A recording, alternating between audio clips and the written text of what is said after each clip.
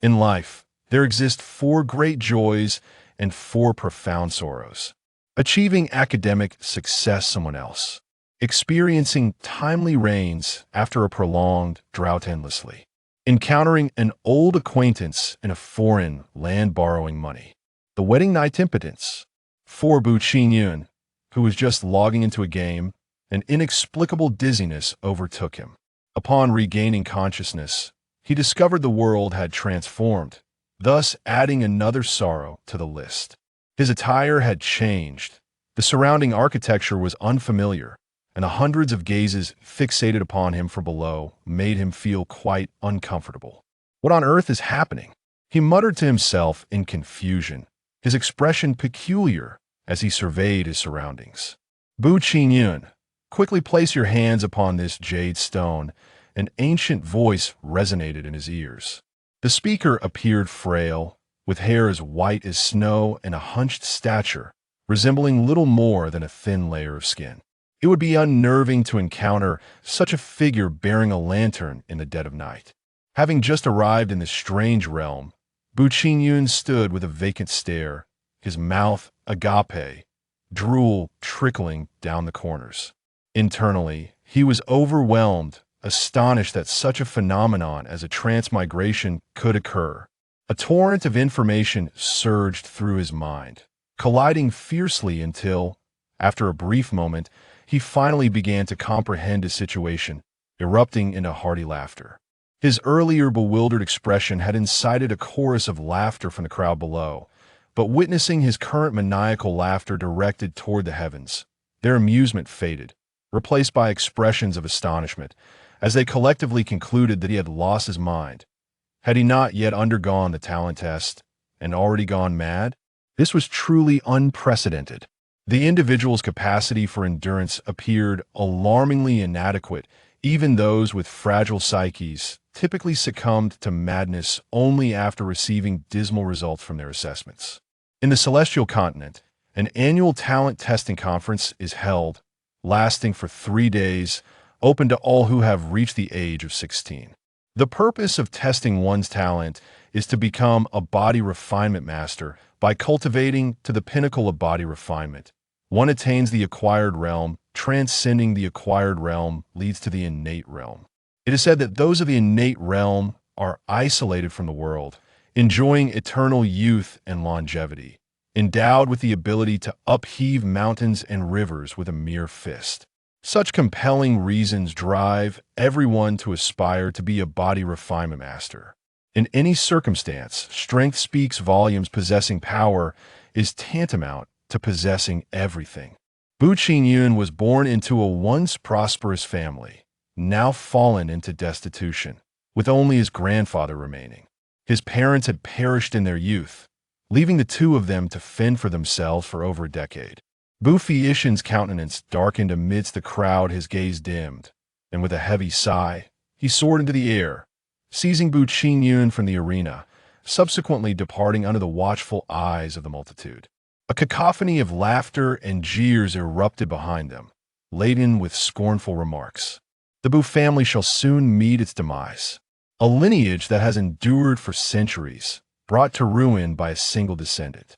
In Jizhou City, the Bu family's estate, once sprawling over 100 acres, had now shrunk to a mere 3 acres, leaving only the ancestral hall, 2 modest dwellings, and a few thatched huts. Bu Feitian rendered the still muttering Bu Qingyun unconscious, placing him upon a wooden bed in the room.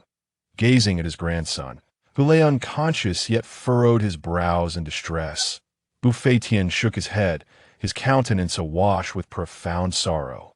The usually stern man no longer harbored any extravagant hopes. His grandson had always exerted great effort, and all he wished for was that he would awaken and regain his senses, regardless of his innate talents. All would be left to the will of fate.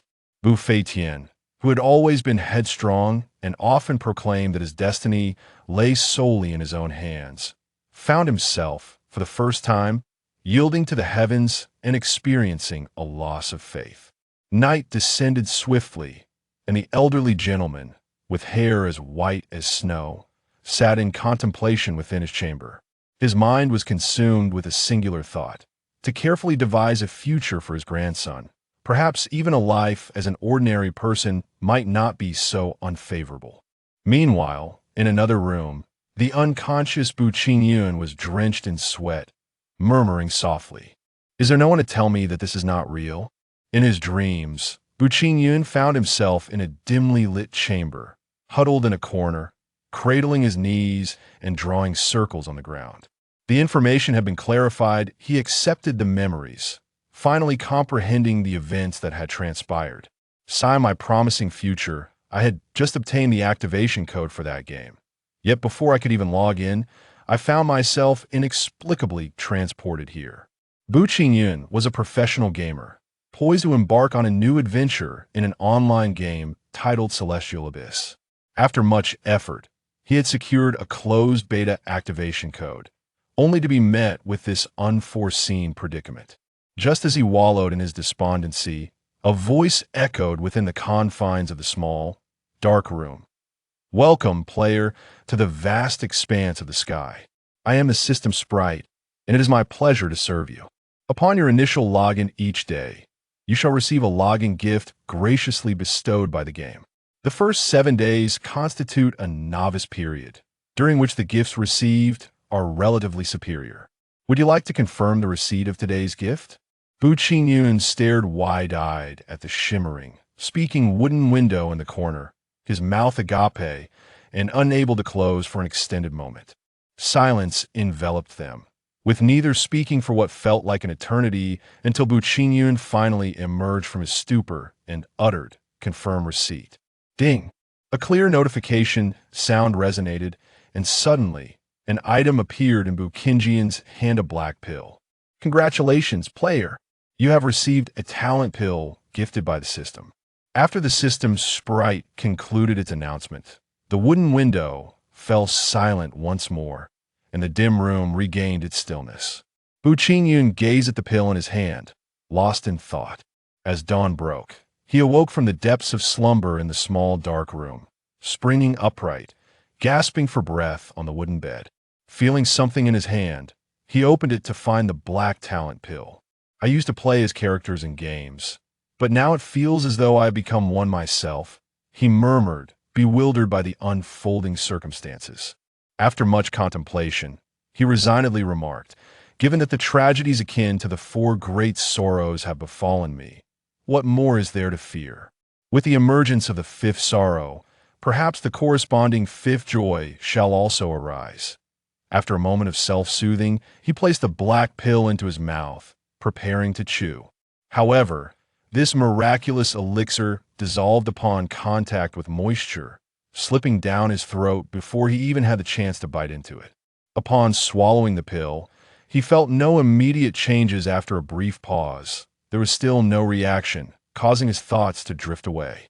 The world had transformed, and so had his identity. What was he to do next? Bu Qingyun wore a bewildered expression, pondering. "When I traversed here yesterday, it seemed a grand assembly was taking place, with hundreds of eyes fixed upon me, as if I had elicited their laughter." The more he reflected, the more he sensed something was amiss, as if he had committed an utterly embarrassing act, one that even a 3-year-old would mock him for. If that were the case, it simply could not stand. How could a lifetime of reputation be tarnished in an instant? Muttering a few words to himself, he settled on the bed to contemplate the matter. It was not until midday that he finally rose, stretching his body, which responded with a series of cracking sounds.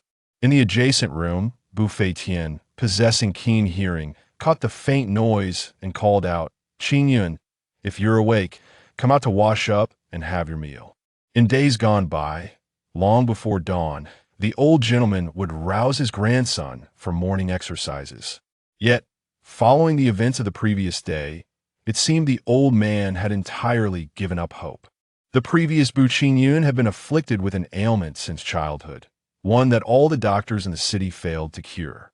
His parents had met with misfortune while seeking medicinal herbs to heal him. Although they ultimately succeeded in treating the illness, he was left unable to engage in vigorous activities and suffered from breathlessness. Bu Feitian gazed at his grandson, Bu Qingyun, resolutely encouraging him to engage in daily exercise. Over the years, not only had his asthma improved, but his physique had also grown increasingly robust, filling the elderly man with a renewed sense of hope. However, unexpectedly, Bu Qingyun, who had not yet undergone testing yesterday, seemed to have lost his sanity. As the saying goes, good news seldom travels far, while bad news spreads like wildfire. It had become the subject of ridicule among the citizens of Jizhou City.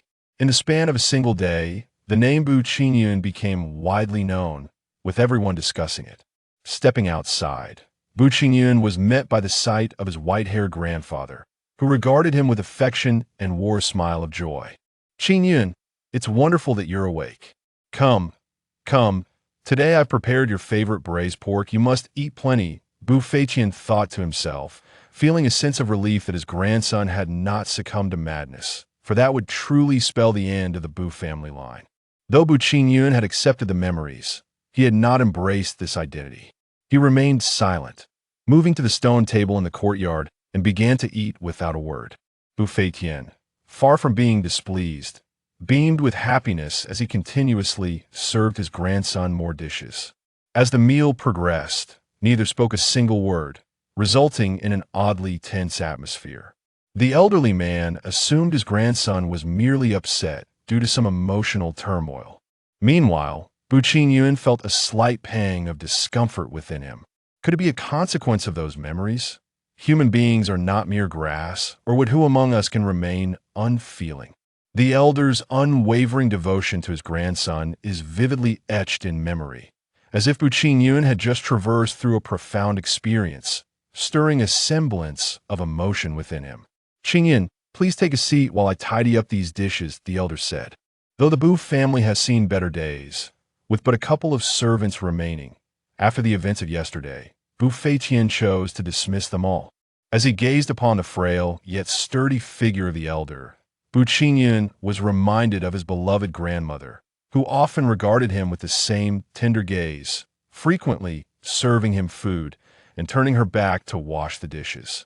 The earlier version of Bu Qingyun bore a striking resemblance to his current self. Both were orphaned at a young age, with only one family member in this vast world.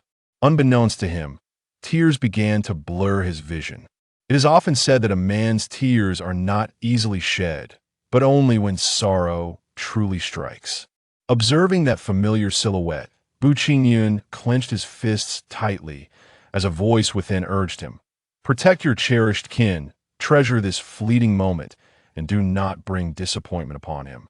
Though reluctant to concede, he found himself gradually embracing this identity, accepting the existence of this grandfather who selflessly dedicated everything for his grandson.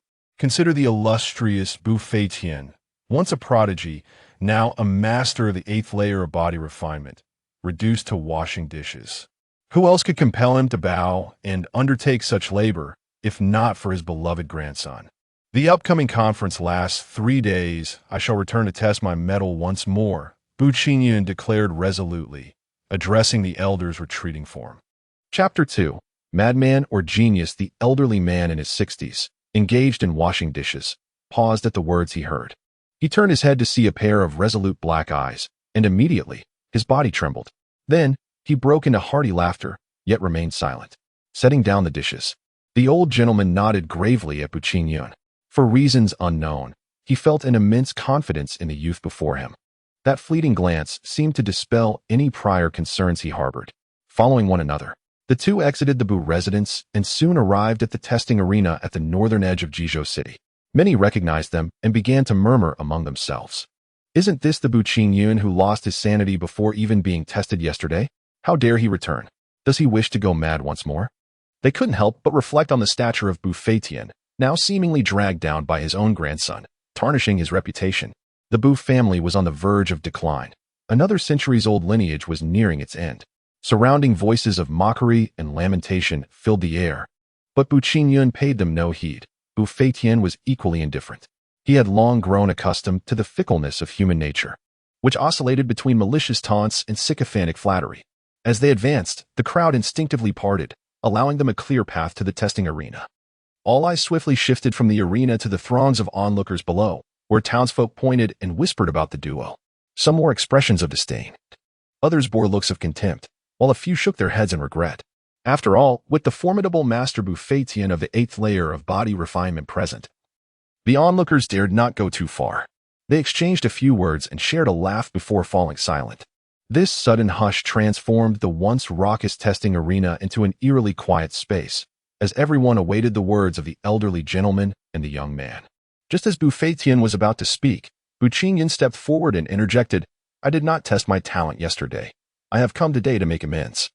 Upon hearing this, the crowd erupted in laughter, with some recounting the events of the previous day, their mockery tinged with cruel jests. Those bold enough to utter such words undoubtedly held some status, which emboldened them to disregard Buffetian. Yet, they seemed to have forgotten the old man's temperament. His expression darkened, and a domineering aura radiated from him, targeting those who had been deriding Buqingyan. Endless acquiescence would only embolden their arrogance. If those disrespectful souls were not put in their place, who knew what further insults they might hurl? Suddenly, the crisp sound of slapping echoed, resonating with a force that left some mouths bleeding and a few teeth knocked loose. How dare you lay a hand on me?" exclaimed one elegantly dressed young master, clutching his mouth in astonishment. "Humph! The Bu family is merely a shadow of its former self, yet dares to act so arrogantly?" Buffetian's aura intensified as he thundered, "If you do not leave at once, I shall take your lives here and now."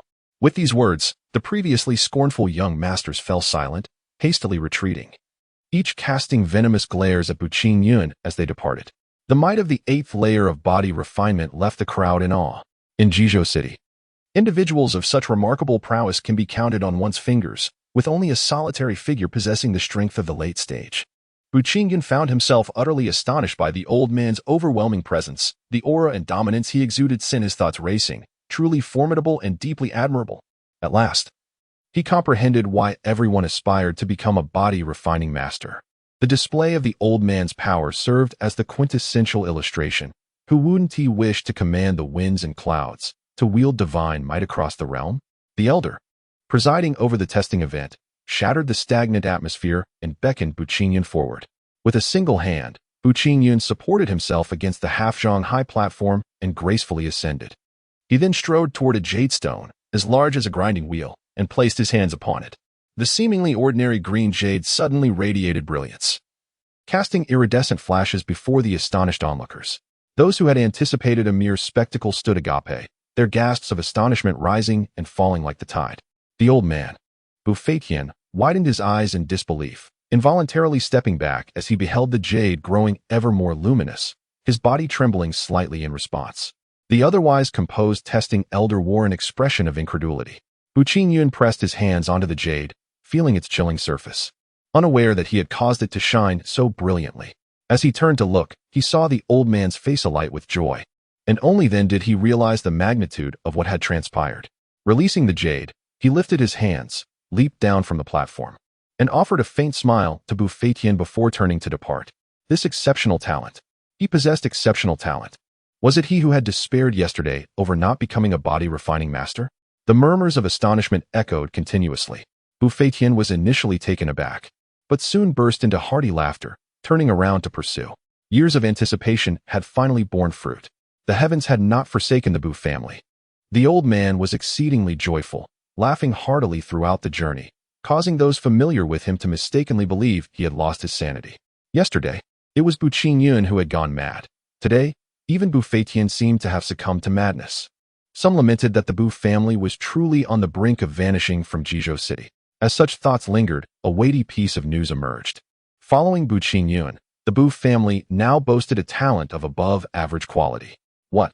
How could this be? Was he not driven to madness before even undergoing the test? It was indeed true.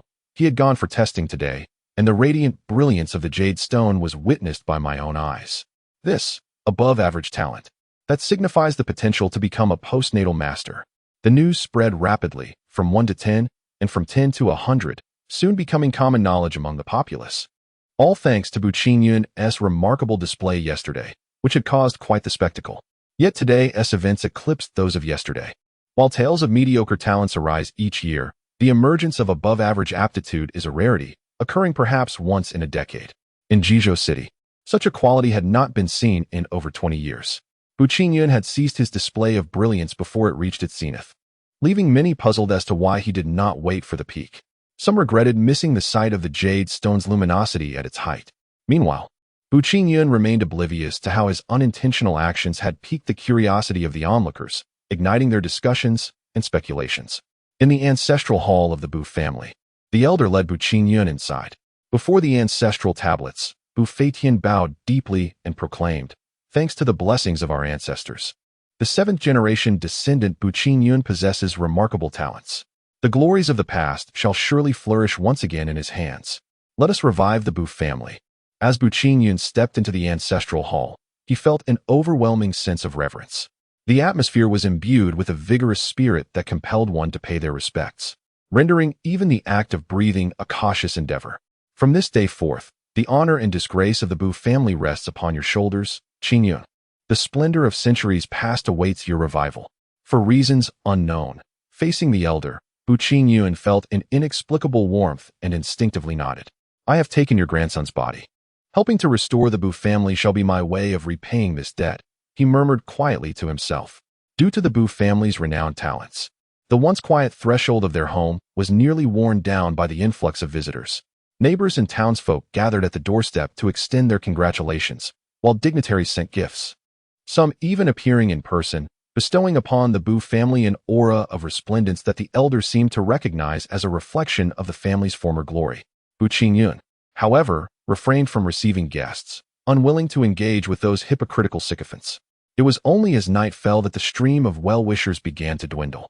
Under the vast expanse of the starry sky, the youth lay on the rooftop, arms cradling his head, lost in a whirlwind of thoughts. Though merely a day has passed since my arrival, the pangs of nostalgia strike with fervor, particularly as I gaze upon the luminous orb in the sky. Recalling the adage, "When the moon is full, people gather." How absurd! What gathering can there be for me, bereft of kin, with my beloved grandmother departed? Despite my outward expressions, an ache resides within, as I grapple with the unfamiliarity of this place, a strangeness that fills me with trepidation. Just then, a voice calls out to me, "Qingyun, what are you doing on the rooftop?" This simple inquiry alleviates some of the fear and alienation enveloping my heart. Perhaps this place is not entirely unwelcoming. At least I have a grandfather, albeit nominally. After muttering to myself, a faint smile graces my lips. "Did you call for me, Qingyun? I shall come up shortly. Tonight, let us enjoy a jug together," my grandfather, Bu Feitian, says, his smile brighter than it has been in years, emanating genuine joy. The bright moon hangs high, casting a golden hue upon the pair of us, as if draping us in a protective mantle. "Qingyun, you have not disappointed your grandfather. His delight is palpable, akin to a child discovering a treasure, laughter spilling forth as he sips from his cup after every utterance. "I have tested my talents. May I now commence my practice of the arts?" I inquire. There is no need for haste. In the path of cultivation, one must not rush with an impetuous heart. Progress must be made steadily, step by step. After taking a sip, the old man begins to introduce the concept of the body refining master. Refining the body consists of 9 celestial tiers. Upon breaking through to the 9th tier, one enters the acquired realm. These truths will become clear to you in due time. In the realm of the first layer of physical cultivation, one possesses strength several times greater than that of an ordinary individual, exhibiting remarkable resilience and agility.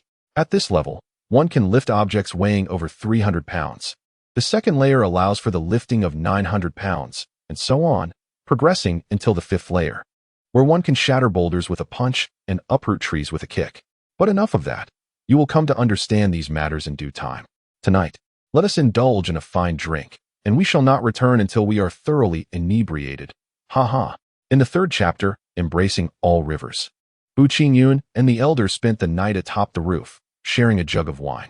Their conversation was sparse, consisting of no more than 10 exchanges. Yet the tranquil atmosphere did not dampen their spirits, particularly that of Bu Feitian, who erupted into hearty laughter several times. "Qingyun, ensure you rest well tonight. For tomorrow I shall formally impart to you the supreme martial arts of the Bu family," the elder advised before sleep. Upon returning to his room, Bu Qingyun collapsed onto his bed, not due to the effects of the wine, but rather driven by an eagerness to enter the realm of dreams. Curious to discover what the login gift for the following day would be. Welcome back, player. to the expanse of the celestial vault. As he entered the small black room, these words echoed in his ears, and simultaneously, the wooden window shimmered, radiating a brilliant light. You have logged in consecutively for 2 days. Do you wish to claim today's gift? Without a moment's hesitation, Bu Qingyun exclaimed, "Claim." Ding. A crisp notification sound resonated, and in that instant, a set of silver armor appeared in his hands. Congratulations, player, you have obtained the earthly profound armor. Upon the conclusion of the system spirit's discourse, the wooden window once again fell into tranquility, the resplendent radiance no longer flickering. Grasping the earthly profound armor in his hands, Bu Qingyun donned it without a moment's hesitation. Strangely enough, as soon as he adorned the silver armor, it became increasingly translucent, ultimately vanishing from sight, yet he could distinctly sense its presence upon him. How could such a paltry armor dare to be called a treasure? This gift from the system seemed rather miserly. Bu Qingyun muttered with some dissatisfaction, feeling quite vexed. Why was yesterday's gift so precious, while today he received nothing more than a mediocre armor? He could only anticipate what tomorrow's gift might hold. As dawn broke, Bu Qingyun was roused early by the old patriarch and brought to the ancestral hall of the Bu family. This marked his second visit to this hallowed place, and the profound atmosphere that inspired an involuntary reverence remained palpable. It was evident that this abode was extraordinary, a testament to the remarkable lineage of the Bu ancestors from centuries past. Qingyun, the patriarch began. The reason our Bu family ascended to prominence hundreds of years ago is not solely due to the exceptional talents of our ancestors. There is another crucial factor. This is the Bu family's unique martial art, all-encompassing Si. This profound technique is unparalleled. I would dare to say it ranks among the top 10 in the world. As its name suggests, all-encompassing Si allows practitioners to absorb the techniques of others, even returning their own skills back to them, while mastering certain techniques may necessitate corresponding methods. Our divine art requires no such prerequisites. After a brief pause, the elder continued, however, this particular martial art is rarely mastered, rendering it largely unknown to others. Furthermore, the technique is incomplete. Our ancestor only advanced to the 3rd tier, and thus, this martial art comprises merely 3 tiers. I share this with you to inquire if you are resolute in your decision to cultivate the Bu family's secret arts. Should you embark on this path, it means that once you surpass the 3rd tier, you will be left to navigate the subsequent stages on your own, potentially stalling your progress indefinitely. Upon hearing the elder Bu Feitian's account, Bu Qingyun began to weigh his options internally. Initially, he had hoped for a premier martial art through the registration ceremony. Yet the elder's description of this extraordinary technique stirred his interest, particularly due to its inclusive nature allowing the practice of any mystical maneuver. As a descendant of the Bu family, how could he forego the opportunity to master his lineage's arts? Ultimately, he reached a decision, and as he voiced his choice, the elder's eyes gleamed with approval. Excellent. A commendable choice for a scion of the Bu family, Bu Feitian exclaimed, striding towards the ancestral hall. He bowed deeply, then gestured with his hands, causing celestial lights to shimmer around him. The ethereal energies of heaven and earth converged, gradually manifesting into a semi-transparent tome aglow with golden light. Observing this spectacle, Bu Qingyun's expression turned to one of astonishment. He had not anticipated that the ancestral hall concealed such marvels, and he could not help but marvel at the wonders of the martial arts. Come, Qingyun, study this diligently, the elder instructed, holding the semi-transparent tome. Beads of sweat began to form on his forehead, clearly indicating the immense expenditure of his vital energy in condensing the martial art. After a thorough reading, a series of obscure and perplexing phrases invaded Bu Qingyun's mind, accompanied by a stream of incomprehensible symbols. Comprehend with diligence, Bu Feitian proclaimed before closing his eyes and falling silent. It was not until midday, as Bu Qingyun began to murmur, that the surrounding ethereal energies gradually dissipated, and the Bu family's divine skills slowly faded within the ancestral hall. Suddenly, the elder was seized by a violent coughing fit, his complexion pale, clearly a result of overexerting his vital energy. He staggered, nearly collapsing to the ground. Bu Qingyun hurried to support him, stabilizing his frail form. It's nothing. Just rest for a moment. You have perused the divine skills. Take your time to reflect and understand. I shall not disturb you further, Bu Feitian said before departing. Once Bu Feitian left, Bu Qingyun found himself alone in the ancestral hall. He sat cross-legged, breathing deeply, absorbing the divine skills he had just read. The ambient spiritual energy was abundant, and he diligently followed the prescribed techniques to gradually open his internal meridians. This process was slow and arduous, requiring steadfastness and a methodical approach. On that day, many had come to offer their congratulations and gifts. After regaining some strength, the elder attended to each visitor. Among them were those who sought to curry favor, as well as those filled with resentment and jealousy, particularly those who had intended to usurp the Bu family's influence. They would not allow the rise of a potential postnatal master. A postnatal master could significantly alter the power dynamics within Jizhou City, and the established families would not remain idle. Thus, among the congratulatory visitors, many were there to glean information. Last night, certain factions dispatched assassins to the Bu family, intent on stifling that prodigy in his cradle. Unfortunately, they were all swiftly eliminated by Bu Feitian, which was one of the reasons he nearly collapsed after channeling the Bu family's divine technique. Congratulations, Brother Bu. From this day forth, the Bu family shall shine brilliantly. The former glory is just around the corner.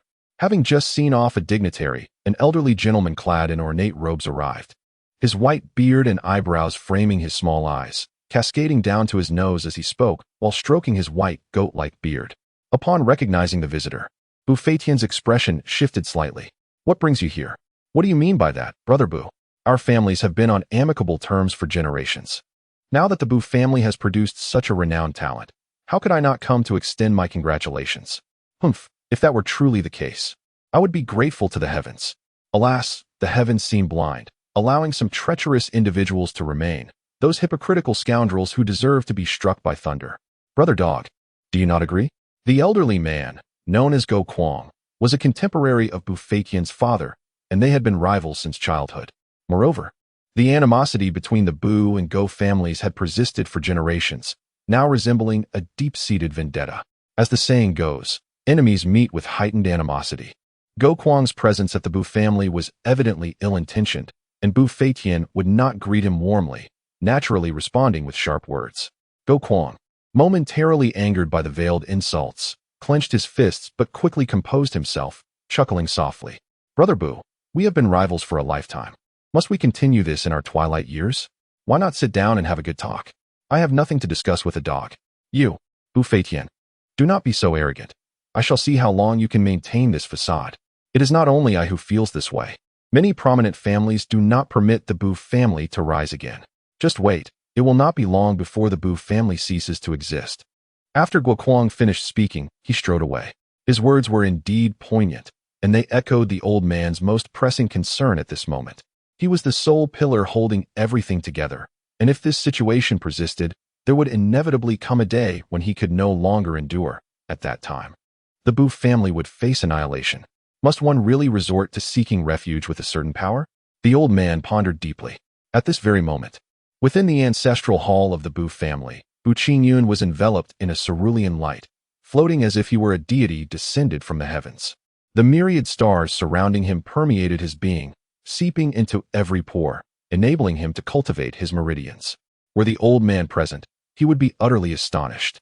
The difficulty of mastering the Bu family's secret arts is inherently greater than that of other techniques. Yet, this 16-year-old lad, having only just begun his journey, managed to glimpse the threshold in merely an afternoon. A feat so remarkable, it would be met with disbelief if spoken aloud. Even the simplest of cultivation techniques available in shops would not allow one to touch the threshold in such a short span of time. Such talent, neither the product of a celestial infant nor an ancient bloodline, is simply astonishing. Bu Qingyun remained oblivious to his surroundings, feeling an unparalleled comfort as he immersed himself in that profound and elusive realm. As nightfall quietly descended, the seemingly tranquil city of Jizhou was rife with undercurrents within the Bu family. Assassins dispatched by various noble families stealthily approached, yet the venerable elder, Bu Feitian, had anticipated this intrusion. Armed with a silver spear, he awaited them in the courtyard. The previous night had been one of relentless vigilance, during which he had claimed several lives. Tonight, the assailants would likely be even more numerous. Indeed, a flurry of shadows materialized outside the Bu residence. Over a dozen assassins, resolute in their fatalistic resolve, sought to breach the defenses of a master of the 8th layer of body refinement. Without a peer of equal strength or a cadre of 5 or more 7th layer body refiners, their endeavor was utterly futile. These assassins, loyal to their respective families, aimed to exhaust Buffetian's vital energy while they awaited the arrival of an individual harboring a blood feud with the Bu clan. The Bu family had once cultivated their own loyalists, yet all had perished during an ill-fated quest for medicine undertaken by Bu Qingyun's parents. The elder, grieving the loss of his beloved children, had grown despondent and ceased further training, redirecting his focus entirely onto his grandson.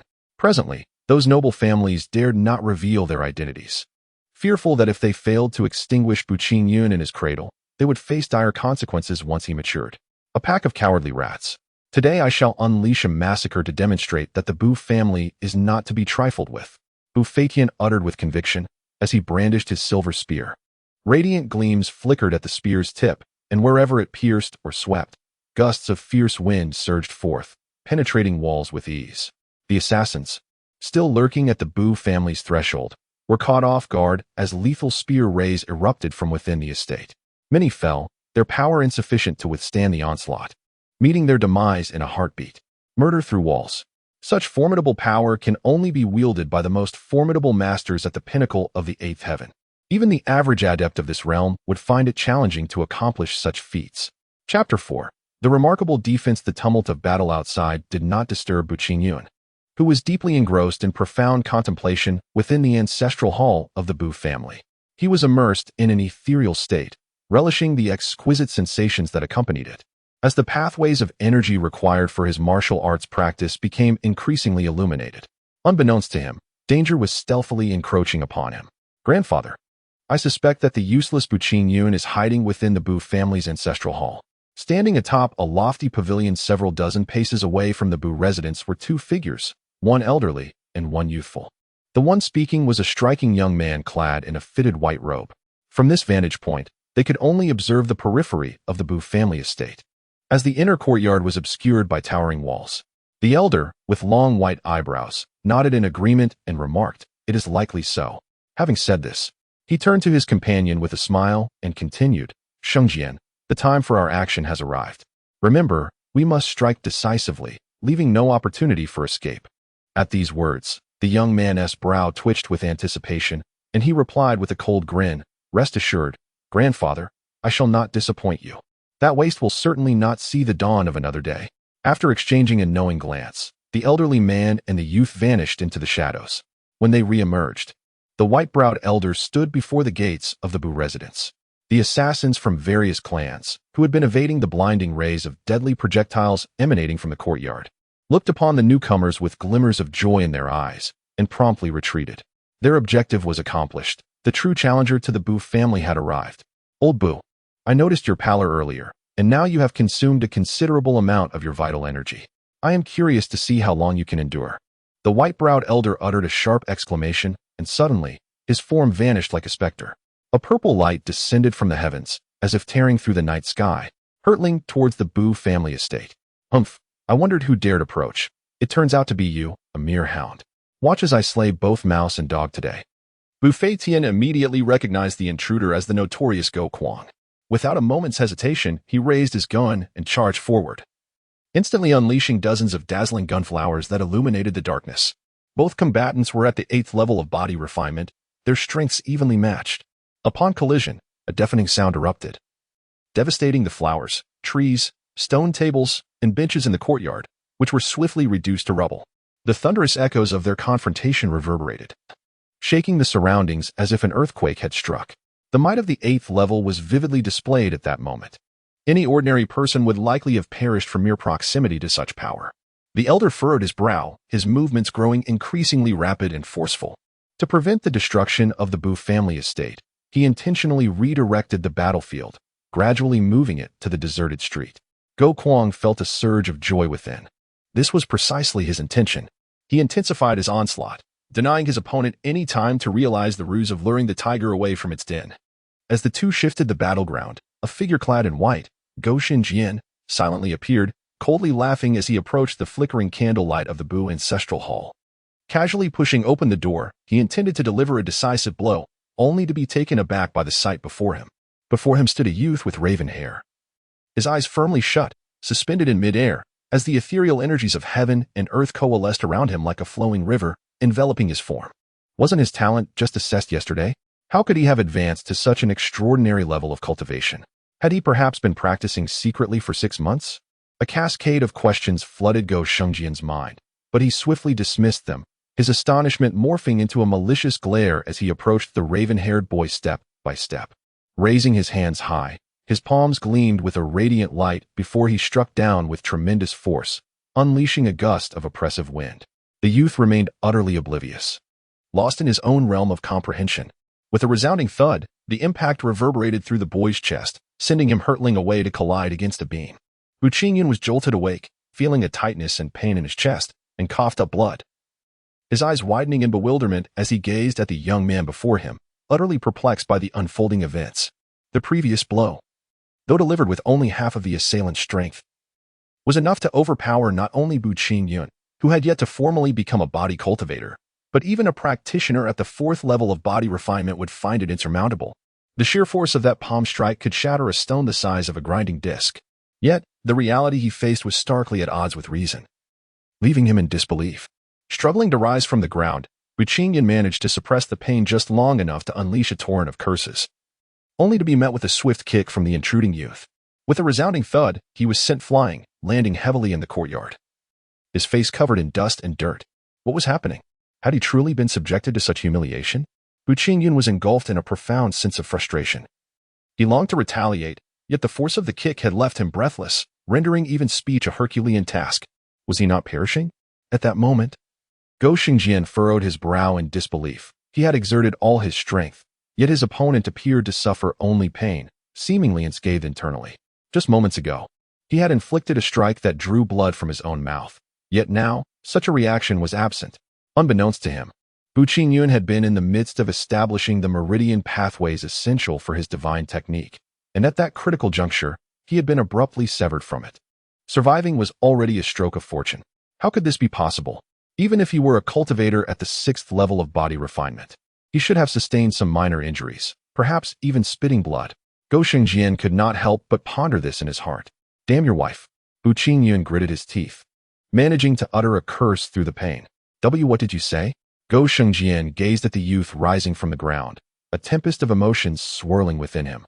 After the initial shock, his expression darkened, and he struck again. A faint glow shimmered between his fingers, resembling fireflies in the nocturnal darkness. Bu Qingyun, sensing the imminent danger of the dual strikes, hastily retreated a step and shifted to the side. Yet no matter his attempts, evasion proved futile. His opponent was at the 5th level of body refinement, moving with a swiftness beyond the grasp of ordinary perception, leaving only afterimages in his wake. Bang! Once again, he was sent flying. Before Bu Qingyun could even crash to the ground, Go Shengjian charged forward, delivering another punch, denying him the chance to land. Go Shengjian unleashed a flurry of blows, akin to a child kicking sand, mercilessly tossing Bu Qingyun about. Enduring such brutality, Bu Qingyun found himself engulfed in profound frustration, his heart ablaze with fury. Yet, this inner turmoil proved futile, as he could only stifle his rage within, unable even to retaliate verbally. At one point, he was struck so relentlessly that he struggled to breathe. His ears and neck flushed red, and his visage was marred with bruises. On the other hand, Go Shengjian, the tormentor, was not faring much better. Each punch and kick he unleashed was executed with utmost vigor, depleting his internal energy entirely. Yet, despite his relentless assault, he had failed to extinguish the life of the raven-haired youth before him, inflicting only superficial wounds. The fact that he could not vanquish someone who had merely reached the 5th level of body refinement, even after exhausting his true energy, was a tale so incredulous that few would believe it. The sheer absurdity of the situation left him feeling a mix of despair and helplessness. His limbs were numb, while his opponent continued to glare at him defiantly, as if he were not striking a human, but rather an unyielding piece of superior cold iron. Bu Qingyun was acutely aware of the formidable strength his adversary possessed. When he had been sent flying by that kick, he had witnessed the ground beneath them crack, a testament to the tremendous force behind it. Such power could easily shatter bones, yet he felt only pain, with no fractures to speak of. Was this low-grade, earthly mystic armor? This armor, bestowed upon him by the system, was merely of the lowest tier, yet it could withstand the attacks of such a formidable foe.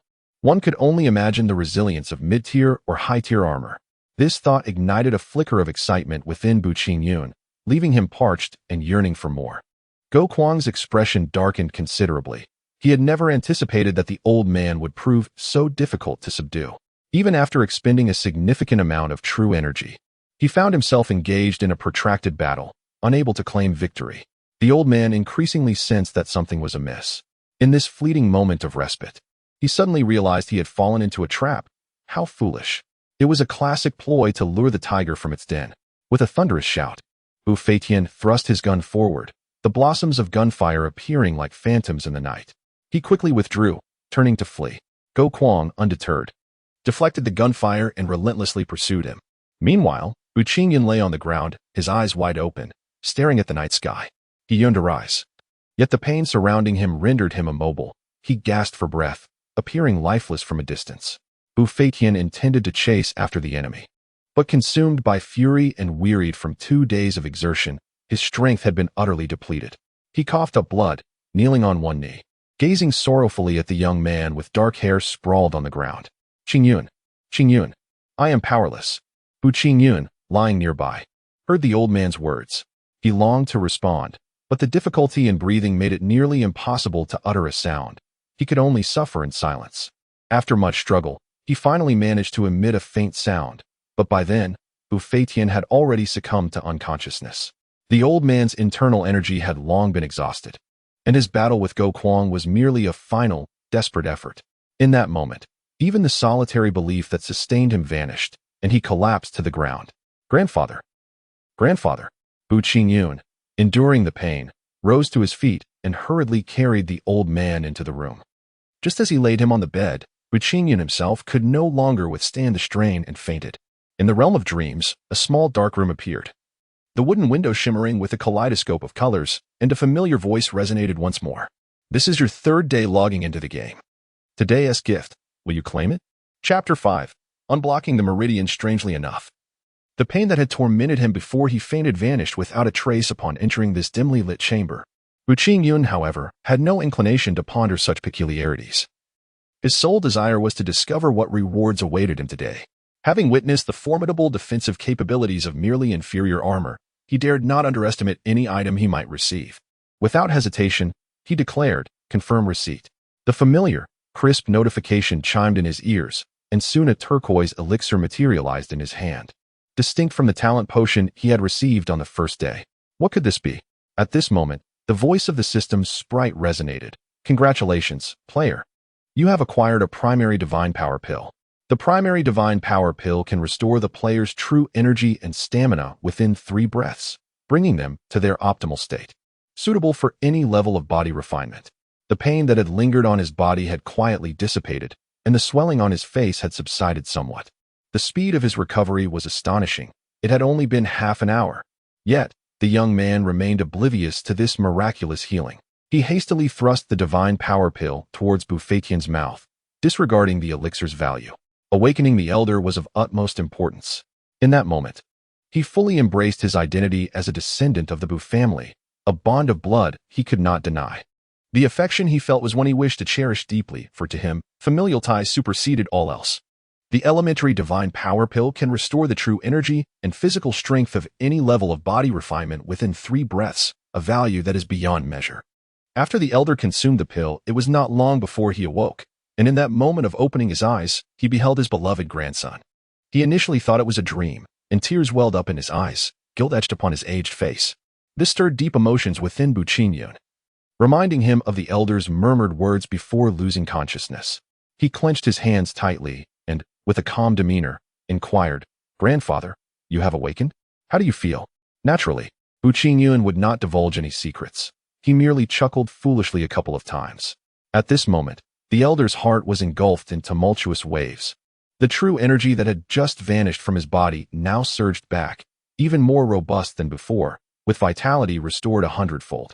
He stared in astonishment at his grandson, who should have perished at the hands of the 5th level of body refinement's Guoshengjian. Everything was beyond belief. His grandson had survived. Moreover, it seemed he had been saved by him. Qingyun, what on earth has transpired? Bu Feitian could not contain his curiosity. Bu Qingyun shook his head, offering no words in response. He then rose to depart, while the elder settled into a meditative position upon the wooden bed to cultivate. Could it be that the earlier beating inadvertently opened up his so-called Ren and Du meridians? He voiced this thought, and indeed, it was true. It was Guo Shengjian's contribution that facilitated the unblocking of his circulatory pathways. If this matter were to come to the attention of Guo Shengjian, he would undoubtedly be enraged to the point of bloodshed. A distinguished master of the 5th level of body refinement unable to eliminate an ordinary person, and instead inadvertently aiding them in becoming a body refinement practitioner. Such a thought is enough to provoke uncontrollable laughter. The dashing young man clad in white lifted his gaze to glance at his grandfather. Then, feeling despondent, lowered his head and murmured, "He is no man. He is clearly a block of stone. No, rather, a piece of iron." "Brick? Iron? What are you talking about, Shengjian?" Guo Shengjian felt an overwhelming sense of despair. How could he articulate such an embarrassing situation? As a master of the 5th level, he had only left his opponent bruised and battered, without inflicting any internal injuries. The mere contemplation of this left him feeling utterly humiliated, especially since he had lost focus and expended all his energy in the encounter. "Grandfather, please do not inquire further." Guo Shengjian gritted his teeth and reluctantly recounted everything that had transpired. "What? You say that the Bu family's mixed breed is exceptionally tough? That even your full force strike merely caused it discomfort? It didn't even sustain any internal injuries?"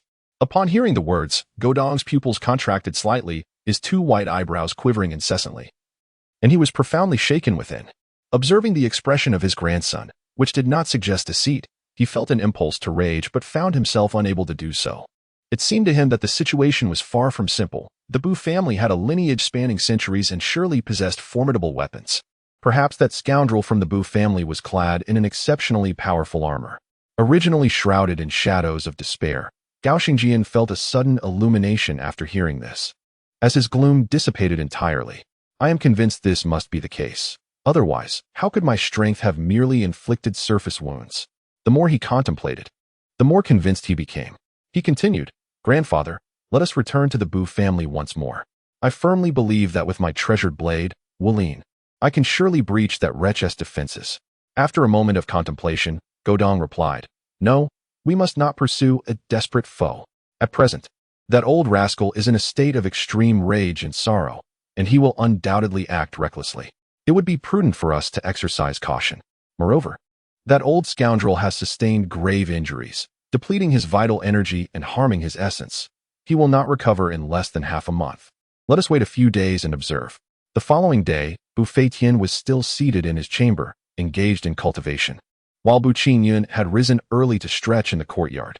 Having become a body-refining master, he felt as though he possessed the strength to strike down a tiger, the agility surpassing that of a wild monkey, and the vision exceeding that of an eagle soaring high above. No wonder that the people of this world aspired to become body-refining masters. Even the 1st level granted them physical prowess several times greater than that of ordinary individuals. He muttered softly, then turned his gaze towards the old man's room. Noticing the door firmly shut, he surmised the situation and took his place before the entrance to guard it. At this moment, the outside world buzzed with speculation about the tightly locked doors of the Bu family, which seemed shrouded in an eerie silence. The commotion from the previous night was such that not only the nearby residents, but even those within a 5-mile radius had heard it. Moreover, some individuals with ulterior motives subtly spread rumors regarding the downfall of the Bu family, causing the tale to circulate with an air of authenticity. "Are you certain this is true? Did you not hear Bu Feitian's anguished howl last night? This cannot be a mere fabrication." Yet, there were skeptics among them. "I refuse to believe the Bu family could fall. Even if we set aside their prodigies, there is Bu Feitian, a figure in Jizhou City against whom no more than 5 individuals hold sway. Furthermore, these 5 are prominent figures with considerable influence. Would they truly concern themselves with the rise of such a modest family? I suppose you are right, but I have seen the bodies strewn haphazardly before the main door. Perhaps last night was a battle of attrition." These words reached Bu Qingyun, who was practicing in the courtyard, and an idea struck him. He began contemplating how to stage this drama effectively. As noon approached, the old man finally emerged from his chamber, appearing vigorous and radiant. His once snow-white hair now interspersed with strands of black, indicating progress in his cultivation. Upon noticing a change in his grandson, Bu Feitian scrutinized him closely, left momentarily speechless. His mouth dry and parched. This. He stammered, repeating the word thrice, yet he could not articulate the remainder of his thoughts. He was acutely aware that Bu Qingyun had only commenced his training the previous day, yet in just a single day, he had achieved the remarkable feat of body refinement, an unprecedented occurrence, truly astonishing. Amidst his joy, Bu Feitian felt an increasing sense of obscurity surrounding his grandson, creating an illusion even for him, the grandfather who had shared years of life with him. "Grandfather, you are awake?" Upon hearing this, Bu Qingyun turned to see the old man and smiled as he spoke. He had already come to accept this Bu family and this grandfather, finding it not at all awkward to call him so. On the contrary, it felt quite endearing. Bu Feitian also smiled faintly, suppressing the doubts within his heart, refraining from inquiring further, and simply remarked, "Qingyun, since ancient times, it has been said that a common man bears no guilt, yet possessing treasures incurs blame. Others will envy your fortune, much like how they fear our Bu family's rise and the potential shift in the power dynamics." Bu Qingyun naturally understood the underlying message in these words. He nodded earnestly, grateful that his grandfather chose not to pry deeper. He then shifted the conversation, asking, "Grandfather, who were the intruders last night?" Chapter 6. One pill crosses three heavens. At the mention of the assailants from the previous night, Bu Feitian's brow furrowed deeply. His face etched with fury as he replied in a grave tone, "It was the Go family." "The Go family," Bu Qingyun murmured softly, recognizing this lineage, which, like his own, consisted only of an elderly patriarch and a young heir. The only difference was that the latter's parents had succumbed to illness in their youth. "Indeed, it is them. We cannot allow their audaciousness to go unpunished. Grandfather, what is your plan?" After a moment of deep contemplation, the old man spoke. "That old rogue is undoubtedly recuperating at this very moment. He believes that it will take me half a month to restore my true energy, and he has likely resolved to return in a few days to finish me off. Since that old scoundrel wishes to prolong his existence, let us allow him to linger for a few days while we patiently await his approach." Bu Qingyun nodded repeatedly, as he shared the same sentiment. "Qingyun, I imagine that news regarding your supposed demise and my grave injuries is currently circulating fervently in the outside world. Let us turn the tables on them and ascertain just how many harbor ulterior motives. We shall eliminate them one by one."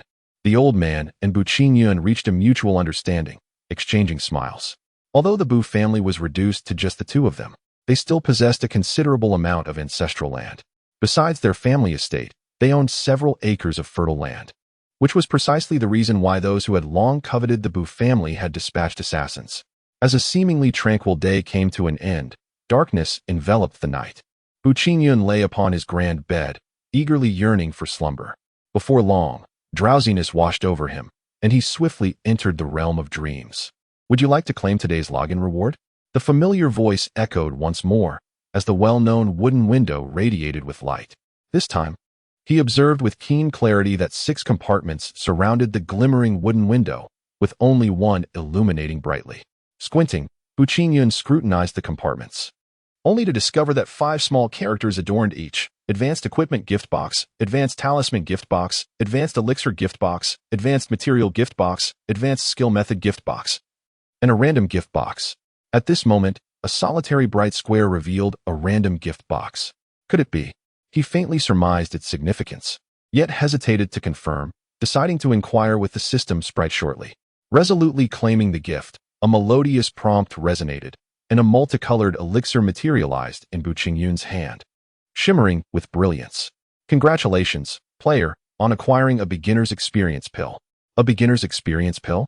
He gasped in disbelief. The name itself was self-explanatory, and he understood without the need for the system sprite's assistance that consuming it would undoubtedly enhance his cultivation. Bu Qingyun swiftly quelled his inner excitement and inquired, "What do the 6 squares surrounding the wooden window signify?" "These are gift boxes.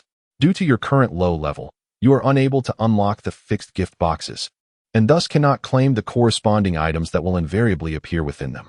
Upon hearing this explanation, he grasped the concept. In essence, if he were to claim items from the Advanced Equipment Gift Box, only equipment would emerge, nothing else. The same logic applied to the other 4 squares. "If there are no further questions, we shall meet again tomorrow." The system sprite's voice echoed swiftly, and it departed just as quickly. Time in the small dark room seemed to fly by, as if only a fleeting moment had passed, while in the real world, an entire night had already elapsed. Bu Qingyun opened his eyes to the morning light streaming through the paper window, letting out a resigned sigh. Another night of cultivation wasted. In the adjacent room, Buffet Tian had spent the night vigilantly observing his grandson. Seeing him peacefully slumbering, a mix of anger and disappointment welled up within him. As the sun rose, the old man entered Bu Qingyun's room with a stern expression. Qingyun, the path of cultivation is tedious and monotonous. Patience and determination are paramount. Throughout history, countless prodigies have fallen into mediocrity due to their own laziness. You must take heed. With that, the elder swept away, leaving Bu Qingyun in a state of gloom. He did not wish for this predicament, yet the daily ritual of collecting his login gift consumed an entire night, beyond his control. Bu Qingyun felt no anger or grievance, only a slight sense of frustration. However, he quickly regained his composure and retrieved the shimmering primary experience pill from his pocket. I wonder if this pill can assist me in advancing to the second heavenly layer, he mused before consuming it and settling into a meditative posture. The pill dissolved instantly, releasing a stream of white energy that coursed through his body, expanding his meridians and fortifying his bones. He let out a soft murmur of pleasure, lost in the exquisite sensation. The white stream followed the path of the Bu family's divine technique, embracing all rivers, completing 3 full circuits before gradually making its way to his dantian, ultimately forming a tranquil pool of energy, becoming his true qi. Bu Qingyun concluded his cultivation, his eyes suddenly snapping open, emitting a piercing cold light that resembled tangible blades, striking the beam above and leaving a gash approximately 2 inches deep. 4th layer of body refinement.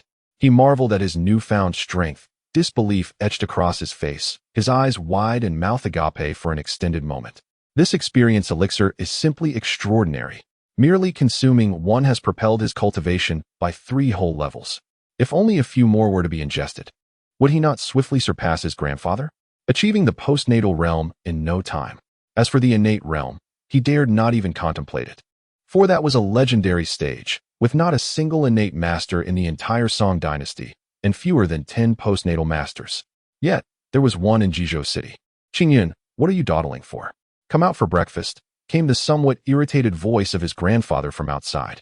Bu Qingyun hurriedly stepped out, yearning to share his advancement to the 4th layer of body refinement, but after a moment's reflection, he decided to keep it to himself. Such astonishing news might only serve to worry his grandfather. Bu Feitian gazed at his grandson, wanting to express his anger, yet finding himself unable to do so. Ultimately, he sighed and said, Qingyun, my earlier words may have been excessive. Do not take them to heart. It is I who am too anxious. Achieving the status of a body refinement master after merely a day of training is unprecedented. Taking a day or 2 to rest is of no consequence. One must balance work and rest. Haste makes waste. I have become forgetful, neglecting the wisdom that haste leads to failure. Seeing his grandfather's self-reproach, Bu Qingyun felt a pang of discomfort. The old man's words stemmed from genuine concern for his well-being. He shook his head and said, No, it is I who am too lazy. Grandfather, rest assured, your grandson shall never let you down. Well, with your assurance, I feel at ease. Bu Feitian chuckled softly, cautious not to raise his voice lest he disturb those lurking outside with ill intentions. The high walls obstructed their view of the inner courtyard of the Bu family, and thus they dared not be overt in their spying, masquerading instead as ordinary townsfolk wandering about. Grandfather, those individuals have made their appearance. Bu Qingyun, now possessing the strength of the 4th level of body refinement, had keen hearing that allowed him to discern the hushed whispers of those against the wall.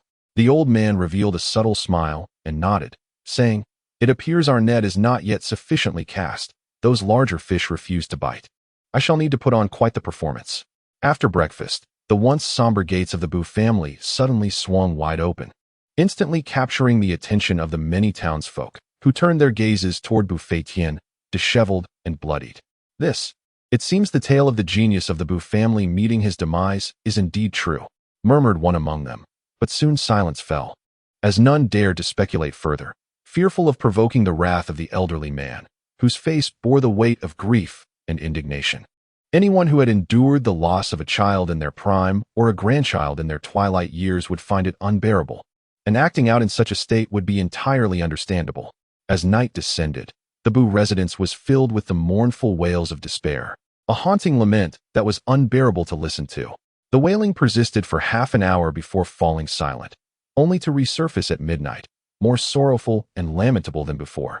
After this performance, many were convinced that Bu Feitian had lost his sanity and that Bu Qingyun was no more. They spoke of the old rogue's madness, and the grandson even witnessed him, tattered and ragged, wandering the streets like a beggar, while children pelted him with stones, eliciting no response from him. If Bu Qingyun were truly alive, how could that old rogue be deranged? Go Kuang sensed that something was amiss, his brow furrowed in contemplation. Go Shengjian pondered for a moment before suggesting, "Grandfather, could it be that I struck down Bu Qingyun that night? After my full-force blow, I was somewhat dazed. Perhaps I have forgotten what transpired afterward." Upon hearing his words, Go Kuang's eyes sparkled with enlightenment, and he burst into laughter, exclaiming, "Indeed, Bu Qingyun is merely an ordinary man. Even clad in precious armor, he can only withstand so much, and over time, it will surely degrade. Your powerful strike must have inflicted severe injury upon him, even if it did not manifest at that moment." Go Shengjian felt a surge of exhilaration, as the shadow of doubt receded slightly, and he gleamed with fervor, proclaiming, "I told you, with my mastery at the 5th level of body refinement, how could I possibly fail to harm him?" Yet these were merely conjectures. Further observation was warranted. That old rogue was cunning and astute, and caution was prudent. After a brief pause, the elder with white brows continued, "Shengjian, tomorrow you shall present yourself before that old rogue and observe his reaction. If he appears bewildered and ignorant, he is surely mad. If he strikes, he is merely feigning insanity. I shall be there to rescue you." The first update has arrived, though the evening update may come a little later. In the 7th chapter, The Art of Flicking Fingers, Bu Qingyun spent an entire day sequestered within the ancestral hall of the Bu family, diligently practicing his cultivation. However, he found little change in the true energy within him, which left him feeling somewhat disheartened. The sluggish pace of his advancement felt less effective than the consumption of a mere experience pill. The mere thought of such pills ignited a thrill within him, leaving him parched with anticipation. If only he could acquire a few more, would he not defy the heavens? Such dreams were enchanting, yet the reality was starkly different. Upon entering the small, dark room of dreams, he received a 5th-day logging gift in the form of a tome on arcane techniques entitled The Art of Flicking Fingers. Now a practitioner at the 4th level of body refinement, Bu Qingyun possessed no techniques of his own. Thus, this collection of esoteric skills arrived at a most opportune moment. With an insatiable thirst for knowledge, he eagerly opened the book that lay in his hands. The pristine pages illustrated the meridian pathways for the technique and inscribed a few profound mantras. He settled into a cross-legged position, immersing himself in the text with unwavering focus. As he perused the explanations of the various finger techniques, the frown that had etched his brow dissipated, replaced by a glimmer of excitement in his eyes. Unable to contain himself, he exclaimed, "This finger technique is truly remarkable." The flick of autumn waters appeared languid and powerless, yet it possessed a formidable after-effect, delivering relentless waves of impact along with a refreshing chill that could render a person momentarily frozen in place upon reaching mastery. He cast aside all other thoughts, fully dedicating himself to this technique, lost in the profound essence of the mantras, forgetting even the questions he had intended to pose to the system spirit. Thus, the night passed in silence. Upon awakening naturally from the confines of his dream-laden chamber, he found that daylight had arrived. To his surprise, the elder did not appear in his room with his usual stern demeanor, which inevitably stirred a sense of concern within Bu Qingyun. Fearing that something might have transpired, he hastily rose and approached the door of Bu Feitian, knocking twice only to be met with silence. He then pushed the door open and entered. There, he beheld the elder seated in a meditative posture, suspended in mid-air, as the ethereal energies of heaven and earth converged around him like twinkling stars, enveloping his being in a soft, radiant glow. The once predominantly white strands of hair were now increasingly interspersed with black, claiming dominance over half of his head, with the most pronounced changes at the temples, now glossy and dark. Gazing upon this scene, Bu Qingyun's expression transformed into one of yearning as he murmured to himself. The true reason behind the reverence for body refinement masters must lie in their ability to extend one's lifespan. Who among the world does not desire immortality and eternal youth? He secured the door behind him and positioned himself outside, ready to stand guard. Although it was unlikely that formidable foes would approach at this moment, it was prudent to be prepared for any eventuality. Thus, he remained vigilant until midday, when a gentle whistle emanated from the elder's chamber, reminiscent of the harmonious interplay of dragons and tigers, resonating deeply within one's spirit. A smile of satisfaction graced Bu Qingyun's face. His family's strength had ascended to a new level. Now, surveying the entirety of Jizhou City, even among the renowned postnatal experts, there were only 5 body refinement masters who had attained the 9th level of body refinement. While the 9th level may appear to differ from the 8th by just 1 tier, the chasm between them is insurmountable. 10 masters of the 8th level cannot rival a single master of the 9th. Such calculations reveal the formidable prowess of those at the 9th level.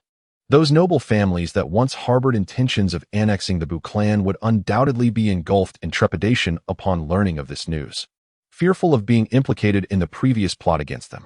The elder, brimming with vitality and looking remarkably youthful, seemed to have shed a decade in age.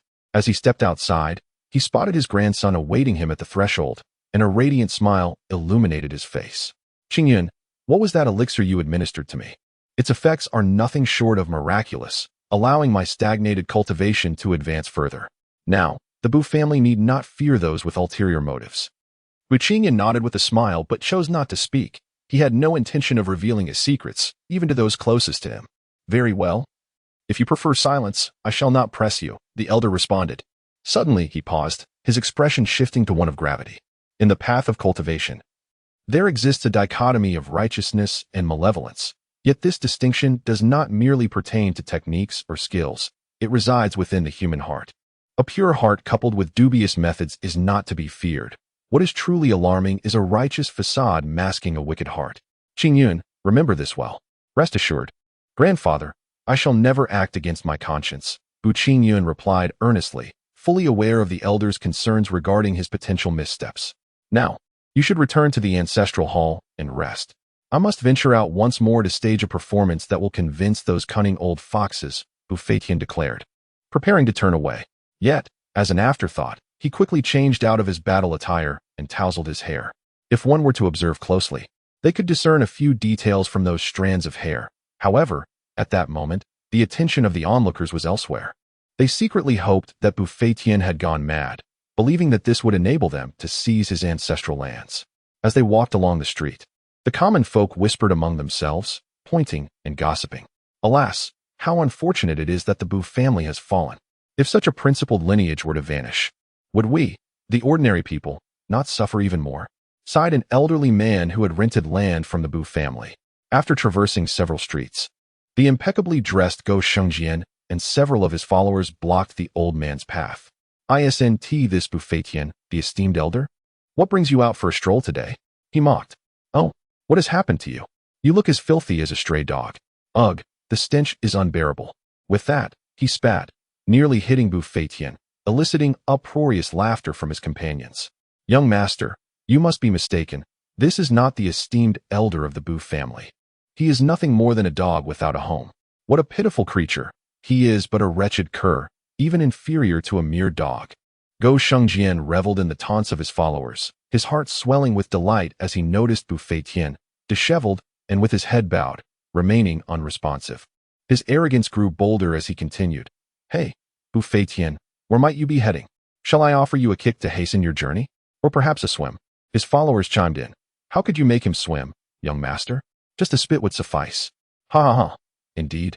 Such a lowly creature could be drowned with merely a single spit." Go Shengjian and his entourage were performing a farcical play, while Go Kuang, lurking in the shadows, could not help but chuckle with satisfaction. Having been rivals with Bu Feitian since childhood, he had never witnessed Bu Feitian subjected to such ridicule and scorn. Were Bu Feitian in his right mind, the words would surely have ignited his fury. Go Kuang understood the old man's temperament all too well.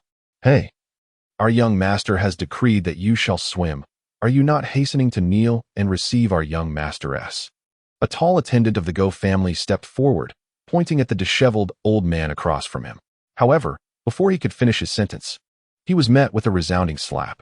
The crisp sound of slaps echoed repeatedly as Bu Feitian let out a wild howl, unleashing a flurry of slaps upon those around him. The first victims were naturally the attendants of the Go family. Go Shengjian did not escape unscathed. Although he received only 3 slaps, they were the most impactful, with the final blow sending him flying and rendering him unconscious. In the shadows, Go Kuang finally grasped what had transpired in the blink of an eye. Caught off guard, he exclaimed, "Bu family old thief, do not harm my grandson." His concern for Go Shengjian's safety eclipsed even the astonishing speed of the old man's assault, which had eluded even him. a practitioner of equal strength. Cradling his unconscious grandson, he cursed under his breath before hastily retreating, fearing for the well-being of the man in his arms. Buffetian, internally reveling in mockery, did not cease his actions. He continued to slap those around him, appearing to the onlookers as a madman. It is precisely his intention to make those individuals believe that he has truly lost his sanity. His actions vary in severity. To the ordinary populace, he delivers a mere light tap, yet to those persistent observers who have been following him, he shows no mercy, striking with such force that they bleed from their mouths and noses, some even collapsing into unconsciousness, their fates uncertain. Alas, old Master Bu has indeed lost his mind. What a pity. We should keep our distance. He has become unpredictable and strikes without regard for anyone. The onlookers, retreating while sighing, could not help but feel a sense of sorrow. Buffetian has been mad for nearly half a stick of incense, until he feigned an injury that had not yet healed and coughed up a mouthful of blood, at which point he finally ceased his actions. Subsequently, he staggered back to the Bu family estate, his disheveled hair swaying. And all who beheld his forlorn figure were deeply moved, their lamentations echoing in the air. After spending half a day meditating in the ancestral hall of the Bu family, Bu Qingyun, upon receiving the news, praised the old master as a master of disguise. This way, those observers would undoubtedly be convinced and would gradually reveal themselves. The unscathed body refiners of the eightfold heavens have the audacity to send assassins to participate, let alone this severely injured one. Qingyun, within a couple of days, those individuals will show themselves one by one. Just wait and see how I will bring those scoundrels to their knees. Old Master Bu declared with a spirited expression, the long-dormant warrior's blood within him surging to life at that moment. Gazing into his grandfather's seemingly radiant black eyes, Bu Qingyun felt a profound connection. As the blood within him also began to stir, being young and brimming with vigor, his emotions were instantly ignited. At that moment, a delightful surprise was poised to be bestowed upon you. This thought lingered in Bu Qingyun's mind, unspoken. As autumn arrived, and rivers converged into the sea, he sat cross-legged upon the grand bed, shaking his head in deep contemplation of the meaning behind this profound saying. The updates today arrived later than usual, my apologies. As the dawn approaches swiftly, I hope to ascend the rankings and secure a place among the top 10 in the category, and I humbly seek your support. Chapter 8. The 7-day gift package with the intent to rise in the newcomer rankings. I implore everyone to lend their support. Please offer recommendations and favorites. Thank you. As autumn arrives, and rivers converge into the sea, Bu Qingyun furrowed his brow, sensing that he was on the brink of grasping something elusive. Yet he could not articulate precisely what that was. The understanding remained shrouded in mystery. He contemplated seeking wisdom from the elder, who, despite not having practiced the art of fingersnap mysticism, possessed considerable insights into the understanding of arcane techniques. Perhaps he could glean some enlightenment.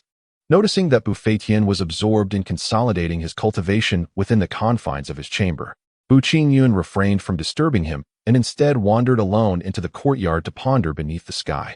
The rain washed away some of the heat, and Bu Qingyun closed his eyes, embracing the refreshing sensation as droplets cascaded upon him, soaking his garments and drenching his face.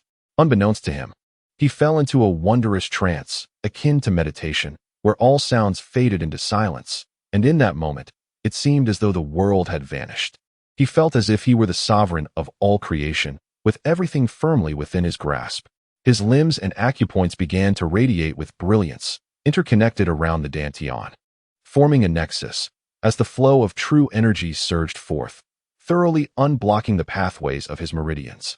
Bu Qingyun suddenly opened his eyes, his right thumb pressing against his middle finger, and with a swift flick, a tiny luminous orb shot forth, striking the massive tree that 3 individuals were embracing, resulting in a resounding crack as the thickest branch splintered.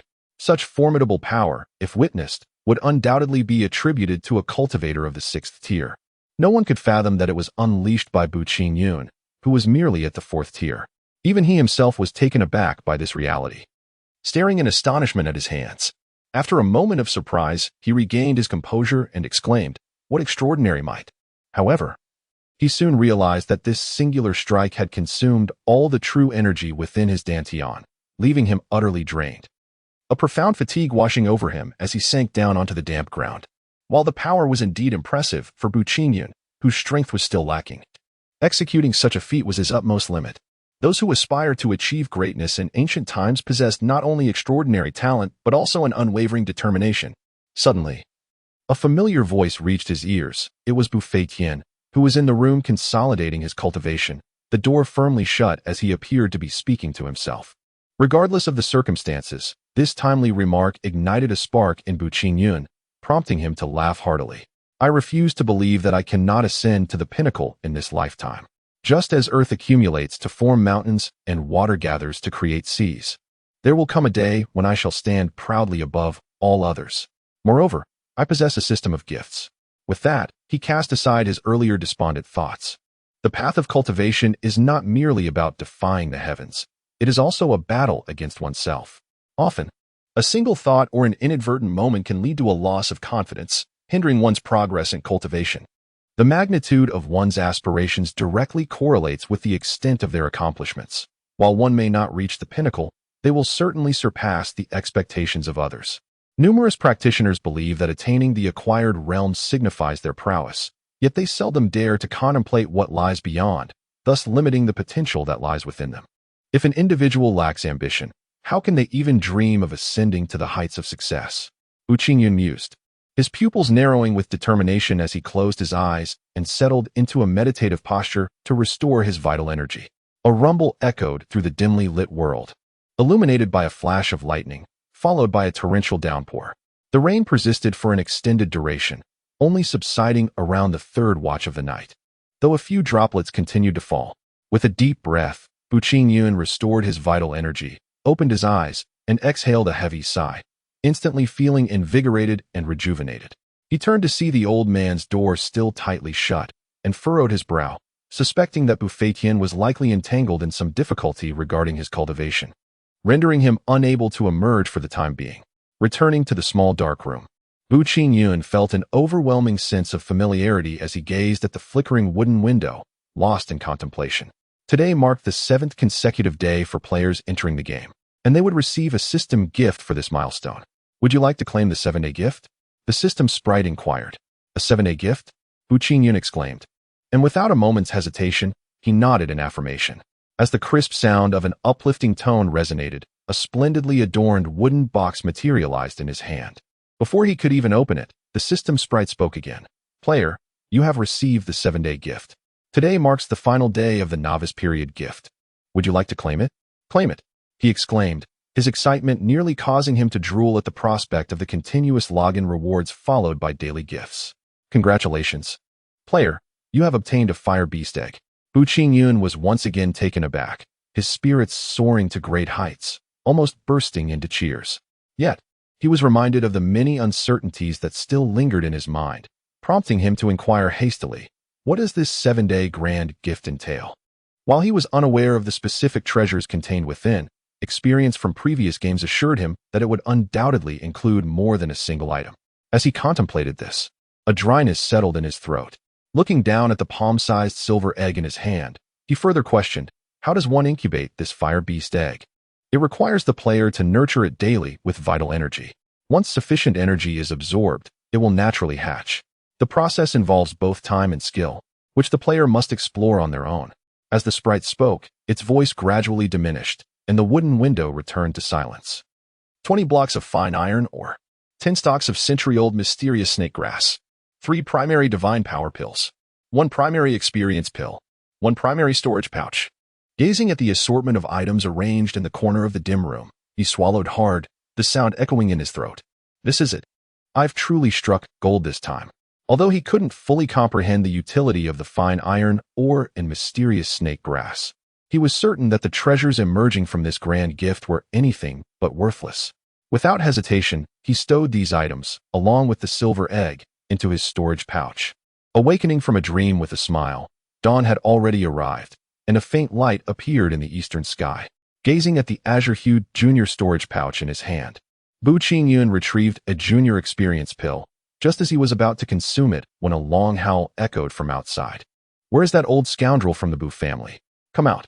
The sound surged like a tidal wave, causing the listeners' eardrums to tremble and their minds to waver. Those rascals have come again. Bu Qingyun had not anticipated such swift action from his adversaries. A sudden thought struck him that the elder was still in seclusion. Instinctively, He rushed towards the door. "You two ruffians, barking before dawn. Be careful, or I shall butcher you and serve you for dinner." Go Kuang and Go Shengjian kicked open the door to the Bu residence, and upon seeing the youthful figure before them, astonishment washed over their faces, especially for the latter, who spoke with an icy tone. "You're still alive? You're the one who is dead." Bu Qingyun shot back, his words sharp and unyielding. In battle, the momentum of one side could determine the outcome. Go Shengjian's expression darkened, teeth gritted in hatred as he retorted, "Good. Your survival is for the best. Last time, I merely taught you a lesson. This time, I promise to dismember you into 8 pieces."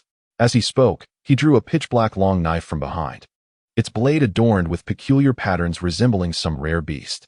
Under the slanting rays of sunlight filtering through the mountains, it glimmered with a blinding sheen. Meanwhile, Go Kuang was internally astounded. He had initially believed Bu Qingyun to be dead. Otherwise, how could Bu Feitian have gone mad? It appeared that everything had been an illusion. Now, with the old scoundrel of the Bu family absent, he feared that he had indeed suffered grave injuries, and this much was undeniable.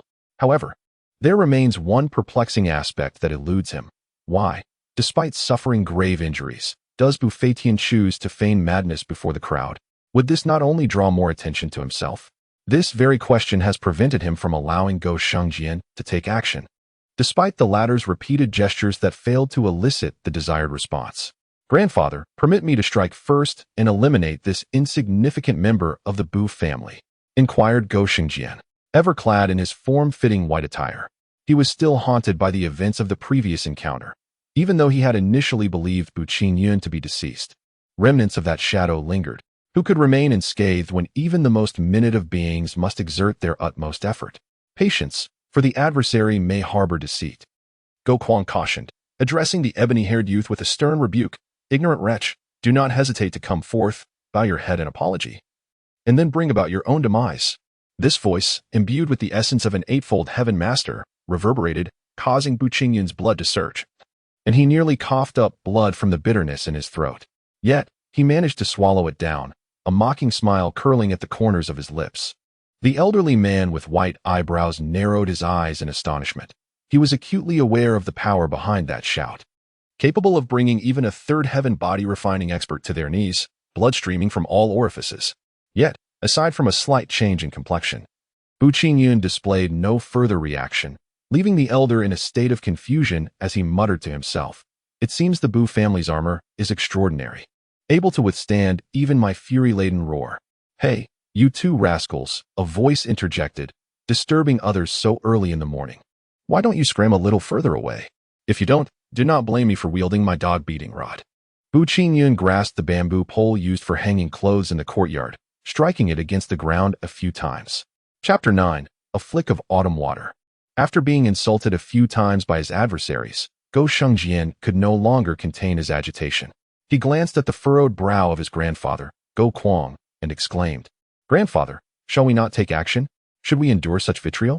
Patience, my dear. There may be treachery afoot." Bu Qingyun had already surmised the reason behind their hesitation and began to mock relentlessly. "Hey, you two. There are no bones to be found in my household. You should wag your tails elsewhere. You, just wait. I'll make you regret this." The man in white gritted his teeth, casting another glance at the elder with white eyebrows. "Grandfather. Haha. A little dog barks at an old dog, but alas, the old dog remains silent, which only serves to frustrate the little dog." Bu Qingyun continued his taunts, adopting a fearless demeanor. The more he provoked them, the more suspicious Go Kuang became. The words of insult flowed from the lips of the ebony-haired youth, as he mercilessly condemned their ancestors, taking great pleasure in the unfolding scene, particularly as he observed their expressions darkening while remaining impotent to retaliate. Being young and impetuous, Go Shengjian could no longer restrain himself.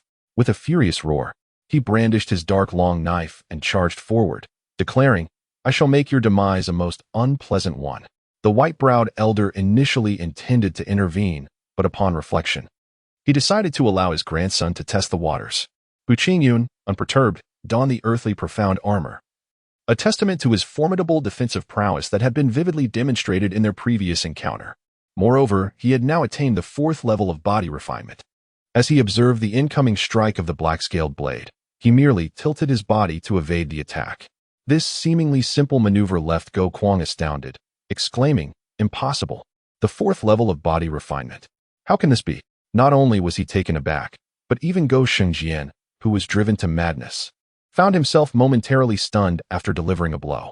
However, he quickly regained his composure, twisting the blade to launch another assault.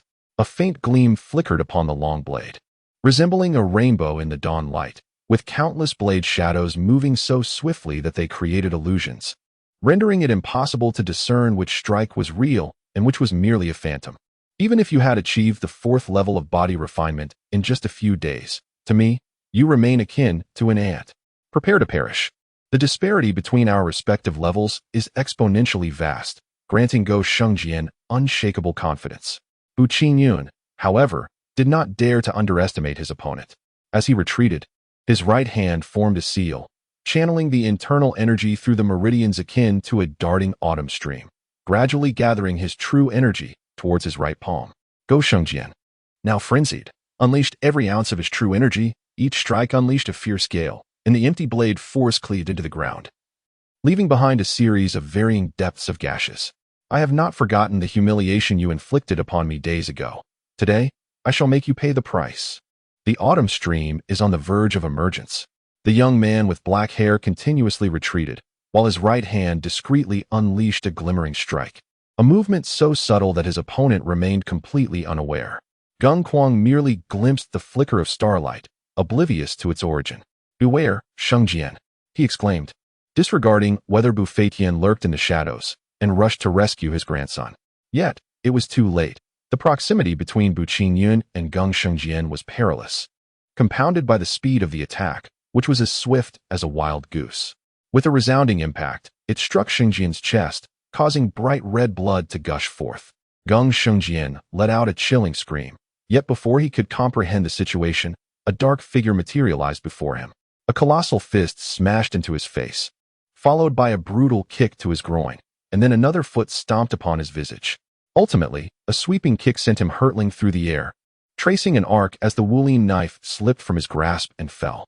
All of this transpired in a flash, and Gung Kwang, unable to arrive in time to save him, could only watch helplessly as his grandson's body flew towards him. He hurriedly caught him, only to discover a deep, 3-inch circular wound in his right chest, blood spurting uncontrollably. Simultaneously, Shengjian coughed up several mouthfuls of blood, his eyes gazing at the dimming sky, gradually fading into darkness. Unwillingness, confusion, shock, and frustration flickered in his eyes, and until his last breath, Gung Shengjian could not fathom how he had met his demise. Nor could he discern who had slain him. He could not accept that it was the young man across from him who had delivered such a fatal blow, leaving him with eyes that would never close in peace. After executing a flick of his fingers infused with profound energy, Bu Qingyun found himself utterly exhausted, as if drained of all vitality. He quickly retrieved a low-grade divine power pill from his novice storage pouch and hastily swallowed it. The vacated vital energy gradually replenished from his dantian, and this wondrous pill enhanced his vital energy, making it more abundant than before. It was no wonder that Bu Feitian, who had struggled to make progress for years, was able to break through after consuming this pill. Go Kwang, cradling his grandson, let out a heart-wrenching howl towards the heavens. He could scarcely fathom that the incident which had befallen Bu Feitian days prior would soon turn upon himself. He released the lifeless body in his grasp and rose, his white hair rising as if stirred by an unseen wind, his face contorted with fury. "I will ensure you have no place to rest in death. I shall dismember you and offer your remains to my grandson." With that, Go Kwang sprang forward, his feet moving with remarkable speed towards the dark-haired youth. Bu Qingyun sensed the impending danger and realized too late the swiftness of Go Kwang's approach. His neck was seized before he could react, the disparity in their strengths painfully apparent. "Resist? In my eyes, you are but an insignificant insect. Do not worry, I shall not grant you an easy demise." At this moment, Go Kwang was consumed by a singular thought: to utterly torment this youth to death. Bu Qingyun could only feel a deep-seated loathing for the arrogant expression on his assailant's face, yet his own lack of strength rendered him powerless, unable to draw breath. The white-browed elder scoffed, then tossed the young man into the air before executing a sweeping kick, sending him flying several yards away. The kick from the body-refining master of the 8th heaven would undoubtedly leave a cultivator of the 4th heaven either gravely injured or on the brink of death, causing them to spew blood repeatedly. It seemed that Go Kwang was eager to witness such an outcome.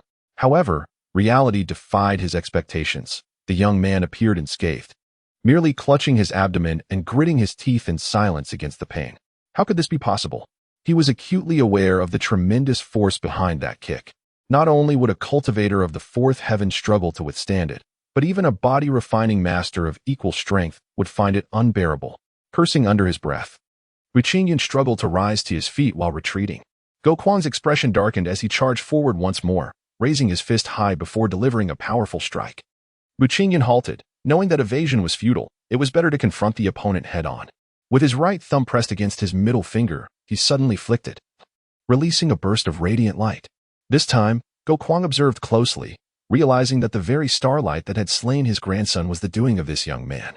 His heart was filled with shock, yet his anger surged even more, accompanied by a fleeting look of disdain on his face, clearly dismissive of the starlight. With a sweeping motion of his hand, he unleashed a brilliant palm strike, attempting to suppress the flickering autumn water. How can a firefly compete with the moon? But before he could finish his words, he halted in his tracks, his eyes widening in disbelief as he raised his hand to block the starlight that shattered his palm strike. Buqingyan, witnessing the flickering autumn water piercing through the palm imprint of the eighth heaven master, felt an exhilarating rush. His eyes gleaming with excitement as he yearned to master the art of flicking fingers to its utmost potential. Ultimately, the disparity in strength prevailed. The flickering autumn water could not inflict harm upon Go Kwang, who effortlessly dispelled it. At that moment, a deep and resonant wail reverberated from within the room, threatening to shatter one's eardrums. The elder burst forth, his white hair standing on end, his large hand flailing wildly. Countless palm-shaped golden imprints descended from above, crashing to the ground and creating deep craters. With the ancestral hall behind him, Buqingyan quickly darted inside to take refuge, while Go Kwang found himself with no place to escape, letting out a muffled groan as he raised his hand in defense. Injured as I am, what can you do to me? He scoffed, convinced that his opponent was still recovering from a grievous wound. However, after merely deflecting one of the golden imprints, his expression changed drastically.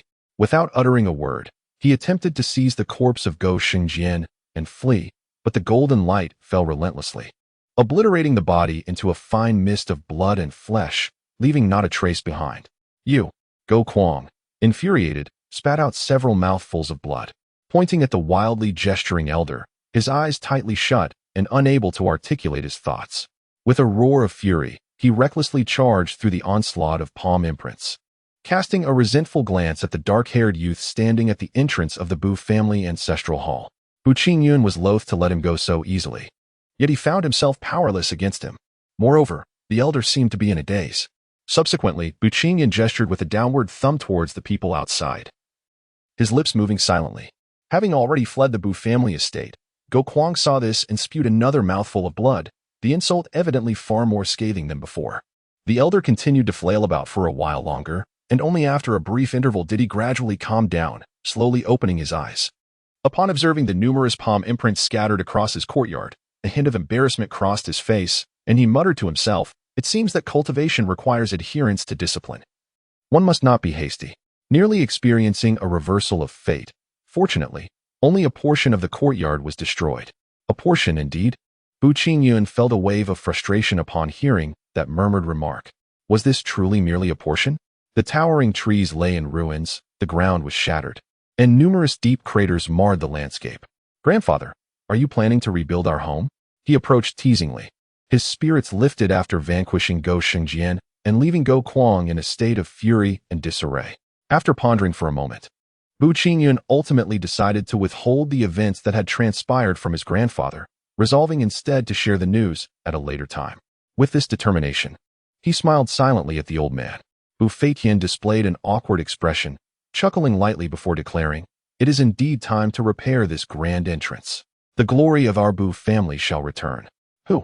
The old man suddenly bellowed into the surroundings, then shouted, "Dare to approach stealthily? Where do you think you're going?" With that, he swiftly vanished, leaving behind only a series of afterimages, clearly indicating that someone had been lurking in the shadows, presumably those malicious individuals. Chapter 10. The grand design of the gate. A horde of insignificant pests dares to covet our Bu family's interests. How shameless they are. Attempting to seize the land of our ancestral shrine, Such a prime piece of real estate is not for the likes of you to claim. Buffetian remarked with a cold smile as he sat in the hall, then shook his head with a sigh, lamenting. It is regrettable that there are still a few individuals yet to be uncovered. It turns out that those individuals harbored a true intention to seize the ancestral shrine of the Bu family. Bu Qingyun nodded repeatedly, acknowledging the grandeur and extraordinary nature of the shrine, which undoubtedly attracted covetous glances. Grandfather, have you managed to locate Jiyu Kuing? No, the elder replied, his frustration evident. Those two have somehow evaded us. We searched through their entire family without success. It is truly infuriating. The old man grimaced, clearly harboring deep animosity towards the Jiyu family. Bu Qingyun, no longer wishing to conceal the truth, revealed that he had reached the 4th level of body refinement and recounted the visit from the Jiyu duo. Naturally, he omitted the details of how he had vanquished Xianxia and shattered Jiyu Kuing's palm imprint, attributing all the glory to his grandfather's madness at that moment. What? The 4th level of body refinement? Buffetian, rather indifferent to the demise of the Jiyu duo at his hands, was instead rendered speechless, his disbelief palpable as he exclaimed loudly, "How is this even possible? It has been less than 7 days. Even Jiyu Kuing's grandson, possessing only mediocre talent, took 7 years to reach the 5th level of body refinement. That is no small feat. Such talent is rare." The elder was at a loss for words and abruptly sank into his chair, closing his eyes as he gently massaged his temples with his right hand. With a wave of his left hand towards the entrance, he signaled for Bu Qingyun to leave, needing a moment to collect himself and come to terms with this revelation. Bu Qingyun said little more, shrugged, and exited. Although he wished to avoid causing his grandfather any distress, the reality was unavoidable. As the saying goes, joyful events invigorate the spirit. And this was especially true given the series of fortunate occurrences. A grand celebration awaited in just 7 days. The flame beast egg, slaying the treacherous sword of Go Sheng, has alleviated the hatred in his heart and avenged the humiliation he endured. Moreover, he skillfully neutralized the palm imprint of the 8-fold Heaven Master with a mere flick of his finger. Such fortunate events filled him with immense joy. Upon returning to his chamber, he retrieved the palm-sized silver egg from the junior storage pouch tied at his waist, his cheeks flushing with excitement. The flame beast egg requires nurturing with true energy. Gazing at the silver egg resting on the table, Bu Qingyun furrowed his brows. Contemplating how to cultivate and hatch this flame beast, he attempted to channel the Bu family's divine technique, drawing forth the true energy that lay dormant within his dantian, gradually directing it towards his palms. Instantaneously, a faint azure light emanated from Bu Qingyun's hands, the true energy swirling forth and enveloping the silver egg, gradually penetrating its surface. Amidst his astonishment, a thrill of excitement surged within him. This flame beast egg, when hatched, would undoubtedly be extraordinary. Perhaps even more ferocious than the formidable beasts of this Xianxia continent. The more he pondered, the more he anticipated the emergence of a powerful beast from the silver egg. He then calmed his mind, casting aside all distracting thoughts, and immersed himself in the exquisite process of cultivation, a faint smile playing on his lips, clearly relishing the experience.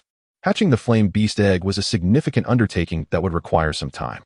Just as Bu Qingyun settled into a meditative state, the old man serendipitously arrived outside the door. Through the paper window, he observed his grandson seated on the large bed, a gratifying smile spreading across his face.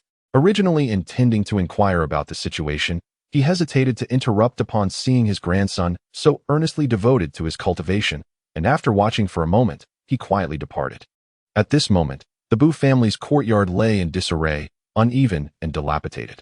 Upon witnessing this, Buffetian displayed a somewhat awkward expression, shaking his head and remarking, "It seems we truly need to undertake some renovations. I wonder how much silver the bank still has available." Having said that, he strode out the door. The townsfolk, upon seeing the old gentleman, began to whisper among themselves in hushed tones. Buffetian had not lost his mind. Had he merely been feigning madness? The chilling scream from the early hours served as irrefutable evidence. Unexpectedly, the flourishing Go family had been annihilated overnight. Observing his spirited demeanor, could it be that he had attained a breakthrough? Had he become the 5th practitioner to reach the 9th level of body refinement? Otherwise, how could he have so easily vanquished the Go family? Surely, that must be the case. The earlier theatrics were likely a ruse to draw out those who conspired against the Bu family. Such a masterful move. I have also heard that several noble families vanished in the blink of an eye. A splendid counterattack. The citizens of the town now had yet another captivating tale to discuss, as everything that had transpired in recent days rippled through the community like waves across a lake, each circle expanding outward. Masters, I have an idea that I wonder if you might entertain. The old gentleman inquired of the two elderly carpenters who were measuring the width of the door. I was considering whether it would be feasible to forge the main door from molten iron. An iron door? The elder carpenter furrowed his brow slightly and continued. It is not entirely out of the question, but should the iron door be subjected to prolonged exposure to rain, it would not only rust, but also emit an unpleasant metallic odor. Furthermore, opening such a door would be quite a challenge. The elder, awakening from his reverie, could not help but shake his head and chuckle bitterly. He had initially intended to fortify the entrance of his estate, but it seemed that plan was futile. At that moment, Bu Qingyun, disturbed from his cultivation, stepped forward and respectfully inquired of the two elderly carpenters. Might I ask if there exists a type of wood that can withstand the heat and weight of molten iron? Are you contemplating the creation of a door with wood on the outside and iron on the inside?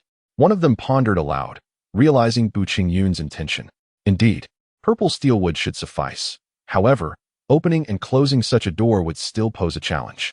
Moreover, rainwater would permeate the wood and reach the iron, leading to rust and potential decay. Unless one were to use refined iron ore.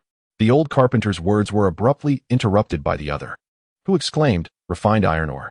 Have you lost your mind? That material is used to forge high-grade mortal weapons and armor." Refined iron ore? Bu Qingyun's heart stirred at the mention, as he had just received 20 pieces from the grand gift of 7 days. His brow furrowed, and he inquired, "How much refined iron ore would be required?" "What? Young Master Bu, you truly intend to use refined iron ore to construct the door?" Both carpenters gasped, for they had only been entertaining the thought. The value of refined iron ore was considerable, fetching hundreds of taels of silver per pound. Meanwhile, the elder was left in a state of disbelief, given the current financial standing of the Bu family. Utilizing materials like purple steelwood and refined iron ore would likely yield only a modest portion of the door. Even the most affluent of families would need to deliberate carefully. "Yes, let us proceed with the refined iron ore." Bu Qingyun nodded and remarked, after a brief pause, "Opening the gate is quite simple. It can be accomplished using a pulley." "A pulley?" The two elderly carpenters were enlightened, nodding in agreement. "However, young master, are you truly determined to construct the gate from pig iron? That is no trifling matter. It will require at least several tens of thousands of taels of silver. The Bu family possesses ample pig iron. You need not worry. Just inform me of any materials you require, and I insist on using only the finest, no inferior products." He stated resolutely. After uttering these words, the elder furrowed his brow and pulled his grandson aside, frowning. "Qingyun, you are unaware of our family's financial situation. We cannot afford this gate." "Grandfather, rest assured, I have my methods. You need only entrust everything to me," Bu Qingyun declared with unwavering confidence. Before the elder could respond further, he turned and began discussing the construction of the gate with the two carpenters. Watching his grandson's retreating figure, Bu Feitian felt an inexplicable sense of trust swell within him, a sentiment that had begun to take root since the day of the testing conference. Bu Qingyun engaged in animated discussion with the carpenters, each expressing their opinions with fervor. "This grand undertaking cannot be accomplished by the two of us alone. We must seek additional assistance," remarked the older carpenter. "But who can work with iron?" "Indeed, nothing escapes young master's notice," he acknowledged. "To forge this gate, we must enlist that individual as help." But what?" Bu Qingyun inquired. "There is no issue with this. I have previously stated that our Bu family possesses an abundance of fine iron ore, all of which rests upon my shoulders. I kindly request the skilled craftsman to lead the way." The two elderly carpenters, upon hearing this, no longer hesitated. Their hearts were genuinely inclined to construct a splendid gate for the Bu family, and they were profoundly impressed by the recent demeanor of both the elder and the young master. Were it any other noble family, they would have displayed a far more condescending attitude. The two immediately guided him out of the Bu residence, turning left and right, until they arrived at a relatively secluded alley after a brief span of time, accompanied by the rhythmic sounds of clanging metal. "The blacksmith shop belongs to that individual," remarked one of the carpenters. "We have only met him a few times and are not well acquainted. Whether we can summon him depends on you, young master." Bu Qingyun nodded and then strode confidently towards the depths of the alley, the two men refraining from following him, as he was convinced that the allure of fine iron ore would surely entice the individual. Chapter 11. Master Yu. Though this rather secluded alley appeared unremarkable, upon glimpsing the blacksmith shop at its far end, Bu Qingyun understood the adage that fine wine does not fear being hidden away. The shop, merely 5 zhang wide and 2 or 3 zhang deep, was quite rudimentary, yet outside stood a dozen or so individuals, each clad in splendid embroidered robes, some exuding the faint aura of body refinement masters, and their prowess was evidently formidable. Observing their anxious yet resigned expressions, willingly waiting, astonished Bu Qingyun. Nearby, a few tables and chairs were occupied by other distinguished individuals, their weary demeanor evident, with gaunt faces that suggested they had been waiting for quite some time. Inside the blacksmith's forge, 4 or 5 bare-chested men were tirelessly hammering away, beads of sweat cascading down their foreheads and sizzling as they fell onto the furnace, releasing a puff of steam. Must one wait until the weapons are completed before departing? It seems that the two esteemed masters were indeed correct. This individual is no ordinary person, and it is likely that these men are not lacking in connections to nobility or influential families. Bai Qingyun murmured to himself as he stepped forward, but as he attempted to navigate through the line to inquire with the blacksmiths, he was met with a chorus of insults. Do you lack manners? Are you trying to cut in line? Bai Qingyun found himself at a loss for words. He had no desire to engage in a quarrel, nor did he press on to ask further. He mused inwardly. It appears that the individual he seeks possesses not only power but also an eccentric nature. Otherwise, they would not require those wishing to forge weapons and armor to queue in this manner. A simple announcement could suffice, allowing patrons to return at a later date to collect their orders. This approach evidently serves to elevate his own stature, demanding respect from others, suggesting a hint of vanity in his character. Bai Qingyun chuckled softly to himself and retreated. Attempting to cut in line would not only invite scorn but could also lead to unnecessary disputes, which the Bai family could ill afford at this juncture. After contemplating for a moment, an idea struck him. With a subtle movement of his lips and a flip of his hands, a hefty ingot of fine iron materialized in his grasp. He felt an immediate weight in his hands, and astonishment flickered across his face. It is important to note that he has already attained the 4th level of body refinement. If one considers the first level to bear 300 pounds, and the second level to triple that weight, the mere sensation of heaviness in his hands speaks volumes. This seemingly unassuming piece of refined iron ore, no larger than a palm, is likely far more complex than it appears. Previously, he had not closely examined this refined iron ore, but now, as he scrutinizes it, he observes that the ore is entirely pitch black, reflecting a dazzling light under the sun, seemingly imbued with a hint of ethereal energy swirling within. Just as Bu Qingyun was about to delve deeper into his study, a voice of astonishment rang out ahead. Refined iron ore. Such a large piece of refined iron ore? As someone noticed a person behind them cradling this substantial ore, they all turned in unison, their faces alight with amazement. Those who recognized it exchanged incredulous glances, clearly taken aback. This basin-sized piece of refined iron ore, if placed on the market, could fetch tens of thousands of taels of silver. A mere glance suggests it weighs several hundred jin. The weight of refined iron ore is not determined by its volume, but by its density. The higher the density, the greater the potential value, and the weapons forged from it would be exceptional, with a higher success rate. This method of assessment involves comparing the weight of this or with others of similar size. If it weighs more, it indicates a higher density. The exclamation from that individual played perfectly into Bu Qingyun's hands, as he contemplated how to draw attention to himself. This truly was a fortuitous turn of events. He smiled subtly, refraining from speaking or joining the queue. Just moments ago, a fervent gaze had been directed toward him, primarily fixated on the piece of refined iron ore in his possession. A master craftsman from the iron shop emerged, towering in stature, with a rugged voice that echoed forth, "Are you here to request the forging of weapons?" His tone seemed indifferent, yet his eyes betrayed his true feelings, flashing with greed as they lingered on the ore. The man was momentarily taken aback. Throughout the entirety of Jizhou City, those who sought his master's craftsmanship for weapons and armor invariably showered him with flattery. Yet, this young boy before him appeared to be quite different. Perhaps it was due to his accustomed respect. The tall man's expression darkened as he stated, "Our master has declared that if you wish to forge weapons or armor, you need only relinquish 1/10 of the iron ore in your possession. After half a month, you may return to claim what you desire." Upon hearing this, those standing in line exhibited expressions of envy and jealousy, with some muttering softly, "This lad is truly fortunate. He need not wait here like the rest of us." Bu Qingyan chuckled lightly and replied, "1/10? Your master is rather audacious, is he not? I propose 1/100th, otherwise we have nothing further to discuss." The burly man immediately frowned at his words, his expression clearly indicating anger. "How ungrateful!" he scoffed, before turning away, disregarding the youth. Was this fellow a fool?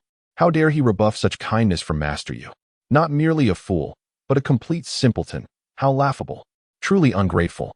Given a ray of sunshine, and he dazzles. A barrage of sarcastic remarks ensued, but Bu Qingyan remained unfazed, shaking his head with a wry smile. He was acutely aware of the preciousness of the fine iron ore he possessed. Was there any doubt about the gift bestowed by the system? As for the inferior-grade earthly mystical armor, it was sufficient to safeguard one against the trials of the 9th level of body refinement. Of course, that was a gift for beginners, naturally superior, yet even the grand gift for these 7 days would not be lacking in value. He exuded confidence, believing that a mere strike upon this basin-sized iron ore would reveal its uniqueness to those knowledgeable in the craft. Bu Qingyan set down the fine iron ore and grasped a battered hammer that lay in the corner. With all his might, he brought it down with a resounding thud. The clear and melodious sound contrasted sharply with the usual clanging. Thud, thud, thud. After several strikes, he released the hammer, adopting a feigned expression of regret. "Alas, it seems there is not a discerning eye amongst you," he lamented, preparing to depart with the fine iron ore in his arms. The 5 blacksmiths within the forge, having paused their work upon hearing the sound of iron being struck, first wore expressions of bewilderment and surprise, which soon transformed into fervent delight. As craftsmen, their passion for fine iron was unmistakable. The burly man who had previously dismissed Bu Qingyan now emerged once more, this time devoid of any arrogance. His tone softened as he addressed the youth. "You seek to forge weapons and armor, do you not? Was that not your inquiry before? Yet, do not expect me to part with even a fraction of it, unless it is for a mere 1,000th. With that, the dark-haired youth continued on his way, his words leaving the onlookers in stunned silence. How audacious to attempt to haggle with this forge. The crowd, now brimming with anticipation, eagerly awaited to see how this young man would be sent away. To everyone's surprise, the burly man refrained from acting rashly and displayed no signs of anger. Just moments ago, this seasoned blacksmith, who had spent half a lifetime crafting iron, seemed as if he had encountered his beloved. "Young man, let us discuss matters amicably. I was disrespectful earlier. I hope you will not take it to heart." "What? The 3rd disciple of Master Yu is actually apologizing to someone else?" Those present exhibited expressions of disbelief, some even exaggeratedly wide-eyed and gaping mouths, as if in shock. "Surely I did not mishear?" Even the lord of the city had to swallow his pride to invite Master Yu's 3rd disciple to forge weapons and armor. Yet today he is apologizing to a mere youth? Surely, I must be imagining things. This is simply impossible. Master Yu's forge is renowned far and wide. Even formidable experts would show it some respect. What is so extraordinary about this piece of refined iron ore? It appears completely black, resembling the most inferior grade of iron ore. Bu Qingyan smiled slightly, realizing he should not push too far, as he had come to request the man to forge a gate for him. He then asked with a pleasant demeanor, "Might I have the honor of meeting your master?" The burly man was momentarily taken aback. He had not anticipated the youth's swift change in demeanor. His fondness for the boy increased slightly. "Please wait a moment. I will inquire with my master." Bu Qingyan nodded, understanding that he could afford to wait. Furthermore, the fact that the other party had been watching him discreetly indicated their own exceptional abilities. "No need," he replied.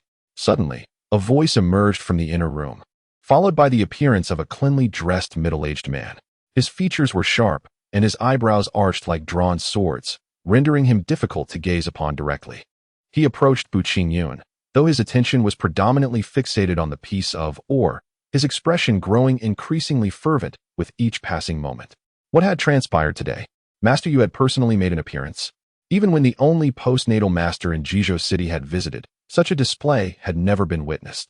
The Master Yu, as he was commonly referred to, could not suppress his astonishment. This is undoubtedly a piece of superior refined iron ore. Having said this, he beckoned to Bu Qingyan. "Come with me. Let us determine what kind of weapon you wish to forge." Bu Qingyan followed closely, entering the inner room, where he was immediately enveloped by the fragrant aroma of sandalwood and books. Before him stood several bookshelves filled with a diverse array of tomes, a sight that, when combined with the earlier modest setting, seemed utterly incongruous. The more peculiar the scene, the less Bu Qingyun could fathom the enigmatic Master Yu, leading him to reconsider his previous judgments.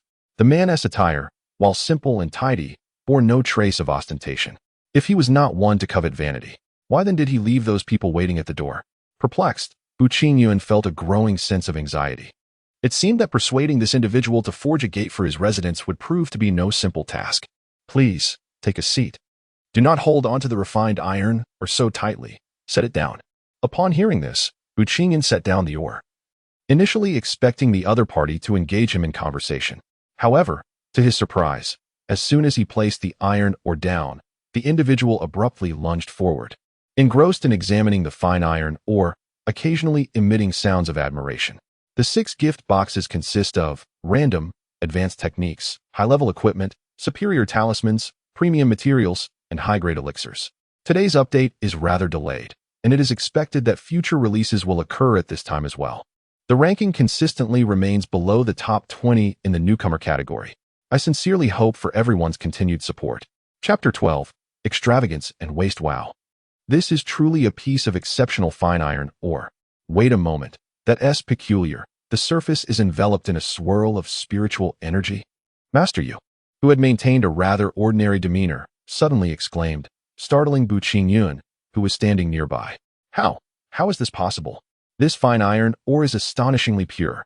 It is rare to find a piece of this size, even in a century, and yet, it is of such magnitude. If crafted from this, the success rate for creating top-tier mundane weapons and armor would be extraordinarily high. It might even be used to forge rare treasures. He continued to marvel, his expression transitioning from initial astonishment to one of profound realization. Bu Qingyun remained silent, his countenance as tranquil as a still pond, though inwardly he was secretly delighted. The praise from this renowned blacksmith, who even attracted the attention of the city lord and a notable expert, spoke volumes. He made a slight estimation and concluded that the black previously wielded by Guo Shengjian was likely an ordinary-grade weapon, while his own armor must be of exceptional ordinary-grade quality, perhaps even worthy of being labeled as a quasi-treasure. After all, the items bestowed by the login system could hardly be deemed commonplace or trivial. Suddenly, Master Yu raised his head with fervent excitement and inquired, "From where did you acquire this exquisite iron ore? Is there such or still to be found? Where exactly? Is it from the Wushan demon vein?" Bu Qingyun shook his head and replied, "It is not so.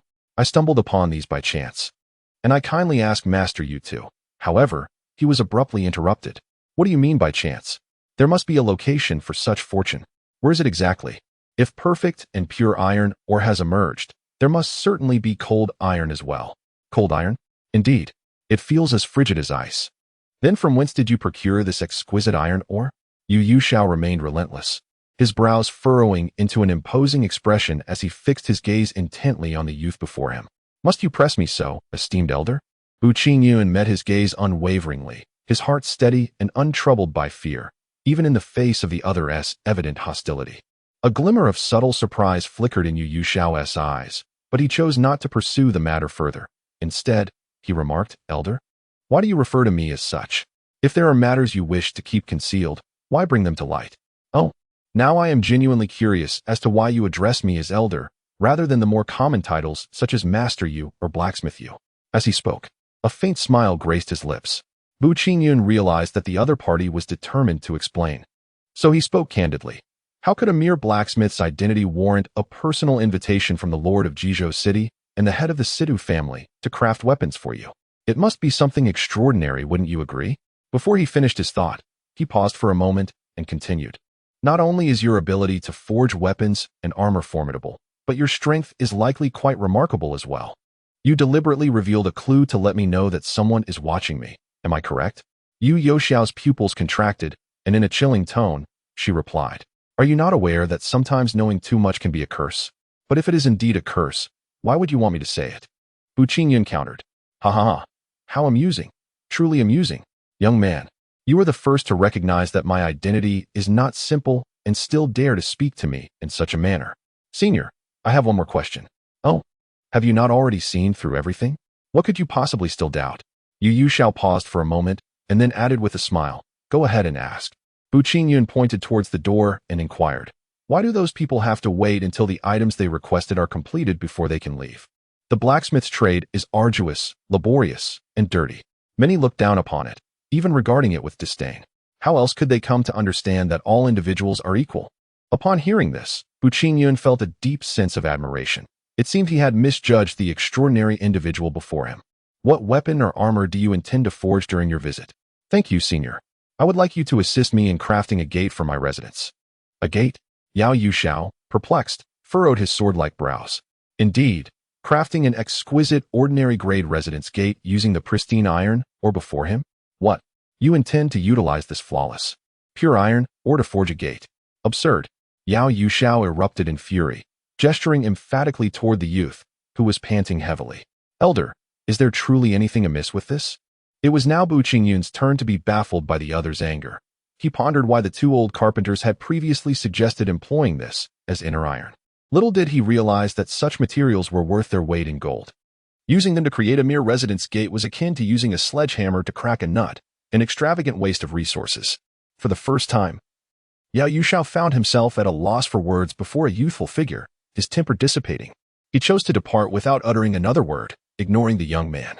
The echoes of Yao Yuxiao's outburst had reached the ears of those outside, and although they understood little of the conversation, the term absurd rang clear, eliciting expressions of derision and disdain from the onlookers. How naive to dare negotiate with Master Yao. It seemed this youth had brought misfortune upon himself. One could only speculate that he would struggle to forge any exceptional weapons or armor in Jizhou City henceforth. I had just remarked that this individual was not only foolish, but also a simpleton. Offending Master Yao was no trivial matter. Many prominent families would likely seek to curry favor with him, intervening to reprimand this youth. As they continued to mock and jeer, Yao Yuxiao had already swept away, leaving Bu Qingyun in a state of confusion and discontent. The mocking crowd suddenly fell silent, rendered speechless. Bu Qingyun turned with a smile, nodding in gratitude. Upon exiting the narrow alley, he spotted the two elderly carpenters awaiting him. "My esteemed masters, I apologize for keeping you waiting," he said. "The man has already agreed. We shall reconvene later to discuss the crafting process." "Is it settled?" The two craftsmen exclaimed joyfully, taken aback by the ease of the agreement. They had not anticipated that the Bu family possessed such an abundance of fine iron or, otherwise. How could they have secured the services of the most sought-after blacksmith in Jizhou? "Indeed, it is settled. Masters, where might I procure the timber you mentioned?" One of them inquired. "Please, young Master Bu, do not refer to us as masters any longer. You may call me he the carpenter and him Peng the carpenter." One replied. "Yes, just call me Peng the carpenter," Peng echoed.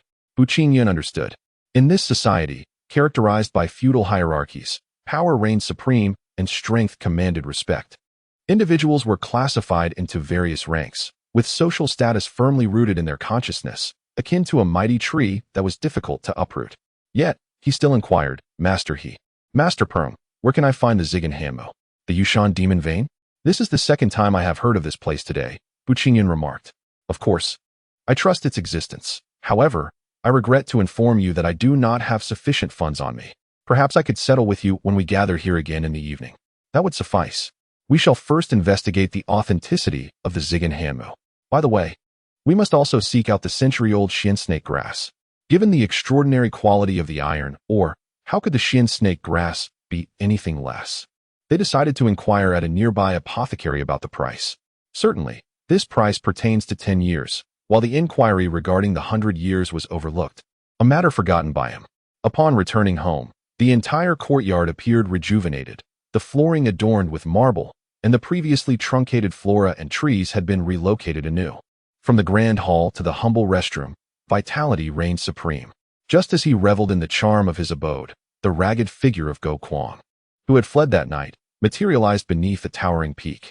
In the lower left corner stood a stone tablet, inscribed with 3 prominent characters, Seven Sword Sect. "Haraha, I have finally found this place."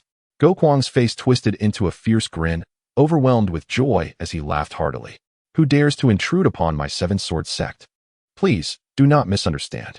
I am Go Kwang from Jizhou City, and I have had past dealings with your esteemed third elder. I kindly request you to convey my presence." Though the speaker remained unseen, the youthful timbre of the voice resonated. "Third elder? Please hold for a moment." "Thank you." Go Kuang bowed in gratitude toward the mountain gate. The Seven Sword sect has long been renowned, boasting 2 innate masters and nearly 10 practitioners of the 8th level of body refinement.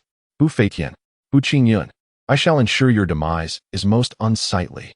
The Seven Sword sect has recently been fervently searching for exceptionally gifted youths, a pursuit that hints at deeper complexities. Could it truly be that they seek 5 such youths as medicinal catalysts, as rumored? If so, heh. Chapter 13. Invaluable worth. The Bu family has completed its renovations, and the patriarch is seated in the hall, deeply contemplating the next steps to take. Having completely forgotten his earlier notion of constructing a grand entrance made of fine iron ore, he considers it a fanciful idea, a sheer extravagance, and dismisses it as a youthful folly of Bu Qingyun, too naive to grasp the implications. Bu Feitian furrows his brow, pondering how to revitalize the family's fortunes. The initial phase is complete. The next step involves hiring servants and cultivating loyal retainers, an essential endeavor. However, due to financial constraints, it seems that only the former can be realized. Over the past decades, considerable savings have been amassed, yet they have all been expended on Bu Qingyun, who was afflicted with a peculiar ailment. Just then, Bu Qingyun enters, and upon seeing his grandfather's troubled demeanor, he surmises the cause of his worry. Nodding discreetly, he approaches and says, "Grandfather, what troubles you?" The entrance is already arranged. I have engaged Master Zhan, the finest blacksmith in Jizhou. How did you manage that? The patriarch exclaims, astonishment washing over him, not solely due to the iron ore, but because his grandson possesses a storage pouch. The worth of such a pouch is immeasurable. Bu Feitian gazes intently at the young man before him, increasingly aware of the transformation he has undergone, now shrouded in mystery and wonder, often eliciting astonishment and delight. Has his grandson encountered some extraordinary fortune? He cannot be certain, nor does he wish to inquire further. He had previously stated that as long as one does not engage in malevolent deeds, remains true to oneself, and does not act against one's conscience, all is well. Qingyun, you have matured. At last, he smiled faintly. Bu Qingyun also chuckled softly, then inquired, Grandfather, could you take a look at the price of this Xian snake herb? As he spoke, he grasped with his right hand, as if conjuring a translucent herb that resembled jade from the void. Xian snake herb? The old man took the herb and scrutinized it closely. Although he had encountered it before, this specimen felt distinctly unique. The method to discern the rarity of Xian snake herb lies in assessing its age and clarity. The one before him was remarkably translucent, suggesting it was quite aged. Bu Feitian interjected, how many years old is this? He initially intended to ask Bu Qingyun about its origin, but restrained himself. Years? At that moment, Bu Qingyun recalled that during his earlier inquiries at the apothecary regarding prices, he had inquired about the Xian snake herb, but had neglected to ask about its age. 100-year-old Xian snake herb? The old man appeared incredulous, his eyes widening in disbelief. Indeed, it is 100 years old. Bu Feitian, now well into his 60s, had witnessed countless events and phenomena, yet he had frequently been startled of late, and this instance was no exception. He murmured softly, is this truly a 100-year-old Xian snake herb? Although the Xian snake grass is not uncommon and can be cultivated by human effort, geological and weather conditions often limit its growth to merely a decade before harvesting. A specimen aged 30 years is already considered a rare treasure, while one aged 50 years is truly exceptional. The more he pondered, the more his head throbbed. After finally calming his thoughts, he furrowed his brow slightly and said, Qingyun, this Xian snake grass is invaluable. Its efficacy is unparalleled, and it is indispensable for alchemical concoctions. Selling it would indeed be a pity. Not at all. We could always harvest another in the future, Bu Qingyun replied, waving his hand, not daring to disclose that he possessed as many as 9 more. The old man shook his head and chuckled. Such a rare and perfect specimen of Xian snake grass is not something one can easily come by. It seems his grandson is still too young to grasp the true value of such treasures. This herb is likely worth no less than 10,000 taels. 10,000 taels? Bu Qingyun's expression shifted from surprise to elation. Such an amount could easily construct a grand estate and even alleviate the current financial difficulties of the Bu family. Grandfather, I hope you will sell it and then share half of the proceeds with me to build the estate. Bu Feitian said little more, nodding in agreement before exiting the Bu residence to seek a shop for the sale. The old man had his own channels and did not need to appear in person to sell the Xian snake grass. The extreme rarity of a century-old Xian snake grass. if discovered, would undoubtedly bring about complications not from fear, but because it would hinder the family's current development. After the old man departed, Bu Qingyun made his way to the ancestral hall, which had remained untouched. He cherished this place, particularly for the palpable vitality that seemed to permeate the air, enveloping him in an irresistible sense of ease and tranquility. Moreover, he uncovered a significant secret. The spiritual energy absorbed during cultivation here was astonishingly several times greater than that found in ordinary places outside. No wonder those individuals coveted this feng shui treasure, willing to sever ties with the Bu family. He murmured to himself, pondering that without substantial benefits, how could those people dare to oppose Bu Feitian, who was already at the 8th level of body refinement at that time? After savoring the moment, Bu Qingyun gradually opened his eyes, a contented smile gracing his face. Suddenly, the storage bag tied around his waist flickered, and a multicolored pill floated into view. After taking a primary experience pill last time and soaring 3 levels, he wondered what the effect would be this time. Without hesitation, he grasped the pill suspended in midair and placed it in his mouth. As he began to chew, it transformed into a cool vapor that surged down his throat, spreading refreshing sensations throughout his abdomen. Bu Qingyun quickly assumed a cross-legged position, devouring the spiritual energy one by one. The pool of spiritual energy in his dantian became increasingly clear, its volume expanding as well. His entire being felt as if it were being reshaped. His meridians grew more resilient, his bones harder, and every aspect of his physique experienced a remarkable enhancement. Time passed unnoticed until the old man returned after selling the Xian snake grass, his complexion rosy and laughter resonating. Bu Feitian searched for his grandson, only to find him absent from the room. Upon extending his spiritual sense, he soon discovered Bu Qingyun cultivating in the ancestral hall. Observing his grandson's diligence brought him immense joy, as if the future of the Bu family was within reach, destined to rise and become the foremost clan in Jizhou City. Reviving the illustrious legacy of the Bu family is the current aspiration of Bu Qingyun, hence his profound concern for the significance of a noble household, one that must be fortified to the point of astonishing others. The notion of attaining extraordinary levels, even the rarest of ranks, is nothing short of astonishing, a grand undertaking indeed.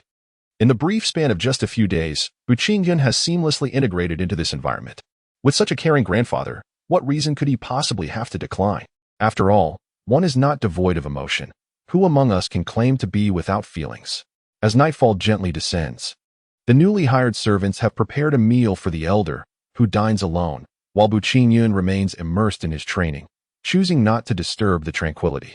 Yet, a faint worry lingers within him, fearing he might follow a similar path as before, driven by impatience to the point of reversing his cultivation. However, such concerns are unwarranted. Before long, Bu Qingyun emerges from the ancestral hall, a smile gracing his face, exuding an aura that subtly suggests the power to shake the very mountains. Prior to reaching the 4th level of body refinement, one's strength is evaluated based on personal capability, but upon entering the 5th level, divine power becomes the standard. The elder had previously mentioned that at the 5th level, one could command the winds to shatter great trees and deliver blows strong enough to fracture boulders. The greater the strength, the more devastating the impact, potentially reducing formidable trees and stones to mere dust. Strangely, the elder did not perceive this immediately. By the time he looked up, Bu Qingyun had already reigned in his aura. Oddly enough, it is typically the case that those of superior strength can discern the cultivation level of those weaker than themselves. Yet, Bu Qingyun remains an exception, shrouded in an enigmatic mist that obscures his true essence. Come, Qingyun, let us dine first. During the meal, the two share laughter and camaraderie. Once they have savored their tea and food, Bu Qingyun finally broaches the subject. Grandfather, is it worth 10,000 taels? The elder responds with a smile, shaking his head in silence. Is it not more than 10,000 taels? No, not even 10,000. Haha, you would never guess the price. Perhaps it is the heavens opening their eyes to assist our Bu family in rising. Today, we encountered a benefactor and sold for this amount. As he spoke, Bu Feitian raised his left hand. 50,000 taels? Bu Qingyun was ecstatic. This far exceeded his expectations. He had initially thought it would only be 10,000. Evidently underestimating the value of the system's bestowed gift. The elder was also delighted, though he harbored some doubts that he chose not to voice. However, his grandson perceived his confusion. Just as Bu Qingyun settled onto the grand bed, he suddenly realized he had forgotten something of great importance. Oh no, he had completely overlooked his agreement with the esteemed Yu and the two masters. Unable to remain seated, he took the 2,000 taels of silver and dashed out of the Bu residence, racing towards the secluded alleyway. At this hour, the streets were illuminated by countless lights, with various stalls lining both sides. The clamor had diminished, as it was indeed nighttime, though a couple of pairs could be seen beneath eaves, enjoying the lanterns and engaging in idle conversation. The esteemed Lord Situ, this young man, had traversed numerous apothecaries today, inquiring about the price of Xian snake grass. In front of a noodle stall, a middle-aged man leaned towards those beside him, speaking with utmost respect. The Bu family? The man known as Lord Situ furrowed his brows tightly, then nodded, signaling for the middle-aged man to depart, and he too followed the unsuspecting youth. Chapter 14. The elementary speed talisman Bu Qingyun, completely unaware of the presence behind him, strode purposefully towards the secluded alley. Upon his arrival, the clanging of iron had faded, replaced by a chorus of laughter and cheerful voices. Indeed, Xiaobai, you are correct. Those individuals can only see through their narrow perspectives. If we do not allow them to endure some hardships, how will they ever grasp the toil endured by us blacksmiths and carpenters? Master He, already half inebriated, exclaimed. Exactly. Alas, it is unfortunate that carpenters lack the prowess to compete with you blacksmiths, Master Peng lamented, his face flushed with what seemed to be a 7/10 intoxication. The 7 men burst into hearty laughter, reveling in the joys of life, especially while drinking with like-minded companions. Bu Qingyun felt a slight sense of reassurance. It appeared that his late arrival had its advantages, enabling the 2 esteemed masters and the 5 disciples of the illustrious Yu to blend together harmoniously. He surmised that the venerable Yu must have made an appearance earlier. As he contemplated approaching to apologize, a familiar voice resonated in his ear. I have friends arriving. You may enjoy a few drinks with them while I attend to something. Bu Qingyun nodded in acknowledgement and softly replied to the emptiness. Senior, please attend to your matters. It is I who should be penalized for my absence today. After uttering these words, he fell silent. Meanwhile, Yu Xiao stealthily approached the alley's entrance, inadvertently colliding with the ever-persistent Sir Situ, who had been trailing Bu Qingyun. I have the honor of meeting you, Senior Yu. The venerable Lord Situ, adorned in a splendid embroidered robe, clasped his hands in respect, acknowledging the remarkable status and extraordinary prowess of Yu Xiaoyao. Have you come in search of me? What is your purpose? The elder continued. You are aware of my daughter's affliction. You have even sought a remedy. Might there be any alternative solutions? Yu Xiaoyao shook his head gently and replied, I am only acquainted with one method, which involves the primary use of xianxia grass, combined with common herbs, simmered into a broth for consumption. It necessitates prolonged use for efficacy. A sorrowful expression crossed Lord Situ's face as he sighed. In Jizhou City and the surrounding locales, I have exhausted all supplies of 30-year-old xianxia grass, and even the 20-year variety has been completely acquired by me. Now, only 10-year-old xianxia grass remains in the market, yet its effectiveness pales in comparison, with even signs of relapse. After a brief pause, a glimmer of hope sparked in his eyes as he continued. Just today, I procured 100-year-old xianxia grass. 100-year-old xianxia grass? Yu Xiaoyao responded with evident surprise. Though xianxia grass is not particularly rare, he had never encountered one of such vintage. In that case, you should rejoice. And there is no need to seek my counsel on remedies. Indeed, Lord Situ conceded, after my daughter consumed it, her peculiar ailment seemed to diminish significantly. This should be a cause for celebration. However, after 3 hours, the illness recurred. Without sufficient 100-year-old xianxia grass, it appears impossible to eradicate it completely. His voice grew hoarse by the end, underscoring the profound affection he harbored for his daughter. Yet, one might ask, which parent in the world does not cherish their child? In this context, to eradicate the issue entirely, 3 roots of the mysterious snake grass are essential. Yu Xiao conjectured, sensing a vague understanding. He continued, have you managed to locate the individual who sells the medicinal herbs? Master Situ nodded slightly before shaking his head, then spoke. I cannot be certain, but I have identified a suspicious character. Today he inquired about the price of the mysterious snake grass at numerous pharmacies throughout the city, and within half a day, one of the pharmacies began selling a century-old root of the mysterious snake grass.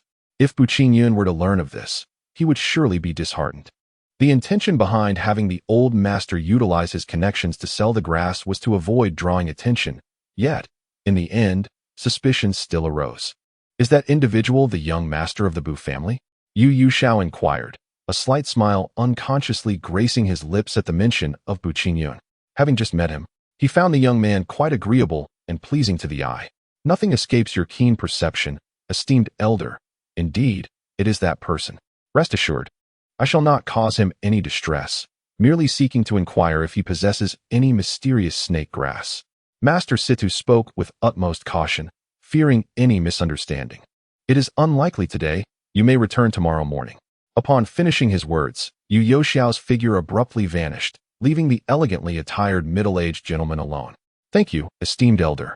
Master Situ expressed with a respectful gesture towards the void, a flicker of surprise crossing his eyes. The strength of the other party was formidable. Had he already attained the legendary realm? Meanwhile, Bu Qingyun, having joined the gathering for drinks, offered his apologies to the two masters. He and Peng, the latter, were entirely unconcerned, being reasonable individuals. Had there not been pressing matters, they believed that young Master Bu would never be remiss in his commitments. In this secluded alley, echoes of laughter and merriment resonate, occasionally interrupted by a string of invectives directed at others. It is evident that the revelers are inebriated, with a few already inebriated stupor, sprawled either on tables or upon the ground. Bu Qingyun feels a slight dizziness but retains his clarity, observing the other 7 completely intoxicated.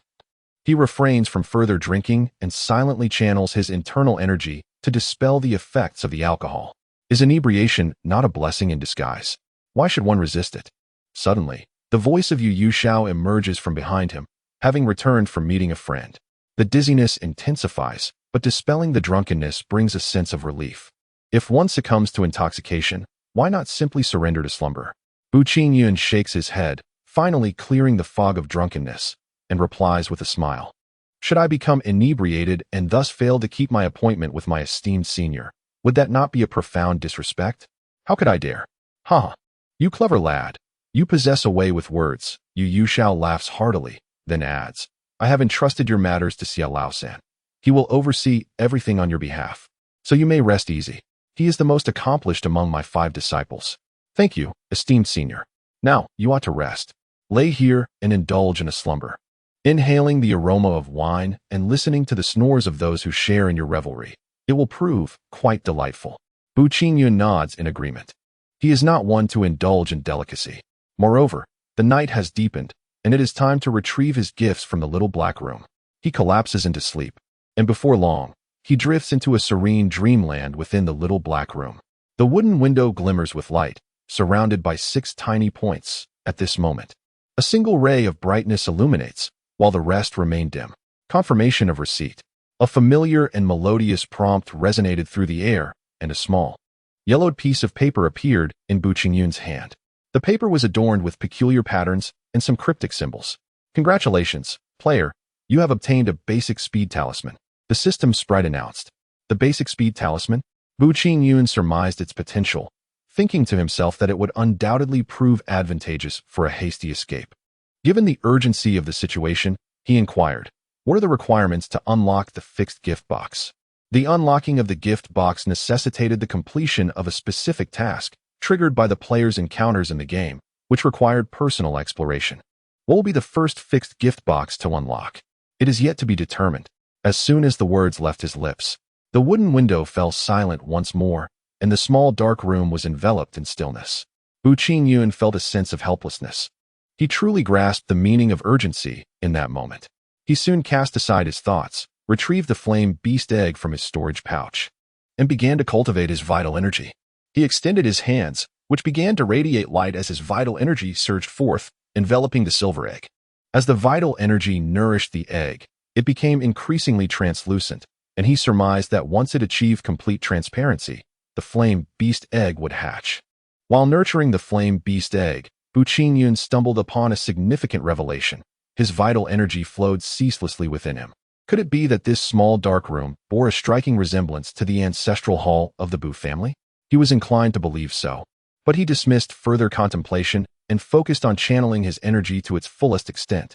The others gradually awoke, exchanging greetings before attending to their morning routines. Bu Qingyun produced 5,000 taels to entrust to the 2 masters, He Peng, requesting them to procure some Zhiganhan wood, concurrently. He allocated another 5,000 taels to Xiaobai, instructing him to select quality iron that could be melded with fine iron or, ideally, materials suitable for crafting exquisite items. After accomplishing these tasks, he rose and made his way home, aware that his absence throughout the night might cause his elder to worry. As he strolled along, he observed vendors just beginning to set up their stalls on either side of the street, predominantly selling vegetables, fruits, and noodles. A man, appearing to be in his 40s, with striking features and an air of elegance, was smiling as he regarded a young boy with dark hair across from him. Bu Qingyun furrowed his brow slightly, pondering why this individual obstructed his path. The man chuckled softly and addressed him, stating that he had matters to inquire about and wondered if they could speak privately for a moment. Upon saying this, he approached the young boy. Could it be that he possesses the ability to traverse distances instantaneously? Is this man a master of the acquired realm? Bu Qingyun felt a flicker of surprise, which he quickly subdued.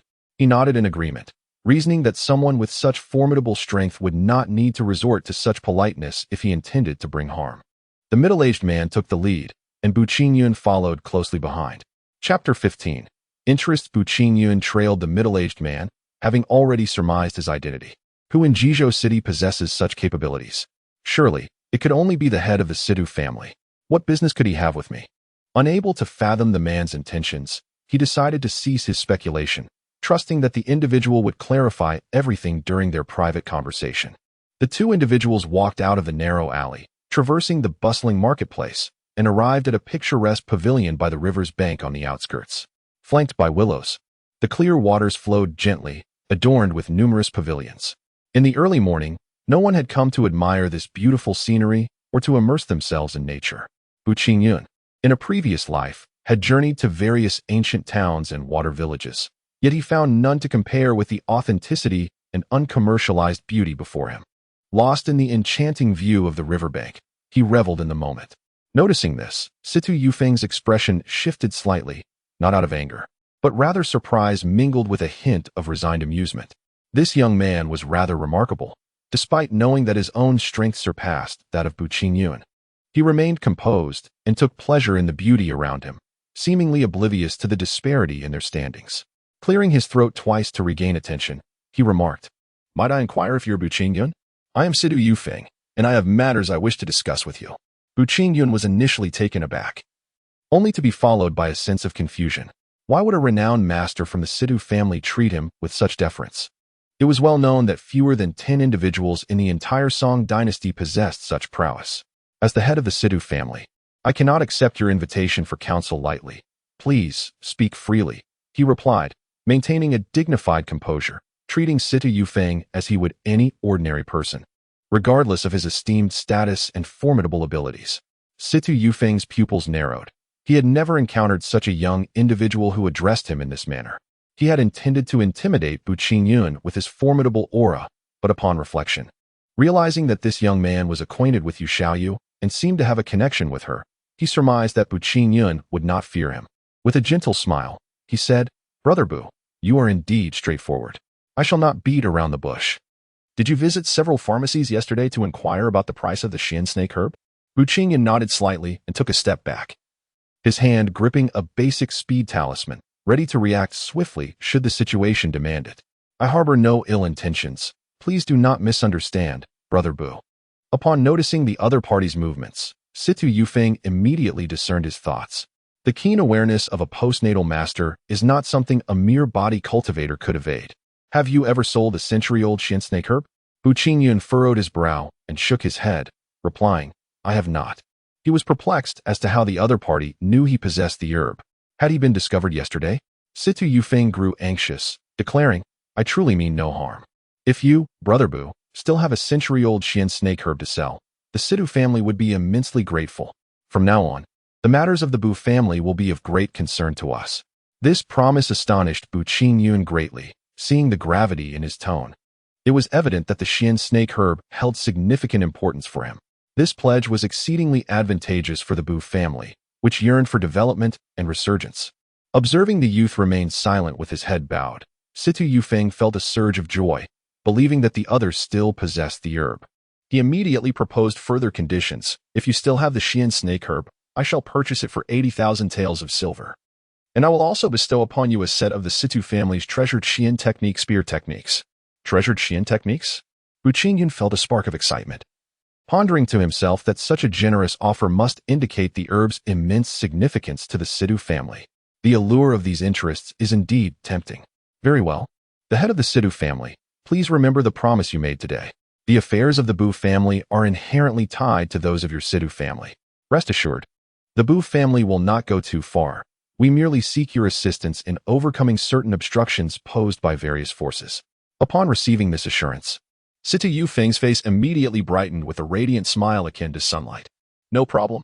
From this day forth, to be an enemy of the Bu family is to be an enemy of the Situ family. After a brief pause, he continued, Young Bu, might I inquire if you possess 3 stalks of the century-old Xian snake grass? 3 stalks? Bu Qingyun feigned surprise, then remarked, the century-old Xian snake grass is a rare find. How could one simply claim to have 3 stalks? As expected, the youth held back a secret for a moment before adding, I have a way to procure 3 stalks, but it will require some time. At this, Situ Yufeng's pupils dilated slightly, revealing a fleeting glimmer of avarice, which quickly vanished. It is only natural for one to be stirred by the prospect of wealth, which is precisely why Bu Qingyun refrained from producing the 3 stalks immediately. To do so would complicate matters beyond their current simplicity. Well then, I thank you, young brother. Should you manage to gather them, please do notify me. With that, he retrieved a jade pendant from his bosom, inscribed with the characters for Situ. With this token, no one, aside from myself, may obstruct your entry into the Situ residence. Guest elder? Bu Qingyun, holding the jade pendant, understood its significance. He had just begun to decline when the other party had already departed, leaving him to watch as their figure gradually diminished into the distance until it vanished entirely. The century-old Xian snake herb, while indeed rare and precious, is of little market value. However, during the alchemical process, it can be substituted with other herbs without significantly compromising the efficacy. Bu Qingyun had not returned for an entire night. Ordinarily, the elder would not be overly concerned. Yet, just moments ago, he sensed a familiar aura that left him somewhat restless. Was it Bu Qingyun's presence? It seemed to resonate differently. Bu Feitian murmured, furrowing his brow as he gazed out the door, eagerly anticipating the return of the young man. When Bu Qingyun's figure finally graced his sight, the lines of worry on his forehead swiftly smoothed, transforming his frown into a joyous smile. After a brief inquiry, he refrained from mentioning further matters. Instead, it was Bu Qingyun who asked, Grandfather, do you know who purchased that Xian snake herb yesterday? The elder shook his head in ignorance, chuckling, whoever it may be. Selling that herb for 50,000 taels is already a stroke of luck. To those who had no need for it, this price indeed seemed exorbitant. Yet, to someone in dire need, it was an exceptional bargain. The two then engaged in further discussion, contemplating the strategies for the resurgence of the Bu family, each proposing several plans. Ultimately, they unanimously agreed that cultivating loyal adherents should be the foremost priority, a long-term strategy that must begin from the outset. Some would opportunistically align themselves with the prevailing winds. The Bu family had recently faced formidable adversaries, appearing to outsiders as though they had suffered a significant blow. Although they maintained an ostentatious facade, it was perceived by others as merely superficial. In this critical time, nurturing loyalty would reveal the true character and integrity of those individuals. At noon, after having partaken in lunch, Bu Qingyun arrived at the ancestral hall, where he felt an overwhelming sense of belonging. Gazing at the ancestral tablets of his forebears lined up before him, he could not help but bow deeply in reverence. After a profound bow, he settled into a meditative posture, holding in his hands a jade tablet inscribed with the character C. Tuesday. Why did the C2 family seek the xianxia grass? What should he do? Bu Qingyun furrowed his brow. The Bu family was on the brink of resurgence. Yet it would likely take 5 to 10 years to achieve this solely through his and his grandfather's efforts. Relying on external forces appeared to be the only viable solution. Just as he was engulfed in contemplation, a name suddenly flickered in his mind. Perhaps the esteemed you could offer a solution. The individual capable of facilitating a visit from C2 Yufeng and the Lord of Jizhou City must possess formidable strength. Chapter 16. Troubles arise. Bu Qingyun contemplated consulting Yu Yuxiao, but refrained from rising immediately. Instead, he retrieved the flame beast egg to nurture it. The rise of the Bu family required not only external assistance, but also a significant enhancement of their own strength. He firmly believed that successful hatching would elevate their overall combat capability to a new echelon. Observing the silver egg becoming increasingly translucent, he felt a surge of exhilaration. It seemed that hatching would occur within just a few days.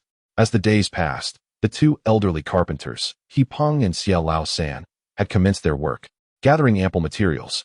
The initial structure of the Bu family's residence was beginning to take shape. Given that this process would require some time, the Bu family had temporarily installed a simple red-painted door. As the sun rose, the eastern skies were adorned with auspicious hues, casting a splendid glow. Bu Qingyun awakened from his slumber in the small dark room, muttering to himself in a rather dispirited manner. After a week of the novice period, the rewards have indeed diminished.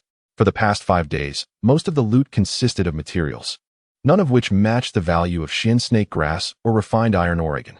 However, it is fortunate that I have still managed to sell a considerable amount for silver. Rising from his bed, Bu Qingyun pushed open the door. The servants who were tidying up immediately bowed and greeted him, addressing him as young master. He smiled and nodded in acknowledgement before stepping outside. Shortly after he exited, he found himself under the scrutiny of 4 men clad in form-fitting azure robes, each adorned with an emblem of 7 swords embroidered on the left side of their chests. One among them appeared to be their leader. Approximately 25 or 26 years of age, strikingly handsome and exuding an air of nobility. "Is this Bu Qingyun?" he inquired, though it was unclear whether he was speaking to himself or addressing the 3 men behind him. The 3 men, possessing similar statures and unremarkable features, yet radiating an extraordinary presence, confirmed, indeed, Lu Shixiang. He is the one depicted in the portrait. The man referred to as Lu Shixiang furrowed his brows in confusion, questioning, is this youth truly as the old man described? To have achieved the 4th level of body refinement merely days after testing his talent? One of his companions scoffed dismissively. It is certainly an exaggeration from that old fellow. To claim 4th level is absurd. Even reaching body refinement itself would be astonishing. Lu Shixiang nodded in agreement, acknowledging that throughout history, no one has ever attained the 4th level within such a short span. Achieving body refinement in a matter of days is already remarkable. Unless one possesses extraordinary qualifications, they must either be of celestial infant physique or possess ancient bloodlines. The master has commanded that we first take him in. Should he resist, we are to capture him and bring him to the mountain, ensuring he remains alive and cannot be silenced. Understood, Lu Shixiang. The remaining 3 spoke in unison. Subsequently, the 4 engaged in hushed discussions before dispersing in 5 directions to encircle the young man. Among them, only Lu Shixiang possessed the prowess of the 7th level of body refinement, while the others were at the 6th level. After consuming his 2nd primary experience pill, Bu Qingyun's strength had significantly increased, and his senses were now acutely heightened. He felt a slight twitch in his left eyebrow and immediately sensed something amiss. Turning around, he caught sight of a figure, a young man shouldering a long sword, observing him intently. Initially startled, the man's expression soon stabilized as he pretended to gaze aimlessly around, though his movements were deliberate, drawing them closer together. After standing in a daze for a moment, Bu Qingyun resolved to confront the young man head-on. As they approached each other, he murmured softly, "Following me? Let us see what you've got." With that, he abruptly altered his course and strode away with great determination. The young man, endowed with considerable talent, would not have been accepted as a disciple of the 7 Swords sect otherwise. Never before had he faced such provocation in front of outsiders, and his irritation flared at the words. He thought to himself, this inexperienced brat has no idea of the vastness of the world. While ruminating, he turned and pursued Bu Qingyun, discarding the earlier plan to encircle him with his fellow disciples. Brimming with confidence, he believed that capturing this youth, who had merely tested his talent for half a month, would be effortless. The 2 weaved through the streets, one chasing the other, successfully shaking off the remaining 4 disciples of the 7 Swords sect. Bu Qingyun's familiarity with the terrain of Jizhou City far surpassed the shallow observations of his pursuer. He deliberately led the man to more desolate areas, away from the throngs of people. Upon exiting the city gates, he took off running, leaving the man who pursued him in utter astonishment. By the time the man realized what had transpired, the youth had already covered several dozen paces. Humph! Foolhardy! How dare he toy with me? Initially merely vexed, he now felt a surge of genuine anger. Noticing that the pursuer was gaining ground, Bu Qingyun deliberately chose the more treacherous mountain path. After traversing nearly several miles beyond the city of Jizhou, he arrived at a stone forest, where the boulders towered to the height of a man and were as thick as houses. He halted, his breath steady, face unperturbed, waiting for the man to catch up. The man from the Seven Swords sect finally closed the gap, his complexion flushed and breath uneven, beads of sweat glistening on his forehead. After chasing for an entire morning, he was thoroughly exasperated, having long forgotten why the youth appeared unruffled and even swifter than himself. Despite employing his true energy to hasten his pace, the outcome remained unchanged. He was perpetually distanced from the boy. "Humph! You insolent brat! How dare you make a fool of me? Just wait until I teach you a proper lesson today." The man spoke first, his tone brimming with disdain. "You are not yet worthy to inquire about my identity." He looked down upon Bu Qingyun with an air of superiority, as if addressing someone beneath his notice. With his chin held high, he declared, "I now ask you, are you willing to join the Seven Swords sect?" His tone was not one of invitation, but rather that of an interrogation. The mention of the Seven Swords sect stirred something in Bu Qingyun's memory. He seemed to recall having heard of this faction before, yet the specifics eluded him. Given the man's haughty demeanor, it was clear that their conflict would not easily dissipate. In light of this, why should he bother with pleasantries? What were the Seven Swords sect and the Eight Ghosts Gate but inconsequential sects? "You dare to insult my master?" The young man, filled with youthful fervor, flushed with anger, his naturally volatile temperament ignited. He clenched his robust fists and exclaimed, "What did you say? If you utter another word, I shall show you the true meaning of colorful suffering." Bu Qingyun declared, enunciating each word with fervent intensity. "I said I disdain you." Huffing like a bull, the man's body heaved violently. With a piercing scream, he drew the long sword sheathed at his back and thrust it forward with ferocity. The sword, perfectly proportionate to his stature, would appear awkward in the hands of someone shorter like Bu Qingyun. Swish, swish, swish. This seemingly brawny oaf wielded his sword with unexpected finesse, unleashing a flurry of sword shadows. Each thrust, varying in length, was executed with remarkable speed, each one a testament to its authenticity, unlike the phantom blade techniques previously employed by the timid Jian. Bu Qingyun, wary of the danger, retreated swiftly. Aside from his solitary skill, the autumn water flick, he had yet to study any other profound techniques. His grandfather, believing that his grandson's astonishment would equate to acquiring a wealth of martial knowledge, had not imparted any further teachings. The autumn water flick consumed an immense amount of vital energy, and even though he had advanced from the fourth layer of body refinement to the sixth, utilizing it once left him with insufficient energy for a second attempt.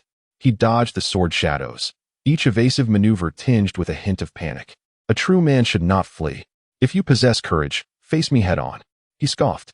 "How pathetic, merely a coward who knows only how to evade and not confront." The disciple of the Seven Swords sect cursed vehemently, yet within his heart, discomfort brewed. His opponent seemed to glide like a specter, effortlessly evading his attacks. Both were equally matched, both at the sixth level of body refinement. While Bu Qingyun might possess slightly more robust true energy, the other man excelled in combat experience and arcane techniques. "You insignificant insect, I could crush you with a mere finger," he taunted. "Submit to me and offer a respectful bow, and I may spare your life." He continued to verbally assault his adversary, reveling in his perceived superiority. Bu Qingyun, already vexed and bewildered by this sudden confrontation, felt the sting of humiliation. He had no notion of who he had offended, and now he found himself the target of baseless threats and insults. As the saying goes, even a Buddha has his limits, let alone a passionate young man. "Damn you!" he roared in fury, abandoning his evasive tactics and charging directly at the shadow of the sword. "Huh? Seeking your own demise? Behold my blade." A series of crisp, melodious clashes of metal resonated through the air as the ebony-haired youth was struck by dozens of swords, sparks flying from the impacts. The disciple of the Seven Swords sect was thoroughly enjoying himself, his previous frustration dissipating as a triumphant smile graced his features. He had no intention of delivering a lethal blow, mindful of his sect's directives. But these multiple strikes would surely draw blood and elicit cries of despair from the insolent brat. However, the reality was starkly different. Bu Qingyun's face contorted in pain, a result of the anguish transmitted through his enchanted armor, yet he bore not a single wound. Not even a drop of blood was shed. "Not only do I intend to take your mother, but I shall also claim every woman in your family," he roared, the sound reverberating so fiercely that it threatened to rupture the eardrums of the man standing close by. In that moment of shock, the latter perceived a blinding flash before he was propelled backward. What had just transpired? He could not recall. Rather, He failed to grasp the event. All he could discern was that the young man had flicked his fingers, causing him to be sent flying. Chapter 17. Infatuation Bang. His body met the ground with a resounding thud, as if sharing an intimate kiss with it. Under normal circumstances, he would have clutched his rear in discomfort, but the pain he felt was insignificant compared to the ache in his chest. Bu Qingyun gritted his teeth, clearly enduring considerable pain, yet fortunately, it was merely discomfort, without any serious injury. How could a low-grade, earthly mystic armor be breached by someone of this cultivation level? I. The man could hardly believe his eyes. It was only now that he realized the young man possessed the formidable strength of the 6th layer of body refinement. At such a tender age, this level of power was nothing short of astonishing and terrifying. A fatal blow had struck his chest, rendering him incapable of even moving a finger. His life was limited, merely a matter of time. What are you saying? Bu Qingyun stepped forward, looking down at the man. Just a moment ago, you seemed fond of speaking with your nostrils flared. How does it feel now? Do not be arrogant. Even at this juncture, the man remained defiant. Bu Qingyun's lips curled into a scornful smile. Do you believe that if I were to step down now, your life would be forfeit? Upon hearing the grim tidings of his impending demise, the man, whether from excessive blood loss or sheer terror, turned as pale as death, his lips trembling as he stammered, "No, you cannot kill me. If you do, the 7 Swords sect will pursue you to the ends of the earth, ensuring you find no rest in death. Is that so? I shall be most intrigued to witness how you intend to ensure such a fate." With that, he stamped his foot down. A sharp crack resounded as bone shattered, and the man let out a harrowing scream as his right arm was crushed, the agony beyond imagination. No longer daring to threaten, he pleaded, "I beg you, do not kill me. I implore you." "Spare you? Certainly, provided you rise and bow before me several times, acknowledging that the 7 Swords sect is but an inconsequential faction." Initially, upon hearing there was hope for survival, the man found a flicker of strength within him. Yet, upon realizing the indignity of such an act against his own sect, he summoned the last remnants of his pride. Gritting his teeth and enduring the pain, the previously arrogant man, who once stood aloof and haughty, now found himself reduced to this pitiful state. In the face of death, all dignity and arrogance fell away like dust. He had long abandoned his earlier proclamation that a true man does not flee, now crawling desperately for his life, leaving a gruesome trail of blood in his wake. "No, I do not wish to die. Please, I beg you, do not take my life," he pleaded, terrified of the young man behind him who might come to claim his soul. Yet, Bu Qingyun had already departed, leaving the man with a fatal wound to his chest. His fate was sealed. He was merely prolonging the inevitable, and within the span of a single tea, he would succumb, having bled nearly dry. He had scarcely departed when Lu, the senior disciple of the 7 Swords sect, arrived with 2 junior brothers. The aura of Brother Wang had just flickered here. One among them, clutching a gleaming jade pendant, spoke. "This pendant can capture a person's essence, allowing us to track them within a 10-mile radius. It is an indispensable item for all the major sects and families." Lu's brow furrowed in alarm. This was bad. Brother Wang must have encountered misfortune. They promptly dispersed to search the vicinity. Meanwhile, the distant Bu Qingyun, having executed a technique akin to autumn waters, appeared somewhat fatigued. Had he possessed his previous prowess, he would likely still be recuperating amidst the chaotic stone forest. Initially, he had anticipated the rise of the Bu family to proceed with relative ease, yet unexpectedly, a sect had emerged, and judging by the strength of its disciples, the faction behind them would not be easily trifled with. Thus, he sighed, "Very well, you may retire." The maid, timidly, scurried away. Bu Qingyun gazed at her retreating figure, chuckling softly to himself, noting that the girl was likely much younger than he, hence her bashfulness. Women? He mused on the maid from earlier, feeling a pang of sentimentality. In that world, he had secretly admired a girl, yet due to his own shyness, he had failed to forge a friendship, relegating her to the status of a mere stranger with whom he exchanged polite smiles. Reflecting on the past, he found it a tapestry of both sorrow and sweetness. Staring blankly outside as he lost himself in thought, the image of that girl seemed to flit before him, and for some reason, her beautiful visage became indistinct. He could not even recall her true appearance, though in his memory her smile was exquisite, capable of lifting one's spirits. In times past, he would have rushed into the ancestral hall to incubate the flame beast egg, yet now he found himself lost in thought, a reverie that lingered throughout the afternoon. As dusk approached, the sun dipped below the horizon, casting a warm glow into the hall, illuminating various reflective objects akin to twinkling stars. Suddenly, a voice emerged from behind him, causing him to turn. An elderly man, with hair a mix of black and white, regarded him with a teasing expression. Clearing his throat, the old man's eyes sparkled with mirth as he inquired, "Have you taken a liking to a certain young lady?" Caught off guard, Bu Qingyan spluttered, clearly taken aback by the elder's jest. "Grandfather, what are you joking about? Qingyan, your grandfather has traversed the same years as you. It is only natural for love and affection to blossom. If you have feelings for someone, pursue her. Do not wait until someone else gets there first, only to be left with regrets. It is not like that. All right, I shall cease my jesting." Bu Qingyan found himself at a loss for words.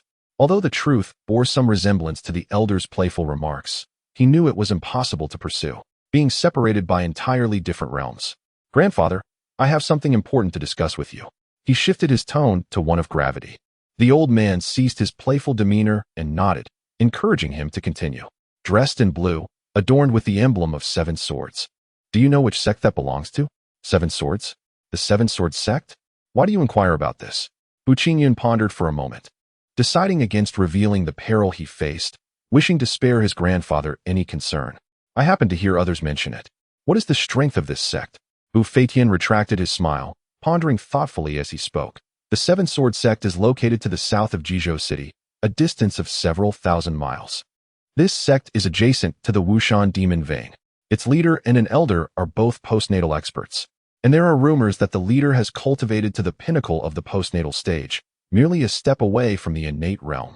Beneath the postnatal level, there are 2 at the 9th level of the heavens, nearly 5 at the 8th level, and dozens at the 7th level, with even more below that. Even the imperial court must show this sect some respect. In the Great Song, there are fewer than 10 postnatal experts, and this sect occupies 2 of those positions.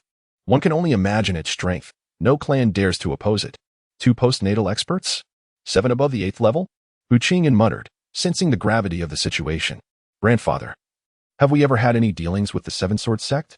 The old man shook his head and replied, "Never." During the peak of the Bu family's prominence, the 7 sword sect was just beginning to rise, lacking much of the history we possess. The Bu family has endured for several centuries, holding a historical status among the top 3 in the Great Song. "Qingyan, why do you inquire about this?" Bu Qingyan waved his hand and said, "Nothing. Just a curious question. So, the 7 sword sect is the strongest force in the Great Song, aside from the imperial court? The foremost sect of the Great Song." After their conversation, a considerable amount of time had passed, and the servants had prepared dinner. As the dishes were served, the maidens looked at Bu Qingyan with smiles in their eyes, making him feel as though there was something unsightly on his face, leaving him rather uncomfortable. The Bu family, comprising of a grandfather and grandson, is known for their amiable nature, a sentiment shared by many servants who have experienced it firsthand. Consequently, certain matters do not adhere to strict protocols, although excessive leniency is equally unacceptable. The elder gentleman is well aware of the amused expressions of the maids, yet he chooses not to address it, contentedly enjoying his meal with a smile, seeing everyone gaze at him with peculiar looks. Bu Qingyan could no longer contain his curiosity and finally asked, "Grandfather, is there something dirty on my face?" "No," came the reply. "Then is there anything amiss?" "No." "Then why do you and they look at me in such a manner?" Bu Qingyan was utterly perplexed. Bu Feitian shook his head, smiling but remaining silent. After a rather disheartened dinner, Bu Qingyan yearned to uncover the truth. He deliberately concealed himself behind a rockery in the courtyard, eavesdropping on the maids as they chatted while tidying their garments. "Did you see him this afternoon?"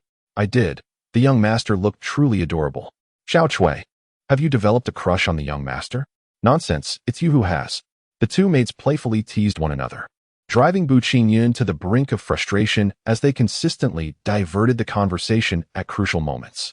However, to be fair, although the young master possesses an ordinary appearance, he is of commendable character and remarkable talent. Once he attains formidable strength, which girl would not be enamored? Indeed, but what a pity. The young master already has someone special in his heart. He was daydreaming about her this afternoon. Bu Qingyan felt an overwhelming urge to vomit blood at the absurdity of it all. That was merely a moment of distraction, not infatuation. He now realizes that even jumping into the Yellow River would not cleanse his reputation, which has been irreparably tarnished.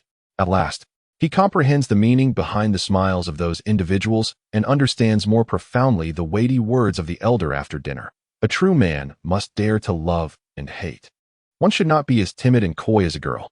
Clouds gather to question the heavens. With a resigned smile, he initially intended to retreat to the ancestral hall for cultivation, but upon reflection, he remembered another matter and altered his course towards the hall. Since the Bu family possesses the remarkable ability to encompass all skills, it must have profound techniques. Currently, he only masters the flicking finger technique, which proves inconvenient in combat. Were he to acquire skills in boxing, footwork, or weaponry, his next encounter with an adversary would not be as disastrous as today. He would merely evade and seek out the enemy's weaknesses. Chapter 18. The weeping shock of the Fong halberd. The emergence of the Seven Swords sect has disrupted his previously laid plans, intensifying Bu Qingyun's desire to enhance his strength. Two postnatal powerhouses are a formidable challenge, especially the leader of the Seven Swords sect, who has 1 foot already in the innate realm. Should he confront this individual, the entirety of the Bu family would be insufficient to withstand the encounter. The disparity between realms is immense. Even a single layer difference can multiply the challenge manifold. As one progresses further in cultivation, this gap becomes increasingly apparent, particularly once one steps into the 5th layer, where true energy becomes the measure of strength. Previously, Bu Qingyun managed to defeat a 5th layer opponent with his 4th layer skills, but this was due to the latter's underestimation and the unexpected nature of the flicking finger technique. A multitude of factors has led to his increasing lethality. Just like the disciple from the Seven Swords sect he encountered today, had he not been clad in protective armor, he might have already been pierced through with dozens of holes, meeting a swift demise. Bu Qingyun found it perplexing that the Seven Swords sect had emerged as an adversary. Yet the reality was undeniable. Animosity had taken root, and the outcome would likely entail either the demise of his opponents or his own tragic end. He retraced his steps to the hall and inquired of Bu Feitian, who presented him with a time-worn tome, a rare treasure of profound techniques. The Bu family had preserved such knowledge for centuries, and indeed, their repertoire of esoteric skills was considerable. This had been a source of envy for others. Yet the Bu family had concealed their treasures so effectively that none had discovered them. 9 Styles of the Long Halberd? Bu Qingyun murmured the title, which, as the name suggested, detailed techniques wielded with the long halberd as the weapon of choice. The proud world halberd, dominating the northern rivers and with wild ambition traversing the southern waters. Previously, he had practiced the delicate techniques of finger snapping, which leaned towards the soft and yielding, while the current esoteric art he was about to explore was imbued with the essence of pure masculinity, softness clashing with rigidity. Such a dichotomy would be impossible for others to master simultaneously, yet the descendants of the Bu family were different. The merits of their ancestral martial arts were laid bare. Bu Qingyun closed his eyes, his lips quivering slightly as he absorbed the profound truths of this technique.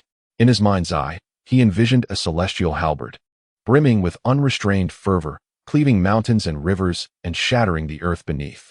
This esoteric art emphasized fearlessness and required an unwavering resolve, akin to standing firm before an avalanche without a flicker of trepidation, regardless of who stood before him or their strength. With the halberd in hand, he would sweep through all adversaries. Approximately 2 hours later, he emerged from his contemplative state, only to collapse into slumber. For it was time to collect his rewards in the realm of dreams.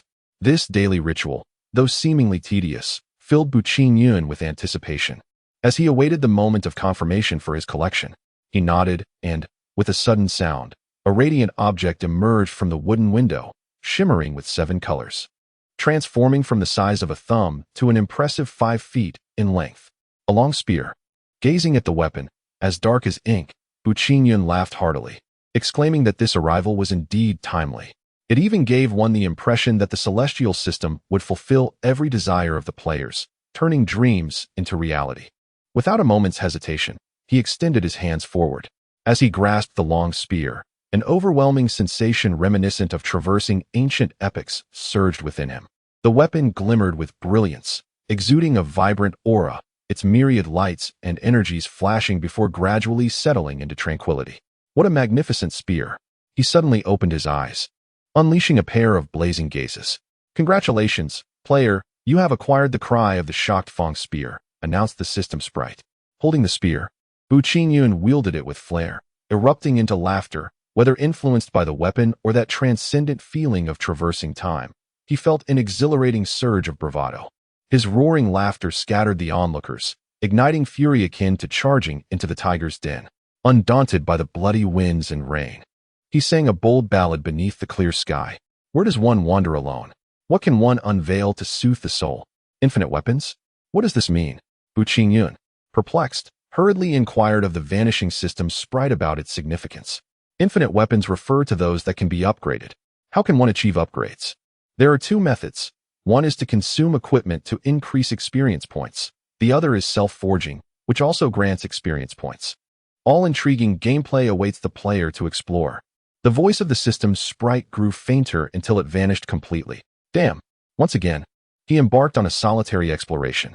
Bu Qingyun couldn't help but exclaim in frustration.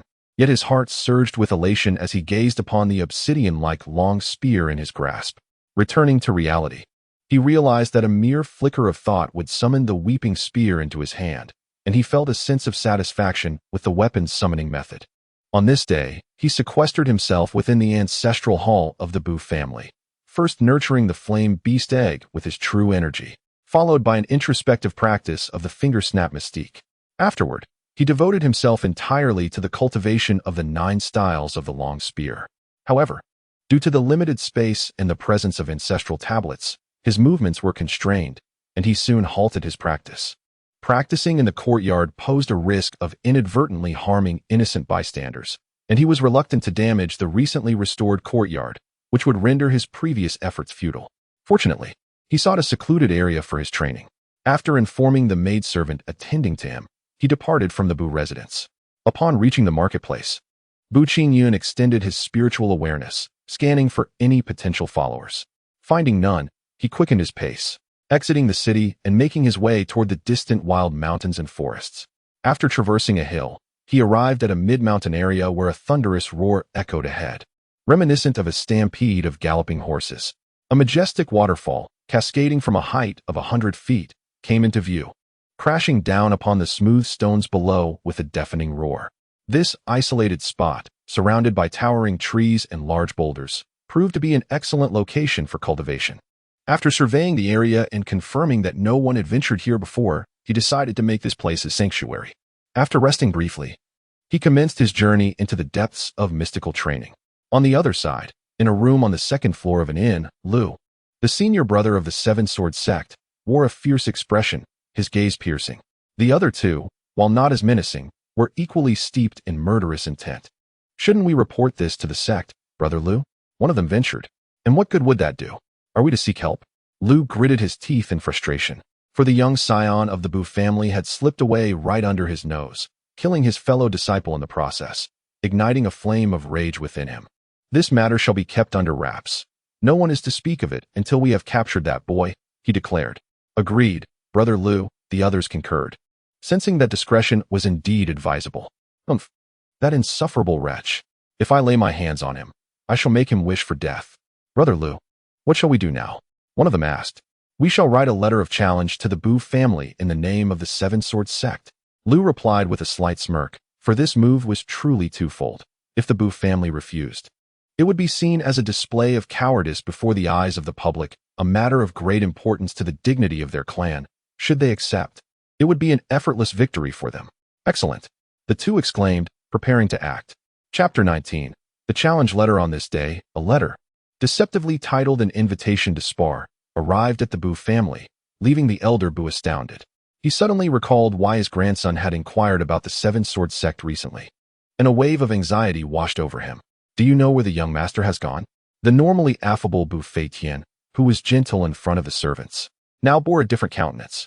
The following day, news of the disciples from the Seven Sword sect engaging in a duel with the prodigy of the Bu family spread like wildfire, quickly becoming the topic of fervent discussion among the masses. What could be the reason for this? Despite the prodigious talents of the Bu family, their abilities are likely mediocre at best, easily extinguishable by practitioners of true might. Surely, the Bu family has unwittingly brought this upon themselves by offending the Seven Swords sect. Indeed, how could this insignificant, fallen clan presume to challenge such a formidable entity? It is utterly laughable. The foremost sect of the Song dynasty, renowned and respected, stands as a symbol of invincibility in the eyes of many common folk, regarded even as a sacred presence. Some individuals have taken this sect as their faith, believing that whatever the Seven Swords sect does is inherently justifiable. The innate human tendency to sympathize with the weak has, at this moment, been vanquished by their faith. Rumors abound that the leader of the Seven Swords sect has already 1 foot in the realm of the innate. What does that signify? It represents eternal youth and godlike power capable of devastating the heavens and earth, an existence far beyond the reach of mere mortals. It is preposterous to think that the Bu family's prodigy could meet such a downfall. They have only themselves to blame for offending those they ought not to have crossed. This battle is set to take place in 7 days, and we shall see how the once arrogant Bu family fades into obscurity. The Bu family, known for their previously good reputation, now finds themselves at the mercy of public scorn, with some even lamenting the harshness of the notorious duo, Lord Guoquang and his brother, as they hurl insults at the Bu family. Such an outcome greatly pleased Liu, the senior brother of the Seven Swords sect. Disguised in ordinary attire, he mingled within the crowd, reveling in their discussions. In 7 days, I, Liu Cheng, shall ensure that you suffer a fate worse than death. To avenge my junior brother, he muttered venomously under his breath. This matter captivated everyone's attention, particularly that of Situ Yufeng. Upon hearing the news, he promptly sought out Yu Xiao to inquire if the latter intended to intervene. However, to his dismay, Yu Xiao had been absent from Jizhou City for several days. Situ Yufeng had pledged to Bu Qingyun that the affairs of the Bu family were akin to those of the Situ family. Although Bu Qingyun had yet to fulfill his request, the promise had been made. Furthermore, the substantial benefits previously offered were undoubtedly a testament to Bu Qingyun's potential. The dilemma of whether to assist or abstain had become increasingly complex. While the Situ family was the foremost clan in Jizhou City, they appeared diminutive when faced with the might of the Seven Swords sect. The choice loomed between dishonor and the wrath of the Seven Swords sect, with the latter proving far more severe. In a state of indecision, Situ Yufeng began to scrutinize the situation, pondering his next course of action. 3 days passed without any word from the old master's search for his grandson, heightening his anxiety. As the date drew near, he had intended to locate Bu Qingyun and send him away. At this juncture, the old master had cast aside his reputation and dignity, willing to bear the ignominy of being labeled cowardly. The old man was acutely aware that the character revealed after the BUP Qingyun testing conference would inevitably manifest on that arena, which was his greatest concern. Had it not been for this possibility, he would have felt considerably more at ease. Meanwhile, the individual in question remained blissfully ignorant of the tumult surrounding Jizhou City. He had sensed that trouble was looming, yet he remained unaware of its true nature. BUP Qingyun had devoted 3 days to his training beneath the waterfall, having comprehended the 9 styles of the linked halberd, and astonishingly mastered the first 2 styles in a manner that would typically take an ordinary person 2 to 3 months. The seemingly mundane, pitch-black Qijing halberd danced in his hands, radiating brilliance. The towering waterfall, over 100 zhang high, cascaded down, and his halberd attempted to slice through it horizontally, though he met with failure each time. He understood that to sever this waterfall, one would need at least the strength of the 9th heaven. Nonetheless, BUP Qingyun persistently tried again and again, treating the waterfall as his adversary. Each failure ignited a desire for the next challenge, and with every incremental advancement, his confidence swelled, as did his prowess. He relished such seemingly insurmountable challenges. After a rigorous session, he sat breathlessly upon a stone beneath the waterfall, reflecting on the errors made during his previous attempts. In his mind, he envisioned how to rectify these mistakes, striving for greater precision in his next endeavor. This embodies the principle of revisiting the old to understand the new. What a waste! Suddenly, a seemingly subdued voice echoed around the waterfall.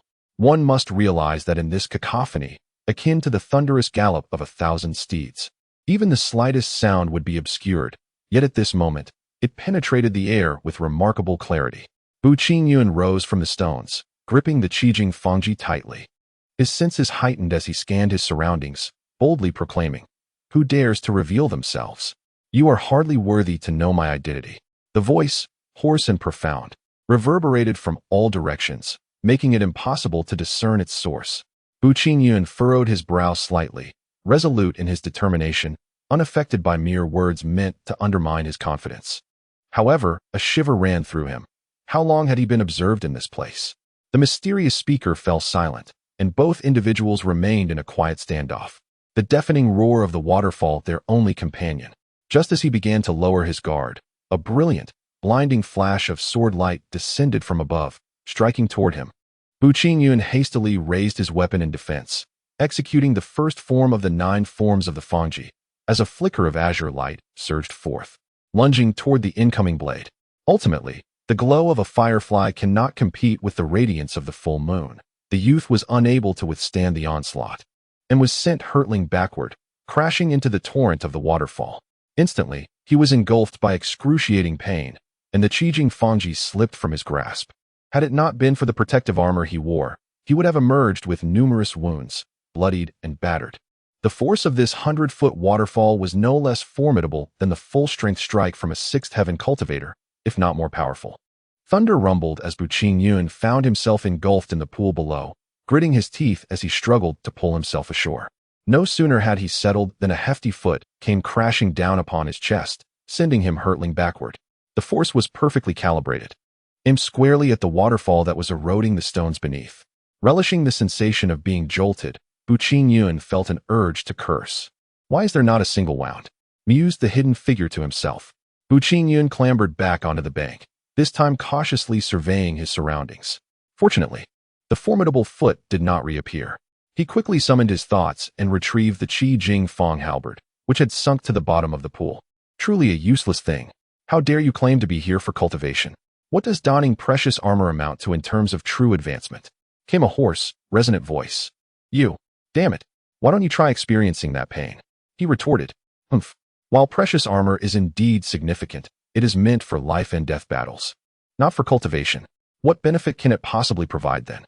Upon hearing these words, Bu Qingyun felt a sudden realization dawn upon him. The opponent's prowess was extraordinary. Likely a master of the acquired realm. That single kick could have taken his life, yet the intent had merely been to send him flying towards the waterfall, to be cleansed by the rushing waters. Thank you, esteemed senior, he acknowledged with a respectful gesture. Subsequently, he concealed the invisible earthly profound armor within his storage pouch and approached the waterfall once more.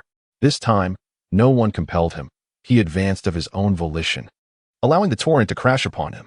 He let out a cry of anguish, the pain intensifying beyond what he had previously endured. Particularly as his once fair skin was suddenly drenched in blood, the outer layer of his flesh having been stripped away. Bu Qingyun gritted his teeth and, after crawling ashore, made his way once more to the base of the waterfall. Yet, before he could steady himself, he was knocked down again, darkness enveloping him as he fainted from the agony. Suddenly, a figure descended from the heavens, rescuing the young man from the pool, and retrieving a vial of medicine from within their garment, sprinkling it upon his battered form. The youth furrowed his brow tightly, despite being unconscious. He could still sense the excruciating pain. When he finally opened his eyes, night had fallen, the sky awash with stars, and a rumbling sound echoed in his ears. Struggling to sit up, he inadvertently tugged at his wounds, causing him to grimace, cautious not to move too abruptly.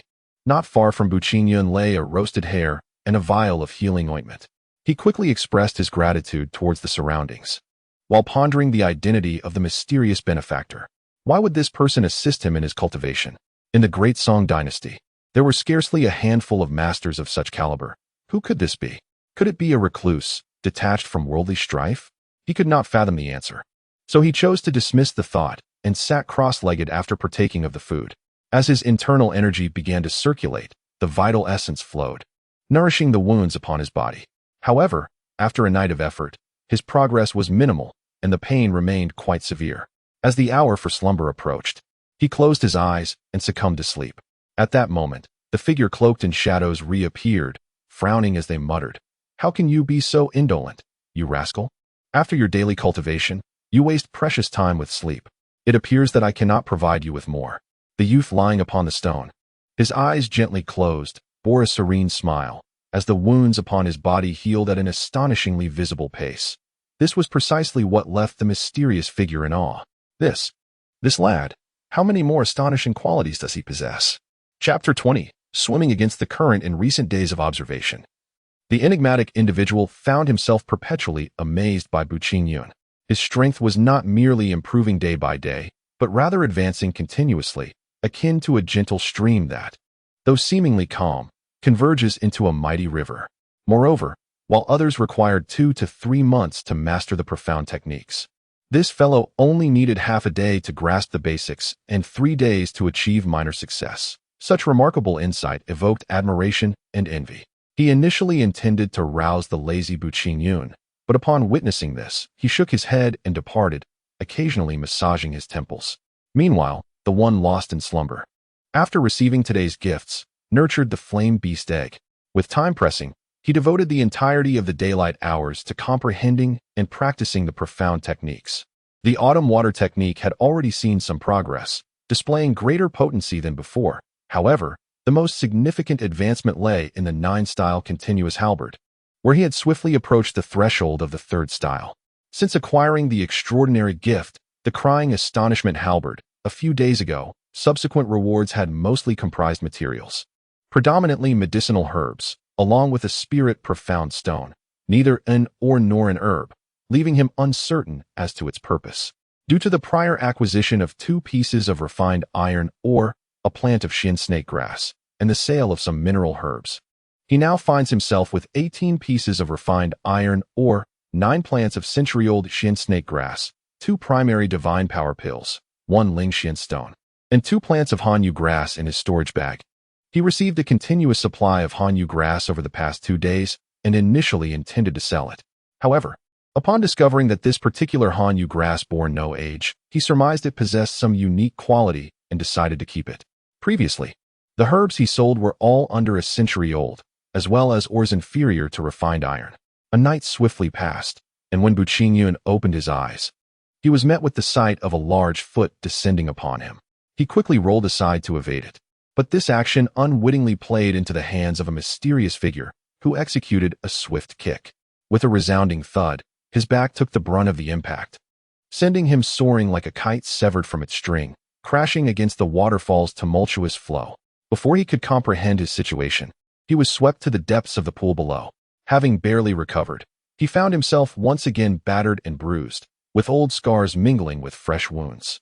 Wincing in pain, he inadvertently gulped down a few mouthfuls of water.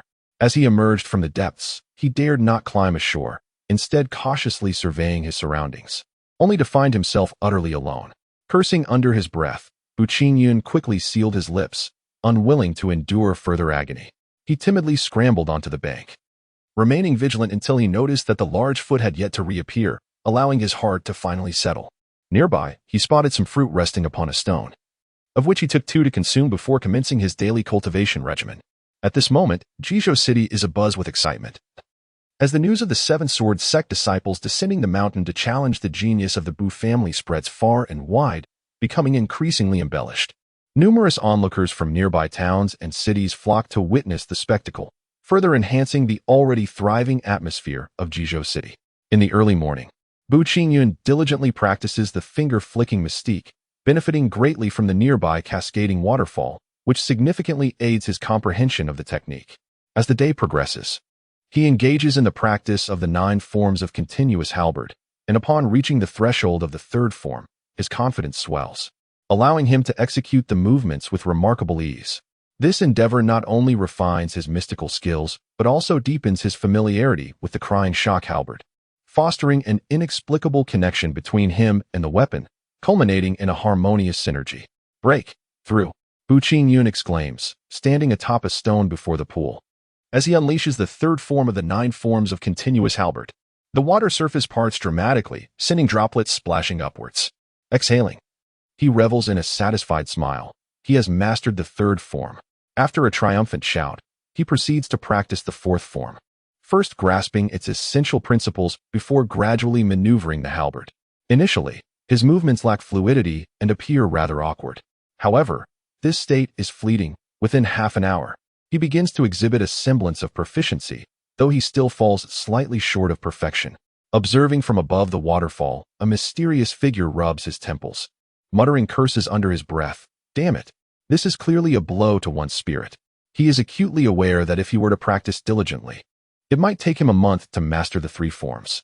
Yet, the individual below possesses an extraordinary talent, achieving comprehension in merely 4 days.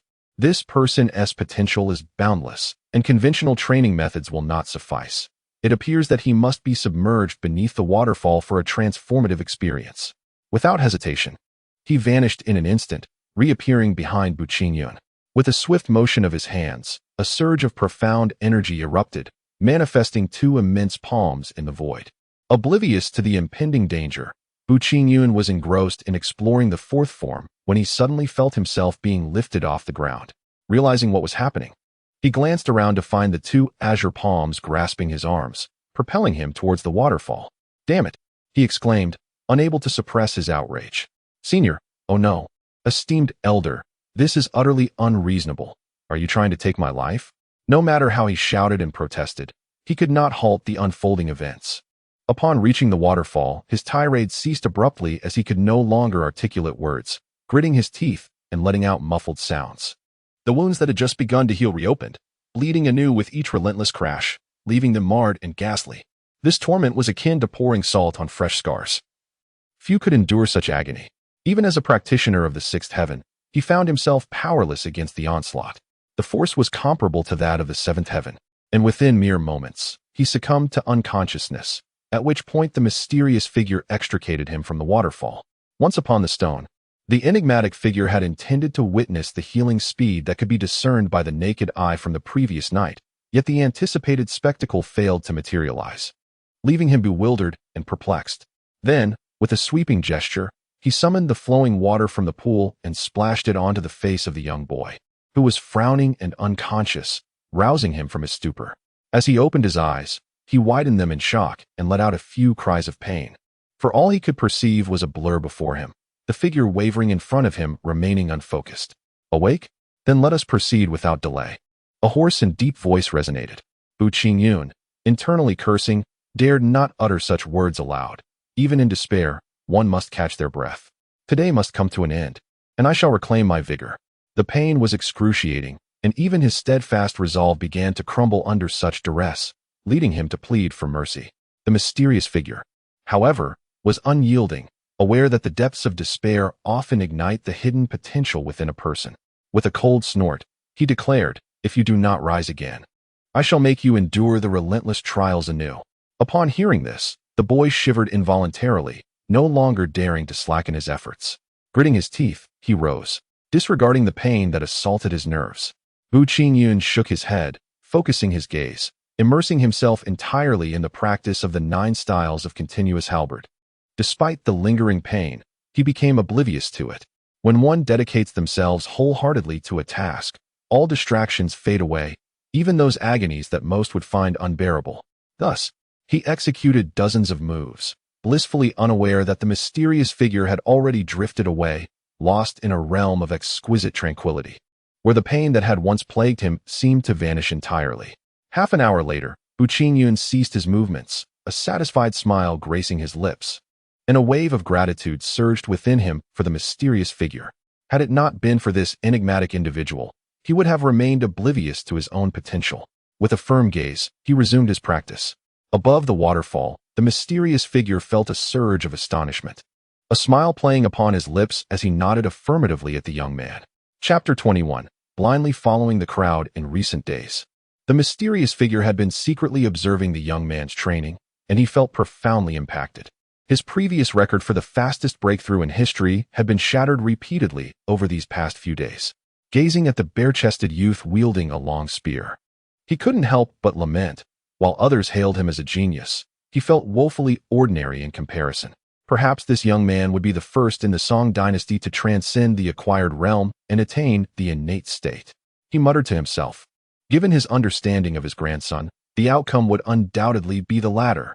Thus, Bu Feitian wore a worried expression, frequently glancing toward the door, eagerly hoping that the young man would suddenly appear and then take him away.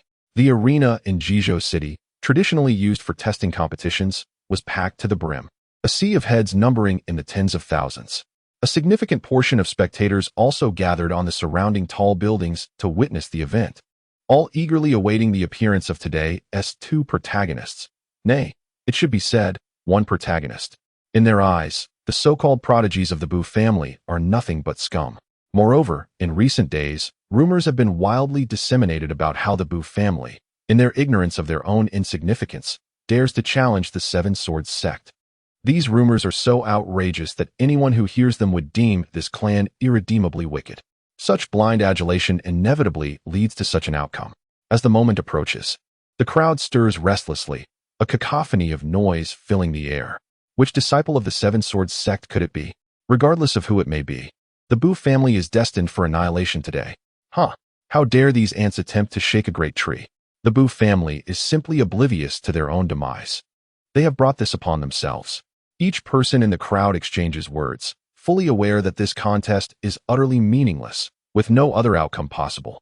Yet their enthusiasm remains unbridled, driven by the desire to witness the prowess of the disciples of the Seven Swords sect, the foremost sect of the Great Song. With their leader having stepped into the realm of the innate, can be considered half a celestial being. After a long wait, three figures suddenly appear, stepping lightly upon the shoulders of unsuspecting commoners, descending onto the arena. The crowd instantly falls silent, followed by an eruption of deafening cheers and applause. Is this truly a disciple of the Seven Swords sect? Indeed, they are worthy of their celestial lineage, each exuding an extraordinary presence. Especially the man clad in a long black robe, handsome and poised, unmistakably a dragon among men. The Seven Swords sect is invincible. You must eradicate the Bu family, this clan of unparalleled wickedness, and avenge us of Jizhou City. Some individuals expressed their astonishment, though they had encountered other cultivators of such prowess. Their preconceived notions had clouded their judgment. Regardless of which disciple from the Seven Swords sect they observed, they perceived an extraordinary demeanor. The protagonist had made his entrance. Yet the supporting character remained elusive. Immediately, some began to jeer, mocking the Bu family. Among the crowd were also supporters of the Bu family, who, undeterred by blind fervor, appeared somewhat outnumbered, hesitant to voice their opinions amidst the insults hurled nearby. Naturally, there were a few who merely observed the spectacle, yet they refrained from offering any commentary, content to be mere spectators. As half an hour passed without the appearance of the supporting character, the crowd clamored to summon someone from the Bu family. Suddenly, Bu Feitian let out a resounding roar, soaring into the air to land upon the arena. Instantly, silence enveloped the crowd, all eyes fixed upon the horizon, eagerly anticipating the arrival of Bu Qingyun. However, disappointment loomed as that figure remained absent. "Are you Bu Feitian?" inquired Lu Cheng from the arena, his tone dripping with sarcasm and disdain. Despite Bu Feitian being a cultivator at the 9th level of body refinement, Lu Cheng, with his lofty aspirations, felt confident that, given sufficient time, he would surpass the elder. The other two disciples from the Seven Swords sect wisely chose to remain silent, ceding the floor to their senior brother Lu. Bu Feitian cast a glance at the three young men opposite him and remarked with a smile, "Are you the disciples of the Seven Swords sect who have been spreading rumors in the shadows these past few days?" Upon hearing this, the crowd erupted in discussion. Previously blinded by their biases, they had not contemplated the possibility, but now, with someone bringing it to light, they began to wonder if there truly was someone clandestinely disseminating such tales. As Lu Cheng's eyes widened in astonishment, he realized that age often bestows wisdom. A single, profound statement could easily unsettle the unprepared. He immediately refrained from arrogance and shouted vehemently, "Do not utter such nonsense. The Seven Swords sect operates with utmost integrity, a truth well known to all. How could it be tarnished by the likes of your ignorant clan?" "Tarnished? I fear the Bu family lacks the capability for such slander." Bu Feitian, in his self-deprecation, surely has his reasons. "I am intrigued by your claim that the Bu family has insulted the Seven Swords sect and threatened its annihilation. From whence does this assertion arise? Why am I myself unaware of it?" This claim is rooted in fact, originating from none other than Go Kwang, the head of the Go clan. Not long ago, he was pursued and sought refuge within the Seven Swords sect, where he was met with threats that no matter the distance, he would bring calamity upon those nearby. Lu Cheng declared with righteous indignation. "Go Kwang." Bu Feitian furrowed his brow, muttering, "So, the Seven Swords sect colludes with Go Kwang. If that is the case, I have nothing further to say. Are you not seeking to challenge the Bu family? Then come forth." With that, he unleashed a piercing cry that reverberated through the air, causing the very ground to tremble. Upon hearing this, Lu Cheng's expression shifted dramatically. He was acutely aware of the vast chasm separating their strengths. To describe it as worlds apart would not be an exaggeration. He possessed no capability to contend with such power. The difference was akin to two realms, particularly the ninth realm, which could soon elevate one to the realm of postnatal enlightenment. Shameless. Utterly shameless. Lu Qing exclaimed. Is Bufatian not exploiting his advantage? Indeed. Others echoed. He is fully aware of his strength in the ninth realm, yet shows no shame for his age, bullying these young individuals. Amidst the cacophony of voices cursing him, Lu Qing felt a profound sense of satisfaction and secretly reveled in his thoughts. He proclaimed, Humph, what fear do I have in battling you? Just grant me 3 years, and I shall undoubtedly surpass you and vanquish you. The spectators on the arena were stirred by his declaration, their expressions filled with excitement, and praises erupted from the crowd. At that moment, a resounding shout echoed from afar, causing the old man's face to darken and a flicker of anxiety to flash in his eyes. Haraha! How utterly ridiculous! You challenge me? I too can declare that in 3 years, I will surpass you and slay you as one would a mere chicken or dog. The voice belonged to Bu Qingyun, who, like the wind, dashed forward, scaling walls and landing gracefully upon the stage, brandishing a long spear as dark as ink, pointing menacingly at the 3 disciples of the Seven Swords sect. What did you just say? Accusing my grandfather of bullying others with power? And what of you? Are you not also wielding your influence? Everyone was aware that I had only recently undergone a talent assessment. How could my strength be judged so easily? Surely, the gathered crowd understood this all too well. His words left those who had once shouted in defiance feeling somewhat ashamed, as they had collectively believed that the fault lay solely with the Bu family, while the Seven Swords sect could do no wrong. Bu Qingyun surveyed the onlookers, taking in their expressions with a cold smile. So, you are Bu Qingyun? Lu Cheng exclaimed in surprise. The agility displayed in Bu's earlier movements indicated extraordinary prowess, and it seemed that the death of Wang Shidi was indeed linked to him. At such a young age, possessing such strength was difficult for Lu Cheng to fathom. Within his own sect, he was considered a genius, yet before this youthful adversary, he felt utterly diminished. Nevertheless, he remained confident in his abilities, believing that no matter how formidable his opponent might be, they could never defeat him, a practitioner of the sevenfold body refinement who had dedicated 8 years to his training. He suspected that the tragic demise of Wang Shidi was aided by unseen hands. With such thoughts swirling in his mind, his confidence soared, and he bellowed, What punishment should befall those who insult my Seven Swords sect? If you bow and acknowledge your wrongdoing, and join me at the Seven Swords sect, I trust my master will be lenient. Lenient? Bu Qingyun scoffed. Is the Seven Swords sect the law itself? The elder behind him tugged at his sleeve, signaling him to retreat, but he refused. The Seven Swords sect is ridding the world of harm. The Bu family has committed countless atrocities in Jizhou City, a fact that the citizens can attest to. Countless atrocities? How utterly laughable! Bu Qingyun retorted, glancing down at the throng of people, where voices occasionally echoed in agreement with Lu Cheng. Very well. Since you claim the Bu family is guilty of numerous evils, today I shall reveal the misdeeds we have committed. His voice rang out, the veins on his forehead bulging with fury. You are indeed correct. The Bu family has committed many wrongs, the worst being our meddling in affairs that do not concern us, engaging in these foolish acts for sympathy. As the citizens listened, some bowed their heads in shame. The Bu family had a legacy spanning centuries, maintaining an impeccable reputation, never resorting to the exploitation of the populace like certain other clans, and even parting with fertile lands to assist impoverished families. Though Bu Qingyun has not personally experienced these events, he has heard tales from his elders, who speak as if they were witnesses themselves. Their words, however, bear weight, as some supporters of the Bu family, their faces flushed, suddenly erupted into shouts. Indeed, my entire family nearly perished during that year of famine. It was the Bu family who, at great personal cost, opened their granaries and sacrificed a significant portion of their wealth. Could such benevolence be matched by those who only care for their own clans? You pitiable souls. The benefactor stands before you, and yet you dare to act with ingratitude. I must inquire, has the Seven Swords sect ever extended a kindness to you? Have they ever had any dealings with the common folk of Jizhou City? Bu Qingyun listened, and a smile broke through his furious expression, grateful that some still possessed the integrity to speak their truth rather than blindly follow the crowd. Lu Cheng's countenance darkened. He had not anticipated such a dramatic shift in the tide.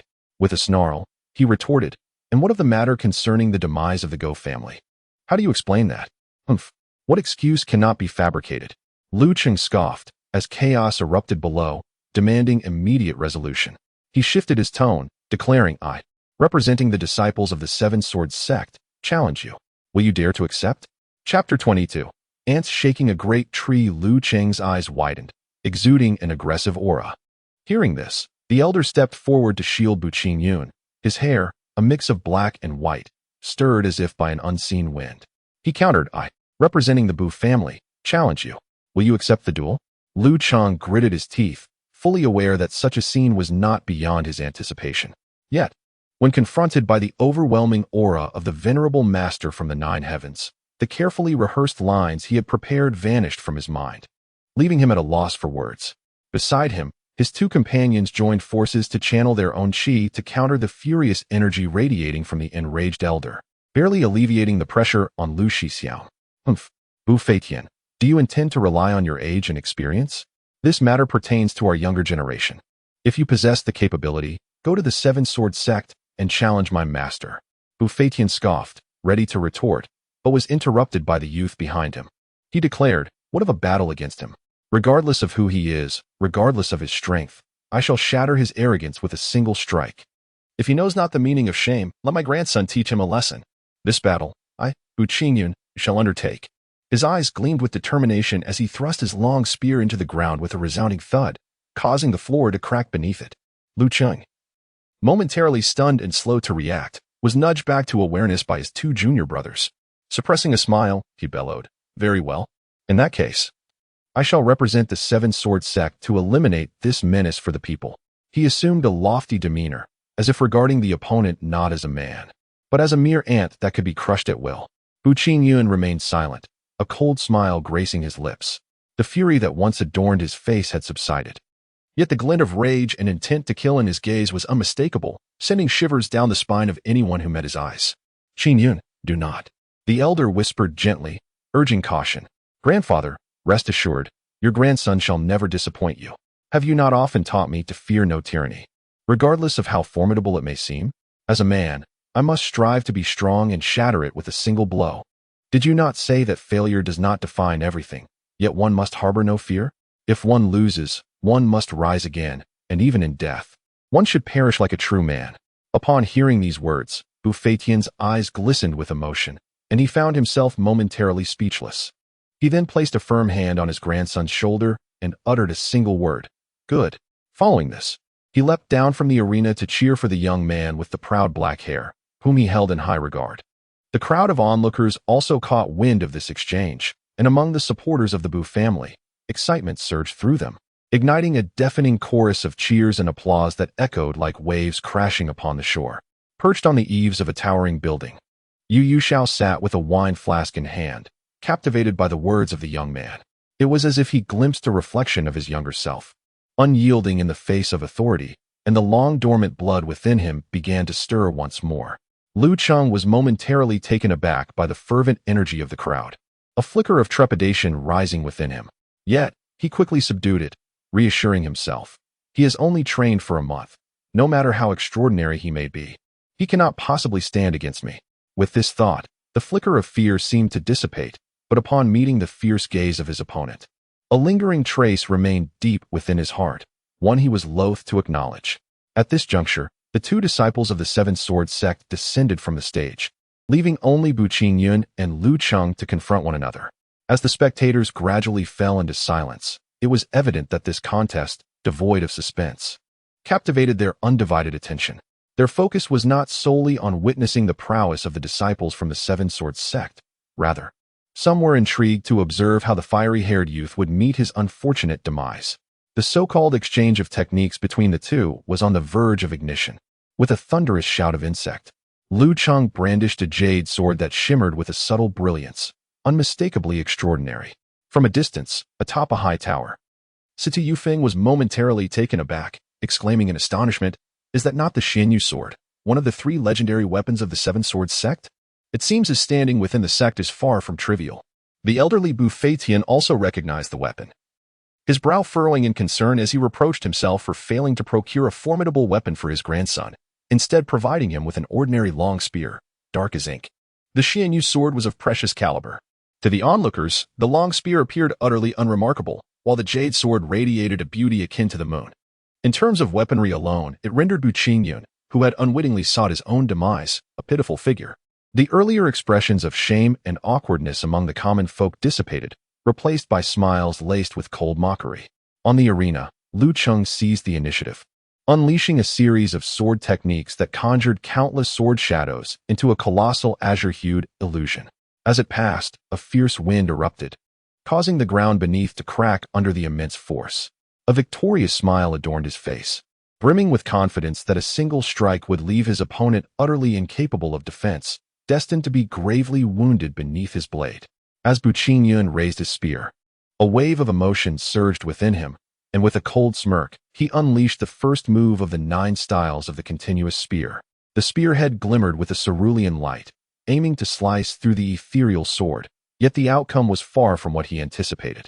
A resounding clash erupted as their initial strikes met, producing a sound that threatened to shatter eardrums, accompanied by a blinding brilliance. What? Bu Qingyun actually withstood a strike from a disciple of the Seven Swords sect? How could this be? No matter how diligently Bu Qingyun trained, he would likely never reach even the second level of the celestial realm. This was utterly unfathomable. It must be that the disciple of the Seven Swords sect was merely holding back, testing the capabilities of the young scion of the Bu family. Lu Qing had initially believed that a single blow would secure his victory, yet he was met with an unexpected outcome. His opponent had withstood a strike infused with 30% of his power, a blow that even cultivators at the 4th level of the celestial realm would struggle to endure. Astonished, he enhanced his true energy, dismissing his previous underestimation, now regarding his adversary as a true foe. Bu Qingyun, too, had only intended to probe with his strike. Noticing the subtle change in Lu Qing's expression, he discerned his intent, and a fierce glint ignited in his eyes. Without hesitation, he charged forward, executing the second move of the 9 styles of the continuous spear. The Zuanyujian, radiant and translucent, emitted a dazzling brilliance as it swiftly unleashed a series of sword rays, slicing through the air with remarkable speed, dismantling Lu Qing's arcane technique. To onlookers, the seemingly fragile long spear revealed its formidable resilience at that moment. When it collided with the jade sword, it remained unscathed, not even a chip left behind. This was a weapon bestowed by the system, one that could be infinitely upgraded. Although it was currently classified as a low-grade weapon, its hardness and sharpness were akin to that of a quasi-precious grade. The two combatants engaged in a fierce duel, neither willing to concede defeat. The air was filled with soaring sword and spear lights, as the very ground of the arena was utterly ravaged, revealing numerous pits and craters. With each exchange, Lu Cheng grew increasingly alarmed. The opponent possessed an alarming level of power. Could he truly be just a youth who had recently undergone a talent assessment? Was he perhaps a celestial infant or of ancient bloodline? Such a notion seemed implausible, for had he been so exceptional, he would have already attracted the attention of the major sections. Yet, what else could account for his extraordinary prowess? No matter how many enhancements Lu Cheng employed, his adversary met every strike head-on. Though he found himself at a disadvantage, there was no sign of defeat. Instead, the opponent seemed emboldened, instilling a sense of dread. The spectators below were left in astonished silence, including the elder, who was equally taken aback. In a distant high tower, Siti Yufeng clenched his fists, his lips moving in a hushed declaration. No matter what, he must not become an enemy. The Situ and Bu families are destined to be allies, and no one can thwart that. Observing the contest with a relatively calm demeanor was Yu Xiao, who sipped his drink, nodding occasionally. Humph, it seems you possess some skill. Yet before me, you remain utterly insignificant. How could a mere 6th-level body cultivator stand against my 7th-level prowess? Witness my technique. At this moment, Lu Cheng had no choice but to unleash his full potential, having forgotten the instructions imparted by his master. Grasping the xianxia sword, he sliced through the void, unleashing a torrent of sword lights that converged, forming an even grander and more resplendent sword than the initial ethereal blade. Bu Qingyun furrowed his brow, fully aware that his opponent had unleashed a formidable strike. Without granting his adversary a moment to recover, he executed the first 5 forms of the 9 styles of continuous halberd in seamless succession, thwarting the opponent's intent. In merely 7 days, he had mastered 5 profound techniques that would typically require a year and a half to acquire. This was not merely the result of exceptional talent, but also an astonishing comprehension of the art. Lu Cheng was taken aback by the opponent's relentless assault. Unable to contain his ire, he exclaimed, "Despicable scoundrel." This outburst elicited a hearty laugh from Bu Qingyun. In a life-and-death confrontation, should one really afford their opponent a moment to breathe? How utterly absurd. As he spoke, his hands continued their relentless motion, the 5 techniques flowing forth with tremendous force, leaving Lu Cheng gasping for air. Seizing the opportunity, Bu Qingyun silently resolved. And with a flick of his fingers, he sent forth a brilliant flash, the technique poised to strike. Lu Cheng, engrossed in preparing his ultimate move, found himself unable to evade. He could only watch in horror as the light hurtled towards him, impacting squarely against his abdomen. The sound echoed within Lu Cheng's body like shattering glass, as the blow struck at his dantian, dislodging his vital energy and scattering it chaotically. His meridians were impacted, with some even severed. A pained scream escaped his lips as he was propelled backward, tracing a graceful arc through the air before crashing to the ground. The audience collectively gasped, exchanging bewildered glances, their eyes then drawn to the young man on the stage, each feeling as though they were trapped in a surreal dream. Had a disciple of the Seven Swords sect truly been defeated? Bu Qingyun had vanquished a disciple of the Seven Swords sect? He has only been training for less than a month. Could it be that his talent rivals that of the legendary prodigies? Exclamations of astonishment reverberated, followed by a crescendo of cheers and applause that resonated in the air. The supporters of the Bu family were flushed with excitement, raising their arms in fervent celebration. It is impossible. This cannot be true. Lu Cheng, lying on the ground, uttered these words, crimson blood spilling from his lips. The other 2 disciples of the Seven Swords sect, sensing the dire situation, blended into the crowd and discreetly retreated, unwilling to draw attention. Bu Qingyun approached the fallen man. Step by step. Chapter 23. A heartfelt sight under the gaze of the crowd. The dark-haired youth walked towards the murmuring figure on the ground. From a distant high tower, Situ Yufeng furrowed his brow and exclaimed, "This cannot be. Such actions will only deepen the enmity with the Seven Swords sect." He intended to intervene, but noticed a piercing gaze fixed upon him from a rooftop afar. It belonged to Yu Xiao, who shook his head in disapproval. Momentarily taken aback, he transmitted his thoughts. "Senior, this may not be appropriate." What could possibly be inappropriate? The disciple of the Seven Swords sect wields the xianxia sword, which clearly marks his extraordinary status. His connections within the sect are likely not those of an ordinary disciple. And what of it? Yu Xiao countered, his demeanor calm and devoid of any emotional fluctuation. Situ Yufeng raised an eyebrow, perplexed. Certainly, the Seven Swords sect would dispatch formidable experts. If the situation escalates, it is likely that even the sect leader, rumored to have 1 foot in the realm of the innate, will emerge. Yu Xia offered a disdainful smile, uttering no more than a single phrase, leaving the decision on how to proceed entirely to the youth below, with no one permitted to intervene. On the arena, Lu Cheng's face, flushed either from agony or rage, bore the weight of shame as he heard the murmurs from the crowd, wishing for a hole to swallow him whole. Disregarding his status and pride, the sensation of being pointed at and whispered about was unbearable. His fury ignited, and blood once again surged from his mouth. The emblem of the 7 swords on his chest was struck by a flick of autumn water, replaced by a gaping wound. Bu Qingyun approached, gazing down at the man lying on the ground, who glared back at him with indignation, yet he did not display the smirk of a victor. Like an eagle seizing its prey, he lifted Lu Cheng with ease and delivered a resounding slap. The crisp sound echoed through the air as he bared his teeth and declared, "This slap is to teach you the meaning of recklessness and shame." He continued to rain down blows, each accompanied by an enraged proclamation. "This slap is in retribution for the Bu family. This slap is the consequence of your insults to my grandfather. And this final slap is my gift to you." Lu Cheng, already gravely injured, was left dazed by the onslaught, his vision clouded as if the world were spinning around him. Bu Qingyun then retrieved the jade sword from the ground and, with a swift motion, thrust it downward, unleashing a gust of wind and brilliance. "No, you cannot take my life, or else." Lu Cheng's voice faltered, and before he could fully articulate his despair, he breathed his last, his eyes bulging like those of a fish, unblinking as they gazed at the dim, ominous sky. Had he lost his sanity? That was a disciple of the Seven Swords sect. Was this not a path to certain death? The Seven Swords sect would undoubtedly seek retribution. Ignoring the gasps and doubts from the onlookers, Bu Qingyun leaped down from the arena. After exchanging a knowing glance with the old man, they both erupted into hearty laughter before departing the scene. At that moment, the duo was filled with exuberance and ambition, fully aware that the impending vengeance from the Seven Swords sect was beyond what the Bu family could withstand. Yet they remained undaunted. Let them be the towering mountains. Let them be the foremost sect of the Song dynasty. What was there to fear? What was there to dread?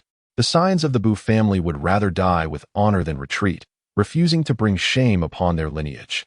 The ancestral teachings of the Bu family echoed in their ears, igniting a fervent resolve within them. On a peak of the Seven Swords sect, the sound of shattering glass suddenly pierced the air, followed by a heart-wrenching cry of grief, stirring sorrow in the hearts of those who heard it.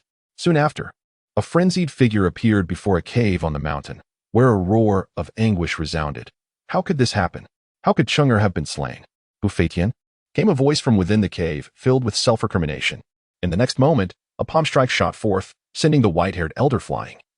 His tone laced with murderous intent. If not for you, how could Chang'er have met such a fate? Cursed be you.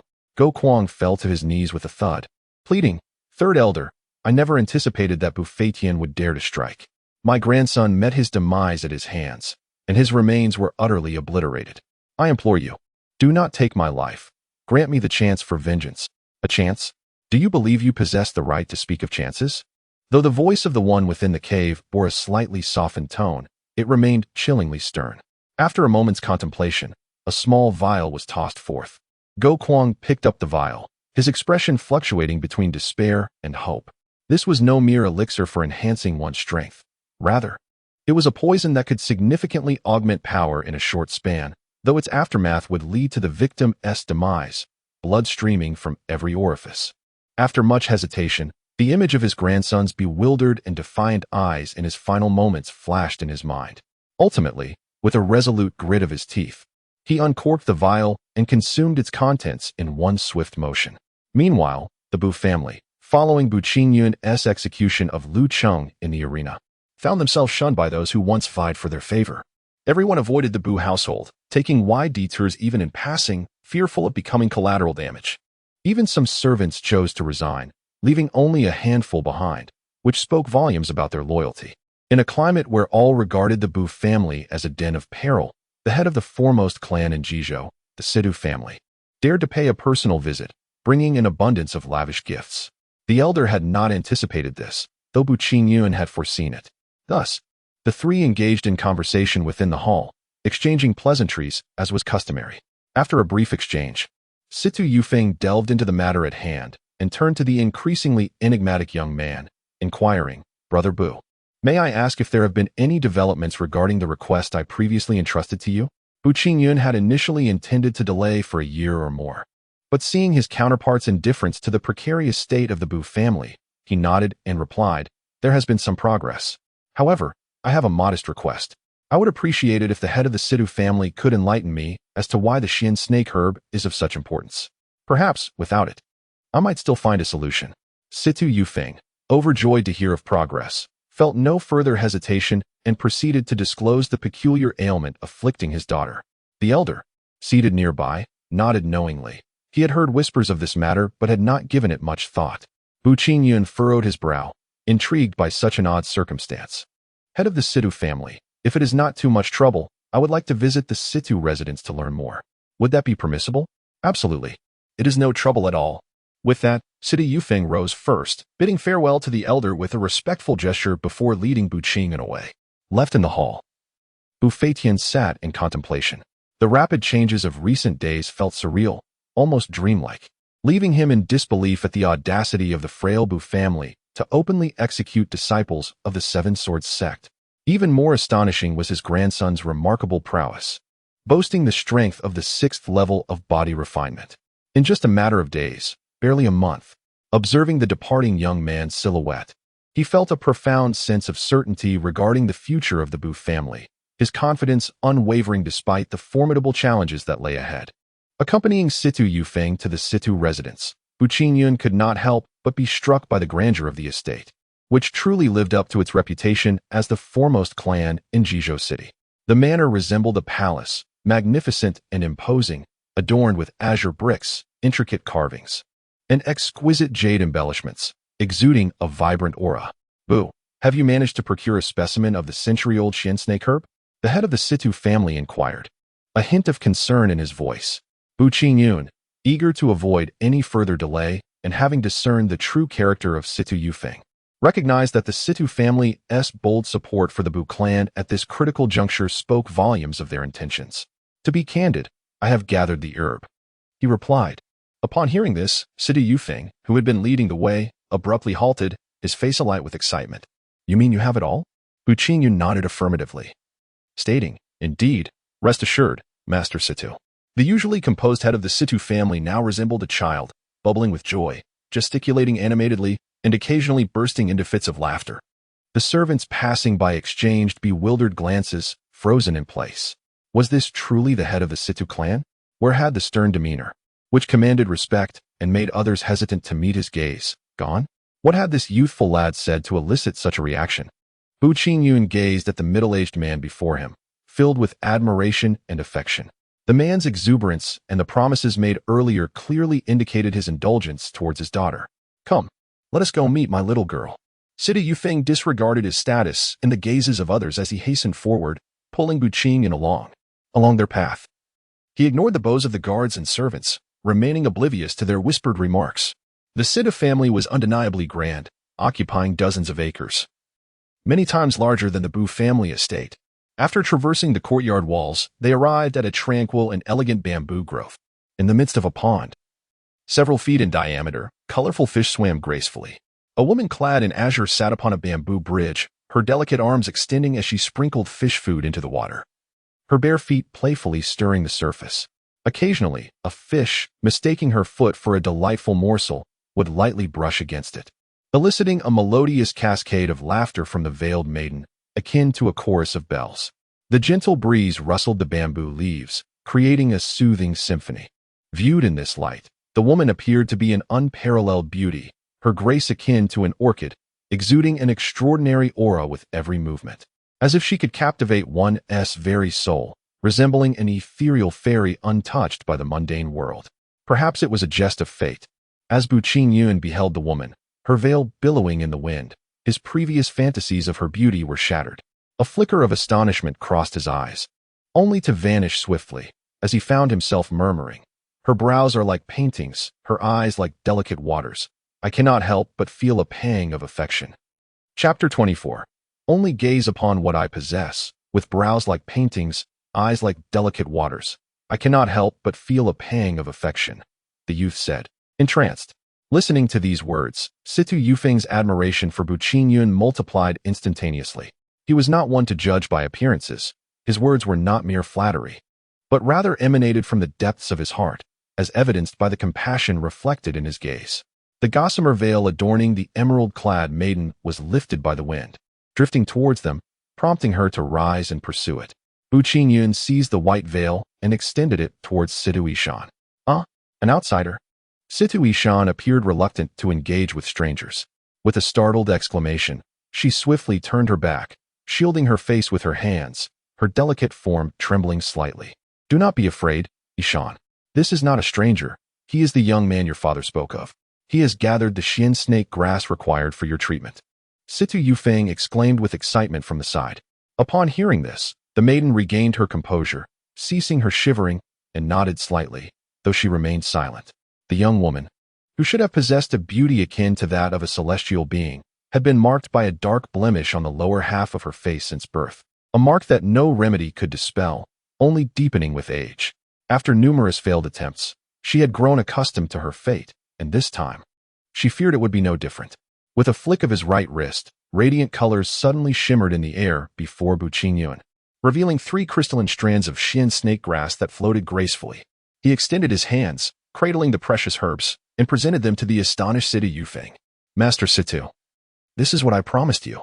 Situ Yufeng accepted the xian snake grass with a hearty laugh, then turned to Situ Yishan, instructing her to prepare the medicine, momentarily casting aside their worries. Father, please don't go, the maiden called out, but the figure had already vanished into the distance. Before the bamboo grove stood 2 individuals of similar age, each enveloped in silence, creating an atmosphere tinged with awkwardness. Ultimately, it was Bu Qingyun who shattered the stillness, clearing his throat somewhat sheepishly before introducing himself. Greetings, I am Bu Qingyun. In response, Situ Yishan, facing away from him, slightly inclined her body but refrained from uttering a word. From the silhouette, one could discern that this woman possessed a graceful and alluring figure, leading one to presume her beauty. Once more, silence enveloped them until, after a brief interlude, the young lady spoke. "Thank you." Her voice rang clear and melodious, akin to celestial music. "Did you see what just transpired?" Bu Qingyun naturally understood her reference and nodded in affirmation. "Did it frighten you?" "Huh." Situ Ishan's expression dimmed slightly. "With my appearance, how could it not be alarming?" "No. Your features are like a painting, and your eyes resemble shimmering waters. How could they evoke fear?" "It is beauty that captivates those around you," Bu Qingyun asserted, shaking his head earnestly, for he did not judge based upon appearances, but rather spoke with genuine candor. Hee. The young lady managed a somewhat forced chuckle, draping a light veil over her delicate face before turning to face him, revealing a countenance that could ensnare hearts. Bu Qingyun felt a stirring within him, drawn in by her eyes, which were as clear as a tranquil river. "You are a fortunate person. You should feel joy rather than harbor insecurities about your appearance. Such thoughts will only cause you to lose sight of your most beautiful self." "Beauty? Is this term truly applicable to me?" Situ Ishan sighed softly, her expression forlorn. How could it not be? As Bu Qingyun spoke, he recounted a tale. Once, there was a woman born without arms, possessing an exceedingly unattractive visage, her features seemingly compressed into a single point. Yet, she lived her life with joy and happiness each day. "Are you merely fabricating this to encourage me?" she inquired. "This is no fabrication, it is indeed true." Situ Ishan gently shook her head, expressing her disbelief. How can someone so unfortunate find joy and laughter every day? Initially, I too harbored skepticism. However, someone once asked her, "Having lived like this since childhood, how do you perceive yourself? Do you harbor no resentment?" How can they be so impolite? Once the story concluded, the girl draped in light gauze fell into contemplation and murmured, "I focus on all that I possess, not on what I lack." As she spoke, 2 droplets of water fell from her beautiful eyes, not tears of sorrow, but of joy. "I understand now. Thank you." She expressed her gratitude to the young man beside her. Subsequently, she tore the gauze and tossed it into the air, gazing up at the azure sky with a radiant smile. Bu Qingyun too wore a satisfied smile. Although the story had undergone many alterations from its original form, the essence remained unchanged. He felt content to have been able to assist the girl, who now bore an innocent smile, as if the blemishes of her past had vanished, revealing a face pure and unblemished. He caught the gauze drifting in the air and instinctively tucked it into his embrace. At that moment, Sidi Yufeng, who had just finished preparing the medicine, paused in surprise upon witnessing his daughter's joyful laughter, casting a glance at the dark-haired youth, a thought blossoming in his mind. The fragrant elixir, brewed from the century-old Xian snake herb, wafted through the air, catching the attention of Situ Ishan. With a playful gleam in her eyes, she bounded forward, entwining her arms around the middle-aged man's, and affectionately called out, "Father." "Ishan Yu." Situ Yufeng was perplexed, unable to comprehend how his daughter had seemingly transformed in such a brief moment. His gaze lingered on Bu Qingyun, and he increasingly sensed that this young man was extraordinary. As if a shroud of mystery enveloped him, growing ever denser. "Shouldn't the head of the Situ family hurry? The medicine is growing cold," Bu Qingyun reminded gently. After Situ Ishan consumed the potion, a wave of warmth enveloped her. Her cheeks flushed, save for the areas marked by dark spots, her eyes becoming hazy, and her steps unsteady, almost leading her to stumble. Fortunately, Bu Qingyun, quick and concerned, caught her, casting a questioning look at her father. "Head of the Situ family. There remains another Xian snake herb. You may administer it to Miss Situ in portions. It may prove beneficial," he suggested, as he conjured a crystalline herb and placed it in the middle-aged man's hand before bidding farewell. Once outside the Situ residence, Bu Qingyun hastened through several streets, arriving at a secluded alley where the rhythmic sound of hammering echoed in the air. It had been some time. The construction of the house should be complete by now. Approaching the blacksmith's shop, he greeted the 4 disciples of his esteemed mentor, then rushed into the courtyard. There, he found Master Xie and Master He, both skilled carpenters, gathered around a large object covered with a crimson cloth measuring approximately 20 feet in length and 30 feet in width. "Young Master Bu, what brings you here?" Master He was the first to notice him, stepping forward to pay his respects, followed by the other 2.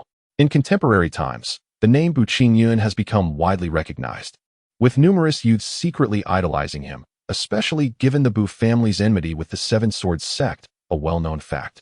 To the common folk, cultivators of the sixth heaven are regarded as formidable beings, earning a measure of respect even from the authorities, and they would be favored in the imperial court, becoming guardians of the emperor. The three individuals, not being cultivators themselves, naturally held them in high esteem. Upon mentioning the estate gate, the trio instantly became animated, clearly pleased with their recent accomplishments. The robust and towering Xiaobai gestured toward a large cloth, declaring, "The estate gate is right here." Chapter 25. The hatching of the flame beast. Bu Qingyun raised an eyebrow and chuckled. How fortuitous that I have arrived just in time to witness this momentous unveiling. Xiaobai and He Peng, the two seasoned carpenters, wisely stepped aside, gesturing for the young man to unveil the crimson cloth. Bu Qingyun, devoid of pretentiousness, advanced and swiftly pulled it aside, revealing a flicker of dazzling light that momentarily dazzled his eyes, reminiscent of a divine artifact being unearthed. However, the brilliance was fleeting and went unnoticed by those in the outer courtyard. As the glow faded, it revealed that the estate gate was adorned in red lacquer, appearing ordinary yet subtly emanating waves of spiritual energy. Cultivators are typically sensitive to such energies and could discern its significance at a glance, while ordinary individuals would perceive it as extraordinary. What level could this be? Young Master Bu, we consulted with the blacksmith Xiaobai, and he confirmed that this is a quasi-treasure grade. Its defensive capabilities even surpassed those of some true treasure-grade armors. Upon hearing this, Bu Qingyun felt a surge of excitement. He was elated. He approached the back of the residence, where numerous gears and chains, both large and small, gleamed with a polished sheen, crafted from fine iron ore, signifying a substantial investment. "Let me test the strength of this," he declared, rolling up his sleeves in anticipation. Xiaobai and the others were equally eager, for they had only assessed it previously without witnessing its defensive capabilities firsthand. Bu Qingyun exerted a fraction of his strength, channeling the true energy from his dantian, which converged upon his fist. With a sudden strike against the outer wooden door reinforced with iron, a resounding thud echoed, akin to the deep sound of a drum. He felt the force rebound from the door and was inwardly astonished. Nodding in acknowledgement, he increased his strength once more and swung his fist again. The same outcome ensued. Thus, he decided to hold nothing back and exerted his full strength. A vibrant azure light enveloped his colossal fist, instilling a sense of oppression in the three bystanders, causing them to gasp for breath as they instinctively retreated until they were 3 paces away, where the sensation began to ease. After all, the aura of the sixth heaven was beyond the endurance of ordinary individuals. Bu Qingyun's eyes sparkled with intensity as he unleashed a powerful strike, producing a deep, resonant sound. Remarkably, the fortified door remained unscathed, still standing firm, devoid of even a single dent from his assault. Witnessing such resilience, the 4 of them displayed expressions of astonished delight. The defensive capability of this door likely surpassed that of the palace gates. After exchanging glances, He Peng and the 2 master craftsmen nodded to one another, then simultaneously bowed forward, expressing, "We are but humble artisans, yet we hope to assist the Bu family. In the realm of architectural construction, we are regarded as top tier in Jizhou City." Upon hearing these words, Bu Qingyun was somewhat taken aback and inquired, "Are you aware of the precarious situation the Bu family currently faces? We may be on the brink of annihilation, a calamity that could also ensnare your own kin." The 2 men resolutely shook their heads, declaring, "We have faith that the Bu family will soar to great heights, rendering even the Seven Swords sect too fearful to encroach upon us. As for life and death, as you, young master, have articulated, if we must perish, let it be with honor. We shall not live in disgrace. Haha, splendid. Henceforth, we shall be as one family." Bu Qingyun felt a profound admiration for the attitudes and determination of the 2 masters. He had already resolved to nurture their descendants and enhance the overall strength of the Bu family. After exchanging pleasantries, the 4 men dispersed, as the manor required a final inspection, which would take another day before it could be delivered to the Bu family. Bu Qingyun sought to find Yu Qian, yet the latter remained elusive. Even scouring the entirety of Jizhou City yielded no results. He was quite concerned about the enigmatic figure who had aided him at the Milky Way waterfall and wished to inquire of Yu Xiao if there were any reclusive experts residing in nearby cities. After all, within Jizhou City, Yu Xiao was recognized as the most formidable, though his prowess was largely unknown. Even the widely acknowledged strongest, Situ Yufeng, referred to him as a junior, indicating that his strength surpassed that of the Situ family head. Bored, he meandered through the streets, indulging in a performance of traditional opera to unwind and grant himself a brief respite. Although he had become a renowned figure in Jizhou City, his true visage remained obscured to all but those who had seen him up close during the tournament. From a distance, he was merely a vague silhouette. Thus not everyone could recognize him. The elderly gentleman understood immediately, a smile gracing his face. After a moment of contemplation, he declared, "This shall be the course of action. What the Bu family requires are loyal individuals who fear not the might of power." Upon uttering these words, he summoned the steward to draft a notice for recruiting talent, subsequently instructing him to have it disseminated and posted throughout the streets. Standing before a crimson scroll, clad in black attire and donning a black cloth hat, the figure of Go Kwang observed intently. Were it not for the obscuring fabric, one would have glimpsed the shadowy smirk upon his visage before he turned away. The issuance of this list sparked a modest wave of discourse. The Bu family seeks talent? Is this not akin to courting death? Could it be that the Bu family harbors the delusion of contending with the Seven Swords sect? Such jest. The Bu family lacks even a single innate master. How could they possibly be a rival? While some scoffed, there were also a few impetuous youths, unafraid of authority, who regarded the Bu family's reputation for integrity and decisive action with admiration. Indeed, the Bu family's young master spoke truly. If one must perish, let it be with the honor befitting a true man. This group reached a consensus and made their way towards the Bu family. Alas, such fearless souls are but a rare breed. Today, only this handful dared to respond to the summons, yet it sufficed. It is not the number of troops, but the loyalty to their commander and the courage to face formidable foes that truly matters. Bu Qingyun did not make an appearance. Rather, the elderly gentleman assessed the candidates before admitting the qualified ones into the Bu family, imparting to them the more rudimentary and foundational techniques for their practice. Within the ancestral hall, Bu Qingyun's gaze resembled that of a man who had beheld an exquisite beauty, fixated upon the resplendent silver egg. The hatching of the flame beast egg was imminent. Without a moment's hesitation, he harnessed his profound energy, gathering the dense vital essence within the chamber, while simultaneously unleashing the pure qi from his dantian, which coiled around his palms, glowing with a flickering azure light. With each breath, the egg absorbed the vital essence. Akin to a whale consuming the vast oceans, or a bull quenching its thirst at a pond, enveloped in twinkling starlight. This continued for approximately half an hour, until Bu Qingyun, utterly fatigued, collapsed, his internal energy depleted. Yet, before him, the flame beast egg remained suspended in the air, drawing in the spiritual energy of the heavens and earth. Unbeknownst to him, the weather shifted dramatically, heralding an ominous change. The previously clear sky suddenly darkened, gathering ominous clouds, accompanied by the rumble of thunder and flashes of lightning, signaling an impending deluge. Inside the Bu family ancestral hall, Bu Qingyun stared in astonishment at the swirling silver egg, surrounded by a vortex of spiritual energy, as a miniature tornado of essence manifested. Rather than feeling a sense of relief, he was engulfed in an overwhelming heat. The sound of cracking filled his ears as the eggshell began to splinter. Due to the blinding brilliance, he could only squint to observe. With a resounding crack, the eggshell shattered completely, and a fiery red claw emerged, brushing aside the remnants of its shell. As the silver egg fell away, the flame beast finally revealed itself in its entirety, small and delicate, no larger than a palm. It sported 2 antennae on its elongated head, a body resembling that of a kitten, claws akin to dragon talons, and a mottled pattern reminiscent of a fierce tiger, particularly at the tail, which was a striking mix of fiery red and white. The rare beast gifted by the system had hatched, and immediately a message resonated within Bu Qingyun's mind.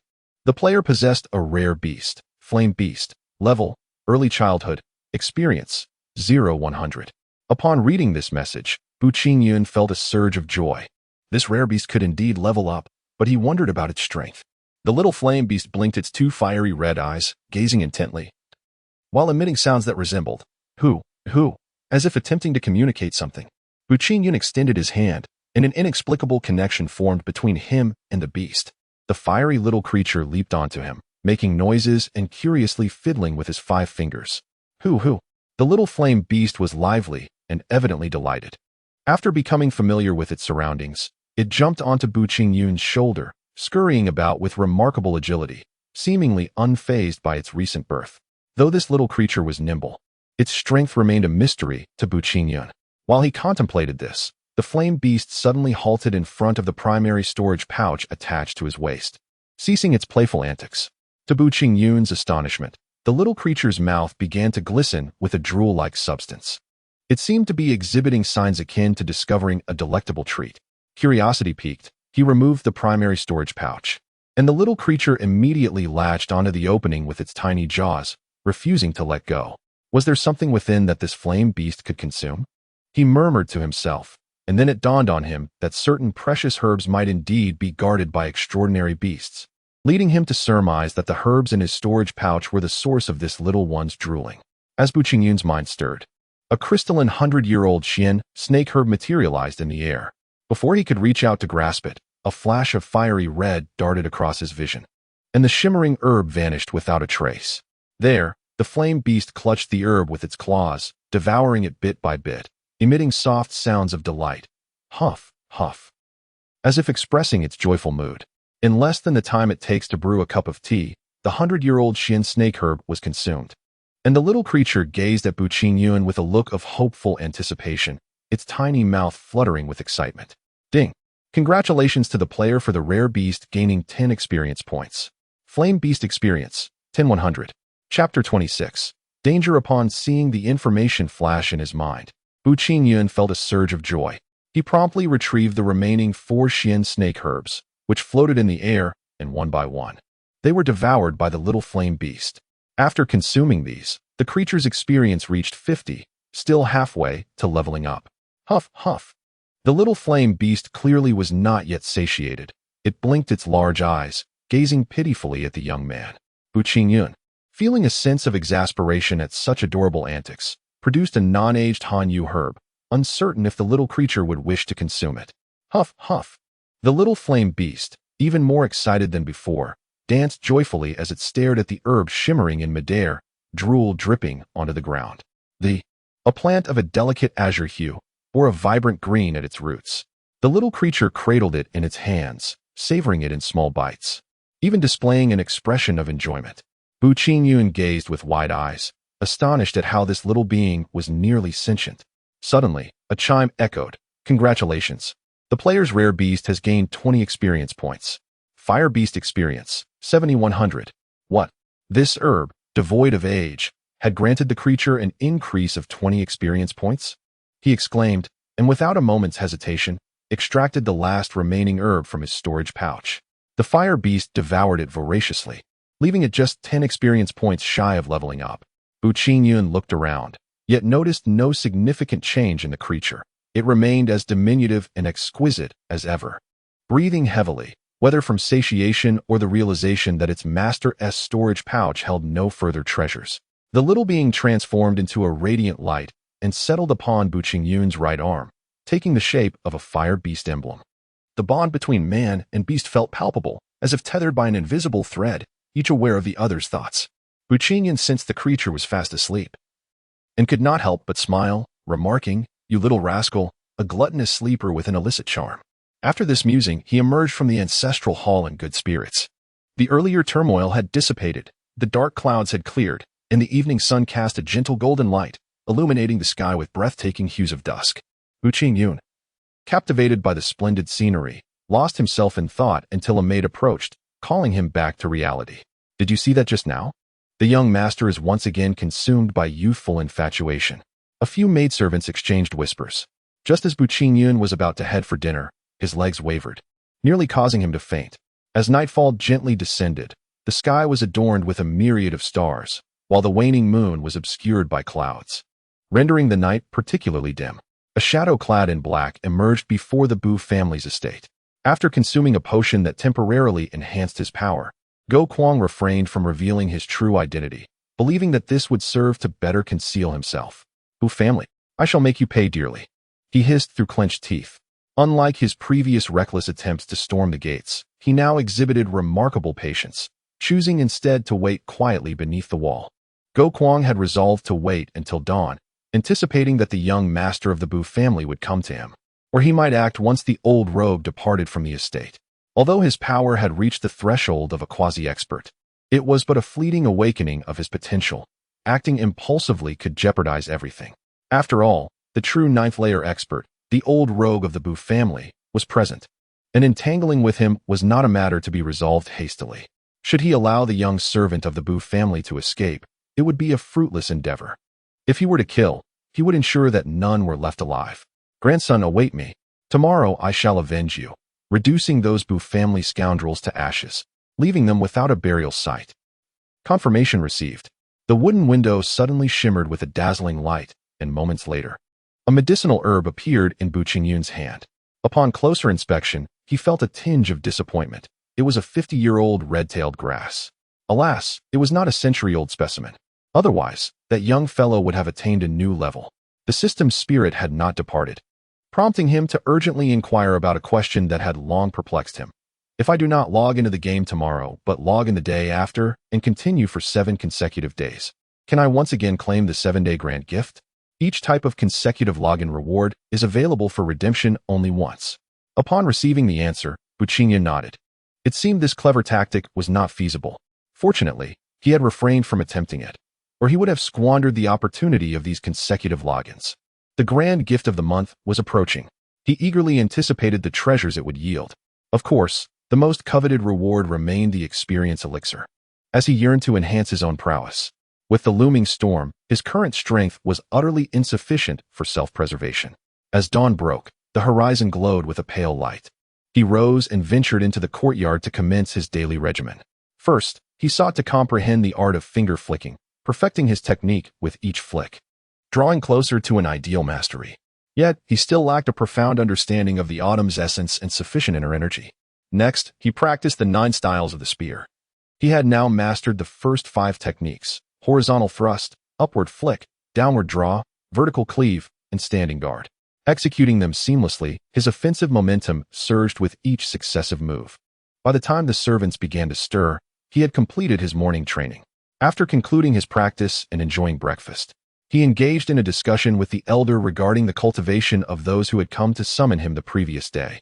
Grandfather, do you know of any miraculous elixirs capable of enhancing the innate talents of those with mediocre abilities? Enhancing innate talent? Buffetian pondered for a moment before nodding and stating, indeed, such a medicinal elixir exists. However, it poses significant risks to the consumer.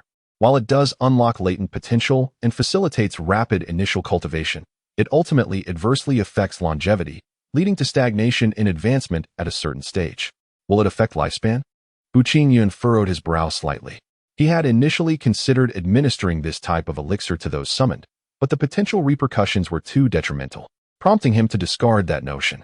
The elder and the young one engaged in further discussion before parting ways. Bu Qingyun fed the 50-year-old red-tailed grass to the little flame beast, resulting in a modest gain of 5 experience points, indicating a genuine correlation with age. After consuming the grass, the little creature promptly fell asleep, truly a gluttonous sleeper. Bu Qingyun could hardly contain his eagerness to re-enter the small black room to claim his reward. Perhaps tonight would yield something other than herbs.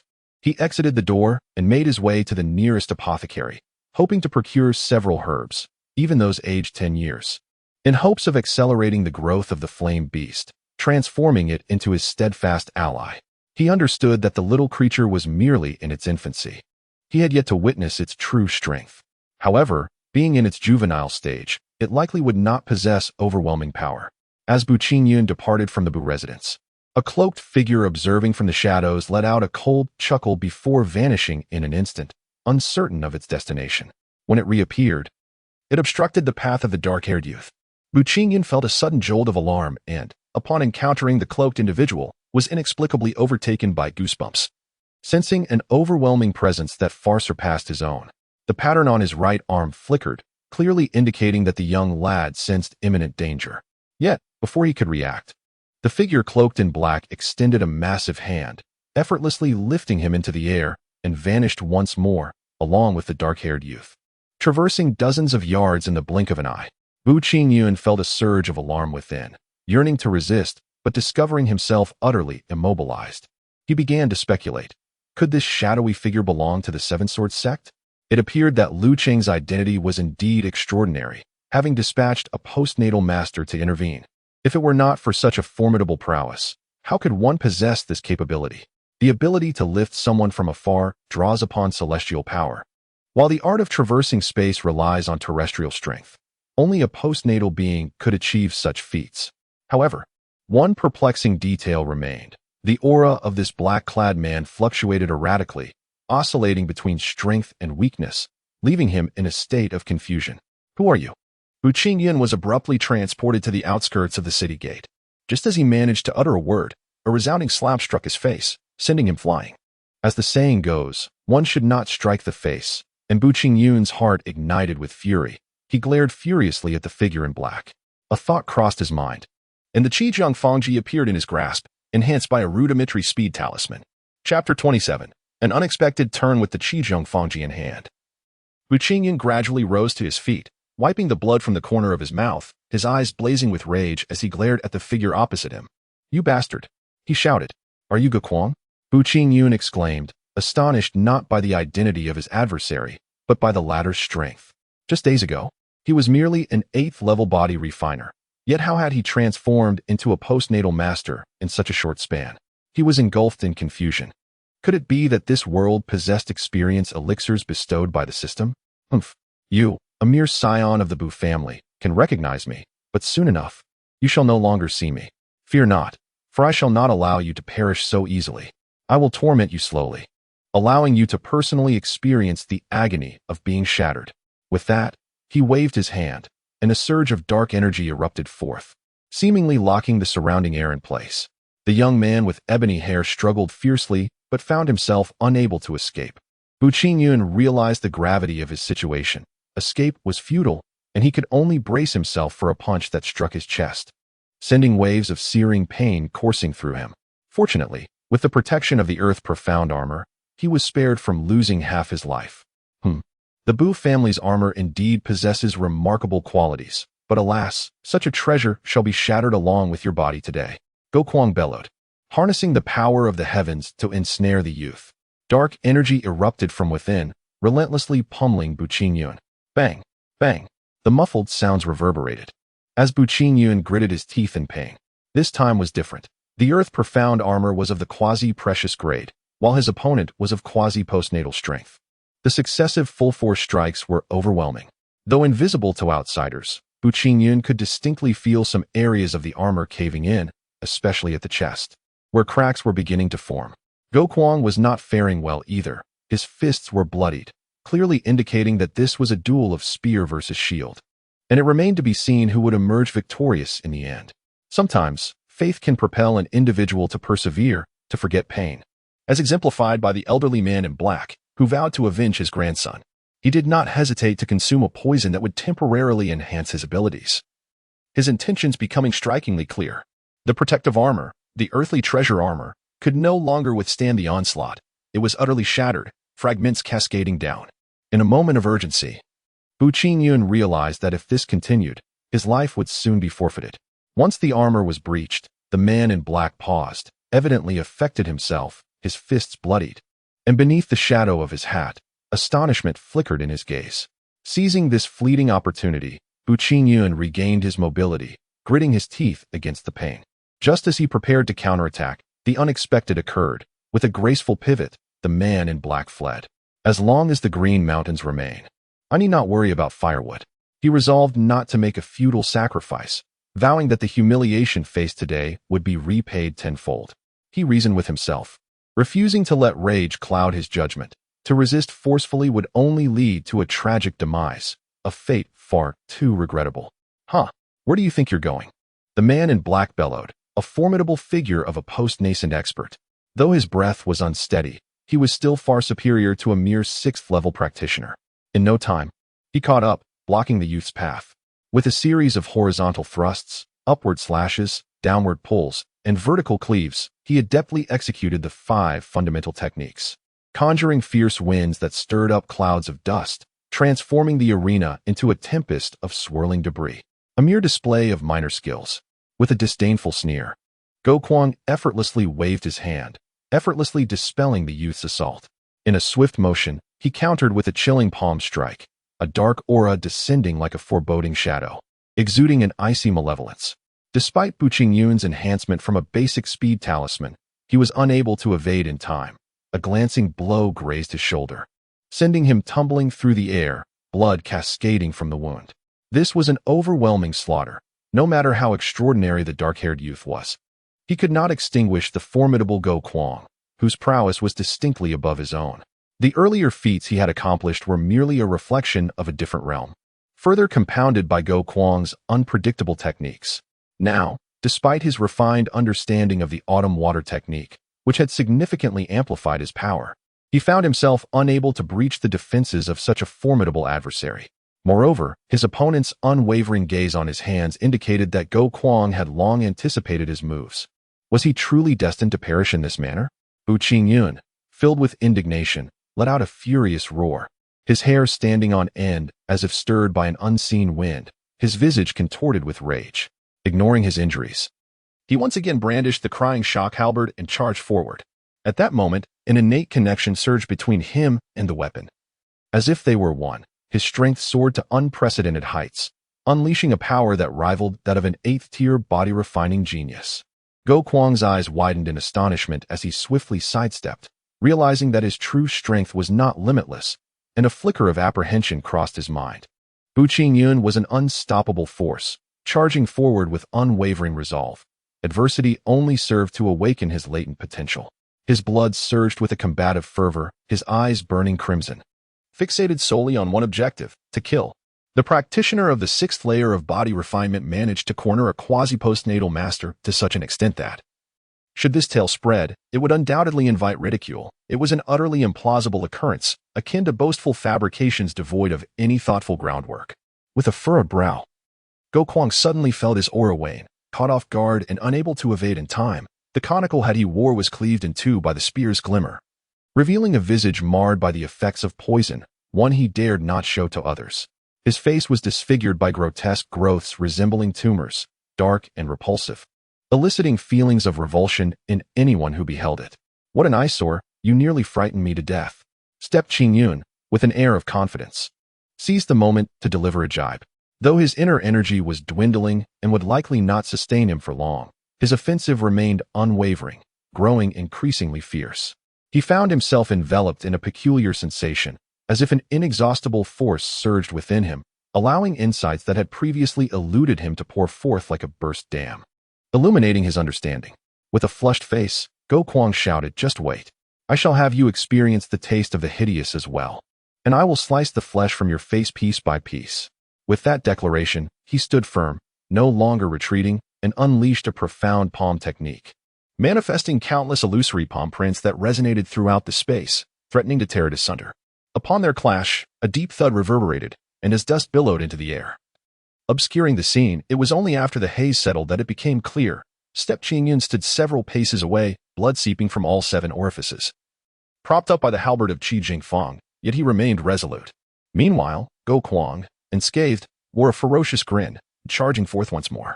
Bu Qingyun clenched his teeth, his right hand forming a finger, and with a flick, the autumn waters surged forth.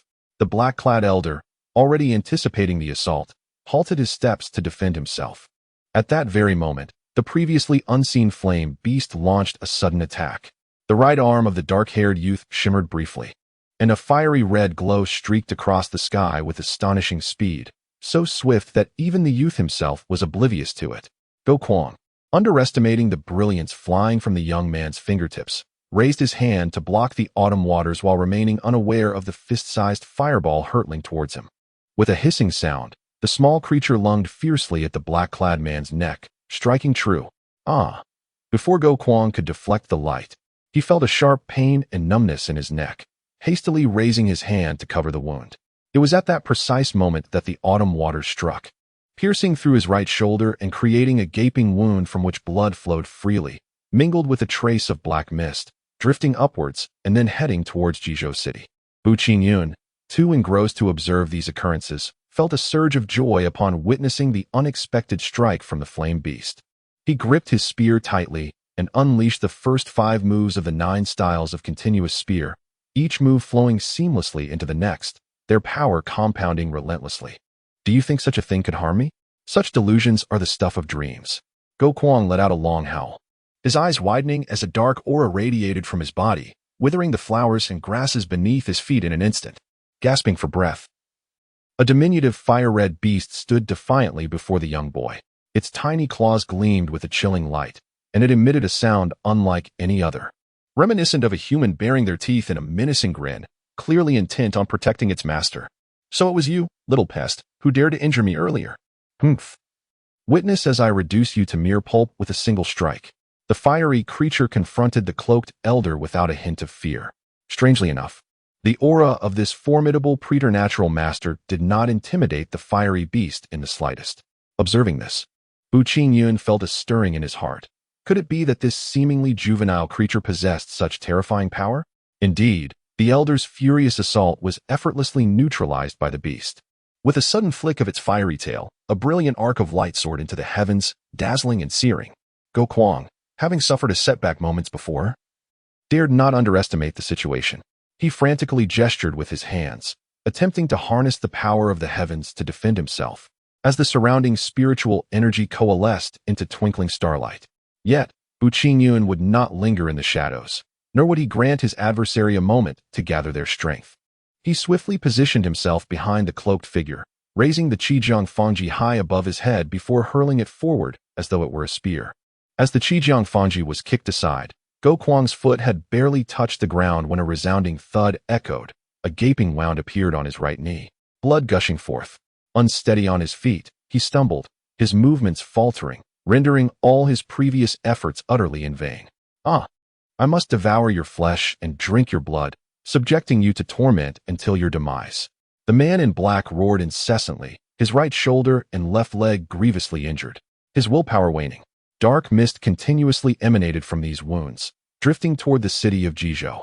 Go Kwang, disregarding the onslaught of the fiery beast, abruptly turned to strike at Bu Qingyun, determined to drag the youth down with him in his final moments. Yet, how could the young one allow such an escape? In that fleeting moment, the small crimson creature leaped high, resembling a fleeting glimpse of a phoenix, akin to a flash of lightning, its speed astonishing. With a swift motion, it positioned itself before the white-haired elder, emitting a threatening growl. Huff, huff, as if to declare that should he dare to advance, his life would surely be forfeit. Bu Qingyun felt a surge of alarm, although he recognized the creature's formidable prowess. He could not shake a sense of trepidation in the face of this quasi-innate expert. In truth, such concern was unwarranted. With a thunderous crash, the little beast's 4 sharp claws swiped through the air twice, and a massive imprint of its true energy claw came crashing down. Before it even touched the ground, it had already caused the earth to fracture, creating deep, uneven cracks. Such power nearly forced Go Kwang to the ground, his eyes reflecting despair, while a wave of sorrow and indignation surged within him. These days felt like a dream, watching his grandson perish while he himself endured humiliation at the Seven Swords sect. Now, even after consuming a poison that temporarily enhanced his strength, he still failed to annihilate that young member of the Bu family, and worse. He had fallen to the hands of this diminutive beast, which appeared to be no larger than a child's palm, seemingly just at the infancy stage.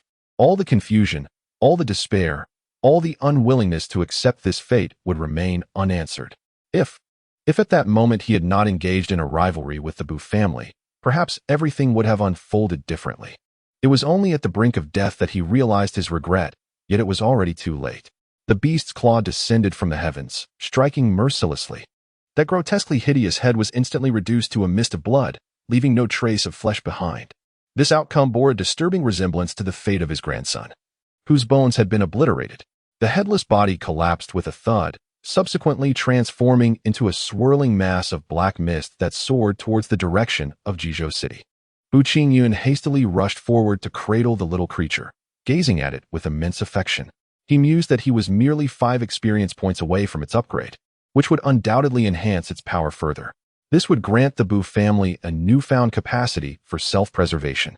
Huffing and puffing, the little one appeared utterly exhausted, and upon being lifted, it transformed into a pattern, merging with the boy's right arm, where it fell into a deep slumber.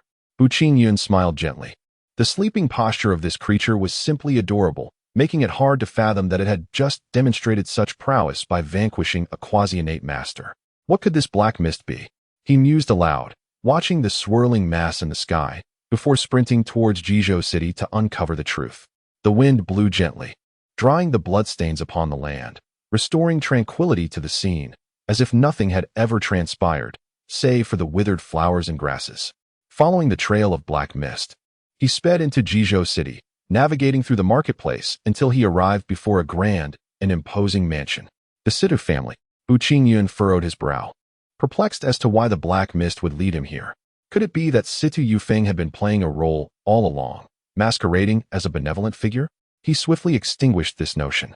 Although their interactions had been few, the sincerity displayed by Situ Yufeng was unmistakable.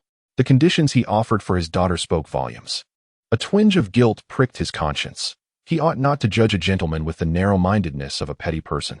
With that thought cast aside, he strode directly towards the grand estate. However, upon reaching the entrance, he was halted by two guards. As they prepared to inquire, the youth produced a jade token, eliciting immediate surprise from the guards, who promptly stepped back. The two exchanged glances, silently questioning how this young man possessed the jade token of Situ Keqing. Previous visitors had mostly been men of advanced age. Encountering someone so youthful was a rarity. They speculated he might be a grandson of a certain guest elder. Upon entering the Situ household, Bu Qingyun found himself unfamiliar with the layout. He noticed the dark mist drifting towards the west and instinctively followed its trail. Along the way, several guards approached to inquire, as did some members of the Situ family, but upon seeing the jade token, they retreated without further ado. Situ Yufeng had 3 brothers, all formidable, with the weakest among them at the 8th level of body refinement.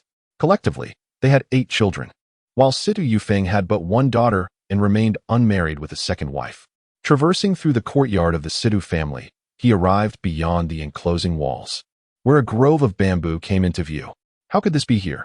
Bu Qingyun exclaimed in astonishment, perplexed and furrowing his brow as he dashed forward. In the midst of a small pond, on a bamboo bridge, stood a woman clad in azure garments, with delicate hands outstretched and eyes closed. She was enveloped in the dark mist emanating from the crazed figure nearby, swirling around her fingers. Miss Situ. He softly called her name, but she seemed oblivious to his presence, her back turned towards Bu Qingyun.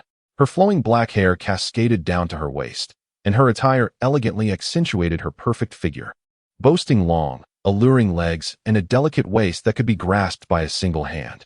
The dark energy enveloping her did not seem to trouble Situ Ishan. She remained with her eyes closed, reveling in the sensation, a subtle smile gracing her lips, radiating an enchanting sweetness. In that moment, Bu Qingyun's mind raced with thoughts. Yet he found himself unable to unravel the mystery. The only way to seek answers was to wait until the dark energy had been completely absorbed, hoping that perhaps Miss Situ could provide some clarity. Miss Situ? At the sound of his voice, she turned around, no longer draped in sheer fabric, and the dark spots had vanished, revealing a breathtakingly beautiful visage that was truly unforgettable. She was a peerless beauty, her innocent and romantic eyes exuding a grace akin to that of a blooming lotus.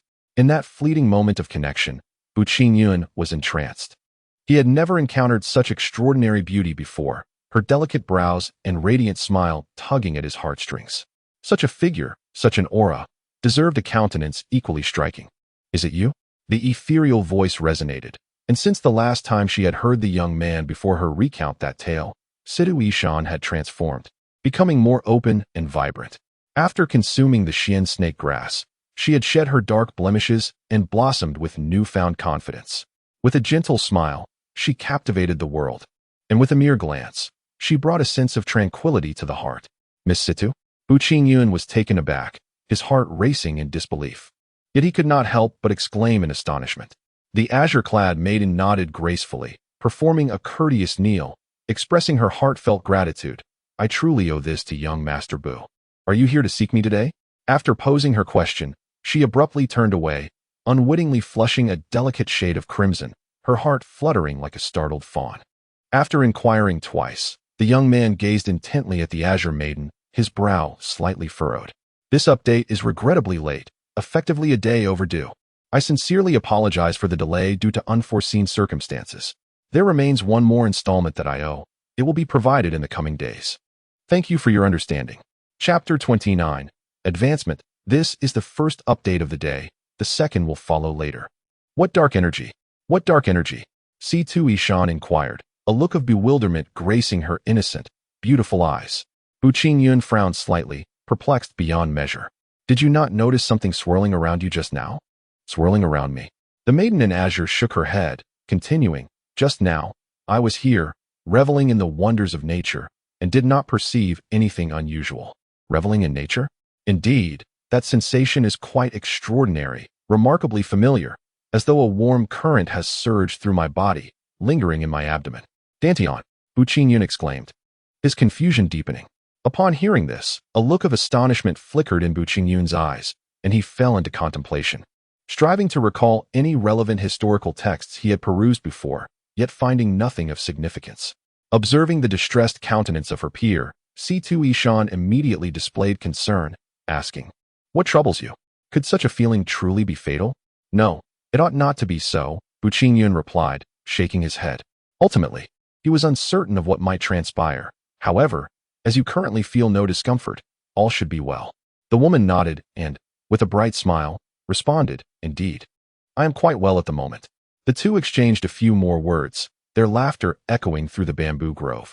Outside the bamboo thicket, Situ Yufeng observed with delight. His eyes sparkling with determination, the thoughts that had taken root in his heart were now resolute. Half an hour later, Bu Qingyun exited the Situ residence and made his way to a secluded alley, intent on consulting the esteemed Yu. Perhaps he might possess some insights. The little one, still in the early stages of childhood, already exhibited innate prowess. How remarkable would it be should he advance further?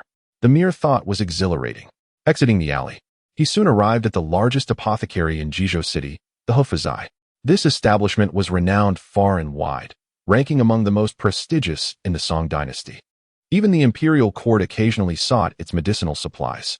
Upon entering the numerous halls of the apothecary, he nearly collided with a diminutive, yet elegantly attired middle-aged man, who hunched over with a sycophantic demeanor. Bu Qingyun furrowed his brow. He did not recognize the man. Yet there was a glint in his eyes that suggested he was familiar with him. Unbeknownst to Bu Qingyun, this individual was none other than Qin Jisheng, the same man who had previously informed Situ Yufeng of a young lad inquiring about the price of xianxia grass. He served as the modest manager of the apothecary, though the power behind him was far more intricate than it appeared. May I inquire what medicine Master Bu is seeking? Qin Jisheng possessed an extraordinary ability to discern character, and his impression of Bu Qingyun was particularly profound. Moreover, the recent competition, which had seemed entirely predictable, witnessed this young man achieve an astonishing victory, instantly gaining widespread acclaim. Bu Qingyun nodded, aware that his remarkable defeat of the Seven Sword Sect disciples had caused quite a stir.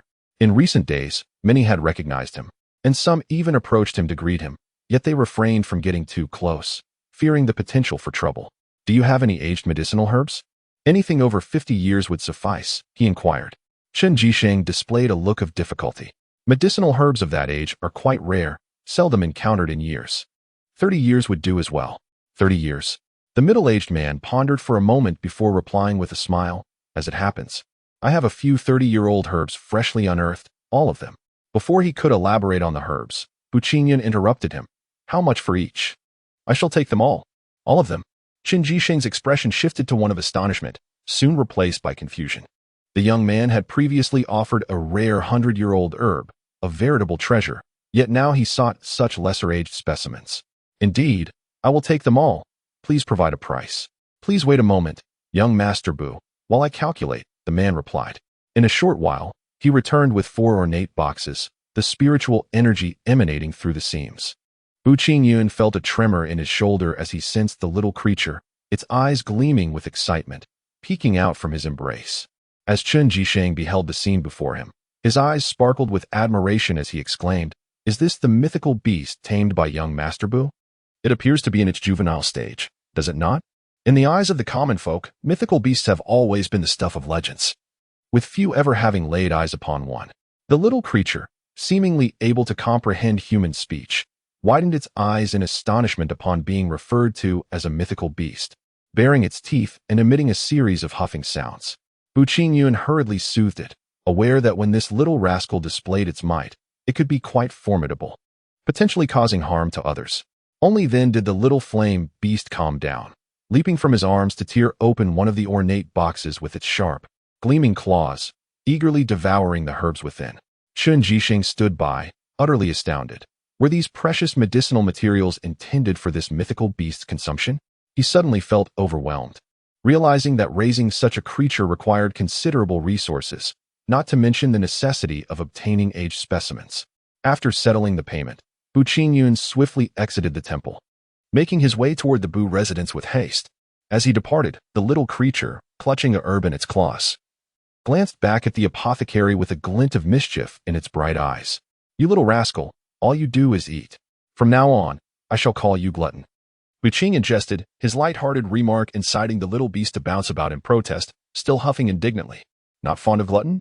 Very well. I shall bestow upon you another name, Xianxia, to accompany me as we make our mark upon the world." Upon hearing this, the flame beast seemed delighted by its new moniker, nibbling on the herbs while affectionately nuzzling against its master's chest. Gazing at those two orbs, Bu Qingyun felt a sudden headache. This fellow had begun to act adorably once more. The player's treasured beast gained 3 experience points. Fire Beast Experience, 98-100. The player's treasured beast gained 3 experience points. Fire Beast Experience, 101-100. The Fire Beast Experience is now full. Shall it level up? Just as Bu Qingyun arrived at his doorstep, these thoughts flashed through his mind, and he felt a surge of joy. Hastily running into the ancestral hall to witness the changes following the little one's advancement. Little did he know, the celestial phenomenon that had occurred when the creature hatched was about to manifest again. Leaden clouds gathered ominously, accompanied by flashes of lightning and rolls of thunder, as if a torrential downpour was imminent yet never fell. In the distance, atop a tall building's eaves, a figure clad in green, Yu Xiao, observed the spectacle with a furrowed brow, pondering whether this celestial anomaly signified the emergence of a divine artifact or the ascension of someone transcendent. It seemed that the tranquil wasteland, which had remained undisturbed for decades, was on the brink of upheaval. One could only wonder if beings from the true realm would make an appearance. As he gazed towards the distant horizon, a hint of desolation crossed his features. Simultaneously, atop the highest peak of the Seven Swords sect, a middle-aged man clad in a crimson-brown brocade robe surveyed the sky over Jizhou City. The manifestations were relentless. The balance was about to be shattered, and it appeared that the Seven Swords sect could no longer remain passive.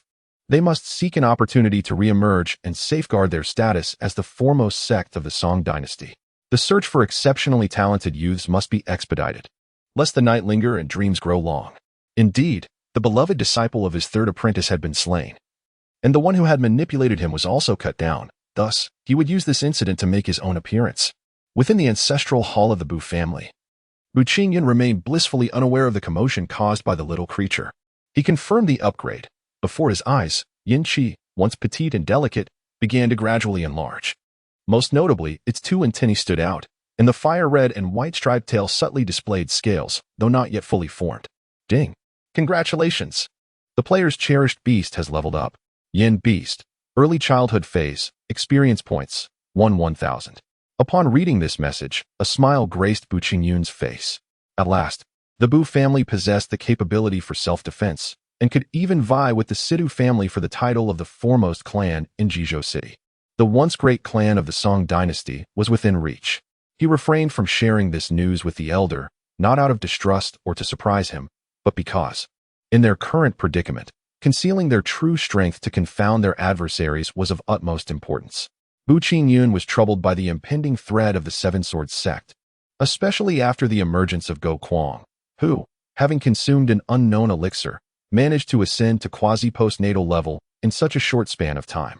If that were the case, the strength of the Seven Swords sect would multiply several-fold, making the Bu family's quest for self-preservation increasingly arduous.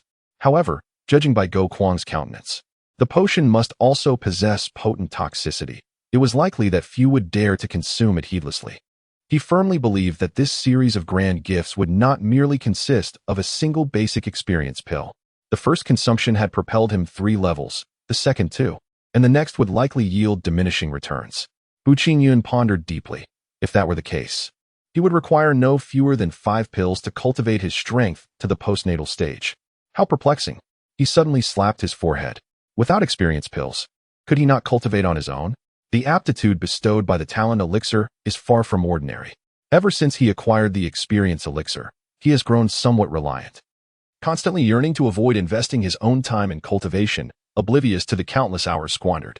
After a moment of self-reproach, he resolved to ascend the seventh heaven through his own efforts, vowing never to rely on elixirs. Should he persist in his dependence on the rudimentary experience elixir, it may not obstruct his future, yet it would greatly impact his resolve. Achievements are not solely reliant on external forces. They must predominantly arise from within. In the prime of his youth, he ought to strive forward rather than succumb to laziness and greed. Chapter 30. The Great Thief emerges 8 days past in the blink of an eye. Who can predict what tomorrow will bring? The Seven-Sword Sect could strike at any moment. Awaiting the impending crisis day after day is truly a torment. Bu Qingyun yearned for a swift resolution, yet regrettably, his strength was insufficient. Had he possessed the ability to defend himself, he would not remain idle. He would certainly venture toward the Seven-Sword Sect to stir chaos. Dreams are splendid, yet reality is often harsh. After a bout of grand contemplation, he calmed himself, lowering his gaze to observe the transformation of xianxia, which had come to an end. The creature's size had increased significantly, comparable to that of a newborn puppy, with the scales on its tail faintly discernible. Puffing and panting, the little creature emitted comforting sounds, and soon a radiant glow enveloped it.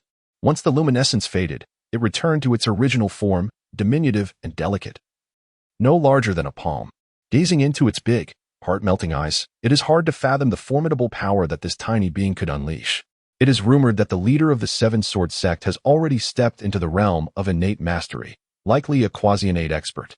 This xianxia might also possess such formidable strength. The more he contemplated, the more exhilarated he became. Although the little creature had only just leveled up, its earlier prowess, easily vanquishing the venomous Guaquang shortly after its birth, was a testament to its near invincibility among peers. Huffing and puffing, xianxia appeared to be in high spirits after its ascension, its large eyes blinking playfully, and its mouth curving into a smile reminiscent of a human's, almost as if it were becoming sentient. After a brief moment of playfulness, a look of fatigue washed over it, and with a swift motion, it transformed into a pattern that vanished onto Bu Qingyun's right arm. This fiery beast was still in its juvenile phase, characterized by its love for slumber and food. After a gentle smile from Bu Qingyun, he settled down to cultivate, drawing in the surrounding spiritual energy of heaven and earth, which he absorbed into his body, transforming it into his own true energy. The reservoir of true energy in his dantian, reminiscent of a vast pond, grew increasingly dense and expanded further. The Bu family's unique cultivation technique, which embraces all, stands apart from others. One can only imagine the scene that would unfold when this reservoir of true energy reaches its zenith. It could very well resemble an ocean. The predecessors of the Bu family only managed to create the first 3 levels, which likely correspond to the innate realm. Should Bu Qingyun one day transcend the innate boundary, he would need to perfect the subsequent techniques independently, a daunting challenge indeed. The day passed swiftly, and when the clock struck midnight, Bu Qingyun entered the realm of dreams as anticipated, while the little creature xianxia flashed out, darting to and fro beyond the Bu residence. In the darkness of night, it was difficult to capture the fleeting silhouette, but it was apparent that its destination was the largest apothecary in Jizhou City, the Huafuzhai. Confirmation received. With a sudden sound, Bu Qingyun found himself increasingly fond of this alert tone. As the wooden window flickered, a piece of armor materialized in his hands, distinct from the comprehensive Xian armor that had enveloped him previously. This new piece, the light feather chestplate, merely protected the area from his waist to his neck. Congratulations, player, you have obtained the light feather chestplate. Although its defensive coverage pales in comparison to the previously destroyed armor, it offers protection to the chest, particularly the vital area of the heart. Upon donning it, a familiar phenomenon occurred. He became transparent, invisible to outsiders, yet he could feel its presence as if it adorned him. Simultaneously, the notification chimed. Light feather chestplate, inferior. What the system deemed as inferior was, in the outside world, classified as near precious grade. Were he to acquire a medium-grade item, it would likely be considered near spiritual grade, capable of defending against any level of postnatal realms. Not a single piece existed within the entirety of the Song dynasty. One could only imagine its worth. Should it be revealed, it would undoubtedly incite a tremendous uproar. Is it possible that the daily login rewards are perpetually confined to the rudimentary or inferior? Bu Qingyun inquired of the system sprite. This is somewhat acceptable. Otherwise, once I ascend to the postnatal realm, Those basic experience elixirs and primary divine power potions would likely lose their significance, he murmured to himself. 30 seconds swiftly elapsed. The wooden window returned to tranquility, and the dimness of the small black room deepened. Just as he prepared to cultivate in this space, a message flashed through his mind. Congratulations, player. Your rare beast has gained a bit of experience. Flame Beast Experience, 1000. He closed his eyes, envisioning where the little flame beast currently resided and what it was engaged in. In a grand apothecary, a diminutive figure of fiery crimson darted about, incessantly prying open drawers filled with medicinal herbs. Some were hastily stuffed into its mouth, while others were sniffed with evident disgust before being discarded without a second thought. The more Bu Qingyun observed this pharmacy, the more familiar it seemed, until it suddenly dawned on him. This was indeed the renowned Huo Fuzi. The significance of this establishment was not to be underestimated. Curiously, although Bu Qingyun sensed that the little creature had consumed a considerable amount of herbs aged between 20 to 30 years, he noted that no experience had been gained. A faint realization began to form in his mind.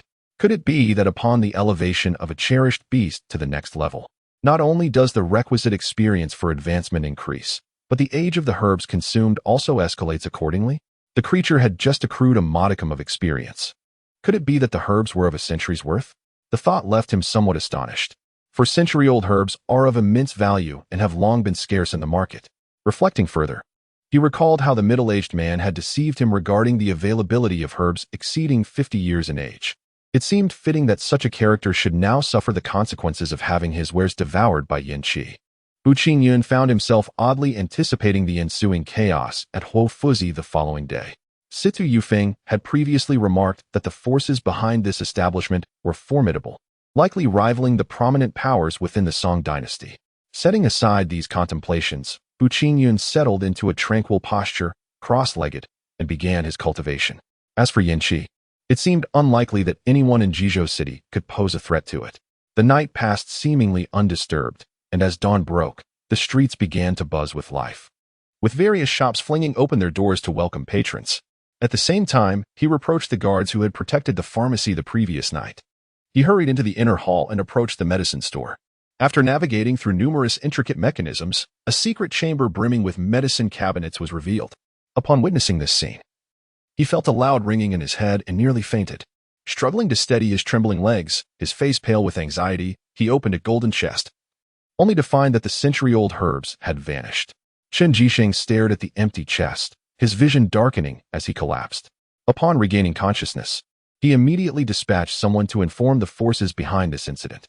Of course, it was not only this pharmacy that had fallen victim to theft. Dozens of pharmacies in Jizhou City had suffered similarly, with numerous precious herbs disappearing without a trace. That day, the tale of the notorious thief became the topic of conversation among the populace, overshadowing the previously fervent discussions surrounding the genius of the Bu family. Chapter 31, Draped in Veils. The actions of Yanqi during the night stirred a tempest in Jizhou City, prompting the government to deploy over 100 personnel for a search, while some pharmacies also sent out their own scouts. Yet, no one could have anticipated that it was the work of a small beast. The emergence of the thief sent waves of anxiety rippling through the entire city. Citizens feared for their possessions, uncertain if the infamous thief would not also target their belongings. Various lesser factions harbored their own worries, anxious to avoid misfortune. Under the bright sun, Bu Qingyun gazed at the little creature, whose head was tilted in an innocent manner, and felt a wave of exasperation. Although he had yet to utter a word of reproach, the creature's expression disarmed him, rendering him unable to scold it. With a helpless smile, he chose to remain silent. As if animated by a spirit, Yan Qicheng was filled with exuberance upon witnessing the scene, bounding about with vivacity. However, after a short while, fatigue overcame him, and he succumbed to a deep slumber within his master-s essence. On this particular day, Bu Qingyun had resolved to seclude himself, diligently practicing the 9 styles of the spear in the newly established training hall of his residence. He had just comprehended the intricacies of the 6th style, the reverse flick, and when combined with the preceding 5 styles, its potency was amplified significantly. The Bu family had finally found its footing since the proclamation of the Red List. Only a modest number of individuals had responded to the summons, merely 50 or 60 in total. The essence of a capable army lay not in its numbers, but in its precision, and ultimately, fewer than 20 remained. The elder patriarch diligently trained them daily, imparting various techniques. These individuals, hailing from humble beginnings, were filled with ambition and possessed a commendable work ethic. Many of these remaining individuals had initially been drawn by the Bu family's young master, yet they had not had the pleasure of meeting him during these past few days, which left them somewhat disheartened. Bu Feitian, perceptive to their sentiments, summoned his grandson to train with them for the afternoon following lunch. Naturally, Bu Qingyun did not decline this invitation. Upon entering the training hall, he found the 18 individuals had been awaiting his arrival. As soon as they beheld the young master, who had recently vanquished the Seven Swords sect, they rose in unison, their faces reflecting respect. Seeing this, he offered a gentle smile and gestured for them to take their seats. He himself promptly seated himself on the floor, encouraging them to do the same. After exchanging glances, they settled down one by one. This atmosphere, akin to a speech, was a novel experience for Bu Qingyun, and as he pondered how to transition into the main topic, an awkward silence ensued. Ultimately, he began to share some historical anecdotes to ease the tension. After Xiang Yu's army crossed the Yellow River, he commanded that all the boats be sunk, cooking pots be smashed, and his own tents be burned. They carried only 3 days' worth of rations, resolutely declaring their intent to fight to the death, with no thought of retreat. Thus, this army, with no path of escape, arrived at the outskirts of Julu, encircling the Qin forces and severing their lines of communication. The warriors of Chu fought valiantly, 1 against 10, their battle cries echoing thunderously. After 9 fierce encounters, the Chu army ultimately triumphed over the Qin, with boats sunk, cooking vessels shattered, and shelters ablaze. They carried only 3 days of provisions to demonstrate their determination to fight to the death, with no one harboring thoughts of retreat. Bu Qingyun, filled with fervor, proclaimed passionately, his words infused with genuine spirit. As a result, the 18 men were stirred, their blood ignited with fervor, and many expressed their admiration aloud. Observing their reaction, Bu Qingyun realized his message had resonated. He understood that with resolute determination and unwavering commitment, one could surely achieve their aspirations, whoever might stand against them. What was there to fear? Do you agree or disagree? At last, his voice crescendoed. Yes. The crowd echoed in unison, rising to their feet, their postures erect, their eyes reflecting unwavering resolve. Subsequently, Bu Qingyun also rose, recounting several historical anecdotes from the previous world. As dusk approached after sharing these tales, many displayed expressions of longing, reluctant to depart. When night fell, the young lad, Xianxia, set out once more, scouring the city for medicinal herbs. His gaze not limited to pharmacies, but extending to the grand estates of the wealthy and powerful. In the embrace of night, a fiery crimson shadow flitted about, traversing from one dwelling to another, occasionally emitting a series of huffing sounds. Bu Qingyun chose not to intervene, allowing this little creature to create chaos, diverting everyone's attention and causing them to forget the rapid progress of the Bu family. The silver promised by Situ Yufeng had already been delivered, and Bu Feitian had allocated all of it towards the dyeing workshop and the cultivation of talent. Upon entering the small dark room, the gift received for the day was a talisman, a primary critical strike talisman. As the name suggests, it could temporarily empower the bearer to unleash a force exceeding their own capabilities. The previous primary speed talisman had proven invaluable, enabling Bu Qingyun to evade a few attacks from that quasi-innate expert. Thus, 3 days passed, during which the gifts received included 1 primary speed talisman, a stalk of cold moon grass, and a block of fine iron or each a commendable treasure. Currently, his storage bag contained 2 talismans, 1 stalk of cold moon grass, 19 blocks of fine iron ore, and a divine power pill. At dawn, he had Yenshu eliminate the cold moon grass, and surprisingly, the experience gained was still 20 points. It seemed that consuming this unaged cold moon grass would not diminish the experience value, which pleasantly surprised him. As for the 19 blocks of fine iron ore, he had no desire to keep them any longer, so he ventured to the secluded smithy in the alley, handing them all over to Yu Xiao and requesting the crafting of 100 pieces of exquisite armor and weaponry. The materials were more than sufficient, even exceeding his expectations.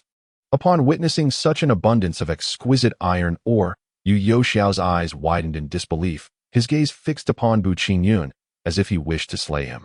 He inquired where such precious cold iron could be found, hinting at the possibility of a breakthrough. He firmly believed that when the grand celebration arrived in a month's time, it would also herald his ascension to the 6th realm. Due to the recent rampant activities of the bandit, the public's attention had shifted, completely forgetting the enmity between the Seven Swords sect and the Bu family. For over 10 days, the Seven Swords sect had remained silent, which inevitably left Bu Qingyun perplexed, and the elder Bu Feitian equally unsettled. The two engaged in extensive discussion, yet arrived at no conclusion. One day, Situ Yufeng paid a visit, accompanied by a young lady of remarkable beauty, Situ Yishan, whose countenance had fully returned, though she still draped herself in a light veil. Clad in her customary azure attire that accentuated her graceful figure, with her cascading hair flowing freely. Head of the Bu family, I have matters to discuss with you, Situ Yufeng stated, promptly taking Bu Feitian aside for a private conversation, leaving the two young souls alone in the hall. It was evident that Situ Yishan understood the implications, as she slightly lowered her face. Were it not for the veil, her cheeks would have been adorned with a rosy hue. Bu Qingyun, not delving too deeply into the situation, smiled and remarked, Miss Situ, you have become even more beautiful after our days apart. After a playful jest, he continued, why do you still wear a veil now that you have regained your appearance? Because I have promised someone that I would reveal myself only to him, she replied. As she spoke, Situ Yishan's eyes shimmered with unwavering determination, her lips curving ever so slightly into a smile, radiating pure bliss. Has Miss Situ found herself a romantic interest? Situ Yishan chose not to clarify, though a hint of displeasure crossed her features as she removed the delicate veil from her face. Yet, her companion remained oblivious, wearing an expression of complete ignorance. This incited a flicker of annoyance within her, causing her aura to fluctuate subtly. 5th level of body refinement. Bu Qingyun exclaimed in astonishment. Just moments ago, the azure-hued woman exhibited a fluctuation in her aura that seemed to indicate she possessed the strength of the 5th level of body refinement. It is worth noting that Situ Yishan had never engaged in cultivation. During their previous encounters, he had sensed no trace of true energy emanating from her. Yet, how could this recent phenomenon be explained? The aura had merely flashed by, leading him to ponder whether he had been overly oblivious. However, the fiery creature within him, Yin Qi, was making sounds akin to huffing, indicating that it too had perceived something unusual. What are you talking about? Situ Yishan inquired, perplexed. Miss Situ, have you noticed any changes in your body over these past few days? Particularly after the removal of the dark spots? Changes? She furrowed her delicate brows, still exuding an enchanting beauty, imbued with a unique charm. Ever since that day you appeared in the bamboo grove and inquired about the dark energy, it seems as though something has been circulating within me. Indeed, I have sensed a significant improvement in my vision and hearing, as well as an increase in my strength. Are you a body refinement master? Bu Qingyun found it difficult to believe as he scrutinized the enchanting maiden before him, increasingly convinced that her physique was anything but ordinary. Miss Situ, have you ever participated in the testing conference?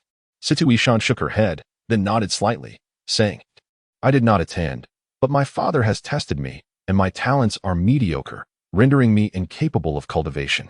Mediocre talents? Bu Qingyun mused inwardly. If this were considered mediocrity, what term could possibly describe those who toil tirelessly in their training? In his heart, he contemplated the rarity of possessing a gift system like his own, with the ability to utilize experience pills, potentially achieving the 5th level of body refinement within mere days, an explanation that seemed increasingly elusive. Could she be the fabled celestial infant, born once every millennium?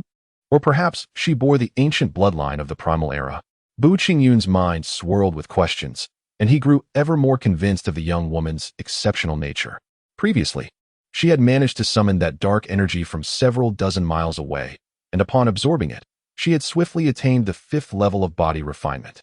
If she were to absorb more, would she not ascend to the acquired realm in an instant? Such speed surpassed even his own. A sense of astonishment washed over him, as curiosity gnawed at his resolve to uncover the truth. Situ Yishan gently inquired, what are you pondering? As she spoke, a soft breeze tousled her hair, enhancing her beauty with a touch of delightful disarray. In any state, she remained breathtakingly lovely, captivating him utterly. Bu Qingyun momentarily forgot his earlier doubts, lost in her gaze. The two shared a silent moment, their eyes locked in a tranquil exchange, as if time itself had ceased to exist, suspended in that fleeting instant, transcending the ages. Outside the hall, both Bu Feitian and Situ Yufeng, who had been observing the situation attentively, revealed smiles. The old gentleman chuckled softly, saying, head of the Situ family, to speak candidly, my grandson is certainly interested in Miss Situ. I have seen him several times gazing into the sky in a daze. Really? Situ Yufeng exclaimed with delight, adding, my youngest daughter is likewise affected. Ever since she met young brother Bu, she has been lost in thought with a smile throughout the day. As the two family heads continued to converse, their joy grew, as if they had reached a mutual understanding. Situ Yufeng and his daughter did not linger for long. Departing after half an hour, Bu Qingyun gazed at their retreating figures, feeling a sense of bewilderment. The old gentleman, noticing this, jested, with such a beautiful lady. Could it be that you are infatuated? Bu Qingyun was momentarily speechless. He intended to respond, but saw Bu Feitian shaking his head with a smile as he departed, murmuring words about alliances and unions. 3 days swiftly passed, and on that evening, Bu Qingyun stood alone beneath the eaves, admiring the exquisite evening glow, his body enveloped in strands of true energy. In that moment, a resonating sound echoed from within his dantian, as the pool of true energy gradually underwent transformation, expanding at an imperceptible pace, akin to the emergence of a new continent. Often, immense changes occur unexpectedly. Suddenly, the true energy vanished completely, only to reappear with renewed vigor after the blink of 3 eyes, more potent than ever before. If witnessed by others, it would be hard to believe that anyone could achieve such a breakthrough in strength without meditative guidance, allowing the true energy in the dantian to dissipate freely. Bu Qingyun was unaware of the reasons behind his extraordinary state, yet it seemed as though a voice resonated deep within his heart, urging him to disregard it all. He observed the flowers blooming and withering in the courtyard, remaining unperturbed by the cycles of glory and disgrace. He gazed at the clouds drifting across the sky, indifferent to their comings and goings. This was a profound truth from the Bu family's divine art, embracing all rivers. At that moment, he appeared to grasp something elusive, immersed in that exquisite realm as he ascended towards the 7th heaven. With a resounding crash, reminiscent of shattering glass, the sound emanated from his dantian, signifying a successful breakthrough. Bu Qingyun revealed a serene smile, just as Yin Qi manifested, perched upon his shoulder, both gazing into the distance. He had anticipated that achieving the 7th heaven would evoke elation, yet he found himself enveloped in tranquility. Unbeknownst to him, his state of mind had subtly transformed. This shift would undoubtedly benefit his future cultivation breakthroughs when ascending to the 9th heaven of body refinement. It would not solely depend on whether his true energy met the requirements, but rather on one's personal comprehension, a rare opportunity, indeed. Exhaling slowly, Bu Qingyun released a breath of lingering tension, then addressed the creature on his shoulder. You've stirred quite a formidable trouble. The forces behind the living Buddha's abode are none other than the esteemed Mo family of the Great Song. Numerous members of the Mo family have now surfaced in Jizhou City, and the lack of response from the Situ family indicates the gravity of the situation. The thought of this matter gave him a throbbing headache. It was a troubling affair to have offended one of the foremost clans of the Great Song. Fortunately, the Mo family remained unaware of the identity of the Sky Thief, or else the consequences would be dire indeed. The fiery creature emitted a sound, clearly indifferent, yet it seemed intent on dispatching all intruders. Bu Qingyun promptly declined. Under no circumstances could the little one be revealed. A small lapse could jeopardize the grand scheme. If silence were to be broken, it must be with a resounding impact. The man and the beast ultimately reached a consensus. As night fell, the creature reappeared, darting through the darkness with its diminutive form. For several nights, fiery orbs had been seen flitting about Jizhou City, moving with such swiftness that one could easily mistake them for mere illusions. Bu Qingyun had long anticipated this moment and declared, confirm receipt. With a thud, the same exquisite wooden box materialized in his hands, radiating a soft glow that illuminated the small, dark room. Would you like to claim today's login gift? The second experience left him parched with excitement, exclaiming in exhilaration. After a series of gifts, another login reward would surely not be overlooked, and he confirmed without hesitation. Congratulations. Player, you have obtained a basic speed talisman, the system sprite announced. Today's gift was quite commendable, and Bu Qingyun's delight deepened as he gazed at the ornate wooden box, his thoughts racing. Perhaps the contents within could alter his fortunes. There was no need to fear the Seven Sword Sect or the Mo family. He felt a surge of excitement that was difficult to contain. Fortunately, a slight shift in his mindset had occurred previously, or he might have been unable to restrain his exuberance. After a brief period of reflection, he finally managed to temper his excitement and opened the modest wooden box, his gaze fixated on the crack, unwilling to miss even a fleeting moment. As the wooden box creaked open, the system's notification resonated in his ears. 20 blocks of cold iron ore, 3 pieces of spirit stone, 10 stalks of moonlit grass, cloud treading steps, 1 intermediate concealment talisman, 5 primary power elixirs, 3 primary experience elixirs. With that, these items materialized in the corner of the dim room, accumulating like a small mountain, shimmering brilliantly. Bu Qingyun's eyes sparkled with excitement.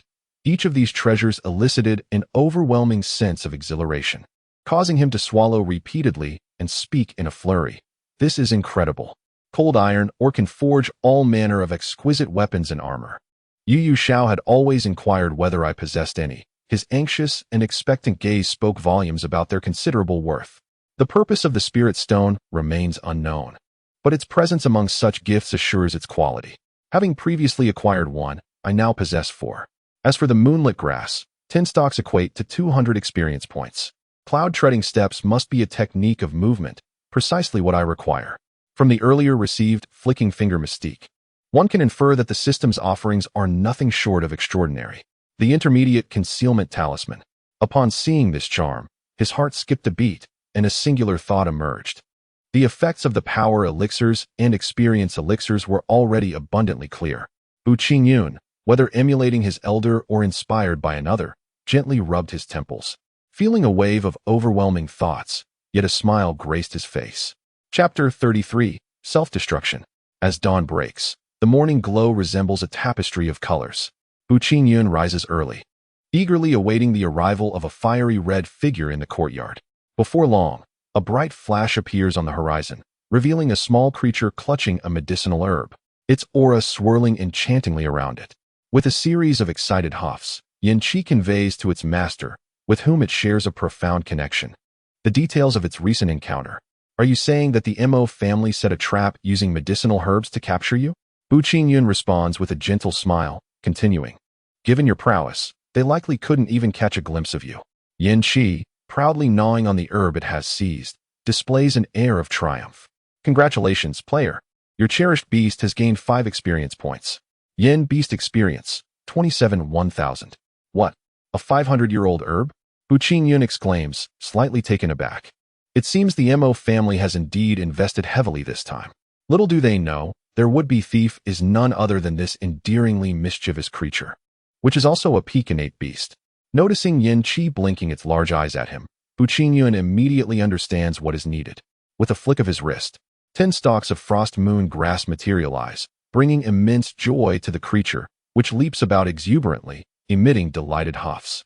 The rhythmic sound of notifications continues until all the frost moon grass has been consumed, resulting in an additional 200 experience points, after which it finally settles down. Are you full now? It's time to accompany me on an important mission. Bu Qingyun spoke, subsequently conveying his thoughts. After listening, Xianxia revealed an expression of excitement, and a flicker of ferocity shone in those charming large eyes. The man and the beast thus departed from the Bu family, leaving Jizhou City, en route to the esteemed location of the foremost sect in the Song dynasty. Upon venturing 10 miles beyond the city gates, the sound of galloping hooves approached. Not in haste, yet considerable in number. Bu Qingyun pondered for a moment. Those emerging from this path could only be from the Seven Swords sect. He leaned against a large tree, concealing himself. Before long, a grand procession appeared, comprising over 30 individuals, led by 2 elderly men with silvery hair.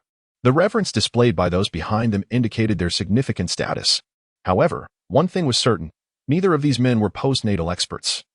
As the aura they emanated did not instill trepidation in Bu Qingyun. Both were at the 9th heaven. It seemed the Seven Swords sect had begun to make moves. Yet why had those postnatal masters not revealed themselves? He muttered to himself, then instructed Xianxia to scout the surroundings for any lurking presences. Could it be that they intended for him to take the lead? Bu Qingyun, perplexed, could not discern the intentions of the Seven Swords sect, regardless of their motives. Since these individuals were here to trouble him, they were all to be met with death. With that, he hastily followed, eavesdropping on the conversations of the disciples of the Seven Swords sect. What is the master's intent?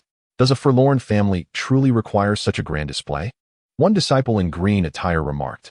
Among the multitude of disciples, They hailed from both the black and green lineages of the Seven Swords sect, and the two elderly leaders at the forefront were indeed the heads of their respective branches. A single remark from a disciple clad in black instantly ignited the fury of dozens of disciples adorned in green. Some of the more hot-tempered individuals even unsheathed their weapons, adopting expressions that suggested a willingness to fight to the death. The rivalry between the black and green factions has long been fraught with animosity, having led to numerous clandestine skirmishes over the years. This discord primarily stems from the rivalry between two elderly masters, who, despite being brothers in arms, have always been evenly matched in strength since their youth, fostering a relentless competition that has culminated in deep-seated conflicts. The recent decision by the leader of the Seven Swords sect to amalgamate their two factions was a deliberate acknowledgement of this long-standing enmity. Typically, he turns a blind eye to conflicts that do not result in fatalities, as this maintains a sense of vigilance among the disciples, preventing any complacency in their training. The arrangement for them to embark on this mission together was also intended to kindle their fighting spirit. Prior to their departure, the leader proclaimed that the faction which beheaded the most of the Bu family would be rewarded. Throughout their journey, the black and green factions engaged in numerous disputes, yet managed to maintain a semblance of peace, as any intent to draw swords was merely superficial. Bu Qingyun, having overheard the words of the disciples, devised a clever plan and subsequently shared his thoughts with Yanqi. The group pressed onward towards Jizhou City, while the two elderly masters, upon hearing the disciples' banter, exchanged indifferent glances filled with disdain. As the crowd became engrossed in their verbal sparring, the most lagging disciple in green silently collapsed to the ground. Unnoticed by his fellow brothers, Bu Qingyun seized the opportunity to drag the fallen disciple beneath a tree, donning his attire to seamlessly blend into the procession. "You, the Black Peak faction, are indeed a foolish bunch. I shall take your lady, if you dare come at me," he muttered within the crowd, rendering it unclear who had spoken. "Damn it, do not think, Qing Peak faction, that we are afraid to act," a man clad in black shouted, drawing the sword at his waist. Bu Qingyun smiled faintly as he noticed a disciple in green also gripping his weapon tightly. He stepped forward and pushed, causing the disciple to feel a force at his back, propelling him forward. "Are you truly attacking?" the black-clad man exclaimed in fury, evidently believing it was merely a display, considering the masters of both factions were present. It was one thing to talk bravado, but to draw blades was excessive. However, witnessing a disciple from Qing Peak truly strike, he instinctively attempted to evade, but found himself completely immobilized, helplessly watching as the sharp blade pierced his chest. "Well done." Bu Qingyun praised Yanqi, recognizing the prowess of a postnatal master who could harness the power of heaven to bind others. "Has the Qing Peak faction truly resorted to murder? How dare they bully us, the Black Peak faction?" The earlier voice reverberated through the crowd again, this time inciting further chaos, and soon over 30 individuals were embroiled in a melee. The two elder men were caught off guard. As they summoned their true energy to intervene, they suddenly felt a forceful tap on their shoulders, nearly unseating them from their horses. "You dare to act?" the elder in green questioned in a chilling tone. The elder in black was even more enraged. "You treacherous old fool," calling out a thief. As a disagreement erupted between the two, they soon resorted to violence. At that very moment, Bu Qingyun, concealed within the throng, let out a series of cold laughs. He drew his sword and mercilessly struck down the surrounding disciples. With over 30 disciples, each possessing strength within the 5th and 6th heavens, none stood a chance against him. It was a relentless massacre, claiming a life every 10 steps. Once only a handful remained, he had vanished. Observing the disciples of the Seven Sword sect turn upon one another, a slight smirk graced his lips. "This is the fate that befalls those who dare to offend the Bu family and obstruct our path." The leaders of the black and green sects, having exchanged only a few moves, sensed something amiss and immediately halted their conflict. Turning to survey the scene, they noticed that a significant portion of their disciples lay fallen, and the remaining few were drenched in blood, their eyes ablaze with fury. How could this transpire in the blink of an eye? Have we fallen into a trap? Who initiated this attack? The elder clad in black demanded angrily of the remaining disciples. The elder in green furrowed his brow, realizing the truth. "We have indeed been ensnared." Upon uttering these words, he cast a vigilant gaze around, calling out into the void, "Who dares to slay the disciples of the Seven Swords sect?" The elder in black echoed his sentiment. "Truly, they are courting death." Bu Qingyun stood upon a branch of a grand tree, coldly mocking those below while his companion, The bloodthirsty xianxia displayed a ferocious demeanor. The bond between man and beast was unbreakable, as he proclaimed, "It is I, your grandfather." The individuals below were startled by a sudden cry, and they all looked up in unison, only to witness radiant beams of light descending from the heavens, akin to meteors plummeting to the earth. The disciples of the Seven-Sword sect, already weakened and injured, found themselves unable to evade in time, and their anguished cries echoed through the woodland path. "Who dares to ambush the Seven-Sword sect?" roared an elder in black, his hands swirling as a gleaming golden machete materialized, reflecting a blinding brilliance in the sunlight. The elder in green was undeterred, revealing a long sword that had appeared in his grasp, radiating a chilling aura. "Exceptional mortal-grade weaponry?" Bu Qingyun mused, a subtle smile gracing his lips upon seeing the weapons of the two elders. This was an opportune moment for the young prodigy, Qi Jingfang, to absorb their prowess and gain experience. The mysterious Xianyu sword, acquired from his previous defeat of Lu Cheng, had been bestowed upon the old man. A treasured-grade weapon would enable the cultivators of the Nine Heavens to unleash their full potential, significantly enhancing their strength. The two elders, in tacit agreement, descended on their steeds, wielding their respective weapons to unleash profound techniques. Brilliant lights flickered as blade and sword energies surged forth, creating gusts of force that swept up clouds of dust. Such an onslaught was something Bu Qingyun could not evade. He would not squander a basic speed talisman, but instead called upon his companion to take action. As Yin Qi sprang into action, a crimson barrier materialized, effectively blocking the incoming attacks. The faces of the black and green elders changed dramatically, and they thought to themselves, "This is bad. Retreat," they shouted in unison. The disciples surrounding Bu Qingyun, upon hearing this, felt their resolve crumble, abandoning their weapons and fleeing in disarray. Bu Qingyun would never grant them the opportunity. With each 10 steps, he claimed a life, executing 9 forms of the spear in one seamless motion, dominating the arena with unparalleled force. In an instant, dust swirled, screams erupted, blood splattered, and severed limbs lay scattered. The elder in green was not faring any better. He simply closed his eyes and covered his ears. The disciples he had brought along were all of commendable talent, yet now he was forced to witness their demise. A sight that pierced his heart. After dispatching the disciples of the Seven-Sword sect, Bu Qingyun pressed on relentlessly, turning to pursue the two elders, taunting them. "So what if I ambush the Seven-Sword sect, your grandparent? Do not be so arrogant." The elder in black retorted, though his movements remained decisive. At that moment, a fiery red figure darted ahead of them, and a protective barrier re-emerged, transforming into a circular cage that enveloped them. As a result, the elder in black crashed into the barrier, left disheveled, only to turn and find himself met with the same fate again. Bu Qingyun observed with great interest.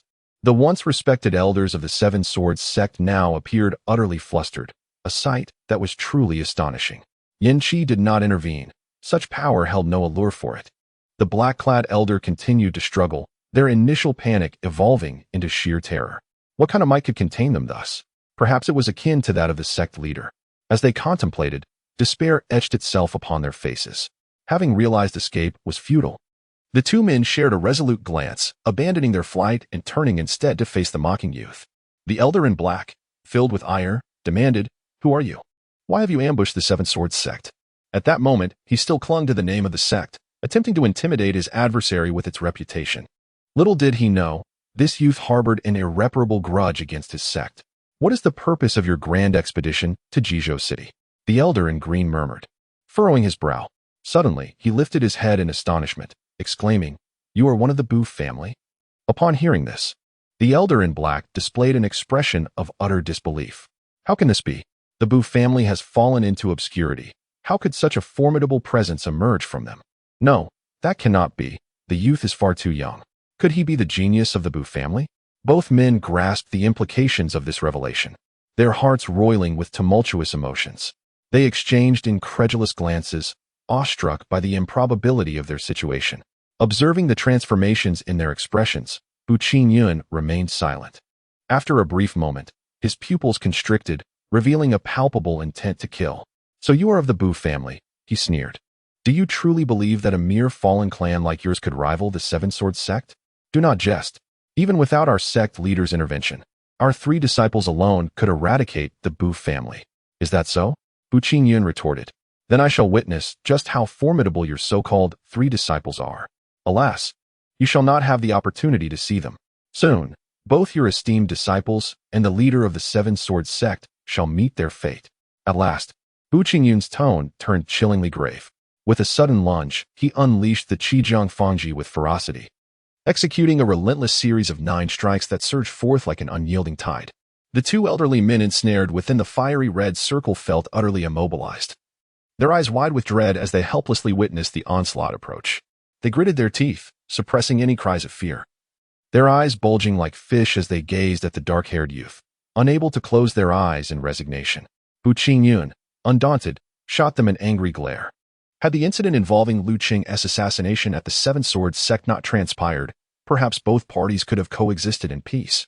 Yet, the 7-sword sect's overt disdain for the Bu family was evident in their imposing march, clearly revealing their intentions. If they sought his demise, then he would ensure their survival was equally unattainable. Murmuring avow to himself, he stowed away the 2 exquisite mundane weapons and pressed onward. The narrow path through the forest was strewn with corpses, limbs scattered haphazardly across the ground, while rivers of crimson liquid pooled ominously. A breeze swept through, carrying the pungent scent of blood, a scene and aroma potent enough to induce nausea. According to the accounts of those he had encountered, the 7-sword sect lay beyond this mountain peak. Bu Qingyun spoke to the fiery creature perched upon his shoulder, with a series of excited chirps. The little fellow soon fell silent, only to emit a few anxious sounds moments later. You mentioned that someone has just broken through to become a postnatal expert? Bu Qingyun felt a surge of astonishment. He had not anticipated the 7-sword sect gaining another postnatal member at such a critical juncture, undoubtedly strengthening their ranks. The creature chirped again. 2 peak postnatal experts? His shock deepened. Could it be that the 2 elderly men had mentioned the 3 disciples? Is it the one who seeks refuge with the notorious Go Kuang? Bu Qingyun had previously heard from the elder that this nephew of the 3rd master, in his youth, received assistance from Go Kuang, which led to a promise that he would intervene in matters concerning the Go family. Who exactly is this individual? According to the elder, he is merely in his early 30s, yet has reached the pinnacle of postnatal cultivation. What is most astonishing is that his initial aptitude was exceedingly mediocre, barely sufficient for cultivation. Who? Xianxia emitted another sound, this time instilling a sense of dread in Bu Qingyun. Even this indomitable beast of the same rank harbors trepidation. What manner of person is this nephew of the 3rd master? He hesitated, contemplating whether to proceed with this venture, for a slight misstep could cost him dearly. Chapter 35, A Feint to the East. A successful ambush. The gap is not significant. I hope everyone will exert their strength. Thank you. After pondering for a moment, he made his decision. With a flick of his wrist, 3 shimmering talismans appeared in his palm, adorned with tadpole-like script and worm-like patterns. A primary speed talisman, a primary critical strike talisman, and an intermediate concealment talisman. Xianxia, shall we engage in a grand endeavor? Bu Qingyun addressed the creature perched on his shoulder. Who? The little one could hardly contain its excitement, emitting sounds of exhilaration. Do not be deceived by its dainty and adorable appearance. It harbors a bloodthirsty essence within. Ha. Very well, let us stir up chaos at the 7-sword sect. After their conversation, the 2 continued on their journey. Upon ascending the mountain, the location of the 7-sword sect came into view. 7 towering peaks soared into the clouds, majestic and imposing. At the foot of the mountain stood a stone archway, inscribed with 3 bold characters that emanated a vibrant aura, as if it were a barrier concealing the scenery within. Gazing up from the base of the mountain, one could not help but feel a profound sense of insignificance, even a reluctance to lift one's gaze. Bu Qingyun shook his head vigorously, pondering the extraordinary nature of the mountain gate, which, upon mere observation, left one in a daze, inciting a fervent impulse to pay homage. If this entrance could induce such awe, how could one not feel trampled beneath it? Resolute in his decision, he brandished his Qijiang Fangji, unleashing his mystical technique as the spear's brilliance cleaved through the air, striking the archway with a resounding crash. The remarkable stone archway instantly developed fissures, gradually fracturing until it crumbled to the ground. The commotion startled the disciples of the 7-sword sect, who rushed out from within the gate, only to witness a youth with raven hair trampling upon the stone bearing the sect's name. Enraged, 3 disciples of the 7-sword sect shouted in indignation, demanding to know who dared Yet before they could finish their words, they collapsed to the ground, their necks bearing the mark of a swift strike, blood gushing forth. With the destruction of the mountain gate, the disciples of the Seven Swords sect were acutely aware of the subtle connection between the peaks and the archway. At the moment of its shattering, all 7 peaks trembled slightly, thus revealing the calamity. How could someone dare to demolish the mountain gate of the Seven Swords sect? Unthinkable. Who possessed the audacity to act thus? I must strip the skin from him. What a reckless creature. A series of furious roars echoed as an elderly man with white hair and youthful features stood atop a mountain peak, gazing downwards. His eyes seemed to transcend time itself, reflecting an indifferent demeanor towards all things. He was the leader of the Seven Swords sect. A look of perplexity crossed his face as he turned to glance at his second disciple, who had just broken through to the innate stage. After much contemplation, he resolved to remain and safeguard his disciple, aiding him in consolidating his cultivation. Within a cave nestled amidst steep cliffs, a voice of astonishment emerged, followed by a figure darting forth, craning his neck to peer down at the foot of the mountain. His gaze appeared hollow and devoid of life, yet it instilled an unsettling and eerie sensation, akin to peering into an abyss. After destroying the mountain gate of the Seven Swords sect, Bu Qingyun had applied 2 spiritual talismans upon himself, each accompanied by a persistent auditory cue, a basic speed talisman, lasting half a stick of incense, and a basic critical hit talisman, also lasting half a stick of incense. He refrained from using the intermediate concealment talisman, a safeguard he deemed essential for survival, reserving it for dire circumstances. With a hissing sound, Yin Qi transformed into a blazing light, soaring towards a peak steeped in ethereal energy. Do not hold back. Enjoy it to the fullest. Even if it seems unremarkable, do not let it linger, Bu Qingyun urged, as the little creature made its way towards the medicinal fields of the Seven Swords sect. Who are you? The aggrieved disciples of the Seven Swords sect charged down, confronting a youth wielding a double crescent halberd, all demanding an answer in unison. Without further ado, they prepared to strike. Upon utilizing the talisman, Bu Qingyun experienced a remarkable enhancement in his prowess, rivaling that of the pinnacle of the 9 heavens. These feeble minions were utterly no match for him. With a single strike, he sent those charging towards him hurtling backwards, some lightly bleeding from their orifices and succumbing to death, while others were left in disarray, their severed limbs scattered about. The 2 9 heaven masters from the Seven Sword sect had already been slain, leaving only those of lesser cultivation beneath the 8th heaven, which posed no threat. He moved through the throngs as if in a realm devoid of opposition, relentlessly reaping the lives of his adversaries, their vivid crimson blood splattering around him. The leader of the Seven Swords sect, clad in a dark azure robe, whose face had remained devoid of emotion throughout the ages, now bore a look of urgency as he glanced at his junior brother, who was at a critical juncture. Brother, do not concern yourself with me. Those disciples are the future of the Seven Swords sect. The elder, whose eyes had been tightly shut in meditation, spoke with a slight opening of his eyes. Very well. Take great care, my junior brother. Do not let yourself be swayed. Allow everything to unfold naturally, without force. With these words, the leader of the Seven Swords sect began to draw intricate patterns in the air, forming a protective barrier around his junior. Meanwhile, another figure, a third disciple clad in black and emanating an ominous aura, had also mobilized. He pursued Bu Qingyun relentlessly, while simultaneously drawing in the energies from the corpses of the fallen disciples. The bodies, strewn haphazardly, began to emanate a dark mist, which coalesced towards the figure in black. His hollow, lifeless eyes, akin to gazing into an abyss, glimmered with a chilling light as the dark mist enveloped him more densely, obscuring his visage and form from view. Bloodied and with eyes ablaze, Bu Qingyun executed his movements with unwavering precision, unleashing the 9 styles of the twin halberds. A streak of brilliance sliced through the air, and cries of agony echoed as severed limbs were sent flying. The leader of the Seven Swords sect moved with the swiftness of the wind, swiftly descending from the mountain peak to the mid-slope, and with another flash, he closed the distance to the disheartened disciples, now in utter disarray, by mere hundreds of yards. Yet, at that moment, a thunderous roar reverberated, akin to the tremors of an earthquake. The mountain trembled as the most spiritually rich peak was sheared of its steep edges. The sheer magnitude of this power was chilling, as fiery red light flickered, accompanied by hissing sounds. This is bad. The medicinal field. The countenance of the Seven Swords sect leader changed dramatically. He resolutely abandoned the disciples being slaughtered by Bu Qingyun and dashed toward the mountain peak. His third disciple also exhibited a sense of urgency, a flicker of regret crossing his eyes. Third disciple, your task is to impede that person. The elder in the azure robe conveyed telepathically. The man shrouded in black mist nodded slightly, then changed his direction, advancing menacingly toward the ebony-haired youth. Feeling as if a venomous serpent had targeted him, Bu Qingyun was seized with dread. Without hesitation, he activated a mid-level concealment talisman, which would last the duration of an incense stick.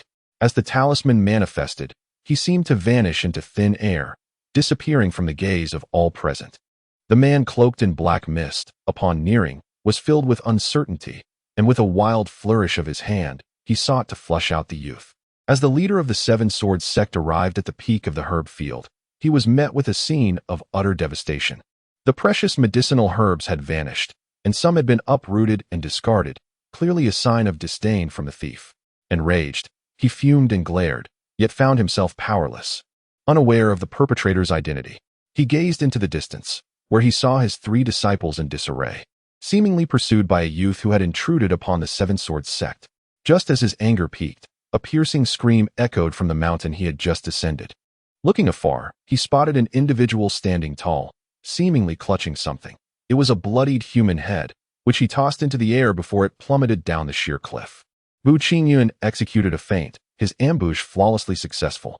After activating the concealment talisman, he swiftly made his way to the mountain peak, simultaneously summoning Xianxia, whose speed surpassed the pinnacle of acquired strength, even eclipsing that of many innate experts. Upon reaching the summit, they swiftly dispatched the elderly man who had just broken through to acquired strength. The man from the dark room seethed with rage, regretting his decision to absorb dark energy under such circumstances. After a brief change in expression, he headed towards the mountain peak, only to find the youth had vanished. However, the leader of the Seven Swords sect remained, kneeling on one knee, his eyes betraying an infinite hatred, not from injury inflicted by another, but born from his own frustration. Master, are you all right? Chapter 36. Ambush pursued relentlessly from behind, while the distance ahead appeared to widen. How might I ascend to the second position? Congratulations to the player, Xianxia, for acquiring a point of experience. Yen Beast Experience Value, 228-1000. Congratulations to the player, Xianxia, for obtaining 3 points of experience. Yen Beast Experience Value, 231-1000. Congratulations to the player, Xianxia, for securing 5 points of experience. Yen Beast Experience Value, 236-1000. The chime of notifications incessantly echoed in his ears. And as the final experience value settled at 300 points, Bu Qingyun let out a hearty laugh, his spirits soaring. The results of this endeavor had greatly exceeded his expectations. He had not anticipated such an effortless success in his ambush. Several factors contributed to this ease. First, the sect leader was preoccupied with safeguarding his junior disciple, leaving no opportunity to intervene. By the time he could act, it was already too late. Furthermore, the mysterious third disciple seemed to be practicing some peculiar technique, drawn to the dark essence of the deceased. Moreover, the illustrious reputation of the first sect of the Song dynasty had long instilled a sense of invulnerability. Who would dare to approach with such audacity, directly breaching the mountain gate? Most astonishingly, the medicinal herbs cultivated by the Seven Swords sect for the past 2 to 3 centuries were obliterated in an instant by Xianxia, leaving even the medicinal fields in ruins. This was a strike that resonated deep within the heart. Gasping with excitement, the little creature leaped joyfully upon its master's shoulder. Let us proceed to another location, Bu Qingyun declared, as the effects of the 3 spiritual talismans he had previously used dissipated. He then retrieved a basic speed talisman to enhance his agility once more. The Seven Swords sect has suffered a significant blow, and the sect leader, along with the enigmatic third disciple, must attend to the aftermath, likely preventing them from pursuing any further. However, in a bid to prepare for unforeseen circumstances, he generously dispenses spiritual talismans. Thus, a solitary figure and his beast continue their journey, this time not towards the city of Jizhou, but rather towards the 7 looming mountain peaks. Connected to the Seven Swords sect is the Wushan Demon Vein, a realm said to be teeming with malevolent creatures, a place no soul dares to approach. As they crest the mountain, the demon vein comes into view. The trees ahead tower like giants, their expansive leaves blocking out the sunlight, allowing not even a sliver of light to penetrate. Walking through this wooded expanse is not merely cool, it is eerily foreboding, inducing an involuntary chill. The little creature emits cautious sounds, a testament to its own wariness despite its formidable strength. Bu Qingyun treads carefully alongside the ancient trees, where various roars echo from within, marking only the periphery of this treacherous realm. The ground is littered with bones, and some corpses, scarcely deceased, lie in a grotesque state of disarray. This place is not only fraught with peril but also abundant in riches. A vein of iron ore stretches before them. Beside it stand ancient trees, so vast that they require multiple individuals to embrace them, some showing signs of having been felled, others already severed. The skeletal remains here are numerous, easily numbering in the thousands, as if the ground were carpeted with bones. The age-old adage rings true: men die for wealth, and birds perish for sustenance. Throughout the ages, countless souls have ventured into danger seeking riches to transform their lives. The solitary figure and his beast traverse the iron ore extraction site, officially stepping into the Wushan demon vein. The moment they enter, a chilling wind howls past. Bu Qingyun had thought the exterior was ominous enough, yet he finds the interior to be exponentially more sinister. The cultivator of the seventh heaven was enveloped by a chill that raised goosebumps across his skin. With a firm resolve, he channeled his true energy to dispel the coldness and pressed onward. The ominous sound of heavy breathing echoed around him, heralding the imminent danger. Indeed, a colossal ape, resembling a small mountain, emerged. It boasted 3 heads and 6 powerful arms, each fist as large as a house, rendering him almost insignificant in comparison. A post-heavenly beast. Bu Qingyun gasped in astonishment. This was merely the outskirts of the mountain range, yet such a formidable creature possessed such power. What horrors awaited deeper within? He shuddered at the thought, and with a swift motion of his hands, the Fang halberd materialized before him. The little creature had already taken action, transforming into a blazing crimson arc that descended like a meteorite. With a thunderous crash, a gaping wound appeared in the chest of the giant ape, dark blood oozing forth in a gruesome stream. The beast let out a ferocious roar, its 6 arms thrashing wildly, wreaking havoc upon the ancient trees surrounding them, snapping them in half and uprooting some entirely. Bu Qingyun was astounded by the sheer magnitude of its strength. He dared not linger any longer, fearing he might be struck by the falling debris. This was a clash of post-heavenly powers, and a single blow would be beyond his ability to withstand. He swiftly turned and fled the periphery. The battle raged for approximately the duration of a short incense stick, culminating in the resounding victory of the post-heavenly pinnacle, xianxia, as the giant ape crashed to the ground. Just as man and beast prepared to advance, a series of furious roars erupted from the depths of the dense forest, followed by tremors akin to an earthquake. A towering giant ape emerged, even more imposing than the previous one, while an unusual flock of peculiar flying eagles soared through the air, characterized by their tiger heads, horse bodies, and eagle wings. On the ground, several other creatures roamed, each one distinctly unlike any ordinary animal and exuding a formidable aura. All of them possessed postnatal strength. What manner of existence is this Wushan demon vein?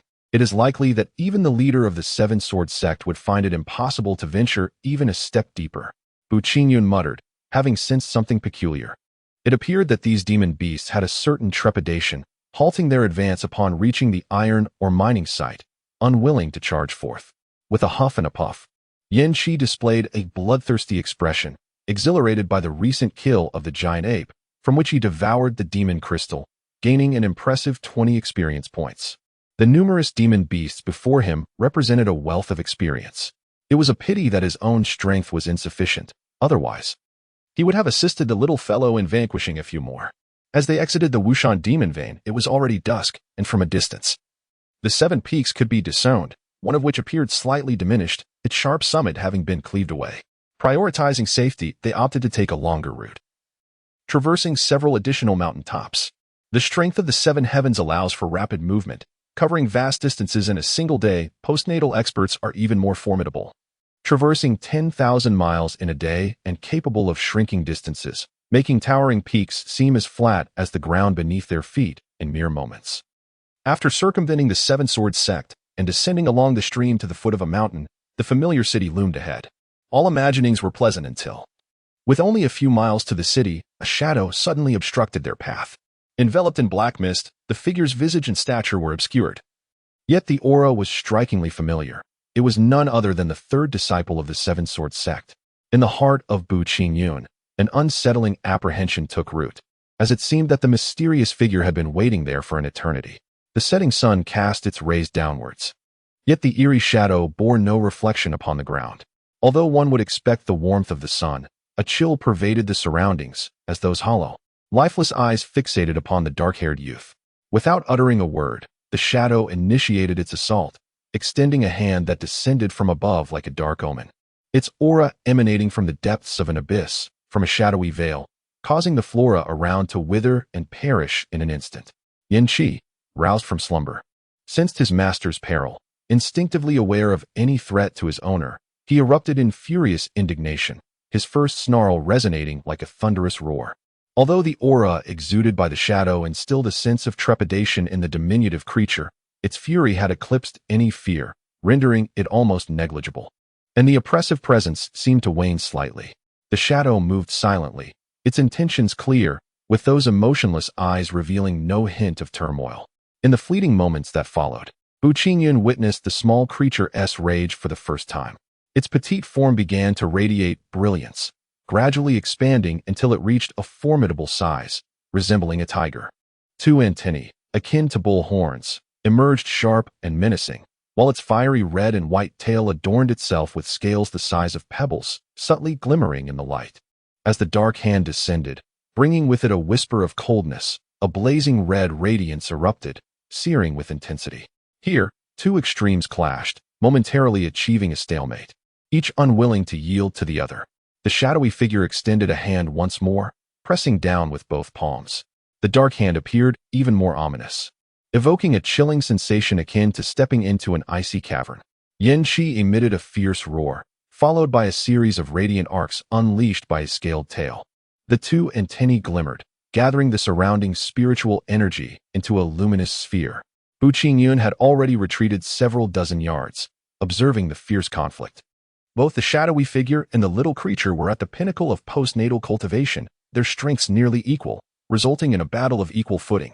He pondered the mysterious third disciple of the Seven Sword sect, curious about the extraordinary abilities they possessed to wield such power. Yin Qi, being invincible at his level, was surprisingly pushed to this extent. Of course, the little creature had expended considerable energy earlier, which undoubtedly had some impact. With a resounding clash, the black hand and the searing crimson arcs battled for a brief moment before a victor emerged. Yin Qi grew increasingly formidable, his offensive becoming more relentless. While the shadowy figure could no longer sustain itself, retreating step by step as the swirling black mist thinned, its eyes remained devoid of any emotional fluctuation, as lifeless as a corpse, which perplexed Bu Qingyun. The two horn-like antennae had gathered momentum, and once the sphere of spiritual energy formed, it shot forth like a gust of wind, striking the shadowy figure before it could evade. A sharp sound echoed, reminiscent of fabric being torn, akin to blades sliding across the ground, swift and fleeting. The inferno surged forth without pause, its form now as formidable as a tiger. With powerful limbs, it lunged forward, its claws slicing through the inky mist with ferocity. Just as the shadow seemed destined for demise, its eyes betrayed no hint of anguish, appearing utterly mundane. Bu Qingyun, sensing an underlying truth, was struck with astonishment. Indeed, the shadow was not the true disciple of the Seven Swords sect, but rather a mere projection. What extraordinary mastery was this? To possess such prowess was astonishing. As the inferno executed its final technique and withdrew, the shadow emitted a resounding whoosh, transforming into a dense plume of black vapor that ascended into the sky, leaving no corporeal remains behind. Bu Qingyun, cradling the exhausted little creature, dashed after it. The black vapor loomed overhead like a storm cloud, drifting towards the direction of Jizhou City. The third disciple nodded, pondering the origins of this young man from the Bu family, who commanded a beast of such peak innate strength. He mused that even at his prime, he might not stand a chance against it. The elder clad in dark blue frowned deeply. Had they truly encountered an insurmountable obstacle? With the day of reckoning approaching, was all their effort to be in vain? No, they could not afford to surrender, even if it cost him his life. He must capture that young man from the Bu family. The ambition to cultivate the ancient bloodline must not falter. Should they succeed, both he and the sect leader would soar to unimaginable heights, and the day would soon come when they could depart this forsaken continent and ascend to the true realm. Upon concluding his fervent declaration, the elder's gaze turned steely, his countenance darkening ominously. They scoured the entirety of the great Song Empire, even searching through the other two nations. Yet they could only discover 3 exceptionally gifted youths. In this desolate land, where spiritual energy is scarce, to encounter 3 individuals of such caliber within the same era is already remarkable. However, a 4th has seemingly emerged, though he appears somewhat difficult to ensnare. To secure the allegiance of those 3 youths, they resorted to every form of deception and trickery, ultimately succeeding in persuading them to join the Seven Swords sect, where they now languish, sealed within a blood pool. Initially, they believed that the reputation of the foremost sect in the Great Song would be of great advantage. Yet there are always those with unyielding resolve, particularly those who possess extraordinary talents. Indeed, one must not relent. The rare occurrence of 4 prodigies in the same era must not be squandered, for who knows when such an opportunity will arise again. By then, I may have become mere bones. The leader of the Seven Swords sect declared with unwavering determination, having surpassed a century in age. He finds himself with little time to spare. He would not hesitate to obliterate the efforts of his predecessors, even if it meant depleting the entire sect to achieve his goal. Meanwhile, Buqingyun, unwilling to abandon the dark cloud, ascended to the rooftop, deftly traversing the eaves. Xianxia had succumbed to a deep slumber within him. He seemed on the verge of uncovering the mystery surrounding Situation. His excitement mingled with apprehension. As he dreaded the thought of any harm befalling the young woman, a vague concern stirring within his heart. The dark mist was heading towards the Situ residence. He did not enter through the front gate, but instead vaulted over the wall with the agility of a carp leaping over the dragon's gate. The guards, about to raise the alarm of an intruder, halted upon noticing the jade tablet suspended from his person. A few individuals recognized the man. Following that day, inquiries were made, revealing that the youth in possession of the Situ family's guest token was none other than the now-renowned Buqingyun. After navigating the courtyard and crossing the walls, he arrived at the bamboo grove where Situation resided. There, he beheld her with arms outstretched, much like the last time, seemingly indulging in some ethereal pleasure, absorbing a denser and larger mass of dark energy than before into her being. The aura that once emanated an otherworldly purity, akin to a celestial maiden untouched by earthly tribulations, gradually dissipated. Her delicate brows elongated into an eerie crimson hue, while a bizarre pattern glimmered upon her forehead. The atmosphere grew ominous and chilling, evoking an array of words that could scarcely encapsulate the unsettling transformation of the enchanting woman before him, igniting an inexplicable pang of sorrow within Buqingyun's heart. He yearned to intervene, yet an invisible barrier descended like a shroud from the heavens, encasing Situation and repelling him. He shouted in desperation, but the girl within remained oblivious, immersed in the dark energy, her expression one of utter enjoyment, a delicate veil cascading down to reveal a sweet smile. Yet, in that moment, it struck a chilling contrast, such a stunning beauty, enveloped in shadows. With her elongated crimson brows and the peculiar luminous design on her forehead, her flowing hair billowing as if stirred by an unseen wind, resembled a sorceress, appearing as an entirely different being. The dark energy was gradually consumed, seemingly at a languid pace, yet visibly diminishing, within the span of merely a few moments. It was entirely absorbed.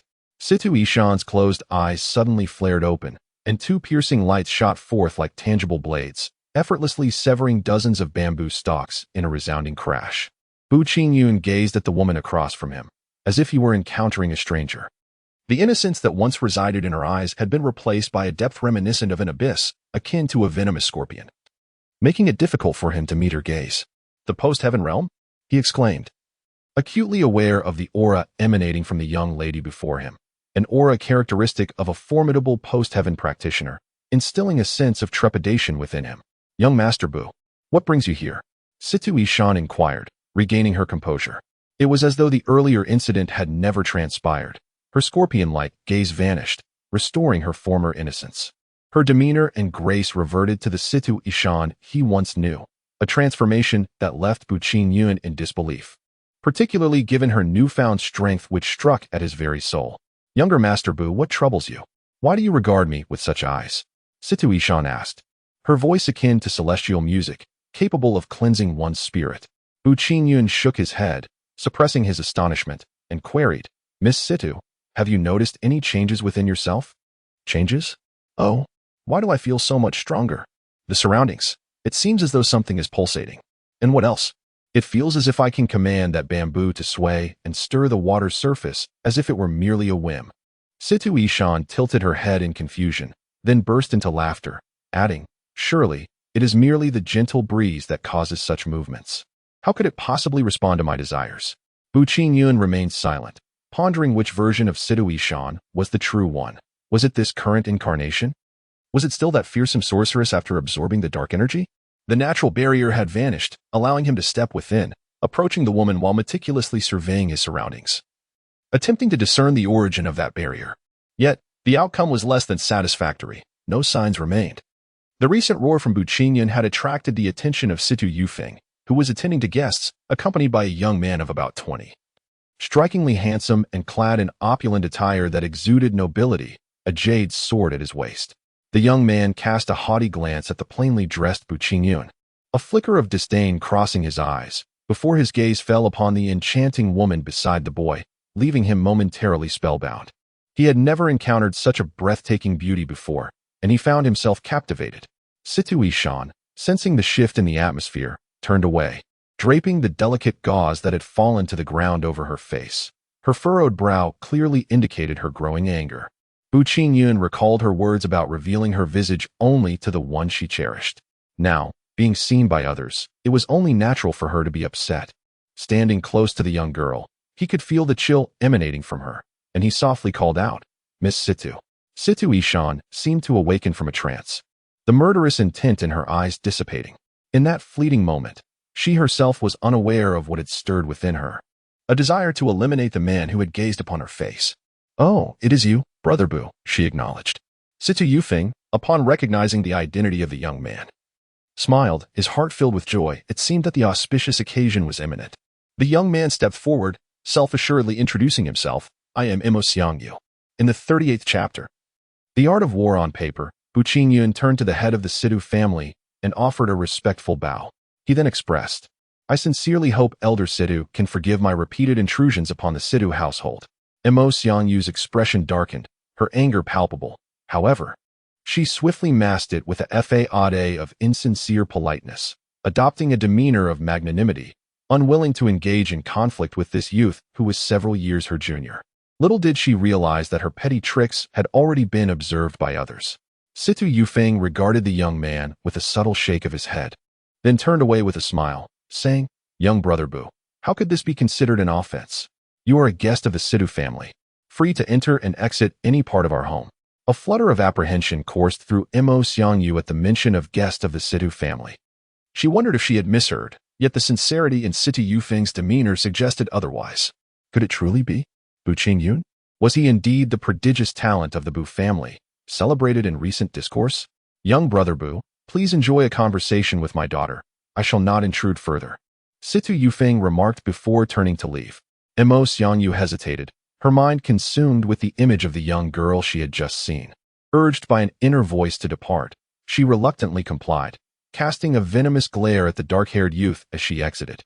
Once he was out of sight, Situ Ishan remarked with a chilling tone, "That person is truly odious, a sanctimonious hypocrite." The expressions and subtle shifts in demeanor of the disciples of the Mo family, which they believed they were concealing adeptly, had not escaped the notice of the three individuals present. They simply chose not to expose the truth directly. "Miss Situ," Bu Qingyun called gently, as the enchanting young woman before him exuded a chilling aura of intent. Situ Ishan, seemingly oblivious, smiled and inquired, "What brings you to seek me today, young Master Bu?" A flicker of anticipation danced within her heart, causing her cheeks to flush involuntarily, her pulse racing. Bu Qingyun hesitated, his thoughts swirling, before eventually shaking his head and replying, "I merely wish to engage in conversation with Miss Situ." The young lady was filled with uncontainable joy. The encroaching darkness of the evening, coupled with her delicate veil, allowed her to mask her elation effectively. The two soon delved into reminiscing about their childhood tales, their laughter resonating through the air, until the young man began to recount some sorrowful stories, prompting the maiden to shed tears on multiple occasions. The night seemed to pass swiftly, as if in the blink of an eye, darkness enveloped the world. As they prepared to part ways, both felt a twinge of reluctance. Bu Qingyun exited the Situ residence and made his way home. As his figure faded into the distance, a group of 4 or 5 burly men clad in form-fitting robes surrounded a remarkably handsome young man. The young man commanded, "Identify this individual and seize an opportunity to teach him a proper lesson, so he understands the essence of courtesy and the folly of his ignorance." The 5 men nodded in agreement, committing the departing figure to memory. After enjoying a hearty meal, Bu Qingyun flipped his wrist, revealing a multicolored pill, which he presented to the elder before him. Before he could utter a word, however, he was preempted. "What sort of elixir is this?" Bu Feitian furrowed his brow slightly. As a ninth heaven body refinement master, he could sense the extraordinary spiritual energy emanating from the pill and could not help but inquire. Naturally, Bu Qingyun would not disclose that it was an experience pill, for outsiders would not comprehend its significance. He chuckled and replied, "It is merely an ordinary elixir, capable of refreshing the mind and invigorating the spirit." The old gentleman, well aware of his own vitality, shook his head and said, "I am already brimming with energy and radiance. There is no need for this. You should keep it for when you feel weary from your training." Unable to persuade him otherwise, the young man pondered for a moment before suddenly asking, "Grandfather, how has the Bu family fared these days? I wish to review the accounts." "Very well, wait a moment. I shall fetch them for you." Once the elder had walked away, Bu Qingyun discreetly dissolved the basic experience pill into the cup of tea, and soon a subtle fragrance began to waft up, enveloping the air with a pleasant aroma. Bu Qingyun took the account book and feigned a serious demeanor as he perused its contents, though his mind remained focused on the cup of tea. How could the old gentleman remain oblivious? With a deep sigh, he chose not to disappoint his grandson's goodwill and drank the extraordinary elixir-infused tea in one go. Bu Qingyun smiled softly and then proceeded to the ancestral hall, choosing not to enter, but rather to stand guard outside. He retrieved the tome cloud treading steps from his basic storage bag and began to peruse it, only to discover the marvel and power of this footwork technique. The esoteric incantations flowed into his mind one by one, compelling him to close his eyes and contemplate. Yin-Chi, having regained some strength, emerged to take the elder's place in safeguarding them both. The night seemed to pass in tranquility, yet for the Bu family, it marked a significant advancement. As the morning sun rose, painting the sky with vibrant hues, Bu Qingyun slowly opened his eyes, expressing heartfelt gratitude to the little creature that stood guard. Yin-Chi blinked his large eyes, remaining silent. With a flick of his wrist, a sprig of cold moon grass, received as a gift the previous night, materialized. A low rumble reverberated through the ancestral hall of the Bu family. The sound, though muted, was contained by the extreme suppression and the sealing of the area with true energy, preventing any disturbance to the neighbors, and even the servants tidying up in the courtyard remained oblivious. With a creak, the grand door swung open, and the elder emerged, radiating an aura that captivated the eye. His once mottled gray hair now appeared as dark as ink, and the wrinkles on his face had diminished slightly, making him seem rejuvenated by a decade or two. Glowing with vitality. Seeing his grandson's joyful gaze, Bu Feitian could not help but smile knowingly, his earlier astonishment long since dulled. His sole sentiment was that the presence of this grandson was a tremendous fortune for the Bu family. "Grandfather, please do not worry about the trivial matters of the Bu family these days. Focus on consolidating your cultivation, and I shall handle everything," Bu Qingyun said with concern. The elder did not refuse. He nodded and stepped back into the ancestral hall. Meanwhile, Bu Qingyun was busily occupied throughout the day. Numbers had always been a source of headache for him, but fortunately, he had a capable and loyal steward who managed most affairs efficiently. After the sun reached its zenith, he returned to the martial arts hall to engage in discussions with the 18 individuals, noting that the recruitment had remained unchanged during these days. On that day, he recounted several anecdotes from the art of war and discussed the 36 stratagems, eliciting waves of admiration from the audience below. They all believed that if the young master were to enlist, he would undoubtedly become an undefeated general. Little did they know that this was merely Bu Qingyun's past passion for memorizing these texts. Now, it was nothing more than idle speculation. Should true tactics be put to the test, the results might not be as miraculous as described. However, others held a different perspective, convinced that the young master, as a general, would lead his troops with unparalleled skill, striking fear into the hearts of the enemy, causing them to crumble. After sharing these anecdotes, he spoke fervently. igniting the youthful fervor of the assembly, all of whom were of similar age and brimming with vigor. I intend to select one among the 18 of you to be the captain, but this position is not easily attained. You must earn the respect of the other 17 competitors. Do you have the confidence to become this captain? Bu Qingyun inquired passionately. In unison, the 18 declared yes. I want to be the captain. As chapter 39 unfolds, I observe the 18 depart, and Bu Qingyun spared no expense in instructing the steward to procure valuable qionglu. The following day would not entail simple training. It was a rigorous regimen he had contemplated for some time. The effects of qionglu could restore a measure of physical strength in a short period, yet it could not replenish true energy, thus rendering it incomparable to divine power elixirs. Originally intending to further explore the intricate techniques of the cloud-treading steps, he was unexpectedly visited by Miss Situ Ishan. Heart elated, he set aside his texts and went forth to greet her. Veiled in delicate gauze, her countenance remained obscured, yet it sparked boundless imagination. One glance into her enchanting eyes confirmed her as an unparalleled beauty. With a graceful and swaying figure, she approached, radiating a refreshing and elegant demeanor. Miss Situ, what brings you here this evening? Bu Qingyun inquired, his heart brimming with joy. Situ Ishan's eyes flickered slightly, her tone tinged with irritation as she replied. It's that insufferable person again, frequently intruding without invitation and lingering at my home as if he belongs there. He even trespassed into the bamboo grove without my consent. Xianxia? The young man murmured, a hidden chill flashing in his gaze. Indeed, it was he. Situ Ishan's evident disdain was palpable as her delicate brows knitted together. Not wishing to let another's presence disrupt their conversation, she deftly shifted the subject, asking, why is the elder Bu not here? Oh, I see. Upon uttering this, she fell silent, a touch of embarrassment illuminating her features, her demeanor embodying the quintessential traits of femininity as she fidgeted. Is there something troubling you, Miss Situ?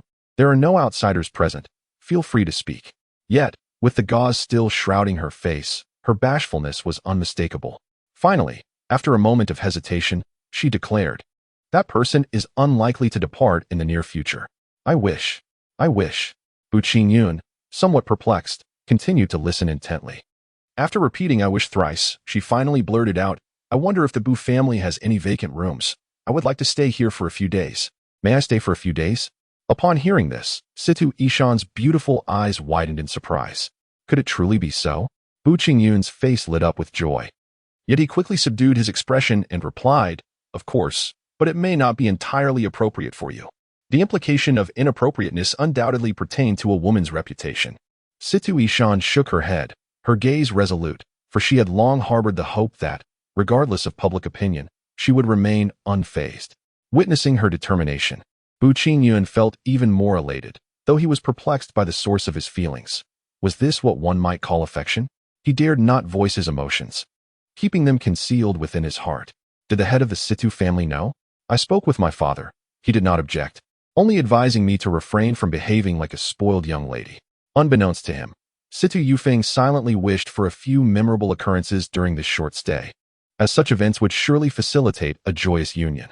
Is it inconvenient? Situ Ishan timidly inquired, noticing the youth's apparent hesitation. Bu Qingyun immediately shook his head vigorously, like a rattle drum, assuring her, there is no inconvenience, provided that Miss Situ feels comfortable. Really? Then I thank you, young Master Bu. Situ Ishan's face brightened with a radiant smile as she removed her light veil, illuminating the night as if it had been blessed by the stars. Words failed to capture her extraordinary beauty, which radiated an air of inviolable grace. There is no need for such formality, Miss Situ. In that case, young Master Bu, please refrain from calling me Miss Situ. Simply use my name. Then do not address me as young Master Bu. The two exchanged playful banter, their distance subtly diminishing, as if the membrane of emotion between them could be pierced at any moment. Yet both refrained, never crossing that boundary. Although Bu Qingyun was not na-ve in matters of the heart, he had never been in love, like the innocent and impressionable Situ Ishan. He cherished the sweet taste of this budding affection, savoring it within his heart. Perhaps this is what one might call first love. That evening, their conversation flowed effortlessly, and Bu Qingyun resumed his poignant storytelling, recounting tales of tragic love from past lives, which left the young lady in tears, her soft murmurs revealing her lament over the uncontrollable nature of emotions. The following day, Bu Qingyun initiated an intense training regimen for the 18 individuals. Incorporating various exercises he had learned from previous incarnations, push-ups and sit-ups abounded. These individuals had never engaged in such peculiar activities, feeling bewildered yet compliant. After completing a set, they were left with aching limbs and overwhelming fatigue. Everyone rise. We shall repeat the entire set. Just as the 18 had settled down, a commanding voice rang out. They exchanged glances, reluctant to comply, yet ultimately stood again to repeat the routine. Upon finishing, they felt they had reached their limits. Their legs too weary to bear their weight. To their surprise, the once amicable youth had taken on a stern and demanding demeanor, insisting they perform the exercises once more. Some displayed signs of discontent, muttering under their breath, their brows furrowed in frustration. I will count to 3. Those who do not rise shall leave the Bu residence on their own accord. Bu Qingyun exclaimed with fervor, harnessing his true energy, compelling those around him to recognize the gravity of his words. Upon hearing this, even the most reluctant among them rose to repeat the task, a process that consumed a full half-hour to complete. Observing from a distance, Situ Shan initially believed the young man would grant the group a respite. However, much to her astonishment, he insisted they continue to repeat the exercise. Her brow furrowed, for the participants had already exhausted their strength, seemingly left with only the ability to gasp for breath. After 5 rounds, some began to mutter curses, declaring their inability to endure further and expressing a desire to leave, unwilling to endure the tribulations imposed by the Bu family. Their voices were unrestrained, clearly teetering on the brink of rebellion. Noting this, Bu Qingyun smiled faintly, and as the twilight deepened, he instructed the maidservants to bring forth exquisite nectar for their refreshment. He uttered no further words and turned to depart, confident that the implications of this experience would soon dawn upon them. Indeed, the following day, upon awakening, the 18 individuals, despite feeling the aches coursing through their bodies, discovered an astonishing transformation within themselves, as if each part had undergone a qualitative leap. They realized they had misjudged the young master. How shameful it was! Just yesterday, they had harbored thoughts of indignity towards him. The young master had exerted himself for their benefit, yet they had treated him with such disdain. Though endowed with talent, how could he possess such extraordinary strength without unparalleled dedication to his cultivation? In hushed tones, they exchanged sentiments, while Bu Qingyun, secretly listening, felt a sense of satisfaction. He chose to say little, merely approaching their quarters and stating, "Today's training will follow yesterday's regimen, with an increase of 5 repetitions. The Bu family has no tolerance for waste. Those who cannot complete the tasks are unworthy to remain within our ranks." 18 individuals have become acutely aware of the young master's heartfelt struggles, and in unison, they proclaimed, "We shall not fail your expectations. We vow to remain with the Bu family." On this particular day, Bu Qingyun refrained from observing their resolve, allowing them to act of their own volition. For if he were to impose stringent regulations, it would only lead them to rebel against any semblance of constraint on any other day. He departed from the Bu residence and made his way to a secluded blacksmith shop nestled in a narrow alley to ascertain whether the weapons and armor he had commissioned were completed. Additionally, he intended to present a surprise to his esteemed mentor, Yu Qian. Yu Xiao had frequently inquired about the existence of cold iron ore, and from the glimmer of anticipation in his gaze, it was evident that if he were to produce the 20 pieces, his expression would be most revealing. However, as he turned into an alley and had yet to reach his destination, he was abruptly obstructed. "Xianxia?" Upon recognizing the individual, Bu Qingyun's countenance darkened. The young man clad in white, wielding a fan, sneered condescendingly and remarked, "I'm surprised you still recognize this young master. I thought your eyes had ascended to the heavens, rendering me invisible. Indeed, I have consistently regarded you with disdain, yet you, a mere clown, continuously intrude upon my sight. One might call that a display of folly," Bu Qingyun retorted, raising an eyebrow. "What will you do then? I shall dismantle you, the so-called prodigy of the Bu family, piece by piece, and present your dismembered form before that little girl, Situ, so she may comprehend who truly deserves to share in her splendid nights." Xianxia proclaimed, exuding an air of superiority, speaking down to Bu Qingyun with a haughty demeanor. "The insolent brat, you need not glare at me so fiercely. If you do not kneel and crawl beneath my trousers, I shall make your existence a living hell. How could that little wretch from the Situ family be so blind as to take a liking to you? Truly, her vision is impaired, time and again subjected to humiliation. Bu Qingyun was already seething with rage. Upon hearing such slander directed at Sidui Shan, his fury ignited like wildfire. In a silent yet ominous manner, he grasped the silent weapon, Fengji, and without uttering a word, charged forward. Mo Xianyu was momentarily taken aback, caught off guard, but he quickly regained his composure, a look of disdain evident in his eyes. After clapping his hands twice, 5 imposing figures leapt over the wall, each towering and robust, their strength at the 7th level of body refinement. Chapter 40. Enlightenment in Adversity. Bu Qingyun's movements, akin to a melody, came to an abrupt halt as he found himself encircled by 5 burly men. His brow furrowed, yet a faint smile graced his lips, and a fierce fighting spirit surged within him. Observing his halt, Mo Xianyu scoffed derisively. Do you think a scion of a fallen family can contend with me? Huh. Such arrogance. Just wait. One day I shall make that little wretch from the Situ family gasp for breath beneath me. He chuckled, relishing the thought of such a scene, disregarding his own image as he shamelessly adjusted himself. Every individual has their tender spot, and his words grazed Bu Qingyun's forbidden zone. Lowering his head, an overwhelming aura of murderous intent erupted, permeating the narrow alley, causing all present to shudder as a chill enveloped their hearts. 7th level of body refinement.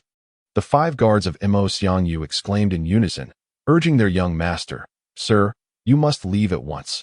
This individual is rather formidable. Mo Xianyu, taken aback, felt a surge of indignation. Could it be that the rumors were indeed true? Had this youth truly bested disciples of the Seven Swords sect? He shook his head vehemently, baring his teeth and retorting, Nonsense. Are you 5 incapable of restraining him? If so, what purpose do you serve? His own strength was at the 5th level of body refinement, a feat achieved only through substantial investment from the Mo family in nourishing tonics. The 5 guards fell silent, their primary duty being to safeguard the young master's safety, prompting them to act in his best interest. Yet, to their dismay, the youth showed no appreciation, instead hurling insults back at them, igniting a flicker of anger within them that they dared not express, for he was the young master of the Mo family. As they pondered the astonishing prowess of the raven-haired youth, Bu Qingyun was already poised for action, his ebony spear glistening like polished ink, radiating an iridescent sheen. With a rush, the battle was imminent. Bu Qingyun seized the initiative, unleashing the 9th technique of his profound skill with the spear, its power soaring like a rainbow. Unparalleled in might, the 5 guards, unwilling to concede, brandished their weapons and executed their own profound techniques. One among them possessed a rare-grade profound skill, marking him as the most formidable. He stepped forward as the vanguard, facing the youth directly, while the remaining 4 circled around to provide support, intermittently launching strikes to hinder the opponent's movements. In an instant, Bu Qingyun found himself ensnared in a perilous predicament, restrained by these 5 adversaries. This was his first encounter with so many opponents of equal standing, and he was at a numerical disadvantage, making it impossible to turn the tide. He could only manage to hold his ground. Fortunately, clad in armor, he was somewhat shielded from the blades that rained upon his upper body. Yet he had to exercise utmost caution regarding his lower half and head. Ha ha ha. Truly pathetic. You can't even best my guards. How could you possibly contend with me? Mo Xianyu mocked incessantly from the periphery. I advise you to kneel and admit your faults. Perhaps I might spare your life. Then you can witness the expression of that C2 wench beneath me in all her disgrace. Bu Qingyun's fury surged, yet he remained composed, resolute in maintaining his calm amidst the chaos. The 7 days of introspection by the waterfall had instilled in him the importance of such composure. As frequently advised by the enigmatic figure he had encountered, Yin Qi, eager to intervene, was repeatedly restrained. He did not wish to resort to the power of the little companion unless absolutely necessary, for should it unleash its might, the lives of these 6 would be forfeit. He sought to transcend his current predicament. Without challenge, how could there be growth? This battle was not merely against these 5 foes, but a profound struggle against his own inner self. Thud, thud, thud. The oppressive sounds echoed continuously as the 5 assailants maintained an overwhelming advantage. Their mighty hands descended relentlessly, and the glint of swords and blades sliced through the air, leaving a myriad of varying depths in their wake upon the walls and floor. As Bu Qingyun began to stretch his limbs, a palm imprint suddenly flew toward him from the left, halting his movements once more. This situation persisted, leaving him feeling exceedingly constrained. Coupled with the taunts of the man outside the arena, his mind grew increasingly chaotic. He found himself entirely restricted. If he did not devise a means of escape soon, it would not be long before he could no longer endure. Boo family brat. It's not too late to beg for mercy now. How about this? I'll give you a discount and let you wear my worn-out shoes. After I've had my way with that C2 wench, I'll hand her over to you, mocked Mo Xiangyu, his face distorted with malice as he cackled. Bu Qingyun, seething with rage, was provoked time and again. He had completely lost control, exerting all his strength to fend off the assaults of the 5 assailants. Seizing the opportunity, he once again unleashed the 9 styles of the linked halberd. A piercing sound echoed as a burly man, who had been lying in wait, surged toward him from behind. A brilliant sword light, evidently premeditated, burst forth, causing the air to tremble and the ground to stir with fine sand and gravel. Is it done? Mo Xiangyu clapped and laughed, but before his smile could fully materialize, it froze into a grimace. Clang. Fearless, Bu Qingyun disregarded the approaching sword light, allowing it to strike his back. With a thunderous crash, he staggered forward several steps, revealing a torn garment that exposed his bronze skin. Remarkably, there was not a trace of blood, let alone any sign of injury on the young man. The assailant was momentarily taken aback. Yet before he could fully comprehend the situation, a radiant flash of light appeared before him, and a chilling sensation coursed through his neck. In an instant, he felt as if the heavens had turned upside down. His eyes widened towards the sky as he collapsed to the ground, devoid of life. Fourth brother. The remaining 4 guardians of the Mo family were caught off guard, each exclaiming in shock. Their faces contorted with grief and fury, they shouted in unison. Their eyes tinged with red as they charged forward desperately. Watching from the periphery, Mo Xiangyu felt a tremor in his heart, inexplicably gripped by a flicker of retreat. As he gazed at the youth with hair like a tempest, an inner alarm surged within him, causing beads of sweat to form on his forehead. Bu Qingyun was once again ensnared in a dire predicament, utterly consumed by rage, and the 4, mourning their fallen brother, were equally relentless. Both sides exuded an aura of ferocity, refusing to yield, unconcerned about their own casualties, solely intent on annihilating one another. Xianxia had already materialized behind the man in white, observing the unfolding chaos. Should his master falter, he would disregard commands and intervene to offer salvation. With a fluidity akin to shadow, he moved gracefully, treading upon the air as if dancing upon clouds. Suddenly, a voice resonated within Bu Qingyun's mind. Akin to awakening from a dream, it was the incantation of cloud-treading steps.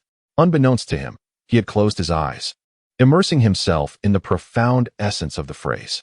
To Mo Xiangyu, this act appeared as a sign of surrender, leading him to believe that Bu Qingyun had relinquished all will to resist. Elation surged within him, dispelling the remnants of fear as he grinned widely, exclaiming, "This is it. Kneel and beg for mercy, and I may grant you a complete corpse. Otherwise, you shall face dismemberment at the hands of my 4 guardians." Unperturbed by the tumult surrounding him, Bu Qingyun continued his actions with unwavering focus, his eyes closed yet instinctively resisting the onslaught from his adversaries. The 4 assailants momentarily halted, exchanging glances filled with confusion. This fleeting pause granted Bu Qingyun the precious opportunity he needed to seize victory.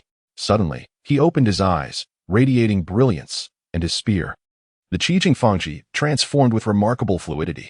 He unleashed the 9 forms of the spear in swift succession: horizontal thrust, upward flick, downward draw, vertical slash, defensive stance, counterswing, sweeping arc, chasing the stars, and treading the moon. This series of intricate maneuvers left the 4 opponents wounded and utterly astonished. They could scarcely comprehend how he had escaped their relentless assault, and worse yet, inflicted harm upon them. His elusive footwork, seemingly impossible to track, was nothing short of magical. In that moment, the tide of battle shifted dramatically as the dark-haired youth turned the tables, the spear's gleam slicing through the air like a raging tempest, creating a whirlwind of force in its wake. "Impossible!" the 4 exclaimed in unison, yet the reality unfolded before their eyes. Watching from the sidelines, Mo Xiangyu's eyes widened in disbelief, his mouth agape as if to swallow a whole egg. He swallowed hard, overwhelmed, and instinctively turned to flee, stumbling and falling before scrambling back to escape in a panic. Chapter 41. Mysterious as the abyss, Bu Qingyun, consumed by fury, became a tempest of energy. His spear moving with unparalleled swiftness, akin to a ferocious tiger pouncing on its prey, or a pack of wolves howling in frenzy. In an instant, those present felt as though their eardrums might shatter, the force reverberating through their very souls.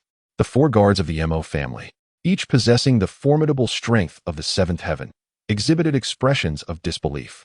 In that moment, they could no longer perceive the positions of their adversary, and their attacks seemed to be but illusions. The 4 stood frozen, their eyes vacant. Suddenly, dozens of spear lights sliced through the air, leaving behind a flurry of afterimages. The bodies of the 4 resonated with muffled thuds, their once intact garments now riddled with countless wounds, blood flowing forth like a spring, staining their forms crimson. Just moments before facing defeat, Bu Qingyun attained enlightenment in his footwork, reversing the tide of battle, and simultaneously vanquished the Mo family guards who had encircled him. As the 4 collapsed, he did not cease his advance. His gaze fixed upon the fleeing Mo Xianyu, he unleashed 2 piercing glances. With each step, he engaged in the ethereal art of cloud treading, each footfall defying expectation and remaining elusive, steeped in mystery. Approaching, Bu Qingyun halted, as Yin Qi flashed into view, leaping onto his shoulder. "What do you intend to do?" The once arrogant and domineering young master of the Mo family now resembled a cornered beast, stripped of its minions. His complexion as pale as death. The dark-haired youth remained silent, advancing step by step. "You cannot kill me. If you do, the Mo family will never forgive you, and even the Bu family will cease to exist." At this juncture, the only tactic he could conjure was to wield his name as a weapon to intimidate his opponent, hoping against hope for survival. Yet, he had forgotten that the young man before him had the audacity to slay disciples of the 7-Sword sect. He would surely meet the same fate. "I beg you, I implore you, do not take my life." Mo Xiangyu gazed into those eyes, no longer daring to threaten, and instead resorted to pleading for mercy. "As long as you spare my life, I shall cultivate a friendship with you. The Mo family will assist the Bu clan in becoming the 2nd most prominent lineage in the Song dynasty. It is my folly to covet Miss Situ. I am but a lazy frog yearning for a swan." Bu Qingyun remained utterly impassive, his heart already set on murder. Regardless of the words or actions of the other party, nothing could sway him, let alone alter his resolve. A sharp sound echoed through the air, an unmistakable slap. This strike left Mo Xiangyu momentarily stunned. Having been pampered since childhood, he had never experienced such a humiliating blow. Enraged, he opened his mouth to protest, only to receive another resounding slap across his face. The narrow alley was soon filled with the relentless sounds of slapping, continuing until a final series of dull thuds brought a profound silence. Before them stood a man clad in white, his face swollen and red, resembling that of a pig. Unrecognizable even to his own mother. 5 distinct red fingerprints marred his neck, clearly indicating he had been throttled. His mouth and nose were reduced to mere inhalation, devoid of any exhalation. Simultaneously, chaos erupted in the distant Mo family in Huching. Upon arriving at the blacksmith shop, they learned that only a third of the 100 sets of weapons had been completed, a feat achieved only through the tireless efforts of 5 individuals working day and night. As he gazed at the imposing figure, a sense of familiarity washed over Bu Qingyun. Before the other could speak, he interjected, "Senior Yu, are you not the mysterious figure who taught me by the waterfall deep in the mountains 10 miles away?" He had previously harbored doubts and sought confirmation, but the other had adamantly denied it. Yet now, this silhouette unmistakably belonged to that enigmatic individual. Yu Yushao turned his head, adopting a serious expression as he remarked, "What mystery are you referring to? I know not of what you speak. Young man, are you aware of the identity of that lad from the Mo family? What if you do, and what if you don't? That boy from the Mo family is none other than the cherished son of the Mo family patriarch. Now, you've offended 2 of the most prominent figures in Song." As he spoke, his tone seemed reproachful, yet a glimmer of amusement danced in his eyes, mingled with a hint of satisfaction. "Senior, are you already aware of this? You are far too reckless. How could I not keep an eye on you?" Upon hearing this, Bu Qingyun felt a wave of gratitude. Despite having only interacted with this man a few times and always being in need of his assistance, he had unexpectedly been shielded in secrecy. A sense of guilt welled up within him. With a flick of his wrist, a palm-sized piece of ore materialized in his hand, glistening with a cold sheen and emanating a faint chill. Originally turned away, Yu Yushao abruptly spun around, gazing at the cold iron with the wide-eyed wonder akin to that of a person beholding an unclad beauty, his eyes bulging in astonishment. This is..." He had cradled this piece of, or before, cherishing it as a treasure, his eyes sparkling with excitement, rendered speechless. Yet, this was not the end. Bu Qingyun gestured with both hands, and the storage pouch at his waist shimmered brightly, revealing 9 more palm-sized pieces of cold iron, which accumulated in a corner of the room. Wait a moment, this cold iron is chilling to the core. Could it be? Is it as perfectly pure as the fine iron ore? He could no longer maintain his stance, his steps faltering as he retreated several paces. A tempest of emotions surging within him, whether it was out of habit or genuine headache. He massaged his temples with one hand while pointing at the youth with the other, stammering, you. Bu Qingyun, unfazed, replied with a serious expression, Senior, this is merely a token of my appreciation. I hope you will accept it. He offered these ores to Yu Xiao from the depths of his heart, devoid of ulterior motives. After speaking, he turned to leave, but was intercepted. Yu Xiao, with a grave expression, pointed at the cold iron ore, stating, These are treasures with great value. Just a single piece could incite fierce competition among the major factions. The underlying implication was clear, and Bu Qingyun nodded emphatically, resolutely expressing his intentions. The middle-aged man's brow twitched, having navigated through the world for decades. His desire was to acquire this cold iron ore. Now that it lay before him, it was disingenuous to claim he was not moved. However, the ease with which Bu Qingyun had procured so many pieces left him incredulous. Finally, he inquired, Did you acquire these by mere chance? Bu Qingyun smiled without responding, neither affirming nor denying the query.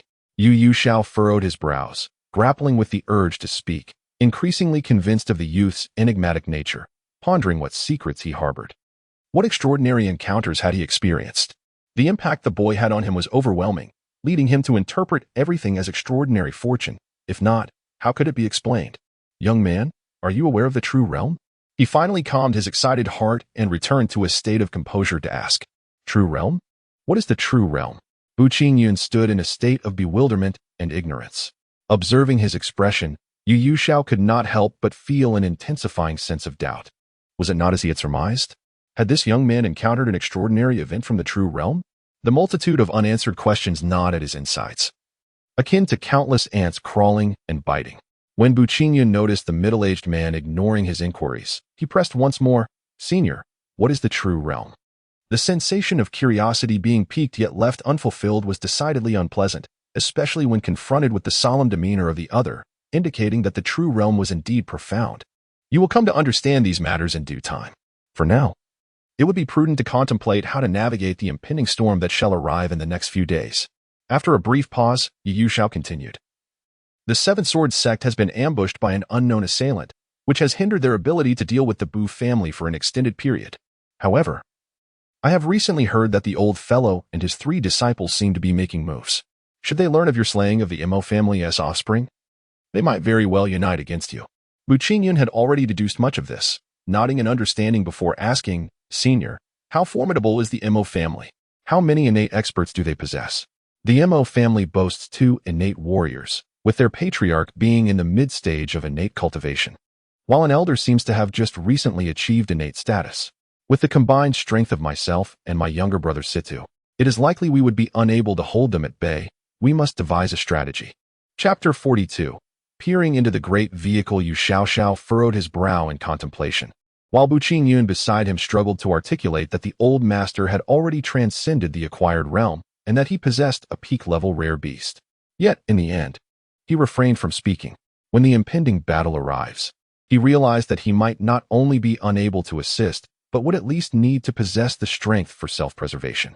The medicinal pill dissolved instantly upon entry, unleashing a warm surge of white energy that coursed through his body. The reservoir of true energy in his dantian was visibly expanding and transforming at an astonishing rate, while simultaneously his meridians and bones were undergoing significant changes. Yan Qi materialized, standing guard before him, her large, expressive eyes reflecting a serious demeanor. With a resounding crash akin to shattering glass, it signified that his strength had progressed, ascending to the 8th level of body refinement. The white warm flow derived from the experience pill did not dissipate. Instead, the true energy continued to grow. Though it seemed gradual, it was relentless, akin to a tortoise steadily advancing 1,000 miles, accumulating strength for a sudden outburst. Before long, Another familiar sound resonated from within him. At that moment, the white warm flow began to dissipate at a glacial pace. After consuming 2 primary experience pills, he reached the pinnacle of body refinement, brimming with true energy, poised to challenge the acquired realm at any moment. However, he understood that haste makes waste. Thus, he refrained from rushing the process, wary of any potential backfire on his skills. Rising, he exhaled a breath of turbid energy and stepped outside. Observing that the ancestral hall's door remained firmly shut, it was evident that the old master had yet to emerge from his seclusion. Given the duration of his consolidation, his strength upon emergence would likely surpass that of the early acquired stage. As one transitions into the acquired realm, the levels are no longer categorized from 1 to 9, but are instead divided into 4 sublevels: early, mid, late, and peak. In the courtyard, the 18 individuals were engaged in a series of rigorous exercises, each gritting their teeth in determination, fully aware of the results they had achieved the previous day, and thus exerting themselves even more fervently. Bu Qingyun circumvented their ranks, uttering no further words, and proceeded directly to the room where Situ Ishan was temporarily residing. Intending to inform her of the demise of that detestable individual, Bu Qingyun quickly waved his hand, saying, "Sister Ishan, there is no need for you to worry. Should the Mo family dare to invade, I have my methods to counter them. Do not forget, the Seven Swords sect bears a grudge against me as well. Even the esteemed first sect of the Great Song dares not approach, and the foremost clan of the Great Song will likely behave similarly. Indeed, what if the Seven Swords sect also comes? No, that would be far too perilous. I must ask Father to help find a safe haven for Brother Qingyun, preserving our strength for future endeavors." Situ Ishan's delicate brows furrowed together, her expression tinged with anxiety and a hint of pallor. Bu Qingyun smiled wryly, yet was deeply moved within. He stepped closer and solemnly reassured her, "Rest assured, I will never undertake actions without certainty. Please trust me. Neither the Mo family nor the Seven Swords sect can hinder my progress. They will merely serve as stepping stones." Upon hearing his words, Situ Ishan felt as though the man before her had grown somewhat taller, and she experienced an overwhelming desire to be protected. She broke into a smile and nodded emphatically. "Haha, now that's more like it," the young man teased, then continued with a jest, "Sister Ishan, you are now a formidable force in your own right. Should I encounter any troubles, will you come to my aid?" To the surprise of all, the young girl immediately displayed an expression of utmost seriousness and an unwavering gaze, declaring, "I am willing to protect you." At times, a single utterance can shatter tranquility, while at other moments, it can create a profound silence. Such was the case now, as the two locked eyes, remaining silent for what felt like an eternity. The week passed swiftly, and after selecting one among the 18 as the leader, Bu Feitian finally emerged from his seclusion, bearing good news. "Grandfather, did you truly leap to the mid-stage of the heavenly realm?" This unexpected outcome brought joy to Bu Qingyun. The old man, brimming with vitality, nodded and smiled. "Indeed, that is the case. Moreover, my cultivation, which had previously stagnated, now feels as if I have just embarked on my training, and I can distinctly sense my progress." With a shift in conversation, he couldn't help but inquire, "Qingyun, what kind of elixir is that? It possesses such miraculous effects. Just like the divine power elixir you administered to me earlier. It is a fortuitous discovery, a pill known as the experience pill." "Experience pill?" Bu Feitian murmured, pondering for a long while without recalling such a name from his memory. Eventually, he shook his head and continued, "Qingyun, it would be wise for you to consume this elixir yourself. Your current strength is still limited. Should the Seven Swords sect arrive, it would be prudent to possess the means for self-defense." Bu Qingyun smiled gently, replying, "Grandfather, you need not worry. I have now reached the 9th layer of body refinement. I am more than capable of protecting myself." Upon hearing this, the old man displayed a look of astonishment, exclaiming, "You mean to say you have already attained the 9th layer of body refinement? This, you have only cultivated for less than 40 days. A wave of bewilderment washed over him. Even those with considerable talent might not attain such prowess in 40 years, and yet now. Fortunately, he had grown somewhat accustomed to these periodic astonishments. After shaking his head, he gazed at his grandson with a mixture of suspicion and curiosity. "Qingyun, do you possess any techniques to conceal your cultivation? Why is it that I cannot see through it?" He then informed the old man about the slaying of Mo Xiangyu, to which the latter merely furrowed his brow slightly, offering no further commentary. only advising him to exercise caution and prioritize his own safety.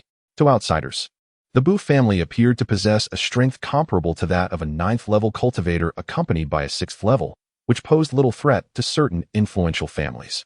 Little did they know, they had already qualified to compete for supremacy in the Great Song. A mid-stage acquired force was sufficient to intimidate other factions, especially with the presence of xianxia, a concealed peak-acquired beast. To the untrained eye, this little creature seemed merely to be Bu Qingyun's pet monster, and no one would suspect it harbored such formidable strength. As silence enveloped the two, they dispersed in their respective directions. Bu Feitian, preoccupied with various matters for days, hurried away. The sweltering summer had passed, and the early autumn seemed to approach, bringing with it a welcome coolness that drifted through the air, stirred by a gentle breeze. Standing in the courtyard, Bu Qingyun gazed at the clouds as they shifted and flowed across the sky, his mind tranquil and at peace. The wind softly caressed him, carrying the refreshing fragrance of flowers. From the massive tree that required 3 people to embrace, a yellowing leaf fluttered down, reminiscent of a butterfly dancing gracefully, or perhaps making its final, desperate struggle. He relaxed completely, refraining from using his true energy, allowing the coolness to envelop him. As autumn arrived, the rivers surged with life, flowing into the Grand River, formed within the realms of heaven and earth, influenced by the duality of yin and yang. I find myself amidst this vast expanse, akin to a mere pebble or a small twig nestled within the grandeur of a mighty mountain. A flicker of profound insight flashes through my mind, as my right hand subtly gestures, fingers poised in a delicate pinch, with wisps of ethereal energy swirling around me. Chapter 43, Schemes. Today's update is brief. This is not an excuse, but a genuine illness. The erratic weather has rendered me dizzy and disoriented. I hope for your understanding. A single leaf signals the arrival of autumn. In this moment, Bu Qingyun feels an overwhelming sense of insignificance, gazing up at the vast sky, his heart enveloped in a profound stillness, a chilling desolation creeping upon his brow. I exist between heaven and earth, akin to a small stone or a humble branch amidst the mountains. He murmurs softly, lifting his head, his eyes unknowingly closed. As if all creation has momentarily come to a standstill, it is as though the world has cast aside its essence. He wanders through an abyss of nothingness, boundless and infinite, drifting on and on, unaware of when this journey might find its conclusion. A sense of desolation arises, and he is acutely aware of the triviality of all existence. The little creature, xianxia, manifests at such times, always the first to appear, dedicated to safeguarding its master, standing sentinel against harm. Countless thoughts flit through his mind, ambitions soaring high, boundless passions, and even fleeting thoughts of despair. Bu Qingyun's visage contorts in anguish, his brow furrowed, beads of sweat forming upon his forehead. His right hand remains in a state of poised tension, with streams of spiritual energy swirling around it. The essence is both formless and refined, vast, yet unfathomable. To perceive the great with meticulousness is to miss the infinite. To behold the minute with grandeur is to lose clarity. Suddenly, Bu Qingyun's brow twitched, and his expression softened slightly, as if he had grasped something elusive yet undefinable. Time slipped by slowly, and before long, it was noon. The young man with raven-black hair had maintained this demeanor from morning till now, his movements scarcely altered. As evening descended and the sun dipped below the horizon, casting a golden hue across the landscape, he languidly opened his eyes. In that fleeting moment of perceiving the world, all that had previously eluded his understanding became crystal clear, prompting a subtle smile to curve his lips. With a flick of his right hand, a flash of light darted forth, reminiscent of a fleeting white steed. In a swift motion, a delicate orchid fell victim to his prowess. Its once verdant leaves turned to a sickly yellow in an instant, swiftly withering. Yet, on the desiccated branches, glistening droplets remained, clearly indicative of the chill and frost. Autumn water's great completion. Bu Qingyun smiled contentedly, recalling the description of this finger technique. Once mastered to the great completion, it could induce a chilling sensation in its target, causing their body to momentarily freeze. Huffing with excitement, xianxia leaped joyously, seemingly more elated than if he had just consumed a rare medicinal herb. Over the past 7 days, not only had he trained the 18 individuals, but he had also devoted himself to mastering the finger technique, achieving the great completion. Although the 4-day market was not particularly lucrative, he managed to sell all his wares, garnering a substantial sum of silver. The Mo family had remained silent, and the Seven Sword Sect was equally unresponsive. Could it be that they had truly formed an alliance? Bu Qingyun pondered the current situation quietly. He then set off from the Bu residence, accompanied by Yin Qi, making his way toward the blacksmith shop. Though dusk had arrived, the marketplace remained vibrant, bustling with throngs of people and the incessant calls of vendors lining the streets. Sweet candied hawthorns, 1 coin for a skewer. Wang's Dadao noodles, 3 coins for a bowl. Exquisitely crafted figurines, merely 2 coins each. As these calls echoed around him, Bu Qingyun couldn't help but slow his pace. Originally, a place he could reach in a mere moment now took him nearly half a stick of incense. After procuring 30 weapons and suits of armor from old Xia, he ventured into the inner room to find Yu Xiao. To his surprise, Situ Yufeng was also present, seemingly engaged in a discussion. Upon joining the conversation, he discovered they were deliberating on how to address the alliance between the Seven Sword Sect and the Mo clan. As previously speculated, upon hearing of the Mo clan's young master's demise, the Seven Sword Sect promptly sought them out, deducing that it was the doing of the Bu family's young scion, and even revealing the existence of a formidable beast at the pinnacle of the postnatal realm in their possession. The Mo clan, once brimming with ambition, deflated like a punctured balloon, daunted by the prospect of revenge. Though the Mo clan is the foremost clan, their strongest members only reached the mid-postnatal realm. Unlike the Seven Sword Sect, which boasts 2 formidable postnatal peak experts.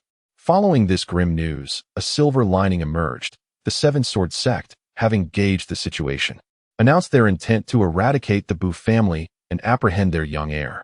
Thus, the most prestigious clan and the leading sect of the Song dynasty found themselves united in a common cause, sharing a bond of animosity towards a mutual adversary.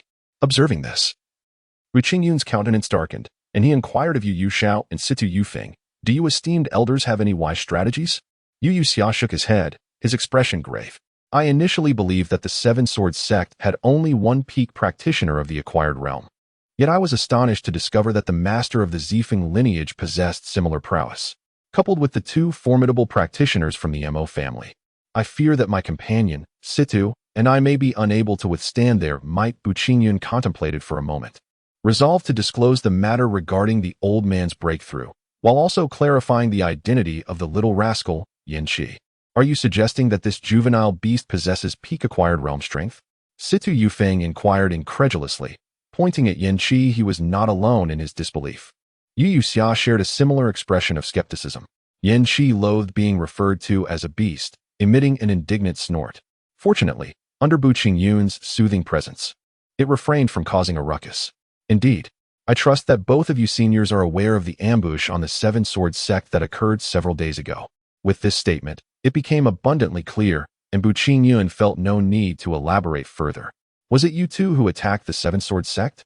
Yu Xia's voice, laced with disbelief, also carried a hint of astonishment. He had suspected as much, yet could not reconcile the notion that this young man could be responsible. Now, upon hearing the admission, he found himself compelled to believe it, albeit reluctantly. Situ Yufeng was caught off guard. He had only recently heard rumors about the assault on the Seven Sword Sect. Reports indicated that, several dozen miles outside Jizhou City, numerous corpses of the sect's disciples had been discovered along a forest path, including the bodies of 2 elders. "Was that also your doing?" Bu Qingyun nodded, a smile gracing his lips. "Indeed, it was Yin Qi and I who orchestrated it. The medicine peak of the Seven Sword Sect was severed by Hengshan. The culmination of over 3 centuries of effort and herbal cultivation was all due to our actions." As he spoke, he cradled the small creature, no larger than a palm, in his hand and addressed the 2 individuals. Yin Qi, initially grounded on all 4s, stood upright upon hearing his master's words, his tiny front legs seemingly attempting to embrace his chest, as if he had attained sentience, leaving the 2 observers utterly astounded. "With your esteemed assistance, my 2 venerable friends, our combined strength should allow us to contend evenly with the 4 adversaries," Bu Qingyun mused, omitting the fact that he had reached the 9th level of body refinement. A detail best kept under wraps to facilitate his ruse of being an underestimated sheep among wolves. Situ Yufeng nodded thoughtfully before shaking his head, then remarked, "While we may match the innate experts, the Seven Sword Sect boasts hundreds of disciples, each formidable, rivaling the 5th level of body refinement. They represent a significant force, and the Mo family's offspring alongside their guards could pose a considerable challenge." This indeed presented a vexing dilemma. After all, 2 fists cannot contend with 4 palms. His own abilities were limited to self-preservation, making it exceedingly difficult to repel the encroaching threat. If only another innate expert would join their ranks, the situation would certainly become more manageable. The need for Bu Qingyun to break through in the coming days had become evident. Only then could victory be assured. As for Situ Yishan, the innate expert, Bu Qingyun had no intention of revealing her presence. Currently, he alone was privy to her true strength. A secret even from Situ Yufeng. Chapter 44. Weapon upgrades. Bu Qingyun harbored an inkling that Situ Yishan's status as an innate expert was not as straightforward as it appeared. The two had previously deliberated on the matter and agreed to keep it confidential for the time being, awaiting a more opportune moment to disclose the truth. Bu Feitian said little, as he had long anticipated this battle. Moreover, it pertained to the rise of the Bu family, and he faced the situation with unwavering courage. Should victory be attained, the Bu family would undoubtedly ascend to the pinnacle of clans, perhaps even claiming the foremost position. The brilliance of their ancestors from 5 centuries past seemed poised to resurface. What an honor! What exhilaration! Even before the battle commenced, he firmly believed in their triumph. The source of his confidence eluded him, yet it appeared to stem from Bu Qingyun. Since the commencement of the testing conference, his grandson had brought forth an abundance of surprises, as if there were no feat beyond his capabilities. This might be deemed blind confidence, yet it inspired profound belief. Grandfather, Senior Yu has learned that those individuals will arrive in 3 days, which means I have 2 days to prepare for the impending event. I entrust all other matters to you, and I shall refrain from further involvement, Bu Qingyun stated with utmost seriousness. Prepare for the impending event? Bu Feiqian's eyelids flickered. Hadn't they just reached the 9th level of body refinement in the last 2 days? How could there be yet another? He had thought himself accustomed to surprises. Yet here he was again, astonished. He nodded slightly, massaging his temples and gesturing for Bu Qingyun to depart. After bidding farewell, Bu Qingyun entered the ancestral hall, a place imbued with vitality and abundant spiritual energy, a veritable treasure trove of feng shui. Each visit here evoked a sense of the extraordinary. Yan Qi materialized at the entrance, standing guard. The bond between man and beast transcended words. They understood each other intuitively. Before the event, Bu Qingyun had one task remaining: to upgrade his weapon to the next level. With a swift motion of his hands, the ink-black Qijiang Fangji emerged, seemingly unadorned, yet possessing an extraordinary essence that could only be appreciated when held. He plunged the long spear into the stone slab, causing it to sink and scatter fragments of rock. At that moment, the storage pouch tied at his waist began to glimmer, revealing a multitude of 18 different weapons and protective gear suspended in midair. They cascaded to the ground with a resounding clatter, shattering the floor and creating a network of fissures. The collection comprised 30 pieces of weaponry and armor, piled like a small mountain, each emanating a glimmering chill. These were all exceptional ordinary-grade armaments, any single item of which could fetch tens of thousands of taels of silver, enough to incite fierce competition among esteemed families. Yet, their sole purpose now was to be consumed by the Qijiang Fangji to elevate its rank. As everything was prepared, Bu Qingyun suddenly realized he had no idea how to facilitate the consumption of these items by the spear. Just as frustration began to set in, the seemingly inconspicuous black long spear began to radiate light, swirling with a rainbow glow. A smile spread across his face as he took several steps back. The curious little creature, Yanqi, leaped onto his shoulder, tilting its small head and blinking its large eyes inquisitively. With a resounding clamor, the Qijiang Fangji shone brilliantly, causing the mountain of equipment on the ground to tremble, emitting a buzzing sound. In an instant, a premier ordinary-grade longsword soared into the air, enveloped in the rainbow light, and vanished without a trace. Was it truly consumed so easily? Bu Qingyun pondered, just as a voice resonated in his mind. Congratulations, player. The infinite weapons have gained a point of experience. Qijiang Fangji experience, 100. After a weapon was devoured, the equipment was subsequently enveloped in radiant light, vanishing without a trace in an instant. Then, a voice resonated in the mind. Congratulations, the player's infinite weapon has gained a bit of experience. Crying shock halberd experience points, 100. In less than the time it takes for a stick of incense to burn, all 30 exquisite ordinary-grade weapons and armor, painstakingly crafted over several days and nights, were completely consumed, leaving the crying shock halberd's experience points resting at 60. Bu Qingyun found himself at a loss, torn between joy and distress. He had never anticipated that an exquisite ordinary-grade weapon would yield only a single point of experience. He had expected at least 10, which could elevate its rank. He patted his storage bag, and 2 weapons from the Elder of the Seven Swords sect materialized. In mere moments, they were devoured, granting him an additional 2 points of experience. Without hesitation, he opened it again to test further. There, in the corner, a spirit Xian stone shimmered brightly, usually only exuding faint wisps of spiritual energy, but now exhibiting such significant fluctuations. The dark long halberd standing nearby began to hum, and before Bu Qingyun could react, a fist-sized spirit Xian stone shot forth, enveloped in radiant light that obscured its brilliance. To his astonishment, the spirit Xian stone was consumed at a speed discernible to the naked eye. Bu Qingyun's brow twitched, his heart racing. He had begun to piece together the situation, and his not particularly handsome visage revealed a glimmer of excitement. Indeed, as the spirit Xian stone was completely devoured, a notification echoed in his mind. Bu Qingyun became increasingly exhilarated, unable to contain his exuberance as he exclaimed, "Surely, the gifts bestowed by this system cannot be of trivial use. The experience gained is truly." He stumbled over his words, his storage bag wide open, as the remaining 4 pieces were enveloped in a rainbow glow. Devoured by the weeping shock halberd. Congratulations, player. Infinite weapons have earned 10 experience points. Congratulations, player. Infinite weapons have earned 10 experience points. Congratulations, player. Infinite weapons have earned 10 experience points. Weeping shock halberd experience, 112-100. Player's weapon experience is full. Would you like to upgrade? Without a moment's hesitation, Bu Qingyun confirmed his choice aloud. Originally simple and unadorned, the weeping shock halberd now appeared even more ordinary. However, upon closer inspection, it exuded an air of the extraordinary, reminiscent of a slumbering tiger or the eerie calm before a storm, with thunder rumbling concealed behind the clouds. Congratulations, player. Weapon upgrade successful. Weeping shock halberd, intermediate. Experience, 12-1000. Bu Qingyun openly expressed his elation. Possessing such a formidable weapon would undoubtedly enable him to confront foes of higher levels. This was akin to the profound techniques practiced by cultivators. Advanced techniques naturally surpassed the ordinary, and weapons followed suit. An intermediate weapon, in the context of this continent, was indeed a treasured rarity. Such an exquisite item could drive cultivators across the realm into a frenzy. The creation of such exceptional items did not merely depend on materials. It also required the skill of a master blacksmith.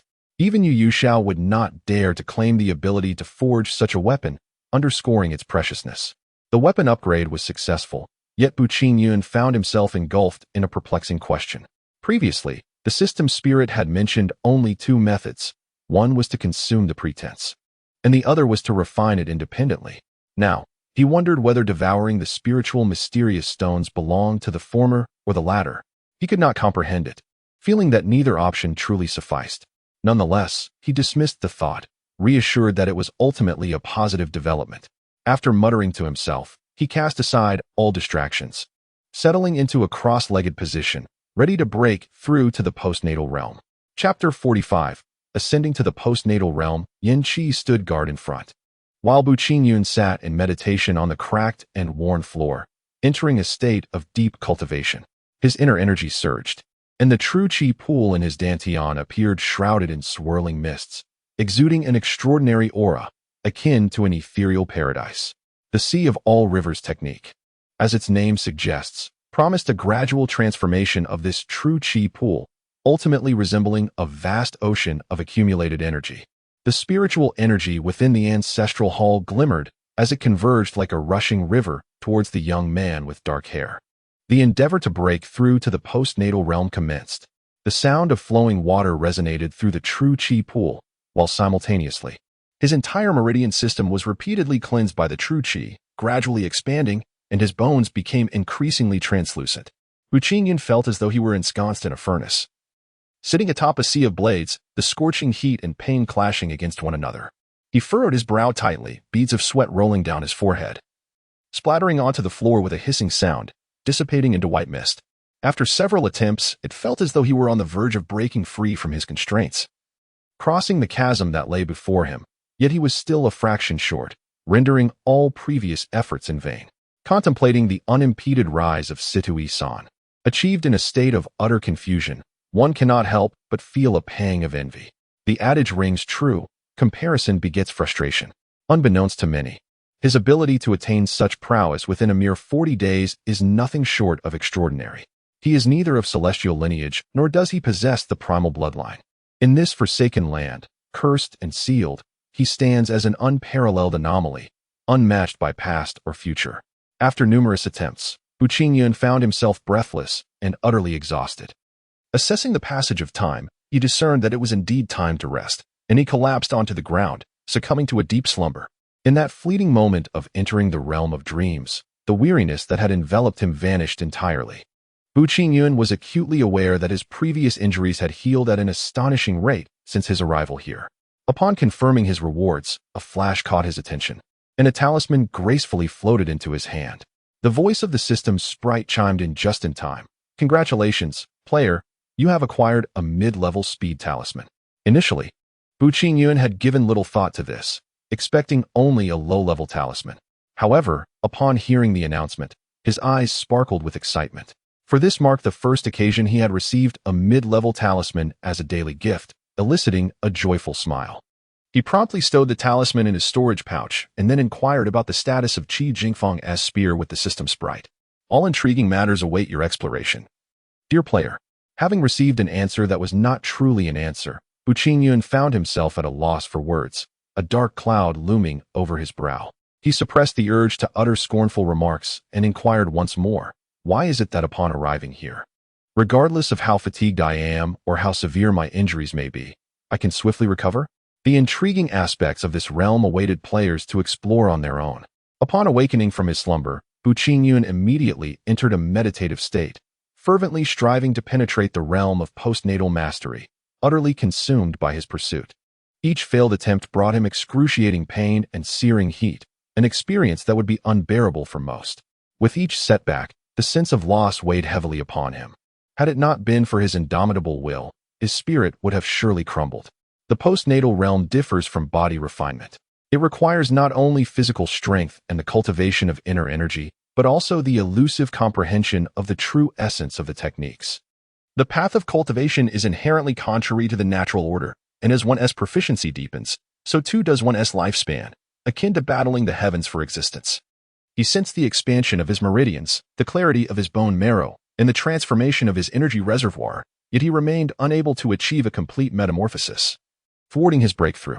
To embrace the vastness of the sea is to possess greatness. To stand firm like a cliff is to be unwavering in desire. Confusion clouded his thoughts, and the agony of failed attempts coursed through his body, prompting Bu Qingyun to contemplate retreat. Why persist in this arduous endeavor when he possessed the means to ensure his own safety? Just as he was about to concede defeat, he shook his head, resolutely reminding himself to persevere. To persist? Bu Qingyun suddenly widened his eyes, as if he had grasped an epiphany. A fleeting thought crossed his mind, prompting him to sit up straight once more. He closed his eyes again, striving to capture the insight he had just experienced. To embrace all rivers is to be great? He murmured to himself, beads of sweat forming on his forehead, evaporating into mist from the heat of his body. As he delved deeper into contemplation, the furrow in his brow gradually relaxed, and a faint smile began to grace his lips. A towering cliff stands firm, devoid of desire. One remains resolute. Bu Qingyun felt an overwhelming clarity wash over him, and he smiled anew. Simultaneously, a tremendous transformation unfolded within him. His meridians expanded to the width of a pinky finger, pulsing in rhythm with his heart. His bone marrow glistened like jade, though marred by the occasional flaw. The pool of genuine energy was shrouded in thick, billowing white mist, resonating with thunderous sounds that echoed ominously, as if threatening to rupture his eardrums. He wore a serene smile, seemingly unperturbed, allowing the changes within him to unfold autonomously. At that moment, even if Mount Tai were to collapse before him or a deluge were to surge behind him, his countenance would remain unchanged, exuding an air of tranquility. The sound of rushing water resonated once more, and the dense mist gradually dissipated, revealing the transformed visage of the energy pool. A crystalline lake appeared, shimmering like a diamond, radiant in its brilliance. The water was so clear that one could see the bottom, enveloped in swirling clouds, reminiscent of an ethereal paradise. The youth with raven hair slowly opened his eyes, unmistakably displaying a smile. The little creature, Yin Qi, emitted a series of excited sounds, bouncing around him with greater joy than its master. With each gesture, an aura emanated that commanded respect, as if his figure had grown taller, compelling others to look up in awe. Transcending shackles, one reaches the realm of the acquired. As the breakthrough in strength occurred, Bu Qingyun's state of mind underwent a subtle transformation. He did not exhibit overt joy, maintaining a gentle smile throughout. Whether it stemmed from innate disposition or arose post-breakthrough, a torrent of peculiar thoughts surged within his mind like a geyser. Beyond the acquired lies the innate, but what lies beyond the innate? He murmured to himself. Despite his newfound prowess, an overwhelming sense of helplessness washed over him, akin to a young monkey who, after climbing a peach tree to pluck its largest fruit, gazes up to discover even taller trees bearing larger peaches. Looking upward, he sees an endless expanse of giants, leaving him uncertain of when it would all come to a conclusion. A flicker of trepidation enveloped him, as if everything was not as he had envisioned. When the beautiful aspirations he once harbored materialize, would they retain the essence he had imagined? Is it the world that has changed, or has he? For the first time, Bu Qingyun grasped the arduous nature of the path of cultivation. Although he could receive daily rewards, and a breakthrough into the acquired realm should be a cause for celebration, he found himself entwined with worry. Perhaps this is the intrinsic nature of humanity, an insatiable yearning. Huffing and puffing, his little companion tilted its head and made a sound. The bond between man and beast allowed them to sense each other's thoughts.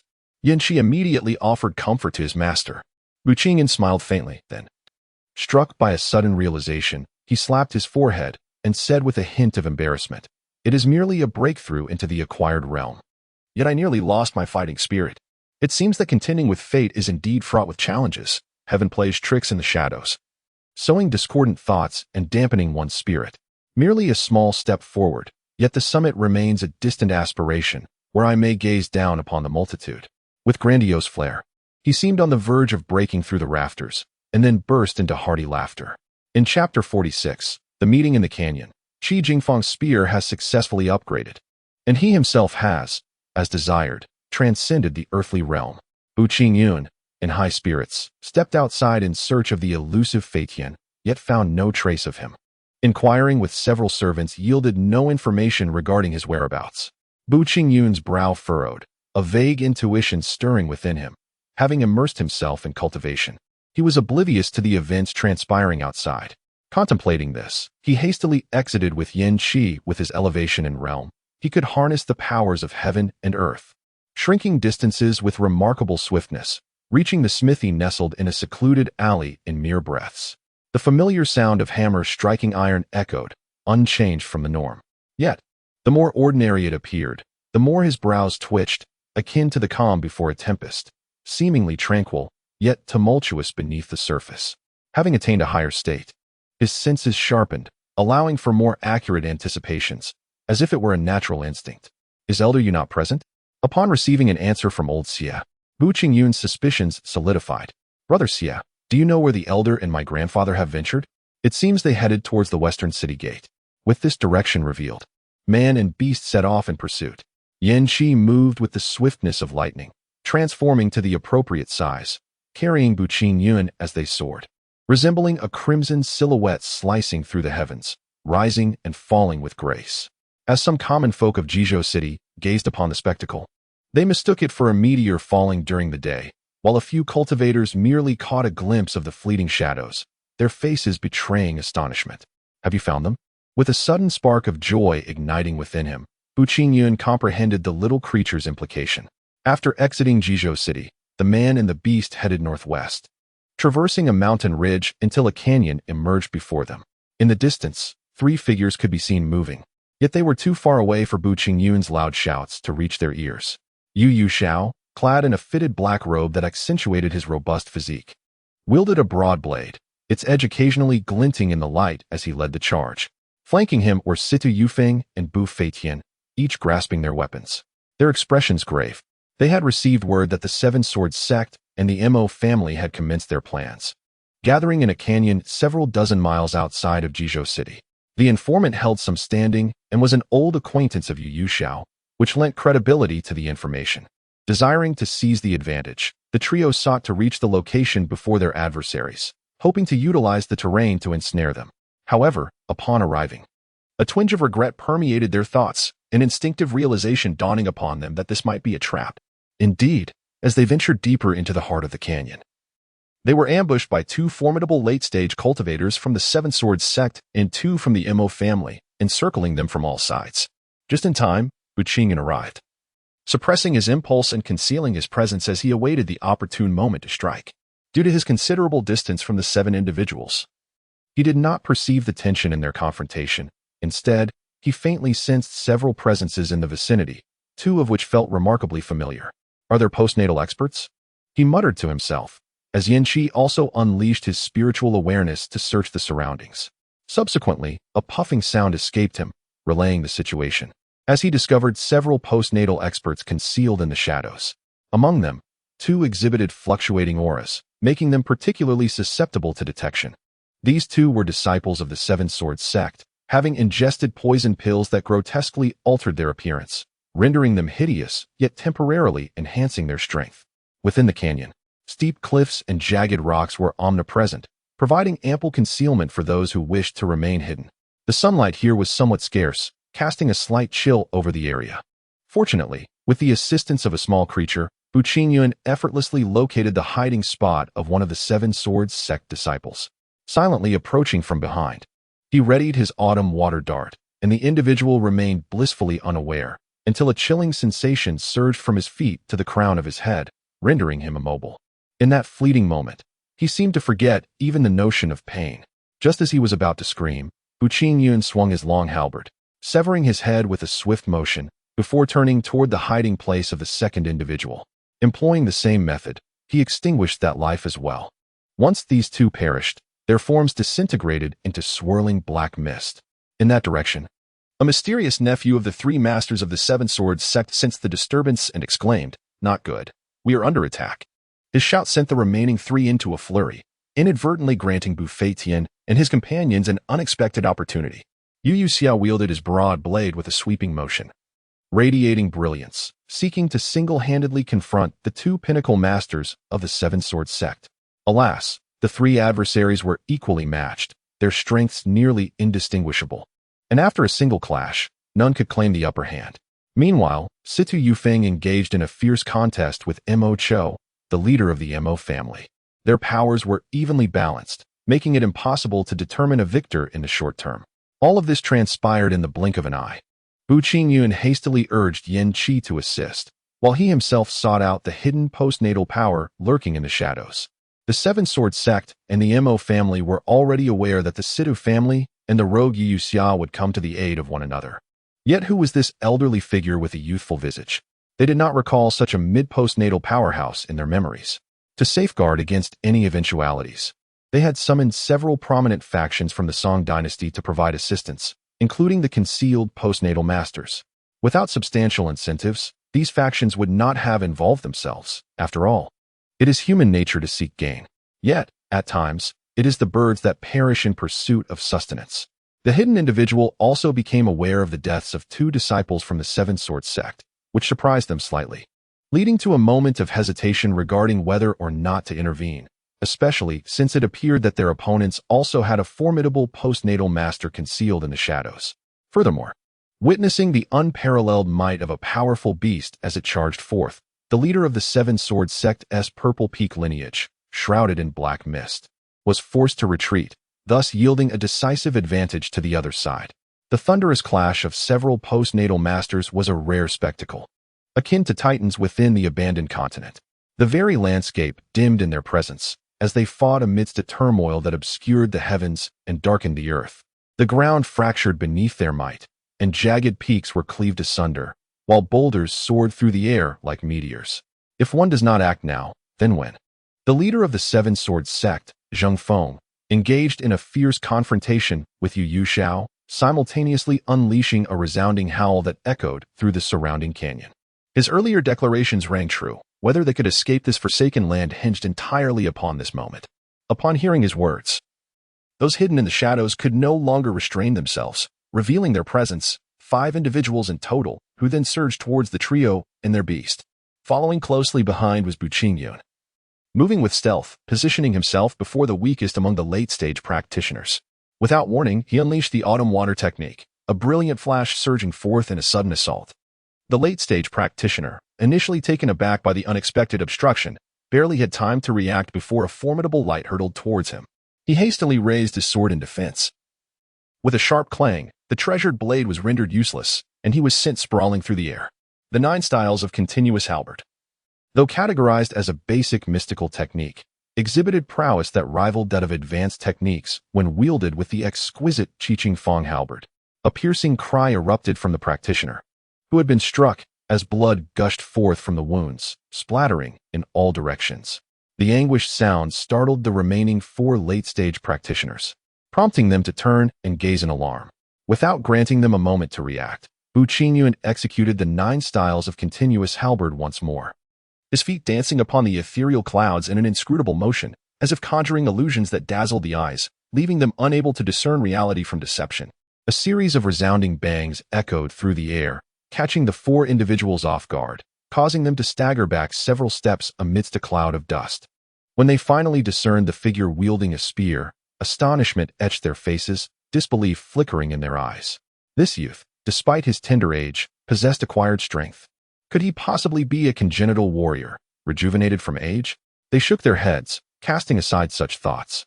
Although uncertainty clouded their minds, their actions remained resolute. Driven by the desire to escape the Forsaken Continent, they were willing to risk everything to capture the young heir of the Bu family and cultivate the ancient bloodline.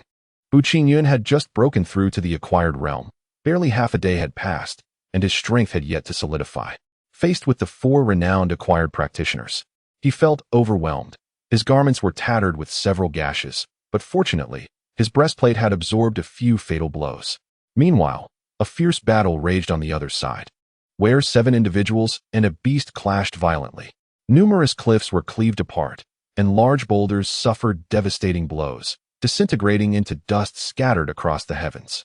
Only Yan Shi and the elders seemed to be at a disadvantage, while Yu Xiaoyu and Situ Yufeng remained evenly matched against their opponents.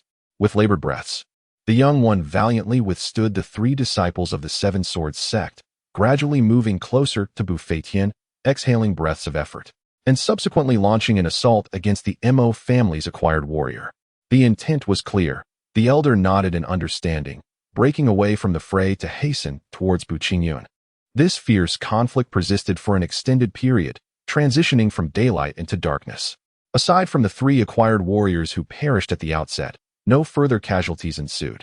The battle between Yu Xiaoyu and Zheng Feng, the leader of the 7 Sword sect, was so evenly matched that victory seemed elusive, relying solely on the slightest miscalculation from either side to grant one a decisive advantage.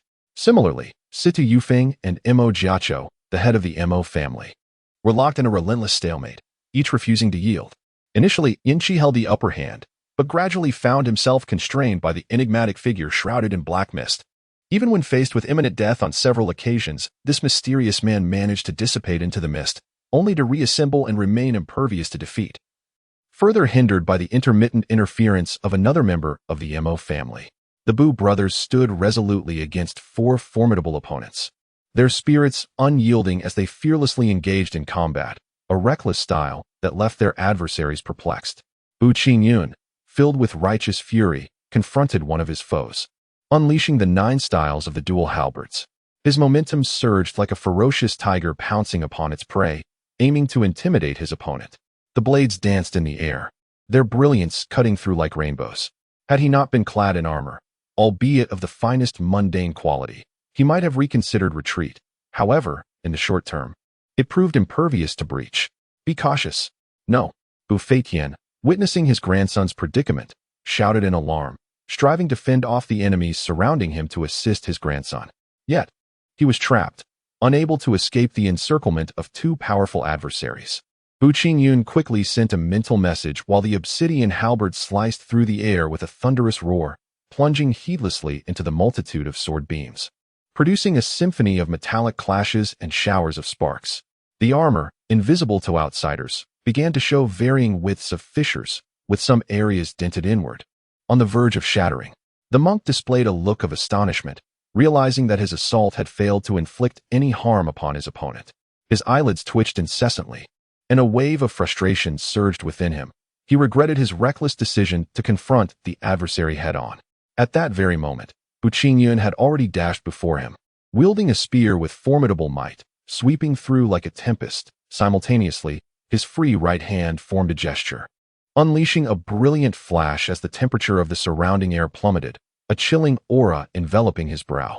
After vanquishing one foe, the tide of battle shifted increasingly in his favor, eliciting a surge of joy within him. An attack, long charged on his left side, surged forth with a swift whoosh. But he found himself unable to withstand it. A resounding thud echoed through the canyon, illuminating the night as if it were day. Bu Qingyun, akin to a kite severed from its string, soared through the night sky before crashing heavily onto the ground, his armor cracking and splintering under the impact. A sweet taste filled his throat, and he coughed up a mouthful of blood. Meanwhile, Xianxia sensed his master's distress and roared in response, its horn-like antennae delivering a strike that struck the elderly Mo family member, obliterating him into a mist of blood. In an instant, the balance of power shifted dramatically. The leader of the Seven Swords sect raised an eyebrow, simultaneously battling Yu Xiao while inching closer to his three disciples and Emochio. The trio seemed to reach an unspoken agreement, intent on consolidating their strength, while the remaining three invited allies mirrored their intent. As the six converged, the fierce combat came to an abrupt halt, both sides locking eyes with predatory intent. Each individual had expended considerable energy, and it was evident without words that they were secretly recuperating. Bu family's young scion, the third disciple of the Seven Swords sect, had previously encountered Bu Qingyun through a doppelganger, and upon witnessing his formidable presence standing opposite him, he could not help but exclaim in astonishment. The others, having never seen Bu Qingyun before, were taken aback to learn that this young postnatal master was indeed the person in question, their faces betraying disbelief. A flicker of regret, scarcely perceptible, passed through the eyes of some. They had heard tales of the prodigy from the Bu family, dismissing them as mere exaggerations. But now it appeared that the reality surpassed even the most fantastical accounts. In less than 2 months of training, he had achieved the postnatal realm, a feat that left those who had dedicated decades to their cultivation feeling both ashamed and astonished. Not only they, but also Yu Xiao and Situ Yufeng, who were now cognizant of Bu Qingyun's true strength, were equally astounded. Their emotions stirred into tumultuous waves that refused to settle. Situ Yufeng's face illuminated with joy, realizing he had not misjudged this individual. The choice of a son-in-law was indeed impeccable. His assistance to the Bu family during this wager had proven worthwhile. Meanwhile, Yu Xiao maintained a stoic expression, yet those familiar with him would recognize that he was deep in contemplation of significant matters. Bu Qingyun, unyielding in his words, declared, "It is indeed your grandfather I speak of." At that moment, both parties found themselves too exhausted to continue fighting. Despite their standoff, they discreetly circulated their respective techniques, seeking to restore their true energy. Just as silence enveloped the gathering, a voice resonated in Bu Qingyun's mind, emanating from the system, challenged the Seven Swords sect's leader. Zhengfeng, victory will unlock a gift box. Failure will incur a penalty, the forfeiture of a random gift box. Chapter 48. The Intermediate Divine Power Pill. Upon hearing that voice, Bu Qingyun experienced a mix of joy and trepidation. He was elated that the system had finally issued a task, allowing him to unlock a certain fixed gift box. However, he was troubled by the fact that the leader of the Seven Swords sect possessed peak innate strength, while he had only just broken through to the innate level. How could he possibly contend with such an opponent? Was the system not setting him up for failure? He found himself in a state of indecision, falling into silence as he pondered deeply. Surrounding him were towering cliffs that converged to form this natural canyon, where the moonlight struggled to penetrate, rendering the atmosphere particularly dim. Both parties had expended substantial amounts of true energy, engaging in battle from day until the deep of night, now remaining in a stalemate as each sought to recover even a fraction of their energy. Silence enveloped the group, with only the chirping of insects and the occasional roar of wild beasts breaking the stillness of the night. As the saying goes, fortune does not come without risk, and wealth often lurks within danger. Yet, it is also said that as long as the Green Mountains remain, one need not fear the absence of firewood. Bu Qingyun hesitated, muttering to himself in contemplation. After a moment of steely resolve, his eyes gleamed with determination, and he stepped forward.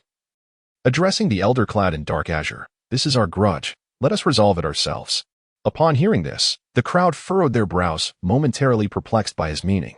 However, Yin Shi, sharing a deeper understanding with him, emitted a series of urgent huffs. Resolve it ourselves? Zheng Feng, the leader of the Seven Swords sect, raised an eyebrow, comprehension dawning upon him. Instantly, his pupils constricted, and with a chilling tone, he remarked, "Are you challenging me again? Nonsense." With a sharp shout, Buffetian stepped forward, resolutely blocking the young man's path, brandishing his weapon in a clear show of intent. Situ Yufeng tugged at the young man's sleeve, his voice low and tinged with reproach. "Bu, what are you saying?" "Very well, I accept your challenge," Zheng Feng replied directly, offering no room for negotiation. A playful smile gracing his face, Bu Qingyun nodded, pushing aside those in front of him, and proclaimed, 3 days hence, at this very spot, we shall battle, and only one shall leave alive." "Qingyun," the elder and his companions exclaimed in unison, their expressions filled with anxiety. This was no trivial matter. Despite the young man's extraordinary achievement of reaching the postnatal realm in less than 2 months, his opponent was a peak postnatal powerhouse, renowned and formidable, one whom even Yu Xiao could not defeat. Bu Qingyun remained resolute, understanding that no words would sway his grandfather and the others. Thus, he simply stated, "Rest assured, I will not disappoint you." "Qingyun, how can this be? I cannot possibly agree." Buffetian shook his head, a hint of reproach evident on his face. Yu Xiao took a decisive step forward, addressing the Seven Swords sect's leader. "I challenge you to a duel. Will you accept?" Zheng Feng smiled in silence, while the others displayed expressions of delight, initially believing that the attainment of the ancient bloodline would remain a mere fantasy. Yet, this young man had come to them willingly. How could they not feel elated? Enshrouded by an ominous black mist, the disciple of the third master was filled with fervor, his seemingly vacant eyes glimmering with a chilling brilliance, the corners of his mouth slightly curving upwards. Those present were at a loss as to whether to commend the youth for his audacity or to ridicule him for his ignorance and arrogance. As he appeared blissfully unaware of the gravity of the situation, it was evidently a challenge devoid of suspense. The Seven Swords sect had no grievances with him, and they had no desire to gamble with their lives. Zheng Feng resolutely declined the advances of the man who stood up for Bu Qingyun. "Then I must inquire, has there ever been a feud between the Bu family and the Seven Swords sect?" Yu Xiao held his breath, for this young man was his sole beacon of hope. He could not bear to see him harmed, not even in the slightest. Just as Buffetian and his companions prepared to strike, they were halted by Bu Qingyun, who, with unwavering determination and a tone that brooked no dissent, addressed his elders.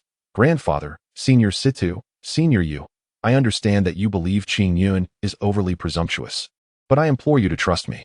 3 days may seem neither too long nor too short. Yet the prospect of significantly enhancing one's strength within this time frame was nearly impossible, unless one were fortunate enough to draw an experience elixir from the random gift boxes, a chance so minuscule that it was nearly laughable. Since the conclusion of the 7-day novice gift period, he had not received such a grand prize in the daily rewards. Bu Qingyun harbored little hope, wishing only to obtain talismans useful for the impending battle or perhaps intermediate armor. Currently, his only reliance lay upon the crying shock halberd and an intermediate speed charm. Upon returning to the Bu residence, the elder remained silent, retreating to his chamber to rest, clearly still incensed. Such an occurrence was utterly implausible. Not only would his grandson have no opportunity to challenge the leader of the Seven Swords sect, but even he himself would have no chance at such an endeavor. Bu Qingyun, unperturbed, eagerly reclined upon the grand bed and succumbed to a deep slumber. Upon entering the dream realm, the overwhelming fatigue dissipated in an instant, as the tranquil lake within his dantian became shrouded in mist, allowing his vital energy to gradually rejuvenate. Confirm receipt.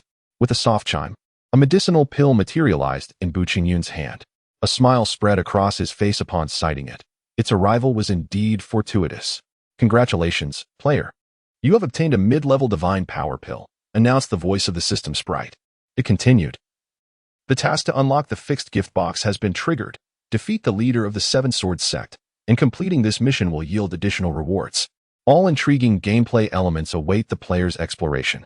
Once the sprite completed its proclamation, tranquility resumed, the wooden window ceased its flickering, and the small dark room was enveloped in shadows. This impending challenge against the leader of the Seven Swords sect was imperative. Victory was the only option. Defeat was not permissible. This endeavor was not solely for the sake of unearthing the gift box and acquiring the system's additional offerings, but also for the elevation of the Bu clan to the pinnacle of the Song dynasty, reminiscent of the grandeur from 5 centuries past. Bu Qingyun's resolve was unwavering. Regardless of his opponent's formidable prowess or their superiority in strength, he was fueled by fervor, armed with his long spear, and fortified by unwavering belief. In this battle, failure was simply not an option. After securing the mid-level divine power pill, he seated himself cross-legged, wasting no time in solidifying his cultivation. It had been less than a day since his breakthrough into the postnatal realm, during which he had endured a life-and-death struggle. Now, as he consolidated his power, he felt as if he were swimming with ease, and subtly, his prowess appeared to have advanced significantly, with the lake of vital energy becoming increasingly clear and profound. Chapter 49. As scheduled, the 3 days swiftly elapsed, and Bu Qingyun seized every fleeting moment to solidify his cultivation. After achieving this, he diligently practiced the 9 styles of linked halberds, harmonizing them with the cloud-treading steps, thus undoubtedly elevating his prowess to a new echelon. He did not neglect the art of finger-flicking, and upon executing the autumn water's great completion, he commenced training in the second flick of an instant, striving to manifest it within an exceedingly brief span of time, honing it to such a degree that it would catch opponents off guard, leaving them unable to discern his techniques. In the remaining 2 days, he acquired 2 gifts, a frost moon herb and a spirit xian stone, which fell short of his expectations for a mid-tier treasure armor or a talisman experience elixir, leaving him somewhat disheartened. The morning sun was not overly dazzling, filtering through the paper window and casting an elongated shadow of the youth seated on the ground. Bu Qingyun exhaled a deep breath, his expression stoic. Even he lacked absolute confidence in contending with Zheng Feng, as their strengths differed significantly. At present, he could only place his hopes on the mid-tier speed spirit talisman. Wishing to outpace his adversary, the 4 individuals and 1 beast quietly departed from Jizhou City, making their way towards the gorge, maintaining a solemn silence, each face etched with gravity. This impending confrontation with the leader of the 7 Swords sect was known only to those present at the time. No one had publicized it. When the day arrived, the gorge remained as serene and cool as ever, occasionally resonating with the sounds of birds and beasts. The leader of the 7 Swords sect and all the innate powerhouses were present, and upon seeing the youth emerge within their line of sight, expressions of ecstatic joy illuminated their faces. This was the 4th prodigious youth, destined to refine the ancient bloodline and ultimately depart from this land. Enveloped by a shroud of black mist, the 3rd disciple's excitement was palpable, his vacant eyes shimmering with an otherworldly glow. Observing the fluctuations of his aura, one could sense his eagerness to capture the young lad immediately. "Master, please be gentle. We wouldn't want to inadvertently extinguish his life," he thought. Zheng Feng nodded, a smile gracing his lips as he remained silent. The head of the Mo family, Mo Cho, glared with fierce intensity, his teeth bared as he muttered, "Xianxia. Rest assured, your father shall soon exact vengeance upon this insolent wretch." The other innate cultivators offered their flattery, who wouldn't relish a bit of praise. Even the leader of the 7 Sword sect could not conceal his delight, his gaze fixed on Bu Qingyun, revealing a glint of amusement. "Young man, do not overestimate your abilities," Yu Shao cautioned, while the elder C2 Yufeng remained wordless, yet their eyes spoke volumes. Who? Yan Shi also expressed his concern. Bu Qingyun offered a slight smile and nodded earnestly before advancing towards the elder accompanying him. The others instinctively receded, allowing ample space for the duo, the remnants of their previous battle's destruction still evident, yet it did not deter this impending clash. "It is merely unfortunate timing for you to appear in this era," Zheng Feng scoffed, not presuming too much, as he unsheathed his gleaming black twin blades. With a fluid motion, Bu Qingyun summoned the silent, awe-inspiring crying shock halberd, which landed with a resounding thud, embedding itself deep into the earth. Though the halberd appeared simple and unadorned, it exuded an intimidating aura, unmistakably marking it as an extraordinary weapon to any discerning eye. The expressions of the 3 individuals varied greatly, yet they shared a singular sentiment. The prospect of victory in this duel seemed within reach. Zheng Feng, the leader of the 7 Swords sect, raised an eyebrow, sensing the extraordinary nature of the long spear before him. His demeanor turned grave, and he dared not underestimate his opponent. With a swift motion of his dual blades, he propelled himself forward, as swift as a cheetah, without a moment's hesitation. Bu Qingyun discreetly empowered himself with a mid-level speed talisman, receiving an instant notification. Mid-level speed talisman. Duration, 1 instant stick. At that very moment, the two dazzling arcs of light from the blades surged toward him. Just when the onlookers believed the young man to be paralyzed with fear, he sprang into action, executing a peculiar leftward dodge, narrowly evading the ferocious assault. With the mid-level speed talisman enhancing his velocity, Bu Qingyun's swiftness was unrivaled within his realm, sweeping aside any postnatal challengers. Capitalizing on his speed advantage, he ascended with grace, employing an esoteric stepping technique, unleashing the 9 styles of the spear. Zheng Feng, taken aback, instinctively countered with a series of blade techniques, slashing downward with such force that the very fabric of space distorted, accompanied by a cacophony of tearing sounds. The surrounding dust and debris were swept into the air, and a few trees were uprooted in an instant, utterly obliterated. The might of a peak postnatal warrior was formidable. After a brief clash with the elderly man in dark attire, the young man was sent tumbling backward, unable to halt his retreat. Bu Qingyun was struck with astonishment, feeling a slight sting in his palm and a trickle of blood escaping.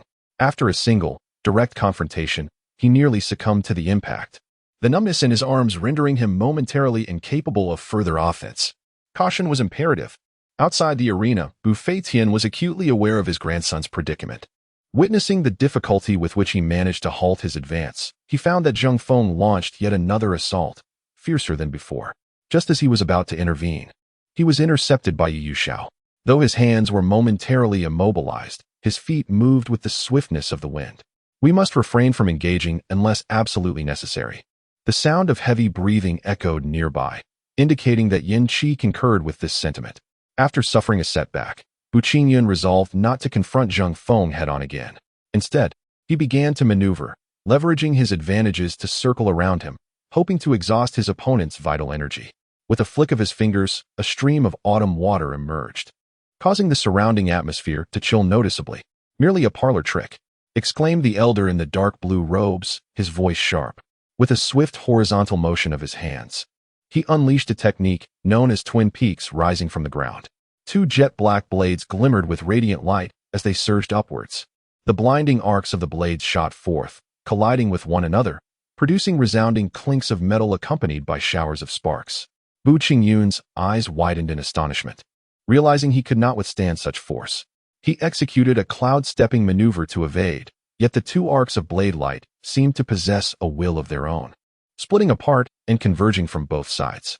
It became apparent that Zheng Feng had anticipated the challenge of landing a direct hit. Thus, he employed this tactic to first create confusion, followed by a decisive lock-on. With that strike, the youth would find himself unable to evade. The outcome would be determined in a single move. With a desperate sound, Yin Qi suddenly expanded from his petite form into a formidable figure, reminiscent of a tiger. Lowering his forelimbs, he prepared to leap forward to offer assistance. Excellent. This young man was undoubtedly destined for defeat. The move executed by the leader of the Seven Sword sect could indeed be described as reaching a point of no return, only to find a glimmer of hope in the midst of despair. Several postnatal masters offered their praises, but before their smiles could fully form, the scene shifted dramatically. Bu Qingyun, aware that he had been thoroughly targeted, understood that any attempt to evade would only result in harm. In a fleeting moment of inspiration, he arched his body backward, forming a stone arch bridge while maintaining his footing and continuing to move seamlessly.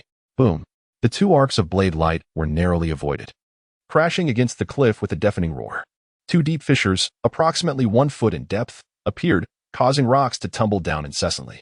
Had this strike connected, it would have surely resulted in a grievous fate for Bu Qingyun. What?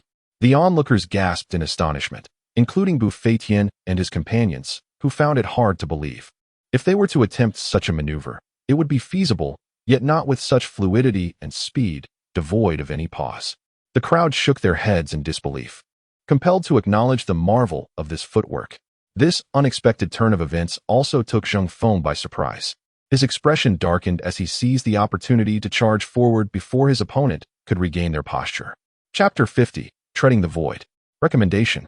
Recommendation. Recommendation. Additionally, there are Sanjiang votes. If your account has 5,000 points or VIP status, you can cast 1 vote daily. Do not squander it. Kindly bring them all together. Remember to collect. Remember to click. Thank you. Zheng Feng could hardly believe that this young man could withstand him for so long. His usually composed demeanor began to waver, as he reflected on the fact that, as a formidable practitioner at the pinnacle of the postnatal stage, he was unable to subdue such a rising talent.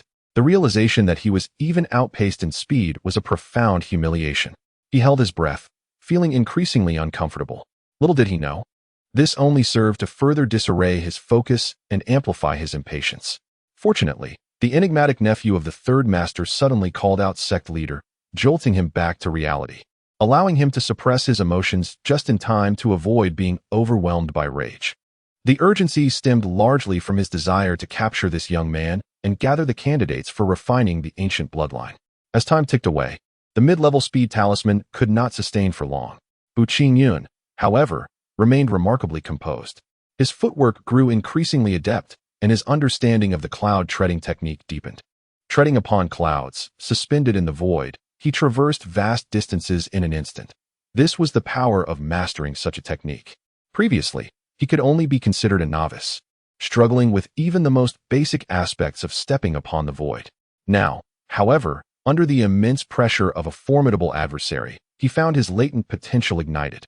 Acutely aware of the few inches his feet hovered above the ground, though the distance was too subtle for the onlookers to perceive. Moreover, the distance continued to increase, bestowing upon him ample confidence that even after the passage of a mere incense stick's duration, he would possess the capability to evade. With a sudden clamor, Zheng Feng, his face contorted in a fierce grimace, launched another assault. The dual blades in his hands had inexplicably merged into a single, formidable longsword. Its might not merely augmented but exponentially intensified, transcending the simplicity of mere addition. The blade's radiance, akin to a soaring rainbow, surged forth, reducing massive boulders to mere powder, while jagged edges were cleaved away, leaving behind a series of varied, concave scars etched into the cliffside. Bu Qingyun, undeterred, retaliated with the agility of autumn waters, deftly launching strikes with his long halberd, which, crafted from exquisite materials, rivaled the power of mid-stage innate warriors. Even the elder regarded him with trepidation, hesitant to engage directly. No matter how exceptional your footwork may be, there will inevitably come a time when exhaustion overtakes you. I advise you to surrender and accompany me willingly, Zheng Feng. The leader of the Seven Swords sect threatened with a blend of coercion and persuasion. Considering your age, do you have a granddaughter? Let her come with me. The dark-haired youth retorted, refusing to cede any ground in their verbal exchange, hurling barbs with abandon. Zheng Feng's expression darkened at the response, and he declared, "If that is the case, do not blame me for employing ruthless measures. I shall break your limbs before you accompany me." With that, he intensified his assault, the long sword slashing left and right, conjuring a flurry of afterimages that rendered it difficult to discern reality from illusion. The speed of his strikes escalated, prompting Bu Qingyun to remain vigilant, wholly immersed in his footwork. His movements were akin to the shifting of shadows, unpredictable, yet seemingly imbued with an esoteric logic that defied conventional reasoning. With a disdainful sneer, he deftly evaded a searing assault and, in a swift motion, unleashed a series of radiant strikes that illuminated the air. This was merely the beginning. After the first, another followed, creating a symphony of sizzling sounds as starlight erupted in succession. Zheng Feng was taken aback, a chilling sensation enveloping him, its momentum akin to an avalanche descending from a snow-capped peak, bearing down upon him. In haste, he retreated, his feet moving quickly, and once again wielded his long blade, which split into twin swords to form a barrier.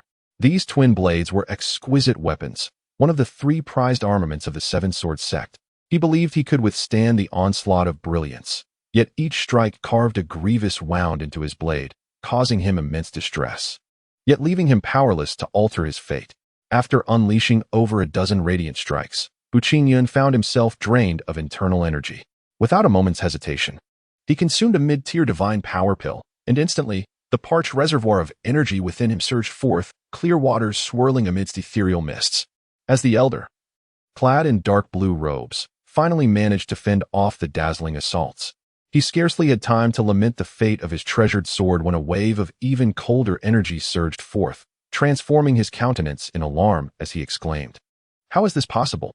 Zheng Feng could hardly believe it. After the opponent's flurry of bizarre finger techniques, there remained an abundance of internal energy, seemingly inexhaustible. This was utterly astounding.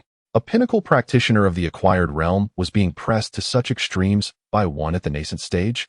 Was that young scion of the Bu family truly only at the initial stage of the acquired realm? The disciples from the Seven Swords sect could hardly believe their eyes. A flicker of regret blooming within them for their greed in pursuing the dubious method of refining the ancient bloodline. The head of the Mo family, Mo Cho, exuded an air of cold fury, his hands clenched tightly, veins protruding like coiling serpents, fueled by the vengeance for his slain son, enshrouded in black mist. The third disciple's pupil constricted, his hollow, lifeless eyes revealing a glimmer of astonishment as he pondered whether this youth had, like himself, cultivated some arcane technique. He shook his head, the dark aura around him pulsating, as he fixed his gaze upon the youth in the arena, seemingly poised to strike.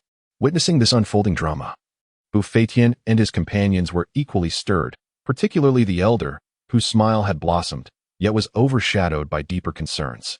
"Tell me, do you have a granddaughter? Let her come with me." Bu Qingyun jested at the elderly man, who was retreating in trepidation. After consuming a medicinal pill, he unleashed a series of hand gestures. His internal energy was dwindling, prompting him to refrain from further displays.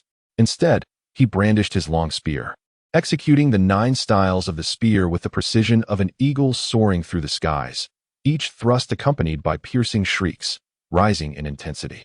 Though merely a common tier technique, the cumulative power of these 9 styles rivaled that of rare tier techniques. With horizontal thrusts, upward jabs, downward pulls, vertical cleaves, steadfast blocks, reverse sweeps, sweeping arcs, star-chasing strikes, and moon-treading maneuvers, the sequences flowed seamlessly, like a bamboo breaking through the ground, distorting the surrounding space with a cacophony of crackling sounds. Finally managing to deflect the autumn waters of this round, Zhang Feng was overwhelmed with anger. He let out a furious roar and swung his arm back, only to reveal a moment of vulnerability, resulting in a gash from a spear-like attack across his right arm, rendering his previous efforts futile. Everything transpired in the blink of an eye. His resolve was greatly shaken, and his fury began to ignite, while reason quietly faded away. "You shall pay for this," he bellowed, losing all control. Sometimes, anger empowers one to exceed their limits, and in this moment, Zhang Feng exemplified that truth. In the distance, Yu Yuxiao was secretly alarmed, intending to intervene but was halted by the imposing figure of Yin Qi, who let out a panting sound. The elder, seemingly driven to madness, disregarded the injury on his right arm and swung his dual blades with relentless vigor, unleashing his mystical techniques with even greater ferocity than before. At that very moment, a notification echoed in Bu Qingyun's mind. The effect of the intermediate speed talisman applied by the player had dissipated. Bang! Caught off guard by the sudden decline in speed, Bu Qingyun faltered slightly, and a blade of light struck him. Fortunately, his long spear provided a brief defense, preventing a fatal blow. Even so, he was still sent flying like a kite severed from its string, crashing heavily to the ground. A metallic taste filled his throat as he coughed up a mouthful of blood. Zhang Feng charged forward, declaring, "I warned you. I will sever your limbs first." With that, he raised his right foot high and brought it down with tremendous force. Bu Qingyun's complexion turned pale as he realized that if that kick landed, his left arm would undoubtedly be reduced to a mere pulp. In a moment of desperation, he executed a sudden leap, attempting to evade the impending blow before he could even firmly plant his feet. A sharp crack echoed through the air. Although he had managed to avoid the kick to some extent, he was not entirely successful. The sound of breaking bones resonated, and Bu Qingyun let out a pained cry, beads of sweat forming on his forehead and cascading down. Fortunately, the bone was only fractured, not shattered. Gritting his teeth, he employed the cloud-stepping technique beneath him, deftly dodging the old man's relentless assaults. Buffetian and the others felt their hearts leap into their throats, though Yin Qi maintained a greater composure. Nevertheless, the anxious huffs escaping his mouth revealed his agitation. Witnessing his master in pain was clearly distressing for him. Zhang Feng showed no signs of hesitation after delivering his kick. He sheathed his twin blades and shifted to palm techniques, unleashing a wave of force akin to a surging tide. Without the advantage of the speed talisman, Bu Qingyun found himself at a disadvantage, and just as he was about to be struck by a palm, he suddenly vanished from sight. He stepped into the void, ascending more than a yard above the ground. In Chapter 51, Man or Demon, Bu Qingyun was taken aback, realizing that in that moment of urgency, He had inadvertently grasped the fundamental principle of stepping on air. The onlookers gasped in astonishment, unable to fathom how such power could be achieved without being in the innate realm. Zheng Feng pointed at the young boy who had already fallen to the ground, his astonishment evident in his eyes. He then abruptly shook his head and launched another attack, his palm winds slicing through the air like blades, the sleeves of his robe crackling. Bu Qingyun quickly retreated, stepping onto the void, ascending step by step as if climbing a ladder. However, upon reaching a distance of 1 zhang from the ground, he found himself unable to rise any further, forced to descend instead. The leader of the Seven Swords sect recognized this limitation and summoned his inner energy, accelerating his speed ever so slightly. The air erupted with the sound of countless palm prints, shaking the surrounding space with a cacophony that seemed on the verge of tearing apart. As the boy appeared unable to evade the impending strike, he stood on the void as if he could shift his position at will, continuously altering his stance. Even as he was about to descend, his exact landing spot remained unpredictable, defying all logic. Initially, Bu Qingyun struggled, but as time passed, he grew more adept, his movements becoming increasingly fluid, no longer needing to consciously decide where to step. His feet seemed to move of their own accord. Zheng Feng's expression darkened with mounting frustration, yet he could do nothing but grit his teeth and stifle a breath. Meanwhile, the 3 disciples watching from a distance could no longer contain themselves. Ignoring the agreement between the 2 parties, one of them stirred, enveloped in black mist, rising gracefully into the air. All of this transpired in the blink of an eye. But fortunately, Xianxia had remained vigilant. As the figure cloaked in black mist moved, he sprang into action, emitting a sound as he did so. Huffing and puffing, Yu Xiao and the others finally reacted, springing into action, while the other side's innate expert was initially taken aback but soon realized the urgency, charging forward to meet the challenge. The head of the Mo family, Mo Cho, exuded an ominous aura. Before combat could commence, he spat forth a mouthful of vital blood, his power surging dramatically as he recklessly consumed his life essence for a temporary enhancement. His 10 fingers extended, resembling the talons of a hawk. As they struck towards the tiger-like figure of Xianxia simultaneously, he commanded his 3rd disciple, "Go assist the leader of the Seven Swords sect. This demon is mine to face." The unfolding events outside left Bu Qingyun momentarily taken aback. A system notification echoed in his mind, causing him to falter. Before he could fully comprehend the situation, he exposed a vulnerability, which Zheng Feng seized upon, delivering a powerful kick that sent him flying. A dull thud resonated as he crashed to the ground, covered in dust and dirt. As he raised his head, darkness enveloped him, a swirling black mist threatening to ensnare him. No. At that very moment, a voice as melodious as celestial music rang out, akin to a startled swan in flight. Appearing before the young man, her beautiful eyes gleamed with an unusual light as she spread her arms to shield the man surrounded by dark energy. "Yishan." From a distance, Situ Yufeng called out, "Yishan." Bu Qingyun recognized the newcomer, and his expression shifted in alarm. "Quick, get out of the way." Initially, it seemed the black mist would engulf the enchanting woman, but to everyone's astonishment, the 3rd disciple, whose eyes had been vacant and hollow, widened to the size of fish eyes, halting in his tracks. Simultaneously, the swirling black mist began to recede, being drawn in by the young girl's presence. The dark aura dissipated swiftly, revealing the true visage of the 3rd disciple. His countenance, resembling one touched by frost, was pallid and devoid of any trace of color, with his eyes betraying an abyss of unfathomable terror, as if he had plunged into an endless chasm. The expression of despair was laid bare. Bu Qingyun, taken aback by this sudden turn of events, widened his eyes in shock. He suddenly felt a fierce wind and a piercing pain emanating from his left side. As if his skin were about to be pierced, it was the Grandmaster of the Seven Swords sect launching another strike. Without a moment's hesitation, he sprang to his feet, grasping the young girl with hair that floated as if caught in a breeze, and deftly employed a footwork technique to evade the impending danger. The small hand held within his own emanated a chilling cold that spread from his soles throughout his entire being, his mind besieged by overwhelming sensations. Before him loomed an infinite abyss, and emotions of fear, trepidation, and despair flitted across Bu Qingyun's face. "Yishan," he murmured, a shiver running down his spine as he struggled to suppress these feelings. Situ Yishan, as if awakening from a dream, felt her small hand return to its usual warmth in an instant, yet her flowing tresses continued to sway without a breeze. Her once innocent and untainted eyes now appeared hollow and devoid of spirit. The third disciple, who had cultivated extraordinary powers, seemed drained of vitality. Reduced to little more than a mere shell of skin and bone, a visage that was truly haunting. You are a demon," he stammered, pointing at the girl, the fear in his gaze ever present as he fell thunderously to the ground, his eyes fixed upon the heavens. Meeting a fate from which he could not close his eyes. Such an event was beyond imagination, instilling a sense of dread within the hearts of all present, even causing Xianxia to tremble and gasp in fear. A postnatal peak powerhouse met his demise, causing the entire situation to tilt overwhelmingly in one direction. After resolving a nascent stage cultivator, Yu Xiao directly confronted the somewhat dazed Zheng Feng, and as their paths crossed, the battle once again ignited. Xianxia faced the relentless Mo Cho, who was willing to expend his vital essence, and for the moment, it was difficult to determine a victor. However, over time, the head of the Mo family would undoubtedly exhaust his resources. It was merely a matter of time. Situ Yufeng cast a deep glance at his daughter before plunging into the fray. Bufetian's spear technique was nothing short of ethereal, allowing him to navigate effortlessly through the crowd.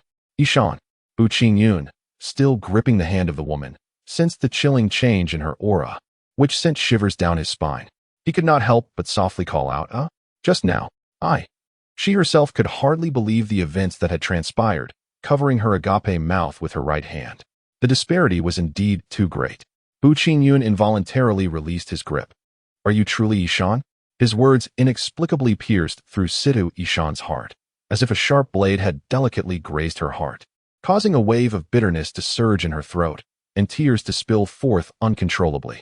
She could not fathom why such a transformation had occurred within her. Chastising herself internally, am I a monster? The previous person had called me a demon upon his death. Am I truly a demon that devours the essence of others? The more she pondered, the more her heart ached, and her tears flowed freely. Bu Qingyun hastily stepped forward, enveloping her in his embrace, and declared, You are Yishan. You are forever my Yishan. Sometimes, the power of a single phrase can be immense, capable of plunging one into despair or igniting fervent enthusiasm. Situ Yishan, with tears transforming into a smile, still felt a lingering ache in her heart. It was not the words of the youth that had wounded her, but rather the inexplicable matters that made her question whether she was human or demon. To absorb one's essence, that was the deed of demons. Could she truly be one? She dared not dwell on such thoughts, striving to force a smile and saying, I am fine now. You go on with your business. I will wait here for you. Bu Qingyun felt a jolt in his heart as he gazed at the girl, her eyelashes still adorned with glistening tears. He was overcome with the urge to lean down and kiss her, yet he ultimately restrained himself, merely using his hand to wipe away the crystalline droplets. Chapter 52. The mysterious youth Bu Qingyun lurked nearby, seeking an opportunity to strike. The head of the Mo family, realizing he was on the verge of collapse, was filled with rage and hatred. The one he cherished was just behind this monstrous beast, yet he could not breach the barrier. With a guttural cry, he spat out a mouthful of essence blood, and his previously deflated spirit surged anew. I shall avenge my son, he roared, his fingers curling like the talons of an eagle as he slashed downward, creating a cacophony as the space around him warped grotesquely. Xianxia emitted a piercing shriek, and two horn-like antennae began to shimmer, coalescing into a searing sphere of light that was hurled toward the middle-aged man. At that moment, Bu Qingyun, with a flick of his fingers, sent forth a burst of brightness, accompanied by a chilling wave. Mo Cho initially resisted the luminous orb, unable to divert his attention to fend off the piercing strike of the autumn waters, and could only watch helplessly as it penetrated his left chest, leaving behind two gaping wounds the size of fingers, from which crimson liquid flowed profusely. He let out a wretched scream, violently spitting blood, his spirit utterly diminished, eyes reflecting a sense of unwillingness. Gritting his teeth, he turned and fled in haste. Bu Qingyun, unwilling to allow a tiger to return to the mountain, leapt onto the back of Xianxia, pursuing the retreating figure. Situ Yishan, her face veiled in delicate gauze, watched as the youth she admired rode off on the formidable beast, gradually vanishing from sight. It was only then that she sensed a familiar calling emanating from the southeast, an allure that she could not resist. Unconsciously, she stepped forward, her beautiful eyes growing vacant, silently departing from the scene. Meanwhile, Bu Qingyun, Riding Yin-Chi in pursuit of the severely injured Mo Cho deliberately slowed his pace. His intent was clearly not to annihilate the middle-aged man, but rather to anticipate another matter of greater significance. The Mo family was the foremost clan in the Song dynasty, with their principal enterprise centered around medicinal herbs. How could he not compel the man to lead the way, thereby sparing himself the trouble of inquiry later? As the sun dipped below the western hills, transitioning from noon to dusk, after traversing numerous mountain peaks, they finally beheld the familiar city. Mo Cho smiled broadly, his expression brimming with excitement. Everyone fears death, and he was no exception. Now, it felt as though he had clutched a life-saving straw. How could he not be exhilarated? Yin-Chi, do you sense it? Bu Qingyun inquired, his eyes reflecting unmistakable mirth. Huffing and puffing, the little creature emitted sounds of excitement, and under its profound consciousness, the precise locations of the Mo family's medicinal fields and the hidden herbs vividly manifested in its mind. Bu Qingyun smiled gently, leaping down from its back, and then pursued on his own, stepping into the void and shifting forms, quickly positioning himself before the pallid-faced middle-aged man. Meanwhile, Yin-Chi transformed into a fiery red arc, darting towards the Mo family and hutching like a meteor descending to earth, its speed astonishing. You. The man pointed at the youth across from him, resentment evident in his voice. The Mo family and the Bu family have never had enmity. Why would you seek to take my son's life? You ought to inquire of your son why he met his demise at my hands. Bu Qingyun replied, his tone chilling. The recollection of Mo Xiangyu's slanderous words towards Situ Yishan ignited his anger.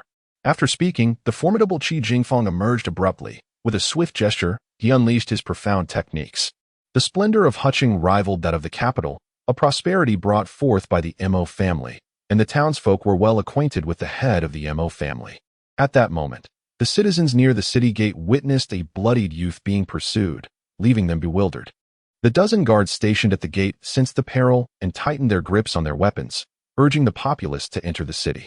The 9 styles of the spears surged forth like eagles soaring through the sky, each wave more powerful than the last. The air rippling with intensity akin to tumultuous waves crashing down, bearing down upon the middle-aged man with the force of a collapsing mountain.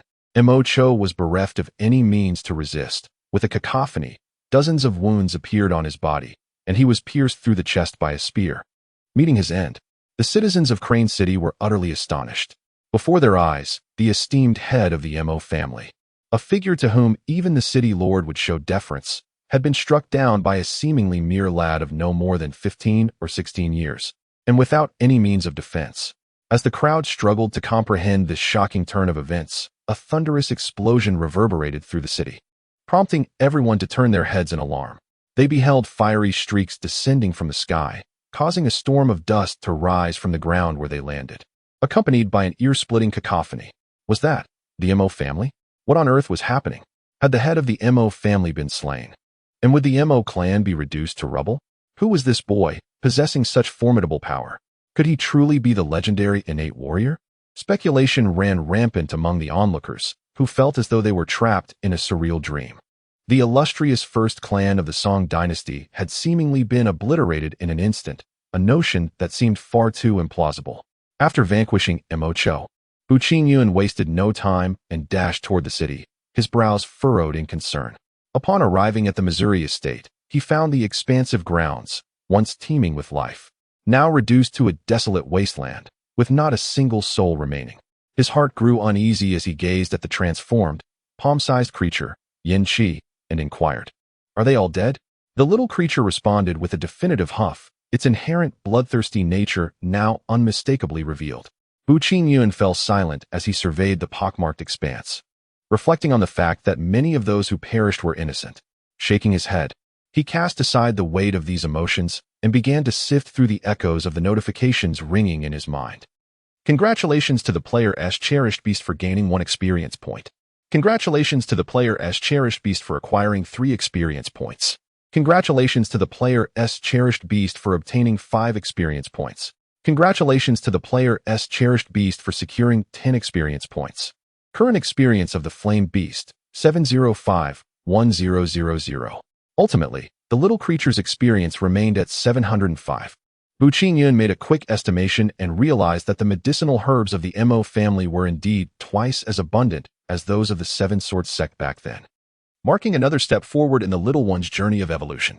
Just then, a voice resonated from behind. "My friend, must you be so ruthless?"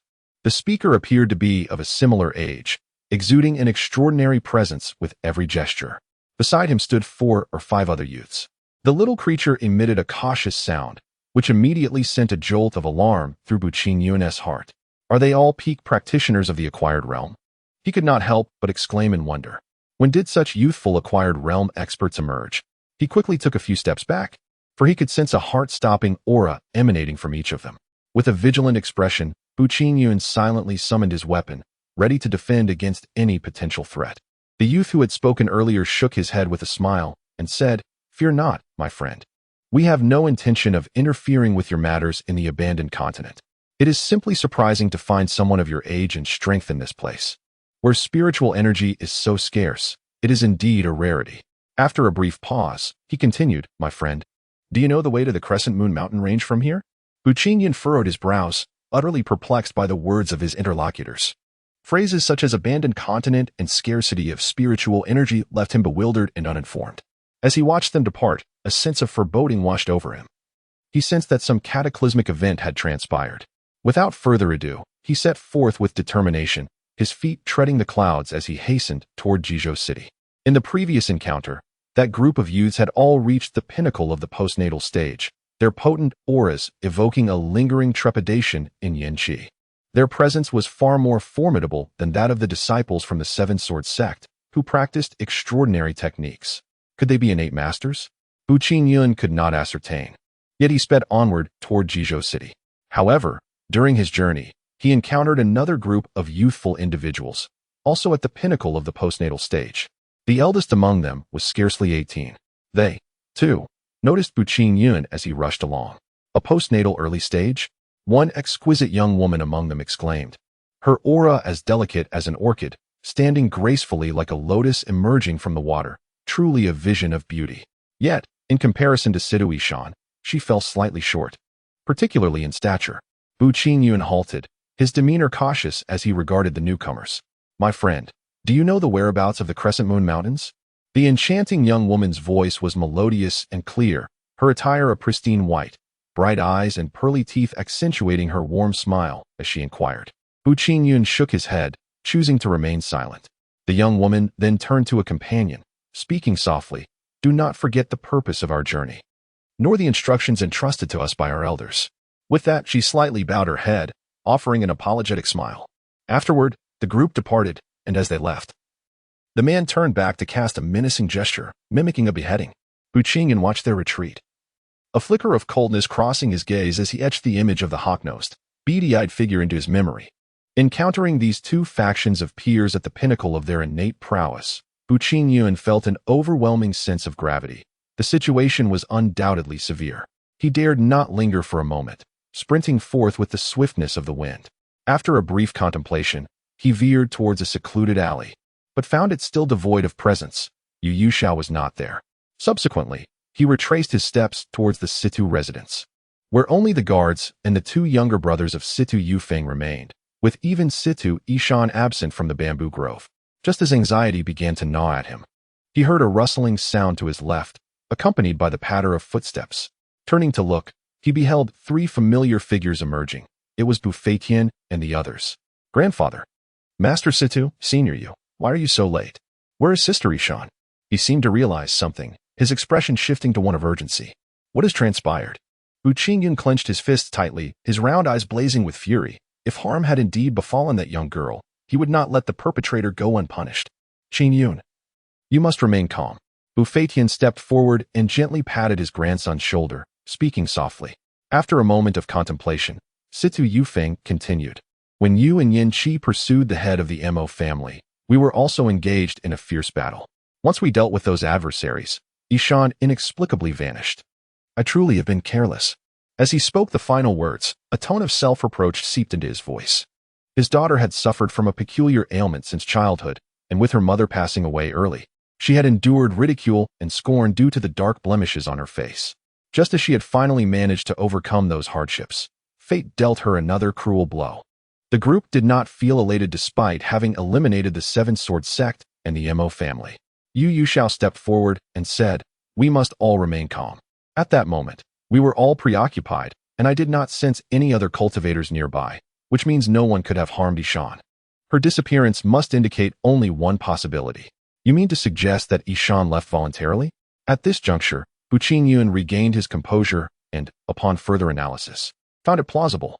However, the sight of the two groups of young men and women he had encountered earlier rekindled his anxiety, prompting him to voice his concerns. A cohort of individuals at the pinnacle of the postnatal stage, akin to your age. Yu Yuxiao murmured, his tone devoid of significant astonishment. The elder pondered deeply, while Situ Yufeng appeared utterly astonished, unable to fathom the implications. Bu Qingyun's prodigious talent had already been burdensome enough. Now, with the emergence of so many others, particularly those at the pinnacle of postnatal mastery, he felt an overwhelming sense of dread and worry, exclaiming, "Could it be that Ishan has been captured by these individuals?" "No, the intentions of those individuals are not so simple," Bu Feitian remarked, shaking his head. He exchanged a glance with Yu Yuxiao, both betraying a hint of apprehension. "Grandfather, Senior Yu, do you perhaps know something?" The two fell into a contemplative silence, their gazes lowered, evidently lost in the recollection of bygone days. Though their expressions bore an oddity, suggesting that the past was not as splendid as one might hope. After a prolonged pause, Yu Yuxiao sighed deeply and spoke. "It is the people from the Celestial True Realm." The Celestial True Realm? Bu Qingyun and Situ Yufeng were perplexed. They were only aware that this continent was called the Celestial Continent, but had no knowledge of the Celestial True Realm. The land beneath our feet was once a part of the Celestial True Realm, but for reasons unknown, it was forcibly severed and subsequently sealed by ancient powers. Some say it was due to a cataclysmic battle. Others claim this land is the homeland of these powers, and their intent was to protect it more effectively. The truth has long been obscured by the passage of time, leaving behind only these dubious legends. Listening to this unfathomable tale, Bu Qingyun felt a surge of fear regarding the might of those ancient beings. What kind of power could divide a continent? What kind of strength could seal such a vast expanse of land? With but a fleeting thought, he perceived his own insignificance, feeling even less than an ant. Situ Yufeng, upon hearing this, remained unfazed. Then, what is the purpose of their presence here? In pursuit of the ancient artifacts left behind by formidable powers or the extraordinary legacies of these great beings? Bu Feitian cast a lingering glance at Bu Qingyun, while Yu Yuxiao also turned to look. They unanimously believed that the dark-haired youth had inherited a transcendent legacy. Otherwise, how could one explain such extraordinary talent? The elder gazed up at the night sky and remarked, "Every 500 years, they emerge, opening the portal to the celestial realm and arriving among us." "Grandfather, how do you possess such knowledge?" Bu Qingyun inquired, having never heard the elder speak of such matters before. Yu Yuxiao interjected, "Do not underestimate them merely for being postnatal peak experts. This is solely due to the sealing curse upon the celestial continent. Should they arrive at the celestial realm, they would no longer be postnatal practitioners, but would ascend further. Above the innate realm." Bu Qingyun gasped. Swiftly comprehending why the innate realm was merely a legend on the celestial continent, it was all due to the sealing curse. In other words, to become an innate expert, one must depart from the celestial continent and journey to the true realm. Their goal was solely to seek the ancient artifacts. But what of Ishan? Where could she have gone? Situ Yufeng was troubled about his daughter, his expression anxious and increasingly disoriented. Hearing this, Bu Qingyun fell silent. It was now deep into the night. Where could Situ Ishan possibly be? He was acutely aware of her strength, especially after absorbing the enigmatic energy from her master's third disciple, which had propelled her to the late postnatal stage. Had she not been captured by those from the true realm, where would she have wandered alone? After enduring the trials of life and death, everyone was weary. Thus, they decided to rest for the night, planning to resume their search at dawn. Yu Yuxiao suggested this, and though Situ Yufeng's expression was one of urgency, he could only concede to the reality. Their vital energy had been nearly depleted. Once everyone agreed, they dispersed. Bu Qingyun and the elder made their way back to the Bu family estate, conversing primarily about matters concerning the Xianxia true realm.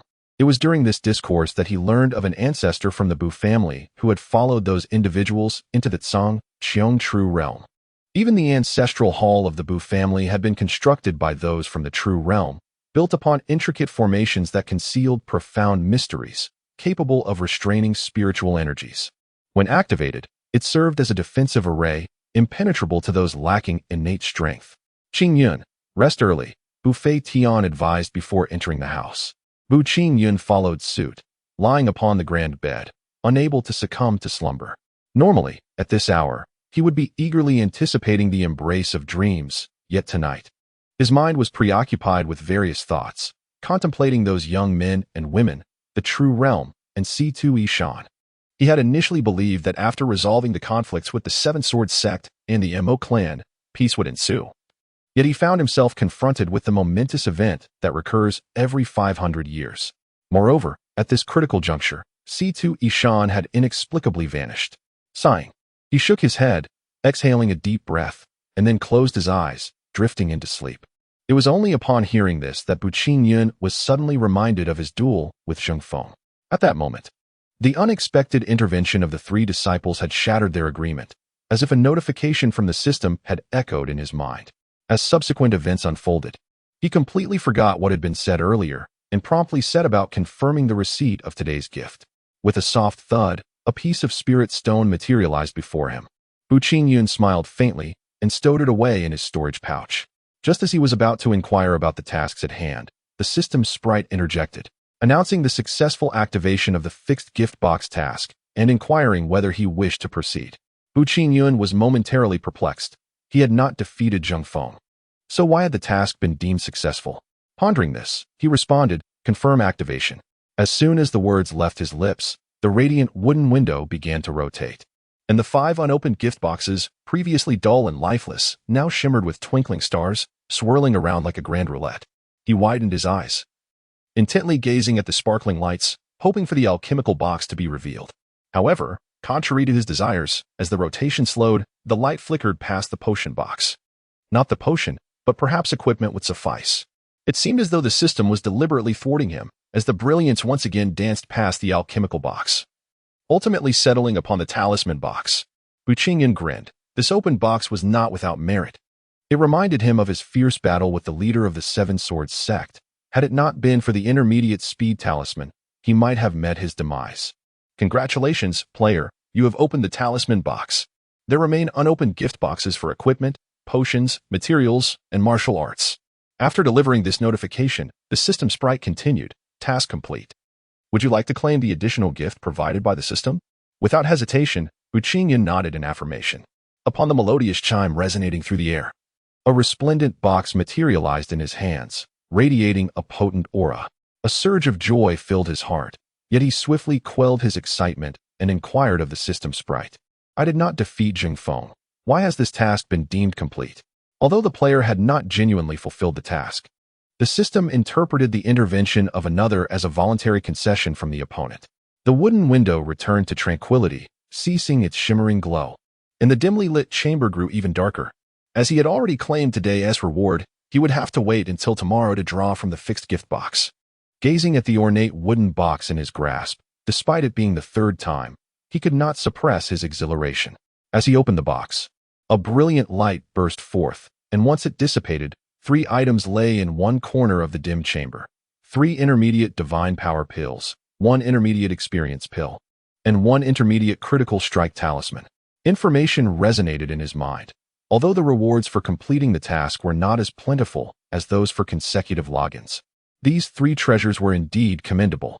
His complexion flushed with excitement as he stored the divine power pills and the talisman in his storage pouch, while he promptly consumed the intermediate experience pill, which melted instantly in his mouth, flooding his body with a warm, white glow. He swiftly assumed a meditative posture to absorb its essence. It was only at dawn that he awoke from his slumber, feeling the enhancement of his strength. Bu Qing Yun smiled softly, then rose to the courtyard, awaiting the elders' awakening so they could together seek out Situation. As the crowd gathered, they began to disperse in search of provisions towards the 4 cardinal directions. After departing from the gorge, he journeyed eastward and came upon a narrow, winding path. There, he encountered 4 or 5 blood-soaked individuals, their faces etched with panic and eyes filled with terror, rushing towards him, clad in identical azure robes. Each bore an emblem of 7 swords intricately embroidered upon their right breast. A thought stirred within him. The 7 Swords sect. He approached and halted the fleeing men, inquiring about the cause of their distress. The witch, the merciless witch. Their pallid faces hinted at a mix of fright and the toll of their injuries. Some among them had even soiled themselves in their panic. "What witch?" murmured Bu Qingyun. His brow furrowed as a chilling realization dawned upon him. Could it be the fearsome sorceress? How terrifying. With a single strike, she shattered our brotherhood. A bloodthirsty demon. These disciples of the Seven Swords sect had clearly succumbed to despair, their minds unraveling. One could only imagine the horror they had witnessed to render such sturdy men into trembling wrecks. They had merely seized the opportunity to escape amidst the chaos, yet bore grievous wounds that would likely claim their lives within days. "What does she look like?" Bu Qingyun gently patted one on the back, channeling his vital energy to quell the fear that gripped his heart. At the mention of the witch, Bu Qingyun's expression darkened, solidifying his suspicions. He then released the disciple, choosing not to linger on their plight. Manifesting his true form, Xianxia soared into the skies, propelling Bu Qingyun towards the Seven Swords sect. Upon reaching the gates of the Seven Peaks, a harrowing scene unfolded before his eyes. Rivers of blood flowed, and severed limbs lay scattered across the ground.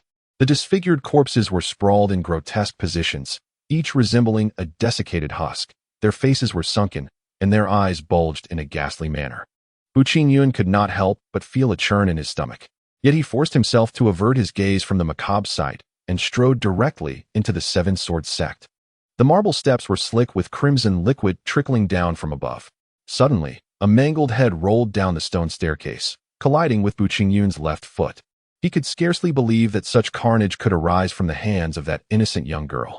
Raising his eyes, he glimpsed a figure flashing atop the purple peak. Chapter 55. Reluctant to become a demon, yet already one, the figure resembled a startled swan in flight, though it vanished almost as quickly as it appeared. The silhouette was hauntingly familiar. Bu Qingyun's brow furrowed, his expression darkening. He swiftly summoned Xianxia and descended with remarkable speed, traversing the dense mountain forest with effortless grace. Unimpeded by any obstacles, the peak, adorned with vibrant purple vegetation, was the residence of his third master's nephew, and in an instant he reached the summit, only to find that the figure had already vanished from sight. "Xianxia, did you capture anything?" he panted. Not even you could perceive that presence. Bu Qingyun's heart raced with concern, pondering what had transpired with Siduishan, who had seemingly achieved a pinnacle in her cultivation, rivaling the self-proclaimed invincible ones of her level. Upon the summit of the mountain, a gentle breeze wafted through, mingling with a pungent, metallic odor. He turned his gaze to behold a vast cavern looming before him, the source of the noxious scent. As he approached, the stench intensified to such a degree that he was compelled to pinch his nose upon reaching the entrance. Within, the cave branched into deeper passages, revealing a stone staircase that spiraled downward, illuminated by luminous pearls on either side. A chilling sound echoed from below, causing Bu Qingyun to shudder involuntarily. In his hand, the weapon xianxia materialized, while the little creature, Xianxia, stood up on his shoulder, its expression grave, its large eyes fixated on the path ahead. As he ventured deeper into the cavern, he was met with a scene that filled him with revulsion. A spacious blood pool, more than a yard wide, lay before him, the acrid scent emanating from it. 3 desiccated corpses floated within, surrounded by a shore of grim, white bones. Huffing and puffing, Xianxia seemed unfazed by the foul odor, as if it had detected something and emitted an anxious sound. Turning his head, he caught sight of a fleeting azure shadow that darted past, swiftly escaping the cave's mouth. A delicate veil fluttered down, and Bu Qingyun rushed forward to grasp it, finally recognizing the figure it belonged to. Just as he was about to pursue, he was halted by an overwhelming force barring the entrance, shrouded in swirling dark mist. "I know it is you. Why do you elude me?" he pondered, perplexed by the woman's refusal to allow him to find her.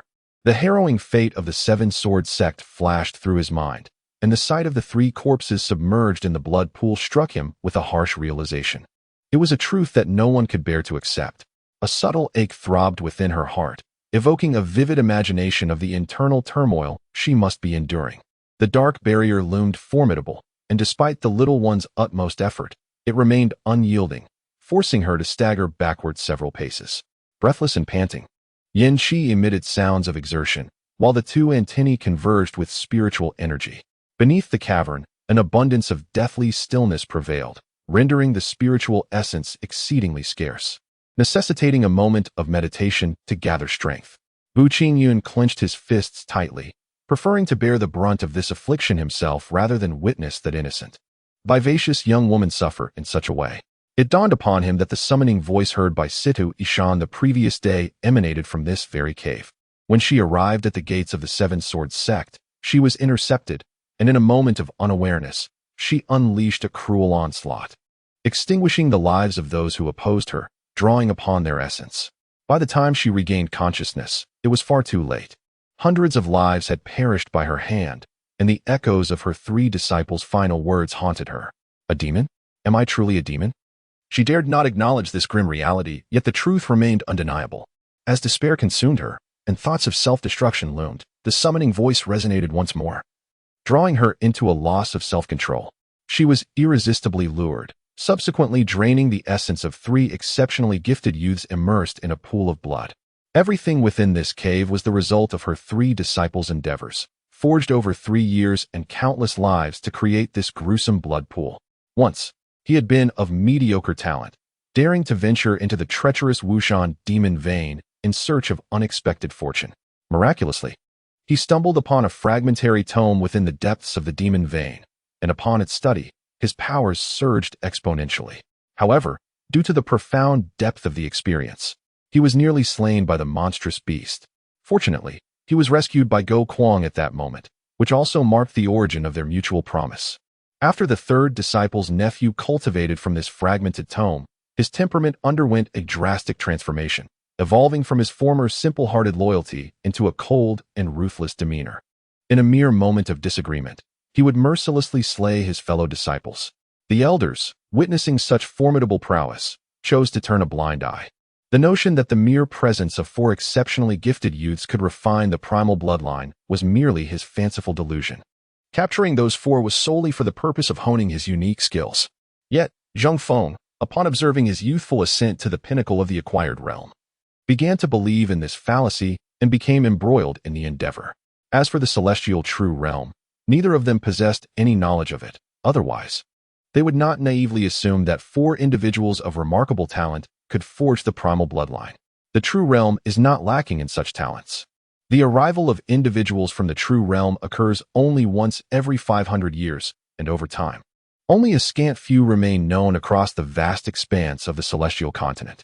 This blood pool ultimately brought forth Situation, enabling her ascent to the pinnacle of the acquired realm. However, at present, she dared not reveal herself, illustrating the turmoil within her heart, burdened with the lives of hundreds. She yearned not to embrace darkness, yet fate conspired against her. The despair and helplessness she felt pierced her heart, rendering her unworthy of facing others, leading her to evade the youth and forsake her home. The blood pool cavern was painstakingly hewn by human hands, not a natural formation. Some tools lay scattered along the surrounding walls, and his gaze wandered until it caught sight of several lines inscribed clearly upon the wall to his left, accompanied by fragments of stone, evidently etched only moments ago. What does the vicissitude of the world have to do with me?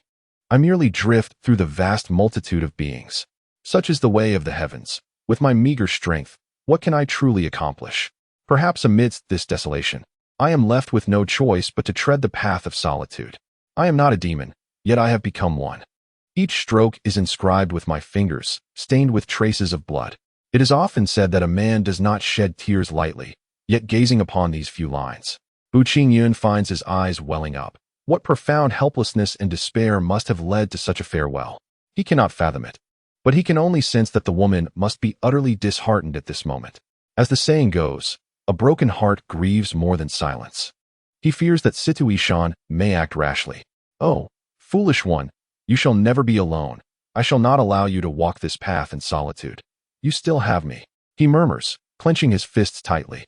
At that moment, Yanxi had successfully gathered his energy. A sphere of light, the size of a fist, formed and shot forth with great force, tracing a brilliant arc as it struck the dark barrier, producing a cacophony of shattering sounds as it fragmented, causing the entire cave to tremble. The man and the beast swiftly evacuated the cavern, and simultaneously, the previous commotion culminated in a thunderous crash as the cave collapsed. Engulfed in rubble, Bu Qingyun, clutching the delicate veil, surveyed the surroundings, finding no trace of any figures. Unable to contain himself, he let out a long howl, startling the birds within the mountain forest, which took flight in flocks. while the occasional wild beast roared in response. Hissing softly, Xianxia emitted two cautious sounds, indicating that someone was approaching, and it was certain that it was not Situ Yishan. Before a single human or beast could depart, several figures suddenly emerged, blocking the path. In that fleeting moment of collision, both parties stood momentarily stunned. Chapter 56. Benefactors of the Bu family. Bu Qingyun gazed at the group, momentarily taken aback, but soon regained his composure and turned to leave. Is it you? The newly arrived individuals were evidently taken aback as well. They had ascended from the foot of the mountain, and the sight before them left them in shock. Upon recognizing the perpetrator, expressions of disdain spread across their faces. A man stepped forward, his brow furrowed, and spoke. Friend, I previously witnessed your bloodthirsty nature and your merciless pursuit of annihilation. Now, a once thriving sect lies bathed in blood, drained of its essence. Have you taken to practicing dark arts? These figures were none other than the youths who had appeared at the ruins of the Mo family in Huching the previous day. The man speaking was the same one who had addressed them before, clad in pristine white garments, exuding an air of freshness and elegance. His fitted robe accentuated his well-built physique as he positioned himself in front of Bu Qingyun. In this realm, where spiritual energy was scarce, it was remarkable for one so young to possess such cultivation, unless one had indeed resorted to sinister practices. Another man shouted vehemently, asserting that although they had no intention of interfering with the affairs of the Forsaken Continent, this individual's act of siphoning others' essence had clearly crossed a line, violating the taboos of cultivation. Bu Qingyun remained silent, offering no further explanation, and attempted to depart.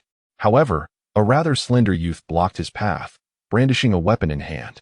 They were all at the peak of their postnatal stage. Were they in the true realm, their prowess would surely exceed this level. Outnumbered and outmatched, it would be unwise to confront them. Bu Qingyun halted his steps, spread his arms, and shrugged his shoulders, saying, If I were to claim it was not my doing, would you believe me? The slender man, upon hearing this, extended his palm and struck with great force. With a whoosh, Xianxia, on the verge of erupting, was calmed instead.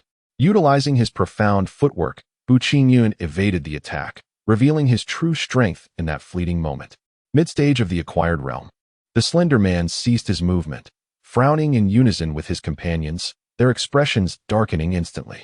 The wiry man bared his teeth and declared, To harm the innocent and drain the essence of others, such heinous acts you commit. Today, I shall act as the sword of justice. They were all acutely aware that this youth had only possessed early-stage strength the previous day, yet now exhibited mid-stage prowess. Were it not for the peculiar circumstances of this forsaken land, marred by a lack of spiritual energy and curses, they would not have found it remarkable. However, in such a desolate place, it inevitably led to suspicions of dark cultivation. The five youths were taken aback. The diminutive, exquisite beast possessed peak acquired strength. Their reactions were sluggish, allowing the pair to escape. The lean man snorted, vowing, If I encounter you again, you shall meet your demise by my blade.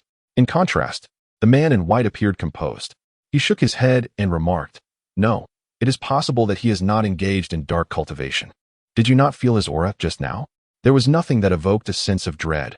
Rather, an aura of righteousness permeated the atmosphere.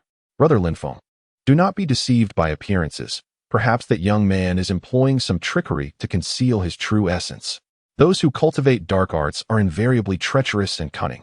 One person remarked, earning the agreement of the other three, who nodded in unison. Linfeng offered a faint smile, choosing not to elaborate.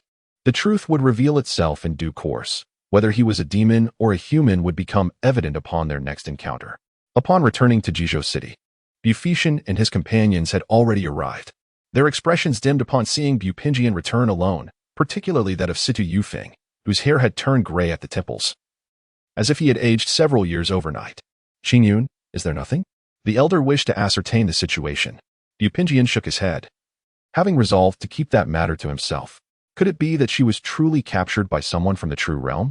The previously subdued group was suddenly stirred by Yu Xiaoyou's interjection, causing the middle-aged man's brow to furrow in alarm. Why would they capture Yishan, who has no enmity with them? Could it be related to the events surrounding her? Situ Yufeng expressed his doubts, as everyone was aware of Situ Yishan's absorption of that dark energy, and before they could inquire further, they realized she had vanished. The other three nodded in agreement, their silence deepening the atmosphere. Noticing the peculiar tension, Bu Qingyun sought to break the stalemate by asking, Senior Yu, Do you know where the Crescent Moon Mountains are? The Crescent Moon Mountains? Yu Xiaobai muttered, shaking his head. However, Bufetian's pupils constricted slightly, revealing that he possessed some knowledge of the location. All eyes were drawn to his solemn expression, and they turned to him, eagerly anticipating the revelation of the mountain's location. After surveying the three individuals, the elder spoke. It lies in the land to the north of the great Qin kingdom. Isn't that place a desolate desert? How could there be mountains? Both Yu Yuxiao and Situ Yufeng furrowed their brows in unison. I, too, have read in ancient texts authored by my ancestors that within that desert, the mountain range often manifests, appearing erratically, direction elusive, as if it possesses legs of its own. Moreover, the dangers within rival those of the Wushan demon vein. Upon hearing this, the group collectively gasped. The Wushan demon vein is a forbidden realm of the continent, with its outermost edges already teeming with beasts of postnatal strength. Delving deeper, one can only imagine the formidable powers of those creatures. In the bamboo grove of the Situ residence, the four engaged in further discourse before lapsing into silence once more. At that moment, Situ Yufeng's younger brother approached him, stating that 7 or 8 young men had come to pay a visit. 7 or 8 youths, with considerable strength? Situ Yufeng murmured. The others exchanged knowing glances, silently acknowledging the identity of the visitors. Very well, brother, you go greet them. I shall join you shortly. After deliberating, the four concluded that aside from Bu Qingyun, who would remain hidden, Bu Feitian and Yu Yuxiao would accompany Situ Yufeng to meet the guests, curious to discern the purpose of these visitors from the true realm. Bu Qingyun acquiesced, discreetly exiting through the main door to return home. As Bu Qingyun received the jade token, he noticed it was intricately carved with the character for Bu, and its grandeur resonated with the atmosphere of the ancestral hall. A stirring sensation coursed through him. Could it be the ancestor of the Bu family who entered the celestial realm? Without a moment's hesitation, he summoned the individual to come forth. The newcomer was a robust young man, approximately 20 years of age, with a formidable physique that resembled a rolling sphere from a distance. 2 axes were sheathed at his waist, and his prominent brows framed a pair of striking eyes. As he entered the grand hall, his voice resonated powerfully. Bu Qingyun was momentarily taken aback, concerned that the chair might not withstand his weight. Upon hearing that the visitor bore the surname Chu, he immediately recalled the benefactor who had aided the Bu family's rise 5 centuries ago. Out of respect and gratitude, he stepped forward and clasped his hands, saying, I am Bu Qingyun. It is an honor to meet the benefactor. Haraha. It seems I have indeed come to the right place. The formation of the house on the left as I entered is a creation of our Chu family, which guided me here. Chu Fei responded with hearty laughter. He then waved his hand dismissively. No need for such formalities regarding benefactors. Just call me Chu Fei. Otherwise, you may as well call me Chu the Fat like everyone else. As he spoke, he patted his belly, causing the flesh to jiggle. Seeing that he did not regard himself with undue reverence and possessed a carefree demeanor, Bu Qingyun felt a surge of goodwill towards him. Yet, he had come for a specific purpose. After a brief smile, he got straight to the point. Might I inquire if you, Brother Chu, have come to discuss the Crescent Moon Mountain Range? Haha, my young brother is indeed forthright. I have indeed come for this matter, but there is another issue at hand. What issue? To be candid, the Chu family has only secured 1 quota for this endeavor, and as the saying goes, 2 fists cannot compete with 4 palms. I wish to seek your Bu family's assistance in locating an ancient artifact. Chapter 57. The Village of the Dead. Dear friends, do not forget that you still possess numerous recommendations. We have reached 1,005. Let us strive towards 2,000. Bu Qingyun had long anticipated the implications.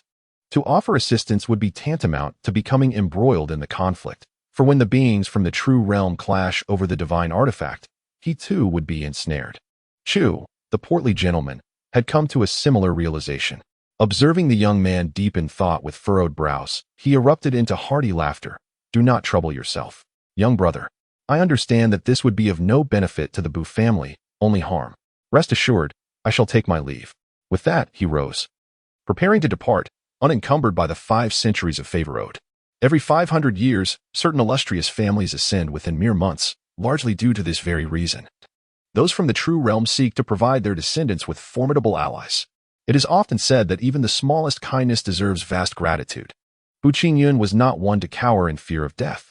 Moreover, the Crescent Moon Mountain Range held many mysteries, with ancient artifacts having been unearthed. Surely, there existed a means to resolve the peculiar circumstances surrounding Situation. He promptly resolved to interject, stepping forward to say, "Brother Chu, do not misconstrue my intentions. The gratitude of the Chu family is indelibly etched in the hearts of the Bu family.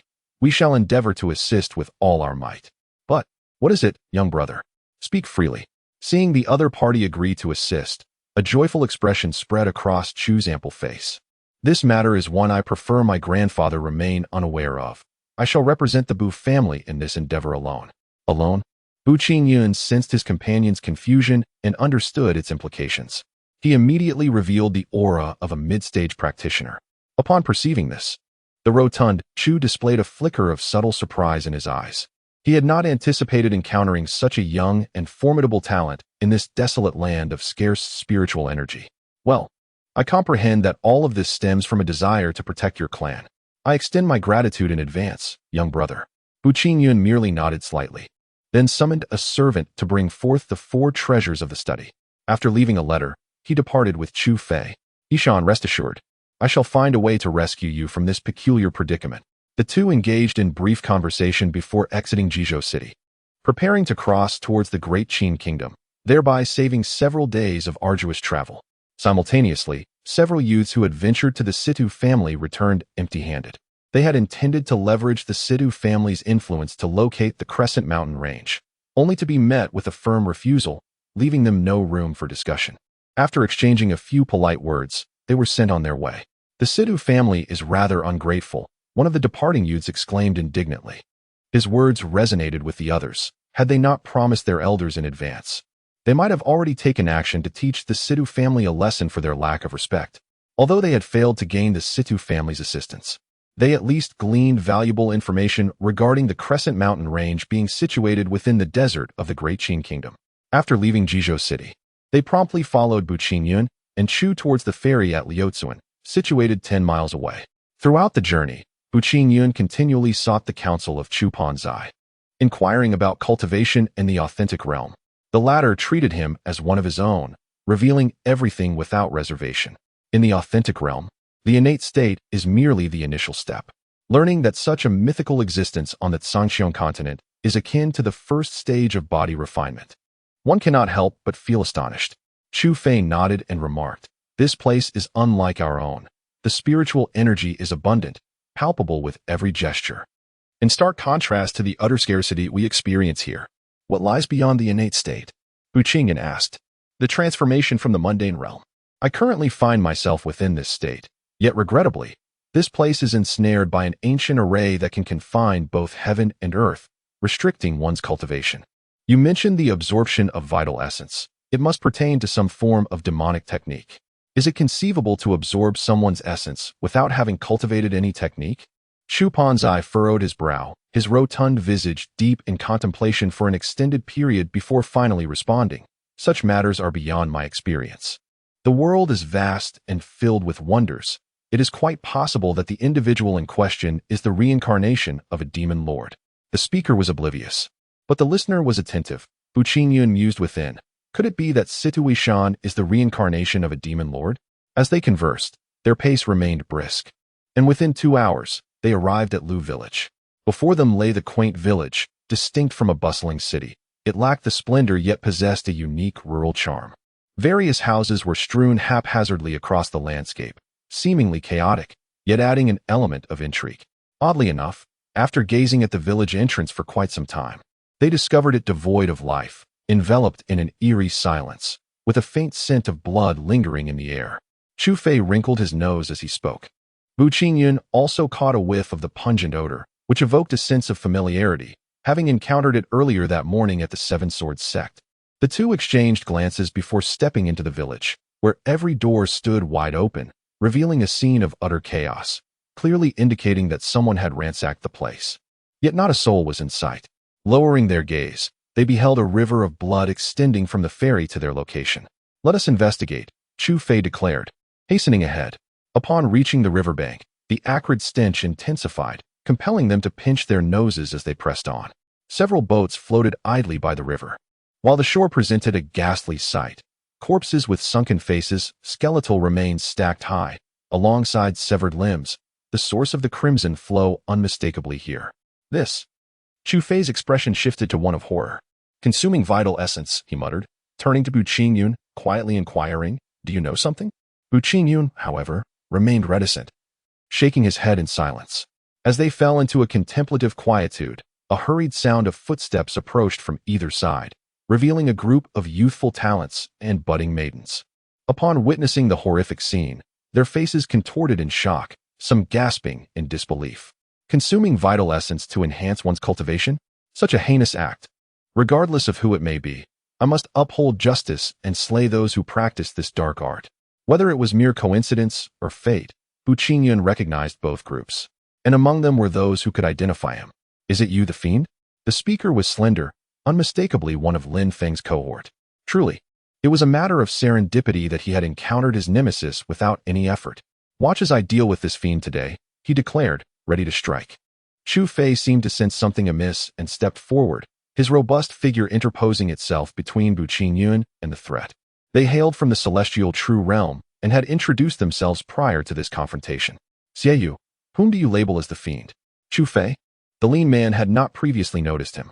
"The individual behind you is the true practitioner of this dark art. The lives of these people are a result of his malevolence." "Nonsense. I have been with him the entire time. Could he possibly be so drained as to siphon the essence of these individuals?" "You claim to have been with him all along."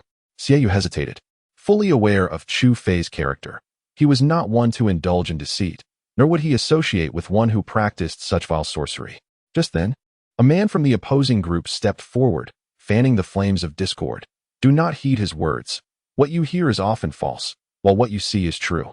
This lad is clearly a practitioner of dark arts." Bu Qingyun's brow furrowed, anger rising within him.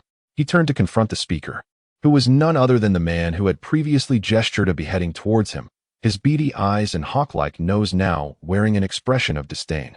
Chu Fei possessed a robust physique and a temperament that was far from placid. When he invited Bu Qingyun to assist him and subsequently witnessed the latter being wrongfully accused, he erupted in fury, drawing forth the twin colossal axes from his waist.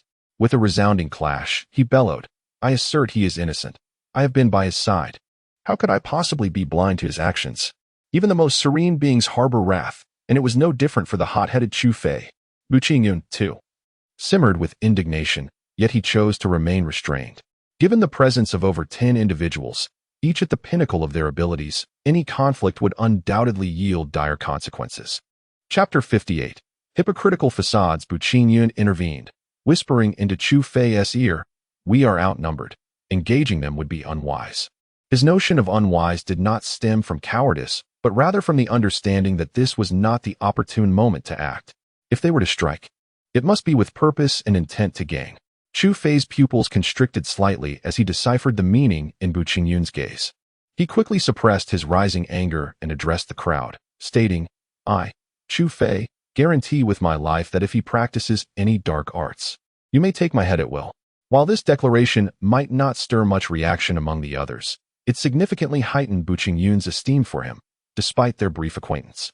Just as Wu Shiren intended to voice further objections, a strikingly beautiful woman from his group stepped forward to halt him, her movements graceful in a flowing azure gown, though they could not conceal her alluringly long legs.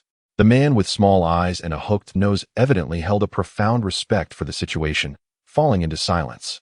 Yet his gaze remained maliciously fixed upon Bu Qingyun, a smirk playing upon his lips, revealing his disdain. Chu Fei's words carried significant weight, and all present were acutely aware of his true prowess. In this forsaken land, there was little to fear, for should they reach the true realm, perhaps only 2 or 3 among them could surpass him. The truth would soon be revealed through trial. The lean man, Xiaoyu, made his intentions unmistakably clear, prompting the crowd to turn their attention toward him. Being the focus of so many gazes was quite uncomfortable, especially with a few eyes that radiated contempt, as if they perched upon a pedestal of superiority. Yet, in this circumstance, Bu Qingyun had no choice but to stifle his indignation, subsequently channeling the true energy from his dantian, which surged forth. It was not dark energy that evoked fear, but rather a radiant azure light, exuding an aura of grandeur that invigorated those who beheld it.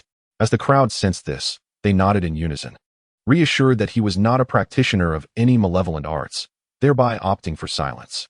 The small-eyed man, Wu Shiren, and the lean Xiaoyu showed no intention of offering an apology, instead adopting an air of indifference as if nothing had transpired. A few individuals had already arrived at the dock, selecting the vessels they intended to board.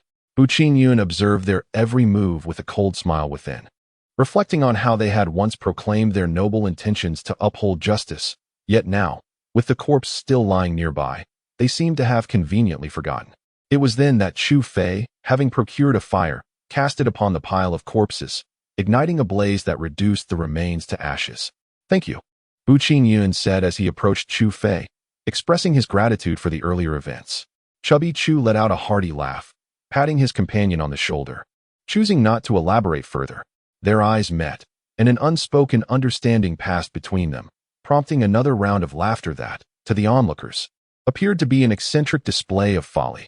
Wu Shiren, with lips quivering slightly, wore a disdainful expression, clearly deriding the two. Before long, the two groups had procured their vessels, preparing to set sail.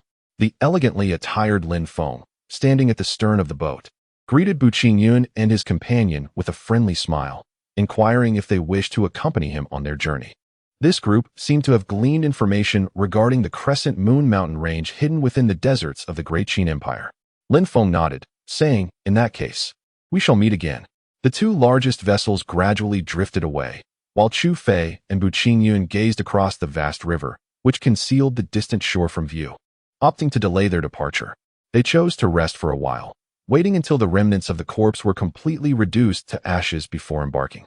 Lin Feng was no ordinary individual. His true strength surpassed my own, and his demeanor was marked by integrity and honor, making him a paragon of virtue. On the boat, Chu Fei spoke of the man in white to Bu Qingyun, also introducing some of the more prominent figures among the two groups. Although Wu Shiren and Xie Yu presented themselves with the air of gentlemen, they were, in truth, hypocritical scoundrels, a fact that Bu Qingyun was likely already well aware of. Bu Qingyun smiled gently, nodding in acknowledgement before asking, "What is the name of that woman in green?" The once solemn expression of Chu the Fatty transformed instantaneously, akin to the turning of a page in a book. His small eyes, already squished by the flesh of his face, now narrowed into mere slits as he revealed his true nature with a wolfish grin, exclaiming, "Do you not find her to be as beautiful as a celestial being? Especially those long legs, tsk, truly a captivating enchantress." Bu Qingyun was taken aback, his eyes widening in disbelief. "Brother Bu, what kind of gaze is that?" He coughed lightly. "A graceful lady is indeed a worthy pursuit for a gentleman. What is so inappropriate about discussing love between men and women? Have you not heard the saying? Among men, the conversation often revolves around women." He cleared his throat again. "Brother Bu, your expression is quite off. It leads me to believe that you have yet to engage with a woman." The admirable image that Chu Fei had previously constructed shattered in an instant. When the topic of women arose, he transformed into his true self, speaking volubly and with unrestrained enthusiasm. Bu Qingyun felt a wave of speechlessness wash over him. While the assertion held some truth, that conversations among men frequently touch upon women, his mind was preoccupied with the recent events in the dead village. He could not fathom that those individuals had met their demise by the hand of Sidu Ishan. But if it was not her doing, then whose could it be? Lost in contemplation, he felt a headache coming on. Shaking his head, he lay back on the boat, gazing at the overcast sky. Nightfall had silently descended, and the sun had long since set. Those long legs, tsk, truly remarkable, tantalizingly elusive, stirring the imagination. Meanwhile, Chu the Fatty continued to ramble on, lost in his own self-indulgence. The lengthy river leading to the borders of the Great Qin Empire lay in a state of tranquility, with only the gentle sound of flowing water accompanying the stillness. In the distance, a cluster of reeds swayed gracefully in the breeze, barely visible under the moonlight. Two boats had long since drifted away, presumably having traversed a considerable distance. This river, marking the boundary between the Song and Qin states, was aptly named the Songqin River. It stretched over 100 miles and was also referred to as the 100-Mile River. Rarely did anyone attempt to cross it, save for merchants. The corpulent Chu was still rambling on incessantly, having just finished speaking about a certain woman clad in azure. And now he was introducing the renowned beauties of various sects and families, his enthusiasm unabated. Bu Qingyun, disinterested, propelled the boat forward with his vital energy, hoping to reach their destination before dawn. "Brother Bu, do you perhaps harbor a particular penchant? Why is it that when I mention women, you seem utterly disinterested?" Could it be that you? As he spoke, Chu wore a look of astonishment, leaning heavily towards the bow of the boat. His arms protectively crossed over his chest. His substantial frame caused the small vessel to sway with the slightest movement. No, Brother Boo. I still have many more beauties to discuss. Their appearances and figures, truly, words fail to capture their allure. As dawn approached, the two finally reached the opposite bank of the 100-mile river. Upon disembarking, they were greeted by a thick plume of smoke rising in the distance, accompanied by a pungent, fishy odor. Before them lay a mound of lifeless corpses, now engulfed in flames, the one igniting them being the elegant figure of Lin Feng in white attire. What has transpired here? Chu asked, feigning ignorance, yet seeking confirmation all the same. Lin Feng furrowed his brow and remarked, just like the previous fairy, someone has drained the essence of life from them. Wu Shiren, with his beady eyes and hawk-like nose, interjected, this essence-draining individual acted before us, which means he may be ahead of us. Upon hearing this, Bu Qingyun felt a surge of anxiety and turned his gaze towards the group of young men and women, scrutinizing their expressions. Both factions raised their eyebrows and nodded in agreement. Then, without exchanging further words, hastily made their way out of the fairy village. Bu Qingyun's heart was heavy with concern. If this truly was the doing of Situi Shan, then she was in grave danger. Should these individuals catch up to her, the outcome would be dire, as their expressions and gazes revealed everything. Contemplating this, he followed closely behind. Chu Ponzi seemed to sense something amiss, and, after catching up, whispered, do you know who is responsible? Chapter 59. Waiting for the right moment to strike, Bu Qingyun shook his head, remaining silent. Chu Fei intended to press further, but upon noticing the unusual expression on Bu Qingyun's face, he swallowed his curiosity. The two continued at a swift pace, employing their respective techniques. Your footwork. Chu Ponzi, aware of his superior strength compared to the youth beside him, was astonished to find that the boy's speed was nearly on par with his own, perhaps even surpassing it. He deliberately slowed his pace, allowing himself to lag behind as he carefully observed the boy's path and technique. This was truly peculiar. It was only upon close inspection that one could discern its intricacies. In this land, where spiritual energy was scarce, there were indeed many capable individuals. It seemed there were hidden talents everywhere. He murmured to himself, believing that the set of footwork originated from some ancient master of the celestial continent. And for the first time, he felt an indistinct sense of intrigue towards the youth, as if a veil of mist shrouded him. Bu Qingyun's thoughts were elsewhere, rendering him oblivious to the murmurs of the rotund man and the astonished gazes directed his way. He was consumed by tension and concern, tinged with a flicker of hope that the one siphoning off the essence would not be Situi Shan. The two of them sped onward, quickly catching sight of a modest little town. From afar, wisps of smoke were visible, and upon reaching the village entrance, the familiar, acrid stench assaulted their senses, compelling them to pinch their noses as they pressed forward. The small town was eerily quiet. Only the crackling of flames consuming objects could be heard, accompanied by the sight of familiar dry corpses piled high, engulfed in roaring flames.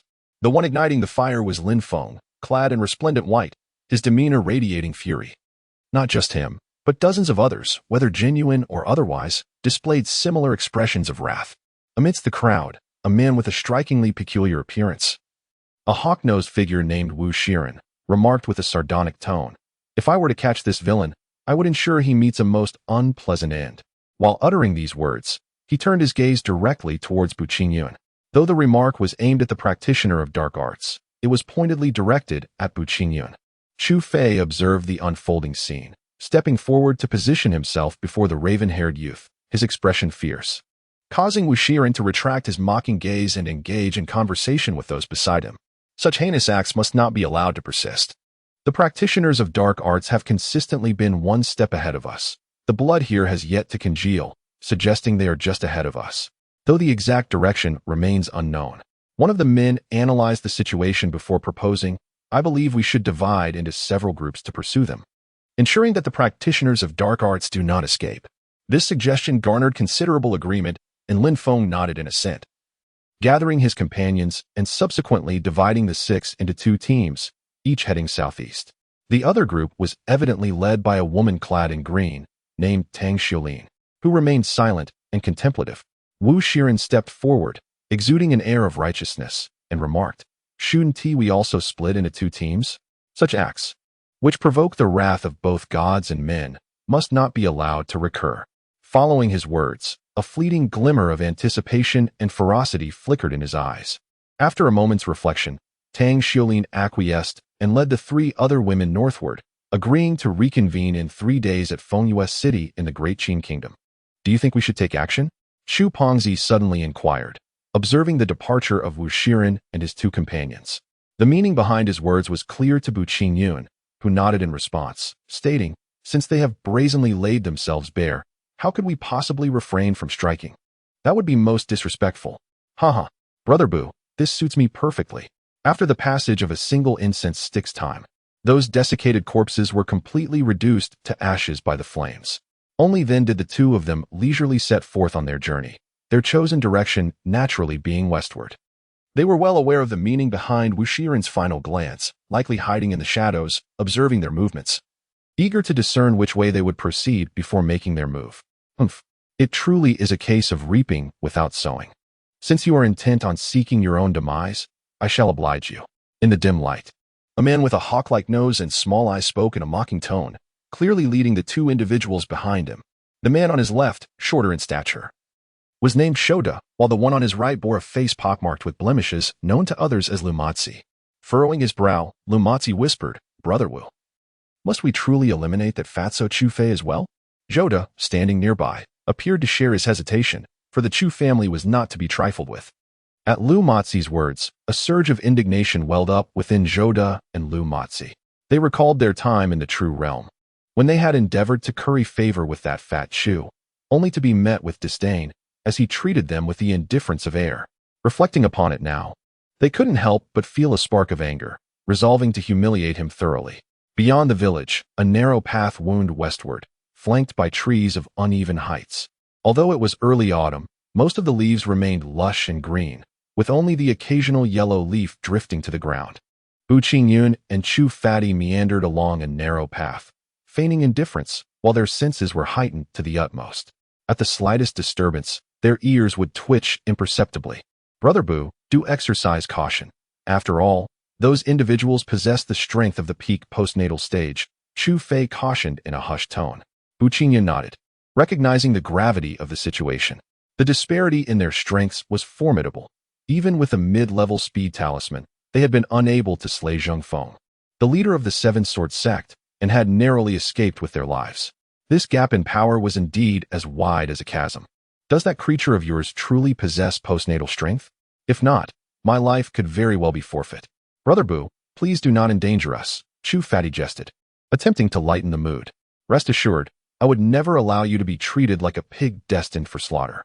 Brother Bu, that statement is rather inaccurate. With my slender physique, how could I be likened to a pig? At the very least, I should be compared to a gentle breeze, the king of the thicket. Indeed, I wholeheartedly agree.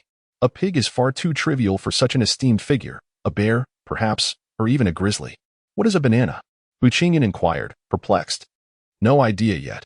Due to their considerable distance, Wu Shiren and his companions were oblivious to the conversation between the 2. Appearing utterly calm and unaware that they were being stealthily approached, a sense of delight surged within them. These 2 fellows were remarkably complacent. This was fortuitous. An unexpected ambush would spare them the trouble. The trio gradually closed in, maneuvering in a triangular formation from 3 distinct directions. As they drew closer, merely 4 or 5 paces away, the trio took refuge behind a grand tree, exchanging a silent gesture and a fleeting glance before simultaneously emerging with their weapons drawn. Yet, upon revealing themselves and glancing towards the narrow path, the 2 who had been engaged in lively conversation had vanished without a trace. A wave of unease washed over the 3, and they silently lamented the turn of events. Chapter 60. Yan Qi injured Bu Qingyun ascended with deliberate grace, each step seemingly defying gravity, effortlessly lifting the rotund Chu with him, who appeared unburdened by their elevation, soaring over a yard above the ground. The 2 swiftly clasped the trunks of 2 towering trees, scaling them with agility. The trio of Wu Shiren gasped in astonishment, for the laughter that had previously echoed in their ears had abruptly faded, leaving them in a haunting silence as if the 2 had vanished into thin air. They scanned their surroundings, only to find an eerie emptiness. Something is amiss, we must regroup. Wu Shiren exclaimed urgently, and the three hastily made their way towards one another, their faces etched with fear. A gentle breeze rustled the leaves, mingling with the sound of their labored breaths, which betrayed their rising trepidation. What? Chu Fei stood upon a branch, his expression one of shock as he conveyed his thoughts to the youth on an adjacent tree. Your footwork is extraordinary. At that moment, the diminutive yet exquisite xianxia manifested, transforming into a brilliant arc of crimson light that plummeted earthward like a meteor. The two followed suit, leaping downwards, weapons drawn and shimmering with an ethereal glow. As Wu Shiren and his companions gazed around, utterly oblivious to the impending danger, a fiery figure descended upon them with alarming speed.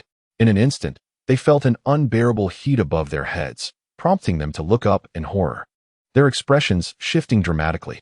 The slender Zhou De, quick to react, let out a startled cry. He propelled himself forward with a powerful push of his legs.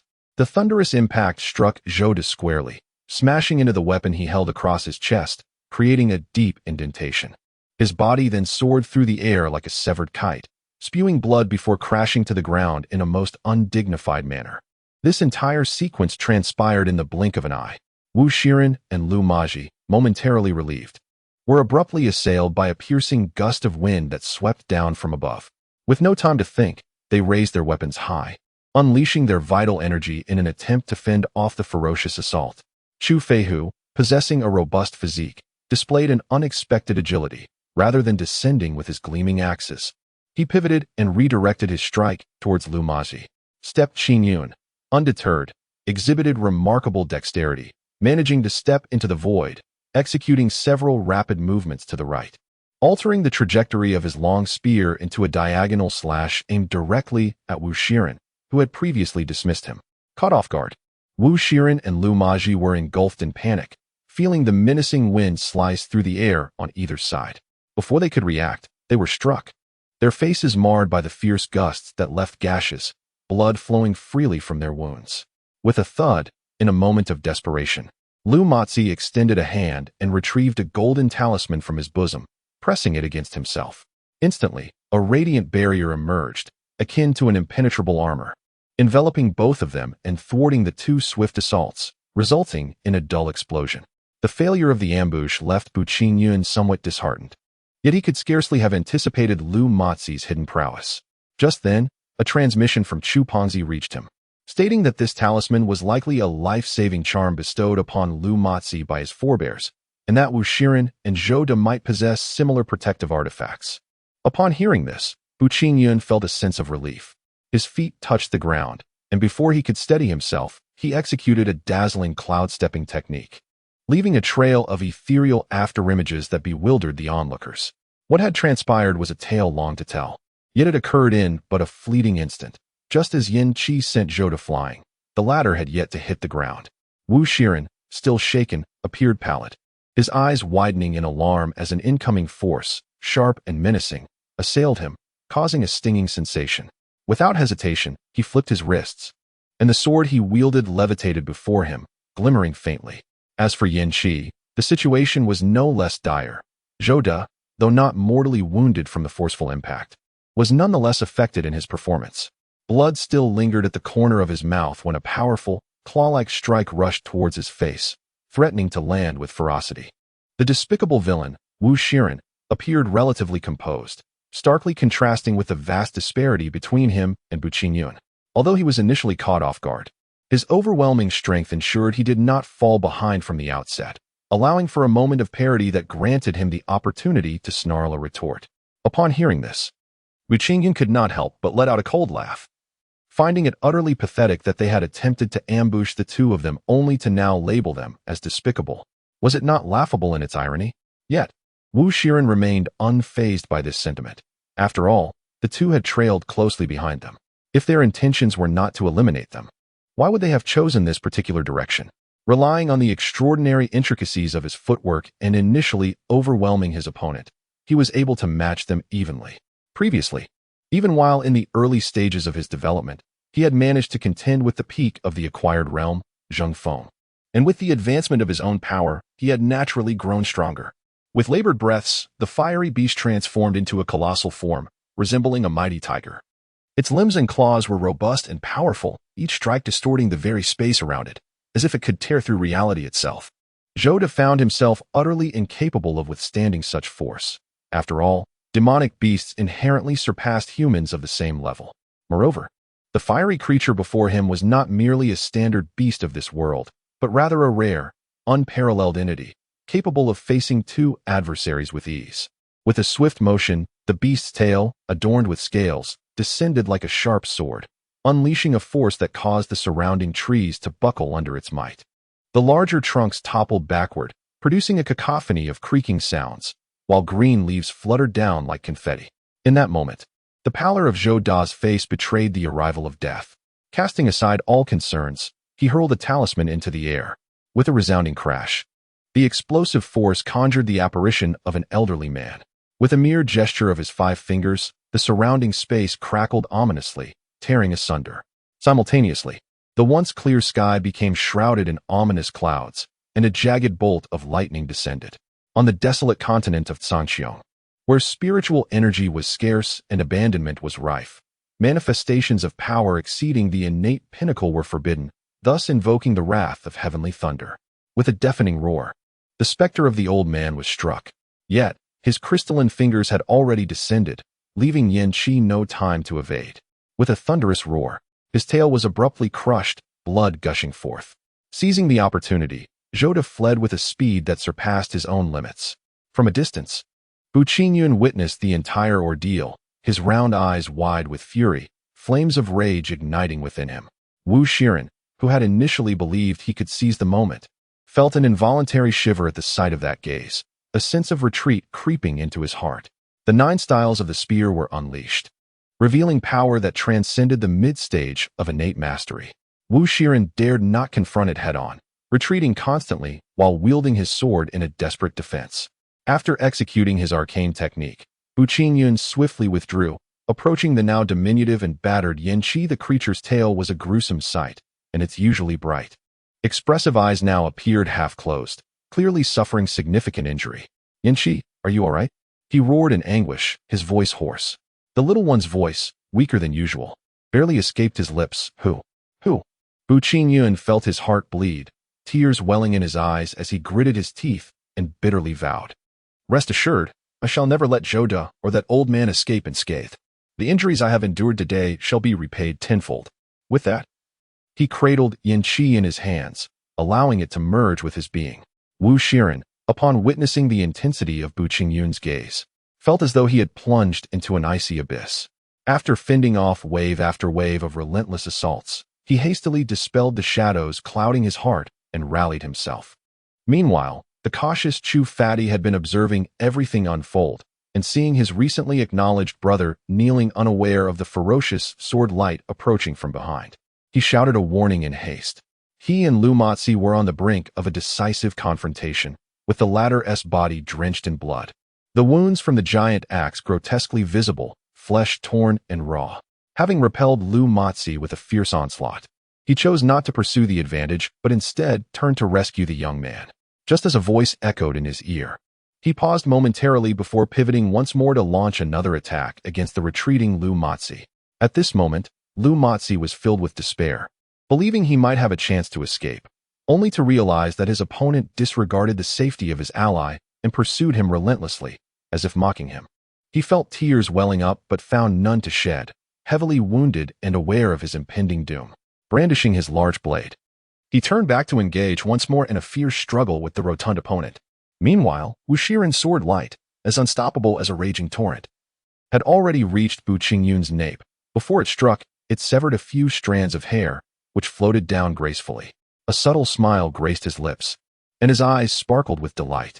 In a moment, the man he found repugnant, who had shown him great disrespect, was destined to perish beneath his sword. What exquisite pleasure that would bring! Offending him could only lead to a fatal conclusion. He could almost envision the scene of the boy's head exploding, which only heightened his ecstatic anticipation. Yet, the reality unfolded contrary to his desires. Just as the blade was poised to strike the boy's head, it inexplicably veered to the left, narrowly evading the blow. Wu Shiren furrowed his brow in astonishment, momentarily taken aback, when suddenly, a spear's radiance, more formidable than his own swords, pierced the air. The first move of the 9 styles of the spear was executed with unparalleled precision, transcending the ordinary and revealing the extraordinary potential of weaponry. This exemplifies the advantage of weapon grade. At times, it allows techniques to exceed their normal capabilities. With a resounding clash, Bu Qingyun moved like a swift, ethereal swan, unpredictable and elusive.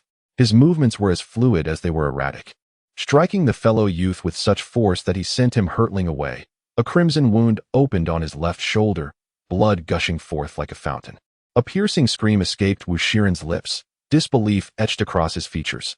This boy, merely at the mid-stage of his innate development, had managed to wound him, and that too in a situation where he held absolute advantage. Meanwhile, on the other side, as Chu Fei prepared to deal with Lu Mazai, a tempest of shock surged through the inner circle, leaving even Lu Mazai himself wide-eyed and unable to comprehend the unfolding events within the realm of their understanding. The disparity between realms is akin to an insurmountable chasm, and even the minor tiers within a singular realm may appear as vast as the heavens. Yet, the audacious Bu Qingyun traversed 2 tiers effortlessly, inflicting injury upon the peak martial artist Wu Shiren, an occurrence that defies all logic. At this moment, the singular thought reverberated in Bu Qingyun's mind as he unleashed a formidable onslaught. The rotund Chu, roused from his stupor, felt an exhilarating surge within. Spurred on by the youthful fervor before him, he bellowed with hearty laughter, then turned to the pale, blood-soaked Lu Matzi, declaring, "My colossal axe has long remained dormant. Today, I shall claim the life of this scoundrel." "Impossible. How could I possibly be defeated by a mere insect such as you?" Wu Shiren exclaimed, his hair cascading like a dark waterfall, radiating a faint luminescence. Enduring the searing pain in his left shoulder, he brandished his treasured sword and charged forth. With a flick, Bu Qingyun unleashed a strike that sent forth a glimmering point of starlight. Wu Shiren, prideful and undeterred, dismissed the seemingly inconsequential brilliance. Convinced that the earlier events were mere oversights, he advanced, believing he could shatter it with a thrust of his sword. However, as the blade met the starlight, an unexpected chill coursed through the sword, swiftly enveloping his body. In that fleeting moment, his movements came to an abrupt halt, and after a brief pause, the cold gradually dissipated. Yet, the numbing sensation coursed through his right arm, drawing blood from his grip as he realized the gravity of his underestimation. Though he had resumed his movements, the earlier pause rendered his actions disjointed. Once more, he faced an onslaught of relentless strikes, horizontal thrusts, upward jabs, downward pulls, vertical cleaves. Immediate blocks, retaliatory sweeps, sweeping arcs, star chasing, and moon treading, all executed in a breathtaking sequence, sending him sprawling while blood gushed from the wounds inflicted upon him. With a roar of fury, he could hardly fathom the overwhelming power of his opponent's seemingly casual flick of the fingers. What enraged him further was the humiliation of being repeatedly overwhelmed, a disgrace that transcended realms, compelling him to spit out a mouthful of blood. You, he stammered, uttering the word thrice, before again retching blood, his visage pale as snow. The corpulent Chu, wielding 2 massive axes that descended like the sun, enveloped Lu in an eternal darkness, obliterating him instantly. Following this, he rushed forward, flanking Bu Qingyun, who stood before the fallen figure. "How could I possibly be struck by you?" Wu Shiren still refused to accept the reality. This was a disparity of 2 tiers, 2 insurmountable chasms. Muttering this, he gradually rose from the ground, wiping the blood from the corner of his mouth, aware that his escape routes had been cut off. He steadied himself as death loomed near. Just as the 2 approached him, his eyes darted, and he suddenly drew a talisman from his breast, pressing it against himself. In an instant, he shot upward like a bolt of lightning, vanishing from sight in the blink of an eye. Yet, Bu Qingyun would not allow him to escape so easily. He patted his storage pouch, and a yellowed talisman appeared, which he affixed to himself before swiftly pursuing his quarry. The day before yesterday, a talisman gift box was opened, and last night, I fortuitously drew a high-level speed spirit talisman. Chapter 61. The arrow is notched.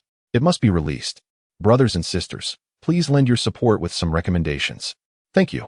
This advanced speed spirit talisman signifies a velocity possessed only by those at the pinnacle of the innate stage. On this forsaken and cursed continent, one cannot fully exhibit the prowess of the postnatal peak. It is akin to the talisman cast by Zhou, where the phantom of that elder was shattered by a thunderous blow.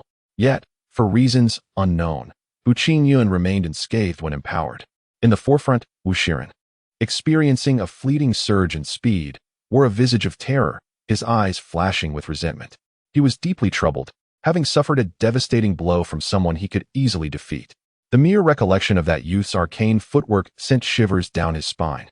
Just as he thought he had evaded the clutches of death, a series of haunting roars echoed behind him, a thunderous sound that threatened to rupture his eardrums. All of this defied logic. Could the opponent's footwork truly be so extraordinary? Was it possible that it rivaled the speed of someone at the early innate stage? The talisman Wu Shiren wielded offered only the speed characteristic of the early innate stage, fluctuating in strength, with a constant fear of inciting heavenly retribution. Those from the true realm had previously believed they could exploit the situation by employing talismans surpassing the postnatal peak, yet those who did were obliterated by the ensuing thunder. With the wisdom gained from past experiences, subsequent arrivals dared not act recklessly, and the talismans they crafted merely bridged the gap between the early innate stage and the postnatal peak. Such talismans, in this vast continent of xianxia, are virtually imperceptible, unmatched by any adversary. Before Wu Shiren stood an astonishing sight. A youth approached with a velocity that surpassed comprehension, closing the hundreds of zhang between them in the blink of an eye. His speed was nothing short of terrifying. In the true realm, he would fearlessly confront such swiftness. Yet on this land, such rapidity could very well lead to his demise. Wu Qingyun's eyes burned with intensity, his right hand gripping the trembling halberd with such force that veins bulged like coiling serpents, exuding a formidable strength. With a deafening whoosh, the long halberd descended, stirring a tempest that distorted the very fabric of space. Before it could strike Wu Shiren, it tore through the fabric of his clothing, the fierce wind piercing his skin, causing blood to surge forth. Do you truly believe you can slay me with such meager power? Dream on. At that moment, Wu Shiren maintained an air of self-importance. Looking down upon Wu Qingyun, your speed is merely an illusion. In the face of absolute strength, all else is naught but empty rhetoric. Having spoken, he halted, his treasured sword soaring into the air, carving through the void as he formed intricate hand seals. In an instant, the once dispersed dark clouds gathered ominously overhead, rumbling with thunder and illuminated by flashes of lightning.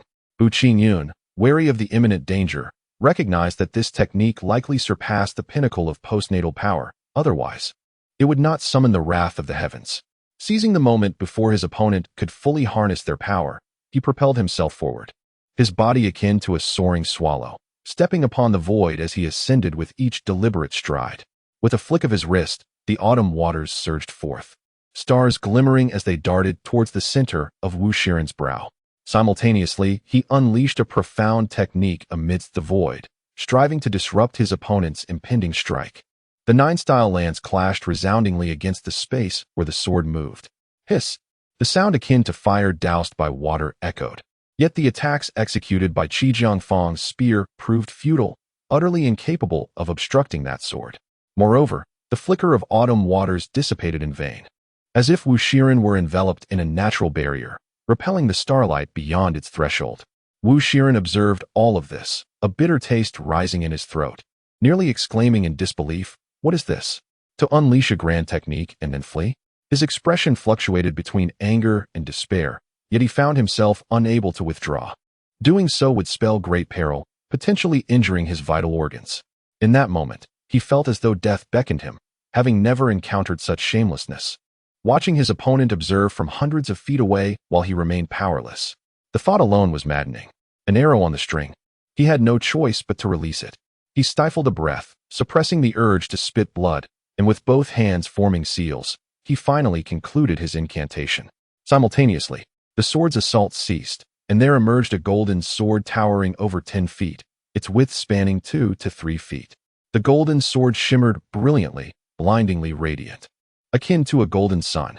At that moment, the sky darkened, and the golden light illuminated the surrounding dense forest, causing some trees to succumb to its power, reducing them to mere dust, dissipating into the cosmos. The earth too began to crack, fissures of varying depths appearing across the terrain. Humph! With a thunderous roar, Wu Shiren let out a muffled groan as he brought his raised hands crashing down upon the earth. Instantly, a tremor akin to an earthquake erupted. While the heavens rumbled with ominous thunder, jagged bolts of lightning striking down relentlessly.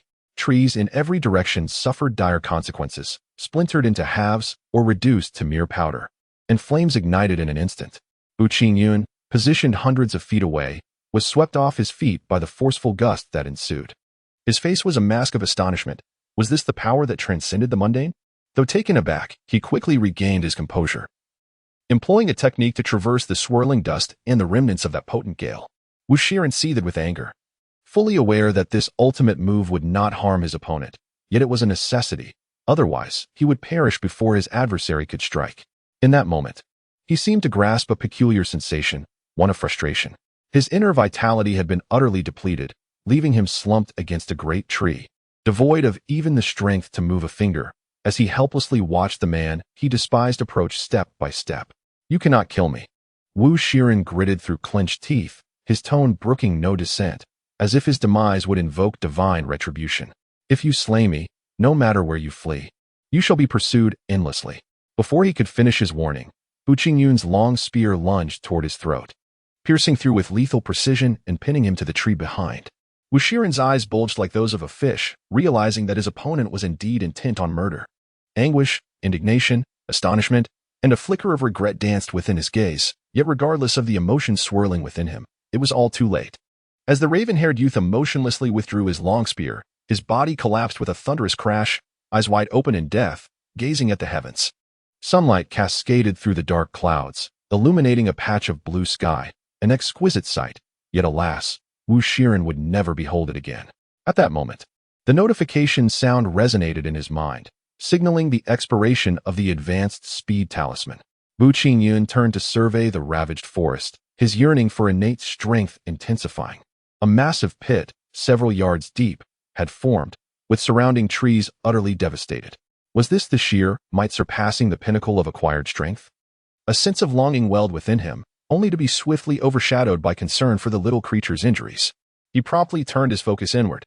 At that moment, Yin Qi was immersed within him. The mangled tail, crushed by the phantom elder, remained a gruesome sight, with blood having already congealed. Although the little creature lay with closed eyes, its expression was contorted in agony, clearly still enduring immense pain. Fortunately, the creature's life had not been extinguished, yet the injury would likely take time to heal. Bu Qingyun felt a pang in his heart as images of Zhou De and the elder flickered in his mind. "I will ensure you do not escape unscathed." Just then, a bewildered Chu Fei had caught up, still reeling from the earlier events. He had barely processed Wu Shiren's sudden dash before his newly recognized brother had also bolted, the speed so astonishing it had momentarily short-circuited his mind. Now, having finally caught up, the sight of the devastation and the corpse with a pierced throat stirred a reaction within him. He turned his gaze towards the youth, a few years his junior, and his sense of mystery surrounding him deepened, the shroud of enigma thickening ever more. Upon observing his expression, Chu Fei refrained from approaching him with inquiries, choosing instead to await in silence. "Let us proceed to the Crescent Mountain Range," Bu Qingyun spoke in a somewhat somber tone. It was certain that Zhou De would convene with those individuals to journey towards the Crescent Mountain Range, and the purpose of this expedition must not be overlooked, to seek a potential resolution for the peculiar circumstances surrounding Sidui Shan. As for those individuals who had divided into several groups to pursue practitioners of the demonic arts, Bu Qingyun had concluded that this was not the doing of Sidui Shan. Following the recent slaying of Wu Shiren, his mind was particularly lucid, recalling the stark differences between the disciples of the Seven Sword Sect and the two villages that had been drained of their essence. The disciples of the Seven Sword Sect were left utterly desiccated, reduced to mere skin and bones, a testament to the thoroughness of the absorption. Whereas the inhabitants of the two villages retained some flesh and blood, indicating a less complete consumption. Perhaps someone had cultivated the nefarious art of essence extraction. Who that individual might be will undoubtedly be revealed in due time. Chapter 62. Luwei City. Bu Qingyun and Chu Fei resumed their journey. And upon reaching a relatively prosperous city, they inquired about the route to the desert of the Great Qin Empire. Without delay, they continued on their way. After a day of travel, they arrived at a city situated several thousand miles from the vast desert, where night had fallen, and they decided to rest. This city was named Luwei City, its walls bearing the scars of countless years, a testament to the passage of time. The air was imbued with a profound sense of history, each structure exhibiting a certain antiquity. This place was not bustling with activity. Its residents were predominantly elderly individuals and young children. The city, known as Liyue, is akin to a collection of small towns, where many youths and middle-aged individuals have left their homes in search of livelihoods elsewhere. Its proximity to the desert renders the surrounding soil and vegetation sparse, presenting significant challenges for agriculture, which compels these individuals to seek opportunities in distant lands. Strolling through the sparsely populated streets starkly contrasts with the bustling grandeur of Jizhou City. However, it possesses a unique charm of its own. Both Bu Qingyun and Chu Fei sensed an extraordinary essence within this city, particularly drawn to its name, Liyue. Is there a connection between Liyue and the Crescent Mountain Range? Furthermore, it is the only city nearest to the desert, with no towns beyond it, leading to a desolate expanse until one enters the arid wilderness. This evokes a sense of intrigue, linking Liyue City with the Crescent Mountains. A subtle yet palpable pressure permeates the air, inspiring an involuntary sense of reverence. Bu Qingyun articulated his feelings, to which Chu, the corpulent man, nodded in agreement, affirming, indeed. Even from afar before entering the city, one could sense an extraordinary presence ahead, accompanied by an awe-inspiring atmosphere that is difficult to articulate. It feels as though an ancient behemoth lies dormant within this city. Upon hearing Bu Qingyun's words, Chu Fei's pupils constricted, as that sensation resonated with him. It was indeed akin to a slumbering giant, and should it awaken, the ensuing atmosphere and pressure might compel both of them to prostrate themselves before it. The two exchanged glances, each discerning a hint of astonishment in the other's eyes. This Liyue city was far from a mere ancient town. Its origins were undoubtedly intricate, and its historical significance was anything but trivial. Do you not sense that the spiritual energy here is more abundant than outside? Bu Qingyun, unusually composed, exhibited an acute sensitivity to various matters, continuously uncovering subtle discrepancies. Fatty Chu, employing his own techniques, confirmed this perception, his brow furrowing. Even before they had set foot in the Crescent Moon Mountain Range, the strangeness of this city suggested that the path ahead would be fraught with challenges. Perhaps the elders' repeated admonitions to refrain from forcing matters and to go with the flow were indeed prudent. The two sought refuge in an inn, and having brought ample funds, Bu Qingyun had no concerns on that front. They each retired to their respective rooms. Fatty Chu sprawled on the large bed, which creaked ominously under his weight, raising concerns about its structural integrity. Just as he was about to sit in meditation, a distant, alluring call resonated, prompting him to open his eyes. The spark that previously illuminated his gaze dimmed momentarily before he rose to push the door open. Due to his size, any movement he made was notably loud. In the adjacent room, Bu Qingyun's ears perked up, his curiosity piqued by the unusual behavior of his companion. Typically, Fatty Chu walked with a swagger. Yet now he moved slowly and languidly. Not right, muttered Bu Qingyun, and without further ado, he pursued, walking alongside the portly figure. Just as he was about to call out, he caught sight of those dim, lifeless eyes and a vacant expression. This. He raised an eyebrow and hurriedly exclaimed, "Fat Bear, what has happened to you?" After sharing a harrowing experience of life and death, their names had evolved. Bu Qingyun affectionately referred to Chu Fei as Fat Bear, while the latter called him Slim Monkey. There was no malice in this. It was merely a playful exchange of nicknames. Chu Fei did not even cast a glance in his direction, but continued onward, maintaining that same vacant demeanor and hollow gaze, heading towards a dilapidated skyscraper that had crumbled into ruins. This edifice resembled a pagoda, with a square base and stone statues resembling lions at the cardinal points.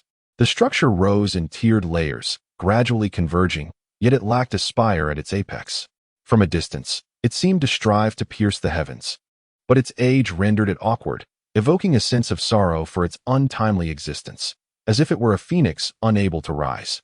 Bu Qingyun followed Chu Fei to the foot of the skyscraper, gazing upward, and that feeling of sorrow intensified, stirring deep emotions within him, causing his eyes to inexplicably mist over with tears. Ahead, Chu Fei was already weeping profusely as he pushed open the dust-laden, decrepit door, which creaked ominously as it gradually swung open. The scene within was one of utter disarray. The only notable feature was the thick spider webs that adorned the corners, while the dust on the floor lay piled high like snow, leaving imprints with each step taken upon it. The plump figure of Chu stepped inside, ascending the dilapidated wooden staircase, which instinctively tightened the hearts of onlookers, fearing the frail structure might crumble beneath his weight. Even Bu Qingyun, following closely behind, felt a pang of trepidation with each step upon the creaking wood. Ascending cautiously, they finally reached the pinnacle of the towering edifice, where their senses were immediately captivated. Here, no cobwebs clung to the corners, and the area was immaculate, the timber appearing remarkably fresh, devoid of any sign of decay. A grand clock tower stood sentinel amidst this pristine setting. What astonished them further was the breathtaking view from this lofty height. The entire city lay sprawled beneath. A magnificent panorama. Chu Fei gazed into the distance, his hollow, lifeless eyes glimmering with a chilling light that ensnared the soul, only to soften moments later, exuding a warmth akin to the tenderness felt in the presence of a beloved. Tears flowed uncontrollably from his eyes, which were nearly obscured by his flesh, as expressions of sorrow, rage, and grief flitted across his face. Bu Qingyun, standing amidst this scene, felt an inexplicable wave of sadness wash over him, as myriad images flickered in his mind, elusive and fleeting. What was the true nature of this city in times gone by? Who was the formidable being that had erected this towering structure? It was difficult to fathom what kind of power could bind such emotions to this place, transcending the ages. Chu's lips moved incessantly, veins bulging from his neck, his expression a mask of fury. Clearly, he was screaming, yet no sound emerged. Or perhaps Bu Qingyun simply could not hear his cries, a most peculiar phenomenon. Following Chu Fei's gaze, Bu Qingyun suddenly felt a rupture in his eardrums, a deafening roar erupting around him. The barren earth transformed before their eyes into a vibrant oasis, with crescent-shaped peaks rising steeply, flanked by flowing waters and teeming with wildlife. Resembling a paradise that seemed almost within reach, as if they were truly immersed in this lush haven. Suddenly, an ancient chime resonated behind him, jolting him from his reverie and causing a cold sweat to break out across his brow. Were it not for that bell, he might have succumbed to the mirage before him, a sensation that was utterly entrancing, transcending mere questions of resolve and suggesting that some forbidden sorcery had been wrought upon that place. Bu Qingyun turned to the portly figure of Chu, who had struck the bell, his brow furrowed in inquiry. "Are you truly Chu Fei?" Chapter 63. The heartbroken soul. Bu Qingyun staggered back several steps, utterly astonished by the scene before him, an eerie chill coursing through his veins. He gazed upon the tear-filled eyes of the plump Chu, murmuring, What is this? A ghost?" Before him, the once dimly lit street now blazed with a multitude of lights. Shadows flickered below, and he could distinctly see that the lower halves of those figures were but illusions. He squeezed his eyes shut and shook his head vigorously, clinging to the hope that he was merely influenced by the previous mirage. Yet, upon reopening his eyes, the haunting vista remained. Ghostly figures gazed up from the street. A cold sweat dripped down Bu Qingyun's spine as he suddenly realized a startling detail. All the apparitions below were women, each clutching either a pair of embroidered shoes or rough cloth garments in their hands. A chilling wind swept past him, causing him to shiver involuntarily. As he turned to strike the golden bell himself, a figure appeared before him, an elderly woman with silver hair, her countenance serene and benevolent. In her left hand, she held a silver needle and thread, while her right grasped a nearly completed embroidered shoe. Alas! The usually silent Chu Fei suddenly let out a deep sigh, shaking his head and murmuring indistinct words. Due to their faintness, Bu Qingyun could not discern their meaning, but he caught fragments like unfathomable true feelings and singing while toasting. Suddenly, a bell tolled, echoing through the midnight air like a sound from ancient times, resonating throughout the city of Luiyue. As the last reverberation faded, all the phantoms on the streets vanished.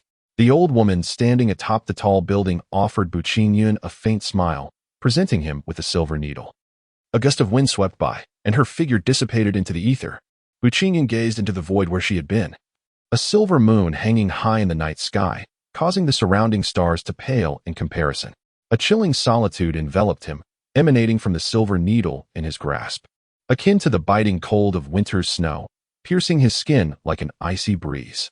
Upon returning to the inn, Chu Fei entered his chamber and collapsed onto the bed, soon snoring loudly, oblivious to the disturbances of the outside world. A sense of foreboding began to creep up his spine. He inquired with a young attendant who had not yet retired, but the lad seemed entirely ignorant of any tall buildings or spirits, laughing off Bu Qingyun's youthful fantasies as mere curiosities. Returning to his room, sleep eluded him for a long while. The events of the night were simply too bizarre. The towering edifice he had witnessed, along with the mirage of peaks shaped like crescent moons, must surely belong to the Moon Crescent Mountains. What significance does this city, named Luiyue, hold? What transpired here in the past? Why has this land been forsaken, cursed, and imprisoned? A myriad of uncertainties clouded his mind. Bu Qingyun endeavored to dispel these thoughts as he lay upon the grand bed, gradually succumbing to a gentle drowsiness, and thus he drifted into a deep slumber.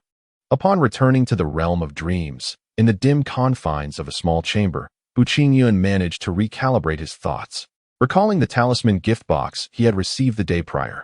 To his astonishment, it contained a high-level speed talisman, one unhindered by the curses that plagued this land.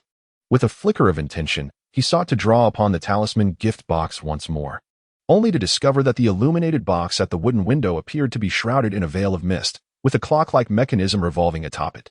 Cooling down? Those familiar with online games would recognize such a state as indicative of skill cooldowns. Bu Qingyun gasped in surprise, promptly closing his eyes to probe deeper with his mind. And a notification resonated within his consciousness. Talisman gift box, remaining cooldown time, 29 days. Upon hearing the system sprite's proclamation, Bu Qingyun felt an overwhelming urge to curse. This fixed gift box was subject to a cooldown period, and for an entire month at that.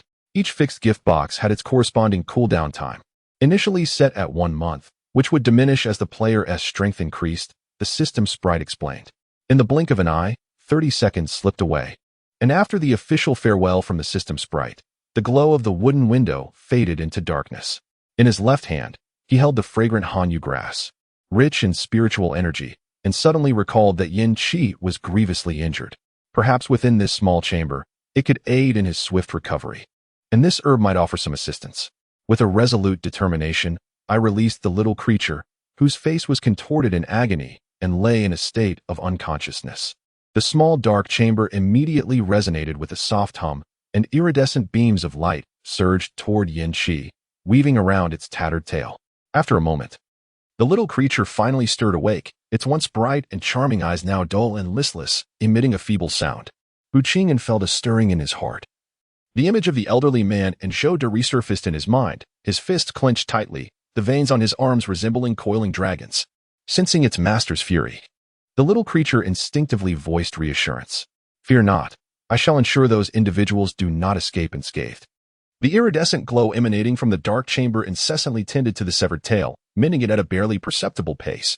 This injury was grievous. A mere fraction of a difference could have led to the little creature's demise. Bu Qingyun settled into a meditative position, offering the cold moon grass to the creature. Ordinarily, it would have devoured it eagerly, but now it could only savor it slowly. Yet the herb provided some relief for its injuries, allowing the tail to gradually regenerate. Time within the dark chamber passed swiftly. Unlike the outside world, it felt as though mere moments had slipped by before it shattered into fragments, crackling audibly. Upon returning to reality, dawn had arrived, casting a pale light in the east. Bu Qingyun swiftly rose and dashed to Fatty Chu's room, eager to ascertain his well-being. However, as he pushed the door open, a cacophony akin to the wailing of a slaughtered pig erupted, echoing throughout the entire inn. Ah, rogue, such indecency. Chu, the corpulent figure, sat upon the bed, clutching the quilt with a lewd grin as he exclaimed. Chapter 64, A Subtle Sorrow. Dear handsome gentlemen and beautiful ladies, do not let your votes go to waste. Kindly cast them. Observing the dismal count of fewer than 5,000 recommendations, and glancing at the votes for contemporaneous authors, not the works of great masters, I felt an overwhelming urge to bang my head against the wall. Alas, I beseech you for recommendations, collections, member clicks, and all forms of support. As for Chu, the corpulent one, Bu Qingyun was tempted to plant a foot squarely on his face and give it a good rub. After a moment of silent cursing, the fellow finally quieted down. The joy of a day lies in its morning. Upon rising, one must indulge in a few jests to ensure the rest of the day unfolds merrily. Ha. Chu Fei laughed heartily, completely devoid of the sorrowful wails from the previous night. Have you forgotten everything? Bu Qingyun inquired with a frown, intending to ask him about the events of the prior night, yet his expression suggested total ignorance. Forgotten? What is it that I have forgotten? Could it be? Could it be that you have a sister? How did you know I have a sister? Since you have made such a request. As a gesture of our brotherhood, I shall play the matchmaker. However, the requirements for becoming my sister's husband are not many. You need only acknowledge me as a charming and handsome gentleman, and from henceforth, refer to me as handsome brother whenever we meet. Bu Qingyun was left with a furrowed brow, realizing this fellow truly had a thick skin. Given his expression, it was clear he remained oblivious to the events of the previous night. Choosing not to probe further, he turned and descended the stairs to partake in breakfast. Hey, slender monkey. Oh no, I meant brother-in-law. What was it you just said? Could you refrain from speaking only half the words? It lacks a certain flair, truly unbecoming of a man. Fat Chu continues to bellow, his booming voice disturbing some guests who wish to linger in slumber, illustrating his imposing stature that inspires ire yet curtails protest. After the two have partaken in breakfast, they depart from Liyue City, embarking towards the desert in search of the Crescent Mountain Range. Beside them, Bu Qingyun's pupils constrict in surprise as he inquires, "What did you say? Reluctance?" I am uncertain why such an emotion envelopes me, akin to experiencing a poignant farewell, a sensation that weighs heavily upon my heart. After pondering for a moment, Bu Qingyun recounts the events of the previous night. Tall buildings, the chime of bells summoning souls, a mirage, the Crescent Mountain Range. Fat Chu bombards him with questions. These notions striking a familiar chord yet eluding his memory, he remains oblivious to the occurrences that have transpired within him, though a latent force seems to dwell in some hidden recess of his being. Bu Qingyun, unsure of the emotions stirring within him, refrains from asking. The other will share when ready. Silence envelopes them as they tread upon desolate soil, with sporadic trees standing lifeless and decrepit. A cacophony of crows caws incessantly from the ancient vines, seemingly warning of the ominous and perilous journey ahead. Time passes without measure. What once appeared to be a mere few hundred miles from a distance reveals itself to be an expanse far exceeding 1,000 miles upon their arrival. When the golden sun hung high in the sky, one could feel a gentle breeze occasionally carrying grains of sand, evidently indicating proximity to the desert. Both individuals felt a surge of joy and quickened their pace. Was that not the plump and adorable younger brother Chu? Suddenly, a voice emerged from behind, its tone somewhat hoarse and low, with a peculiar inflection that rendered it indistinguishable as either male or female. Bu Qingyun turned to look, and there beheld 3 women clad in revealing attire, each mounted upon a magnificent steed. Among them, one wore a black, sheer garment that could hardly conceal her ample bosom and shapely legs, adding a striking allure to the desolate landscape. Her beauty was beyond mere description. Her captivating gaze seemed to ensnare the very soul, rendering one utterly spellbound. With skin as smooth as jade and a delicate allure that resembled a refreshing spring discovered amidst the arid desert, she offered a sense of coolness in the sweltering heat. Typically, upon encountering a beauty, Chu Fei would feign seriousness, yet today, his solemn expression appeared genuine. "Is it you?" he exclaimed, a hint of astonishment lacing his tone.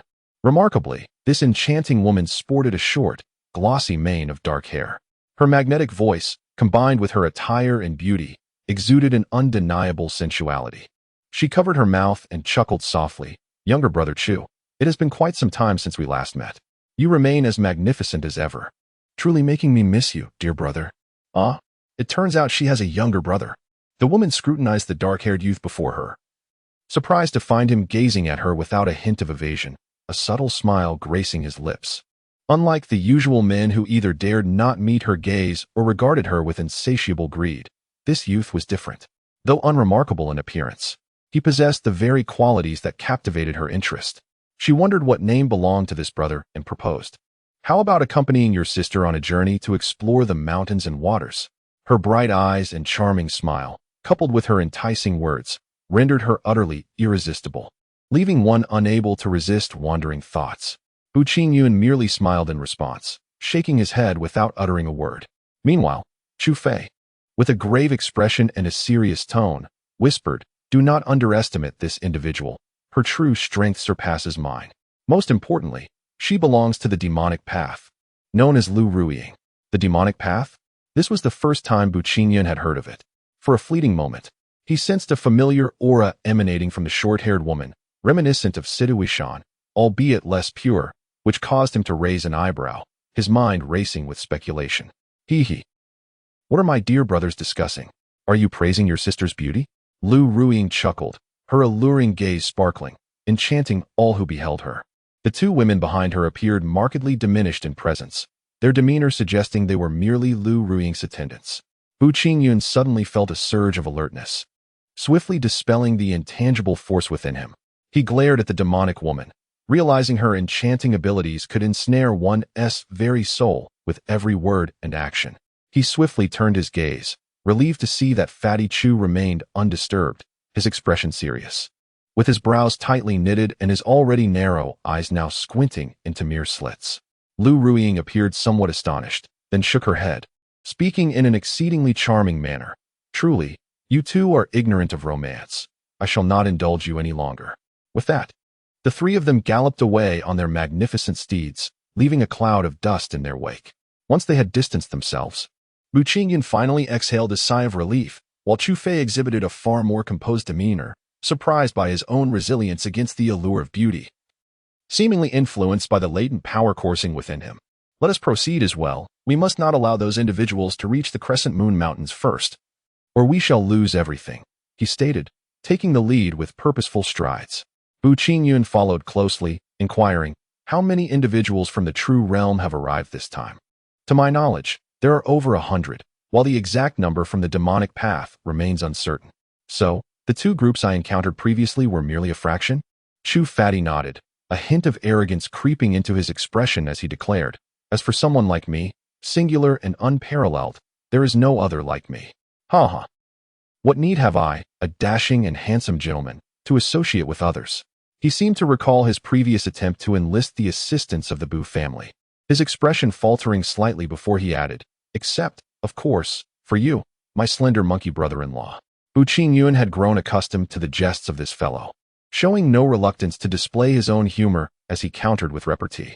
In that desolate expanse, laughter and banter echoed, mingled with sharp retorts. As dusk descended, the vast desert finally came into view, alongside a group of familiar figures. Leading them was a woman clad in green, accompanied by 4 others, 3 women and 1 man, who immediately fixated their glares upon Bu Qingyun, with the exception of the green-clad woman. The male figure, his pallor striking and a murderous intent glaring from his eyes, stood out particularly. He and the 3 women drew their weapons, advancing menacingly, seemingly poised to strike all at once. Chapter 65. A stunning revelation. Bu Qingyun regarded the man, a fleeting glint of coldness flickering in his gaze. With a deft motion, he produced the Qijing Fangji, its ebony surface deceptively ordinary, yet pulsating with an underlying power that demanded respect. The weapons wielded by these individuals from the True Realm were predominantly of the finest quality, for they were wary of employing anything beyond that rank, having been cautioned by their elders that doing so might invoke heavenly retribution and bring forth calamity. The expressions of the trio of women and their male companion darkened, particularly that of the man, whose furious glare intensified. His already pale visage blushed with an uncertain hue, whether from excitement or anxiety remained unclear. You kill Brother Wu and Lu Matzi? Zhou snarled, baring his teeth, his tone laden with hostility as the long blade in his grasp gleamed ominously, reflecting dazzling rays in the setting sun. Humph. It must be so, otherwise, how could Brother Wu and Lu Matzi still be missing? Such worthless beings. Why waste words with them? Just eliminate the 2 brothers. One of the women shouted, her eyes flashing with a hint of indignation as she uttered the name of Brother Wu, clearly revealing her deep affection for the deceased. The other 2 women mirrored this expression. The group of 3 men and 4 women had once journeyed together, and with a companion slain. How could they possibly let the murderer escape unscathed? The woman in green, Tang Xiaolin, had remained silent. Yet her intent was unmistakable. Her silence signified that the actions of the 4 were in accordance with her wishes. Chu Fatty stepped forward, positioning himself before Bu Qingyun, drawing forth 2 massive axes from his waist, the sound of metal clashing resonating as he declared, "Are you seeking a fight?" Before he could finish his statement, one of the women interjected with a hint of sarcasm, "Chu Fei, I advise you to step aside. This does not concern you. So keep your distance and avoid unnecessary troubles." Upon hearing these words, the other 2 women readily agreed. Some among them came from affluent backgrounds and had no reason to fear this hefty figure. Moreover, with Tang Xiaolin backing them, even if they were to slay Chu Fei, the Chu family would not dare retaliate aggressively. Zhou felt a twinge of unease. After all, he held no power in the True Realm. Although his own strength was commendable, it was merely the reason he had been selected to accompany Tang Xiaolin to this forsaken continent, in search of ancient artifacts. Now, emboldened by the support behind him, he raised his head high and proclaimed, "I shall avenge Brother Wu and Lu Matzi. If you dare, let us battle." As he spoke, he gestured towards the impassive Bu Qingyun, whose face revealed no signs of emotional fluctuation. "Humph. If you wish to lay a hand on my brother, you must first pass through me," Chu Fatty declared coldly, his bear-like hands gripping two massive axes, subtly channeling his energy, which shimmered faintly. Zhou De clearly harbored some reservations. Upon witnessing this, he took a slight step back, suddenly feeling a force pressing against him. His expression brightened with delight as he grinned maliciously. "You worthless fool. I challenge you to a duel. Do you dare? Just the two of us. If you are a man, step forward. Do not cower like a feeble invalid." The force he felt emanated from Tang Xiaolin, making her intent unmistakable. "With me here, there is no need to fear this fat man." The movements of the woman in the green dress were subtle, yet they did not escape the notice of Chu Fei and Bu Qingyun. The two had initially assumed that this daughter of the Tang family would possess a modicum of sense, seeking to understand the situation before making a decision. However, they were disappointed to find her no different from the rest, merely adorned with beauty. What more was there to say about such a person? Engaging her in battle was no concern. Just as Chu Fatty was about to speak, Bu Qingyun stepped forward, placing his right hand on his left shoulder. Addressing the currently arrogant Zhou De with a chilling tone, uttering a single word, "Fight." Chu Fei furrowed his brow, contemplating a response. Yet, upon recalling that even Wu Shiren had been slain by him, he deduced that Zhou De would meet the same fate, provided it was not a coordinated effort by a few individuals. With his mind somewhat at ease, he allowed a faint smile to emerge before retreating a few steps. Zhou De and his companions were taken aback, only to soon have smiles grace their faces. This individual was excessively arrogant, utterly oblivious to the vastness of the world. With mere words, he had been provoked into agreement, a quintessential example of youthful naivety. Tang Xiaolin furrowed her brows delicately. The fact that the rotund Chu could easily withdraw indicated some underlying support.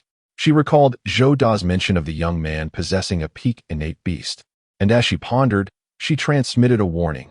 "Do not let your guard down. Do not forget the beast that injured you that day." Upon hearing this, Yan Qi lowered his head even further, the veins in his arms bulging as he gripped his spear tightly, and without uttering a word, he launched his attack. Zhou De appeared momentarily stunned, his reaction somewhat sluggish, compounded by his grievous injuries from the previous day. No matter the miraculous elixirs, recovery within a single night was implausible, resulting in a significant depletion of his strength. Nevertheless, the power he exhibited still reached the late innate stage, sufficient to subdue and defeat this mid-innate adversary. The clash of spear and blade resonated with a piercing metallic sound, igniting sparks that danced in the air. Observing from the sidelines, Chu Fei felt a wave of relief wash over him, a slight smile tugging at the corners of his mouth, his gaze betraying a hint of envy. The footwork displayed was truly arcane and extraordinary, evoking a sense of elusiveness, while simultaneously guiding the trajectory of the spear's assault into a surreal dance. Zhou De was drenched in cold sweat. He had anticipated that within 20 exchanges, this peer would fall to his might. However, contrary to his expectations, it was he who suffered a strike within that same span, accompanied by the startled cries of his comrades. This ignited a surge of embarrassment and fury, his previously pale visage now flushed with color, his face aglow with indignation. As he began to lose his composure, Bu Qingyun executed the flicking finger mystique, releasing a soft glimmer that floated slowly, resembling a firefly in the night. Entirely unremarkable. How could a mere firefly compete with the brilliance of the moon? Zhou De let out a cold reprimand, showing no concern. He casually swung his long knife. Upon contact with the starlight, a chilling sensation coursed through his body, momentarily halting his movements. His eyes widened in disbelief at the sensation he felt, and just as he attempted to react, a dazzling spear-like light shot towards him, poised to cleave his head. Suddenly, Tang Xiaolin emitted a muffled groan, and an invisible force forcefully shifted Zhou De to the left, allowing him to evade the deadly strike. Nevertheless, Bu Qingyun was relentless. He raised his fist and struck down with tremendous force, causing the man's nose to collapse, blood splattering as Zhou De was sent hurtling to the ground. Could it be that Brother Zhou was defeated? Was that youth truly at the late stage of postnatal cultivation? No, it seemed that the mystical technique could temporarily immobilize one's body. The three women gasped in astonishment, struggling to comprehend the scene before them. Yet, What unfolded next was even more unbelievable. Bu Qingyun rolled up his sleeves and, before Zhou could rise, pounced upon him, delivering a relentless barrage of punches and slaps that left Zhou dazed. This was no duel between cultivators. It was akin to two ruffians engaged in a one-sided brawl. Utterly shocking to behold. Fatty Chu had not anticipated Tang Xiulin's intervention. He had intended to assist, but, upon witnessing his brother's plight, immediately restrained himself. A sly smile gracing his lips. "Stop." Tang Xiulin spoke sharply, her tone leaving no room for refusal. With her brows furrowed, a jade sword silently materialized in her hand. Chapter 66. Whoever obstructs my path shall perish. Tang Xiulin cried out, and the smile on the chubby face of Chu appeared all the more intriguing. He remained silent, merely stepping forward a few paces to guard against the actions of the woman in green. Bu Qingyun paid her no heed. His movements were resolute, delivering punch after punch to Zhou Da's face, each strike crisp and resonant. The already broken nose was utterly shattered, crimson blood gushing forth uncontrollably amidst anguished cries. "Oh, I shall kill you." Zhou succumbed to madness, attempting to turn, yet a sharp pain gripped his chest, the icy chill immobilizing him once more, silencing his gaping mouth and abruptly halting his horrific screams. Aside from Tang Xiulin, the three women looked on in stunned silence, mouths agape at the ferocity displayed by the youth of their age. What deep-seated hatred could compel one to beat another to such a bloody state without relent? Tang Xiulin, clad in green, exhibited a spectrum of emotions, her grip on the jade sword tightening as she commanded once more. "I order you to cease this at once, or else." Chu Fei, seeing this, swiftly positioned himself in front of the woman in green, raising his two massive axes, the intent unmistakable. "Do you dare to oppose me?" Tang Xiulin's pupils constricted, her brows knitted in a foreboding manner. "Then do not blame me for showing no mercy to the Chu family." With those words, she struck directly, the jade sword resembling a serpent unsheathed, humming as it emanated a brilliant azure light. The other three women, realizing the situation, shouted in unison and launched their attacks. One of them charged towards the young man who was bent over mercilessly beating Zhou Da, her long sword ringing ominously, poised to pierce its target. Bu Qingyun turned with a cold glare, and the fierce intensity in his gaze caused the women to halt in their tracks, visibly intimidated. "Whoever obstructs me shall perish," he reiterated, and the woman, in fright, retreated several paces, her eyes resembling those of a ferocious wolf, instilling fear in all who beheld her. At that moment, Bu Qingyun's heart brimmed with fury. Had it not been for the man beneath him, Yanqi would not have sustained such grievous injuries. Reflecting on the once lively and adorable demeanor of the young lad, now reduced to a shadow of his former self, weakened to the brink of death, filled him with an unbearable anguish. The more he contemplated this, the more forceful his actions became. Zhou had since forgotten his pain, only perceiving a faint ringing in his ears, the scenes before him blurring into indistinct layers. "If you dare to lay a finger on him, I, Tang Xiulin, will not rest until you are vanquished." The woman in green, entangled with Chu Fei, intermittently threatened. Bu Qingyun let out a cold laugh, not even glancing in her direction.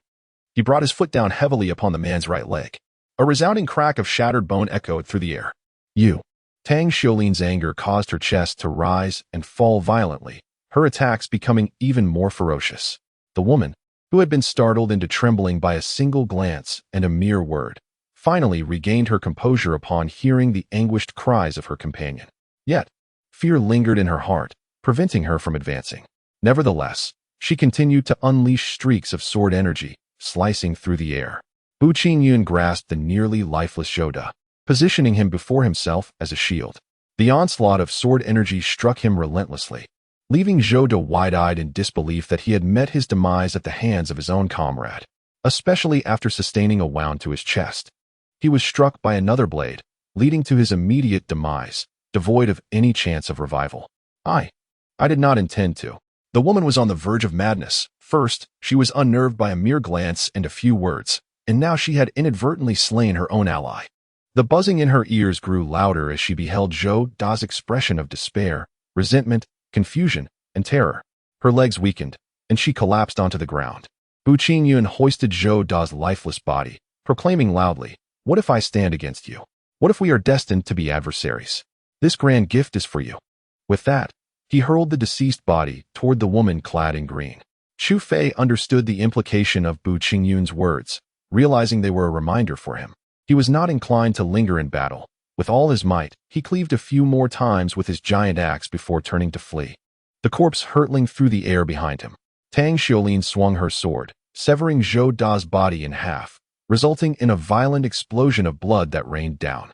She had intended to pursue, but, having witnessed the power of the incoming starlight attack, she dared not underestimate it and raised her sword to defend herself. In that fleeting moment, Bu Qingyun and his companion managed to escape, vanishing from sight in the blink of an eye amidst the chaos. "I, Tang Xiaolin, will never let you off," the woman in the green attire declared coldly.